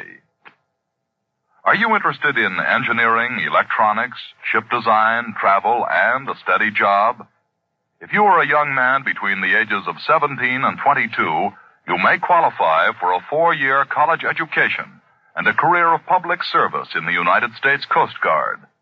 This oldest branch of the seagoing services maintains an academy at New London, Connecticut, for the professional training of its future officers. Applicants selected for the Coast Guard Academy by nationwide examinations begin their training each year late in July. Applications for this year's convening class must be postmarked not later than April 1st, and entrance examinations are held on May 8th. For complete information, write to the Superintendent, U.S. Coast Guard Academy, New London, Connecticut, or visit your nearest Coast Guard recruiting station today. And now, The Shadow. The Shadow, who aids the forces of law and order, is in reality Lamont Cranston, wealthy young man about town. Years ago in the Orient, Cranston learned a strange and mysterious secret, the hypnotic power to cloud men's minds so they cannot see him. Cranston's friend and companion, the lovely Margot Lane, is the only person who knows to whom the voice of the invisible shadow belongs. Today's drama, The Touch of Death.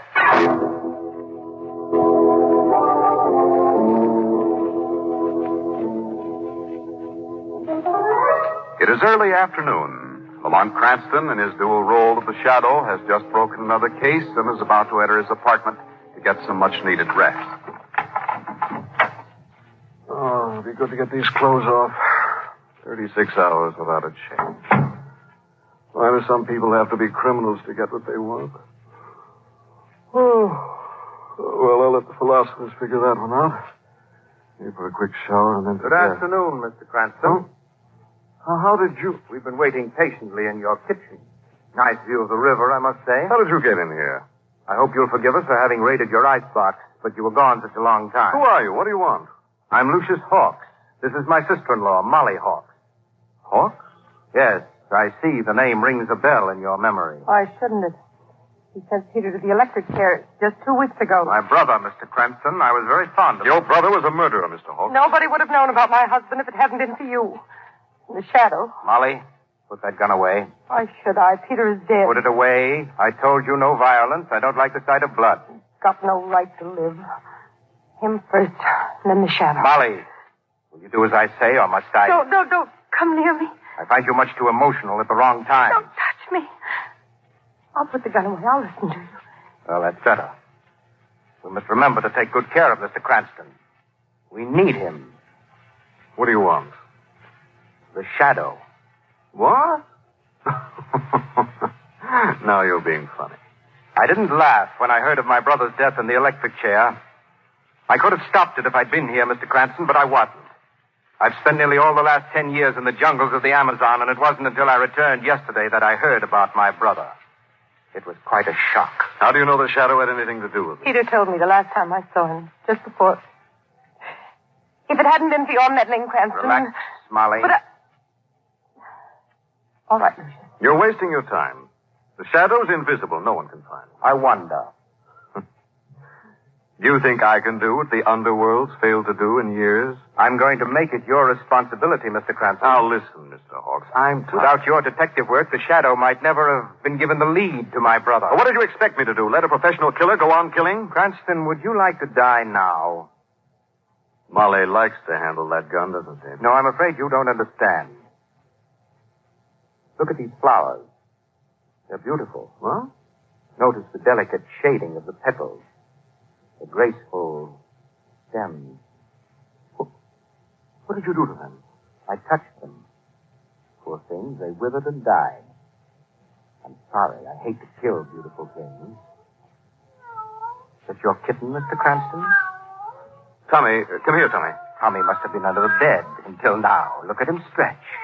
Let me help you. No, leave him alone. Get back, Cranston. All I'm going to do is stroke him. There. Tommy! Why, you... Oh, my, I've done it again, Mr. Cranston. I touched him, and Tommy is dead. You're angry, aren't you? You'd like to choke the life out of me, but you won't. Molly is very emotional, and she might pull the trigger. Or have I convinced you that I have the touch of death? Get out of here. Yes. I'm glad you didn't force me to touch you, because I need you alive. Remember your assignment. I want the shadow. And I give you 12 hours to find him. Get out, get out! Keys, Mr. Cranston. Put them on the table. Oh, Molly, our friend is very stubborn. Go behind him and take them out of his pocket. Do I have to get that close to him? Bear in mind, the gun is not to go off. It won't. Not because... Drop them into my hand. Thank you. A precaution, Mr. Cranston. I don't like to be followed. Your keys will be in the lock on the other side of the door. How do you expect him to find the shadow if he can't get out? Why, he'll get out, my dear. The telephone is still working. Goodbye, Mr. Cranston. The shadow in 12 hours or the touch of death. Here's a chance to use your skill as a detective to save your own life.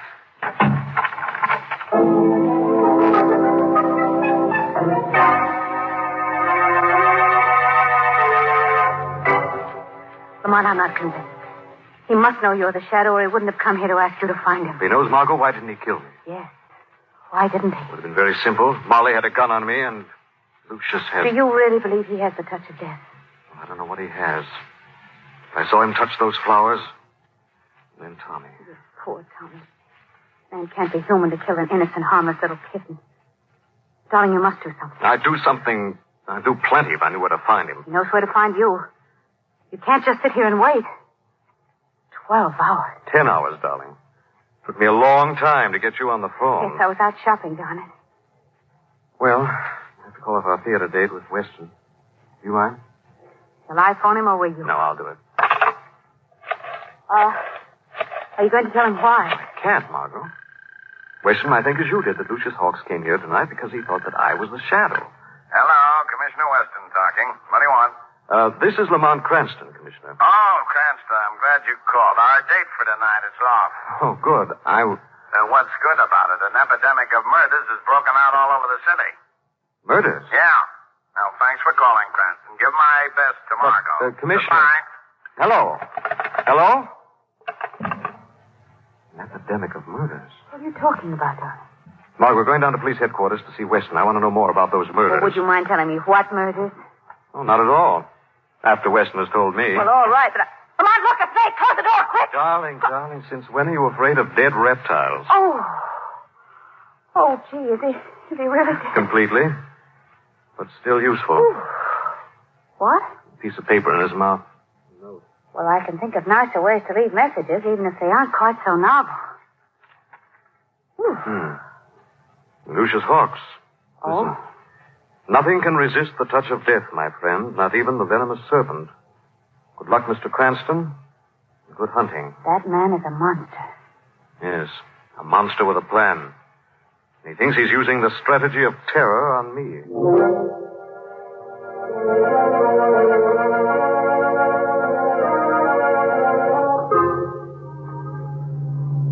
Keep your eyes on the road, Molly, and on that car ahead. Letting Cranston live. I tell you, Lucius, he's not going to find the shadow for us. He's not even going to try. How certain you are. You know why? It's because he's not afraid of you. He will be, when he knows as much about me as you do. He'd have gone for you if I didn't have the gun on him and he killed his kitten. Well, that would have been a pity. I'm sorry I didn't let him. I should have forced you to kill him. Molly, will you please understand, Mr. Cranston must be kept alive until I'm ready to make my own disposition. And it's your duty to see that he is. You're not to do anything foolish when my back is turned. But, Lucius, I promised Peter before he died. It's not important. Peter was my husband. And he was my brother. Now do as I say. Yes, Lucius. You play chess, Molly. Chess? You should learn. To see the value of planning ahead. Look where Mr. Cranston stopped his car. Why, Lucius, right outside police headquarters. Yes, my strategy is beginning to work. Mr. Cranston will lead me to the shadow in spite of himself.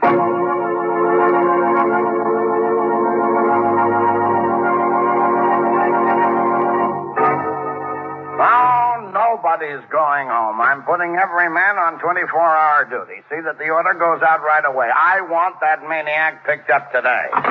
What maniac, Commissioner? Oh, Cranston, you and Miss Lane picked a bad time to make a social call. I'm up to my ears in work. Oh, Commissioner, hello is such a small word. Margot. What maniac, Commissioner? Roy Jackson. He broke out of the institution yesterday. Jackson? 3 murders in the last 2 hours, and the same pattern he used 6 years ago before the shadow caught him for us. You mean girls? Blonde, beautiful, and all under 25. If I could only get my hands on the shadow. Why the shadow? Well, I need him.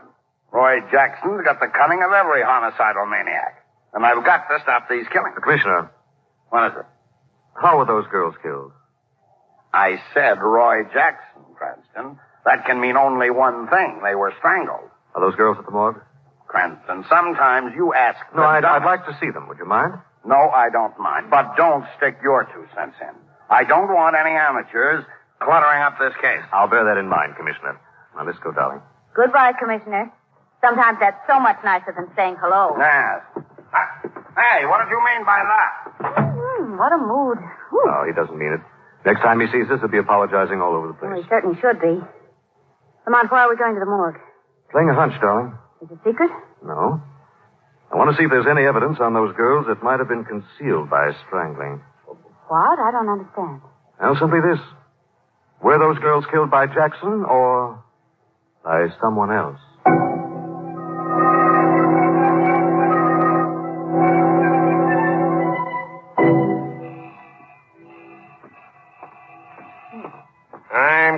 I'm coming. What are you folks trying to do? Wake the dead? Hello, McCabe. Oh, Mr. Cranston. Come in. Thanks. Is this lady with you? Mm-hmm. I'm leaving with him, too. Huh? Oh, Miss Lane, I didn't recognize you behind them green blinkers. Okay, I'll take them off. Well, what can I show you today? Those 3 girls who were strangled. Yeah, sure. Over this way. Commissioner's sure making a fuss over them gals, Mr. Cranston. Been here twice since they got brung in. Checking and rechecking like there was some mystery. Well, he wanted to make sure that... He did. Second time he come, he says, Roy Jackson done it. Then he walks out of here madder and... Oh, excuse me, Miss Lane. I got evil thoughts. Now, here's the first one. Margot? I'm all right, Lamont. Here's the second one. And here's number 3. I don't know what you're looking for, Mr. Cranston, but you ain't going to find it. Maybe I won't, McCabe. The coroner says they got strangled. That's a fact, Miss Lane. Yes, I guess so. Official verdict. Huh? Hey, Miss Lane, you crying? Well, it just makes me so furious. It's so awful. Only a maniac could have done this to them. Well, that's what Commissioner Weston says. But I'll bet you a ghost that's him now, coming back for another look. I better go let him in. Well, Lamont? Oh, nothing so far. Everything points to Jackson, his pattern. Rope around the neck from behind. The victim doesn't have a chance. Shall we go now? No, just a minute. But, what are you looking at the wrist for? I'm still playing my hunch. I hope that hunch is wrong, darling. What's that? Oh, it's McCabe. McCabe! What's the matter? Lamont, look, he's on the floor. McCabe! McCabe! Darling, look how he's clutching at his heart. I'll phone for a doctor. Yes, quick. Margot. Better phone for the coroner. What? Oh, Lamont. Yes, darling. Poor McCabe. Heart failure. And we couldn't do a thing to help him. This may have been another warning, Margot. What? Not at all sure that McCabe's heart failure might not have been induced by murder.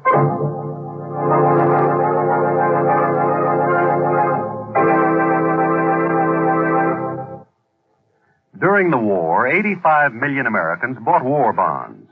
Today, those same Americans are not only holding on to their war bonds, but are buying United States savings bonds.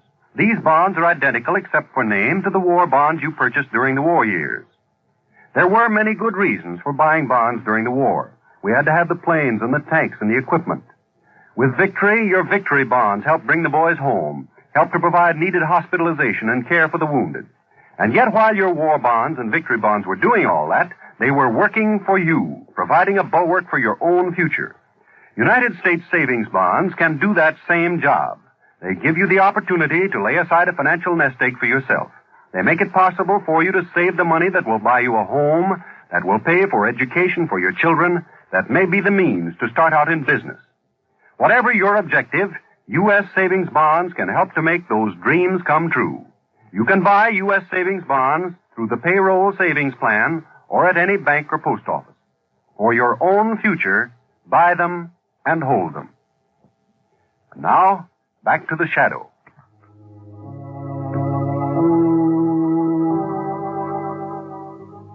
It is several hours later, and in Lamont Cranston's apartment, Cranston and Margot Lane are listening while Commissioner Weston gloats. I'd take back everything I said about the shadow that was good. He doesn't hold a candle to the policeman, and never will. Oh, Commissioner, he's done some good, you know. Here and there, but who captured Roy Jackson, eh? My boy. Caught him flat on his back asleep in a barn. Are you satisfied that he strangled those girls? Aren't you, Cranston? Jackson denied it. So what? Well, he didn't deny the murders he committed 6 years ago. What's that got to do with now? Well, it breaks the pattern. Cranston, you ought to read a book on criminology. I have, Commissioner, and on page 1 it says, don't believe everything you see. Are you leading into the subject of macabre again? I'm in it, Commissioner. Now, look. You kids are not going to tie me up for the night. The coroner says McCabe had a heart attack. That makes it official. Well, couldn't he have been wrong? No, he couldn't. He checked that poor old guy from head to foot. There wasn't a mark on him to prove your suspicion of murder. But, Commissioner, I told you, McCabe got an insurance policy on his life only a month ago. He was examined by a doctor and found to be okay. Well, what does that prove? A lot of things can change in a month. Look, Cranston, it's getting late and I've got a big day ahead of me, and I've had enough murder for the time being. Good night. Good night, Commissioner. He's a hard man to convince, isn't he? Yes. Why didn't you tell him about Lucius Hawk? I couldn't, darling. I don't know enough about him myself. But you're sure he killed McCabe? Not only McCabe, darling. I'm sure he killed those girls. Well, why them? He wants the shadow. Margot, he'll keep killing until he gets the shadow. Oh. Excuse me. Of course. Hello? Hello, Mr. Cranston. Lucius. Well, my friend, have you good news to report? Not yet. Oh, what a pity. Your time is nearly up, you know. I'll need more, Lucius. More time, but I gave you 12 hours. I'm sorry, I'm not a miracle man. And I thought you were. How we misjudge people. Well, have you at least a lead? I don't know. I might have. Would you like to tell me about it? I can't. You will. Come to my apartment, 972 Park Drive. And come alone. Very well, I'll be there in half an hour. Margot, this is the break I've been waiting for. Come on, darling, I'll take you home. Lamont, you are not going there alone. Of course. But suppose it's a trap. If he as much as suspects that you're the shadow... Don't worry, darling. He won't kill me. Well, I'm going with you. Now, Margot. Don't try to talk me out of it, Lamont, because you can't get rid of me. All right. Well, I hope you know what you're doing.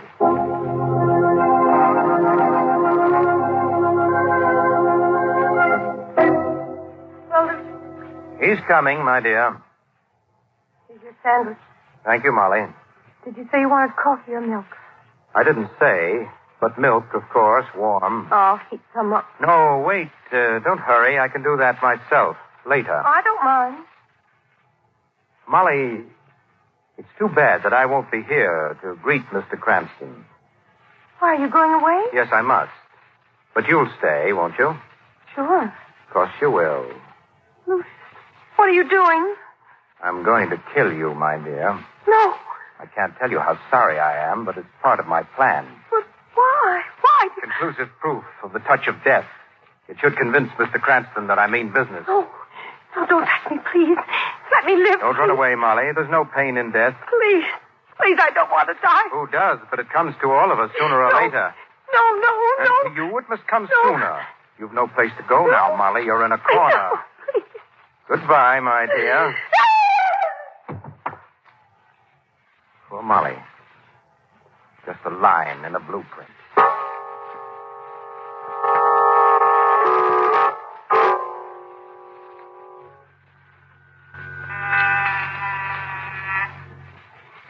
He's not going to open it, Lamont. And I will. No, please don't go in there. What's the matter? Can't you see it's a trap, dear? He didn't answer the buzzer. He left the door unlocked for you to open, and he's waiting somewhere in there to kill you. Let's not keep him waiting. But... Just a minute, Mark. Why did you stop? Oh. Molly. Is she dead? I'll know in a minute. Yes, she's dead. The touch of death? Maybe. No mark on her. Oh, Lamont. It should down, doesn't it? Why, Molly, his sister-in-law, his own brother's wife. I don't know, but I've got to find...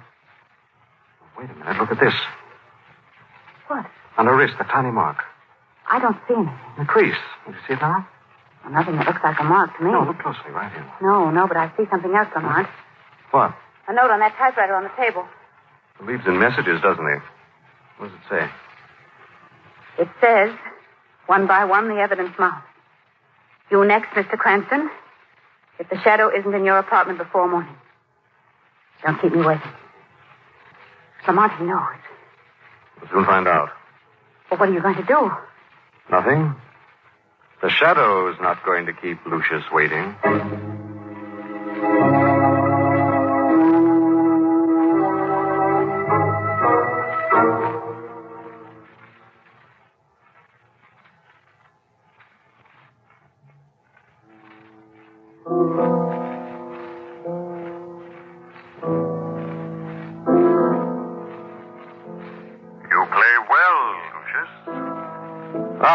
Shadow.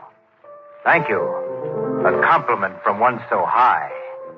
It's too bad you can't keep those hands from killing. Yes, you see, they're not as sentimental as I am. Shadow, you impress me. Do I? Yes, you're all my sister-in-law and Mr. Cranston said you are. Invisible. I didn't quite believe it, you know. Being secluded in the jungles of the Amazon for 10 years, one loses touch with modern science. But not with death. Hey, Lucius? Listen.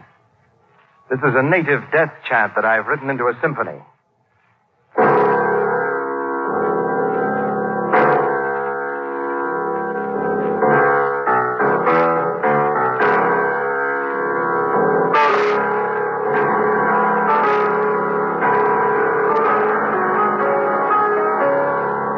Why did you kill those 3 girls? There was no other way to meet you. And the cop? Your sister-in-law? Then Mr. Cranston has told you everything? The shadow doesn't have to be told. The shadow knows. The shadow and Mr. Cranston. Where does one begin and the other end? I wonder. I can tell you what your end will be, Lucius. Mere assumption. Sit down, my friend. Make yourself visible. We can talk more affably. Perhaps even reach an understanding. Shadow doesn't sit with murderers. Well, then perhaps Mr. Cranston will sit down with me. Mr. Cranston? Yes. You see, I know who you are. I suspected it from the beginning, but I needed the proof to convince myself. You're bluffing, Lucius. Am I? Well, look at the marks that your shoes are leaving on the rug. Hmm? With each step, you leave the mark of Lamont Cranston. Am I bluffing now? It won't help you, Lucius. Oh, Shadow, you're not as clever as I thought you might be. I outsmarted you. I phoned Lamont Cranston to come to my apartment, and then I killed Molly. That was a trap that I had set for you, and you walked right into it, into the paraffin that I had smeared around Molly's body. And now the shadow has brought it here. What am I to think? Well, what about it? Well, that's a sensible question. Your power to make yourself invisible, my power to kill with a touch. Combine them, and we can have anything we want. I see. As equal partners? Of course. Oh, no. I want more. Oh, greedy, aren't you? Very well, how much? I want everything. What? Are you serious? When I bargain with murderers, I have no sense of humor, Lucius. Get on that phone. Call the police. Tell them everything you did today. But if I should also tell them who the shadow is... Go ahead. Every newspaper in the city will carry the story. What do you suppose the underworld would do to Lamont Cranston then? He'll take his chances with the underworld, Lucius. A phone? Well, I'm afraid you give me no alternative. I'll have to kill you. Don't try to get away. I know exactly where you are. Your shoe prints tell me. You're behind the table. Where, Lucius? Well, you're still behind the table. Am I? You must be. I'll find you. I'll find you, that paraffin on your shoes. And when I do... Oh! What will you do, Lucius? My arm! Why don't you touch me? Oh! I'm right here behind you holding your wrist. Why don't you kill me? I can't stand it. Let me go. Didn't you know that paraffin could be wiped off? You didn't think of that, did you? Shadow, please, I won't betray you. Let me In go. a moment. First, I'll rip off this glove. Now I've got your touch of death. Oh, you almost broke my arm. Very ingenious to find a glove that fits over the hand and looks exactly like a human hand. And under each nail, a fine needle with poison on it. The case against you is complete, Lucius. Is it? Oh, no, Shadow, because I still have the other glove. Stop it, Lucius. Not now, Shadow. Stop it. So, Lucius. The last victim of the touch of death. Too bad you didn't think of your own death before you killed others.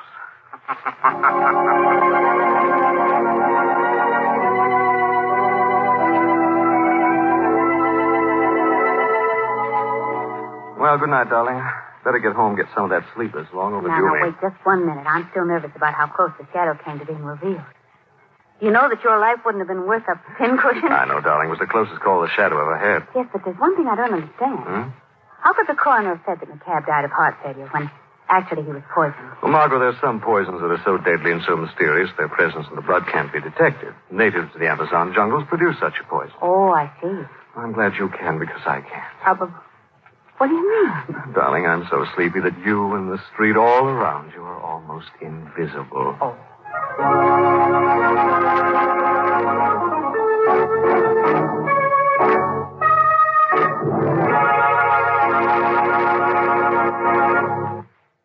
Millions of people are still buying bonds through the payroll savings plan. The payroll savings plan is being continued by your government at the request of both labor and management. Here is the easy way to save, to provide that substantial nest egg for the future, and to make money at the same time. For U.S. savings bonds, pay $4 at maturity 10 years from now for every $3 invested today. Enroll on the payroll savings plan and start saving so that you can own your own home or provide a college education for your children or have the means to go into business someday. And if you don't work in a plant where the payroll savings plan is in effect, make it a weekly habit to visit your bank or post office. You can always buy U.S. savings bonds at either place. Buy them and hold them for your own future. And now the shadow again. The Shadow program is based on a story copyrighted by Street and Smith Publications. The characters, names, places, and plot are fictitious. Any similarity to persons living or dead is purely coincidental. Again next week, the Shadow will demonstrate that the weed of crime bears bitter fruit. Crime does not pay. The Shadow knows.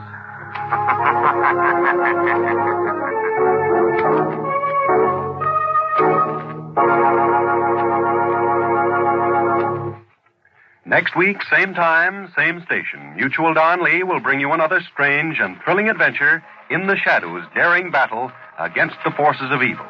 Be sure to listen. This program was transcribed earlier from Mutual's Eastern Network for presentation to our West Coast listeners. This is the Mutual Don Lee Broadcasting System.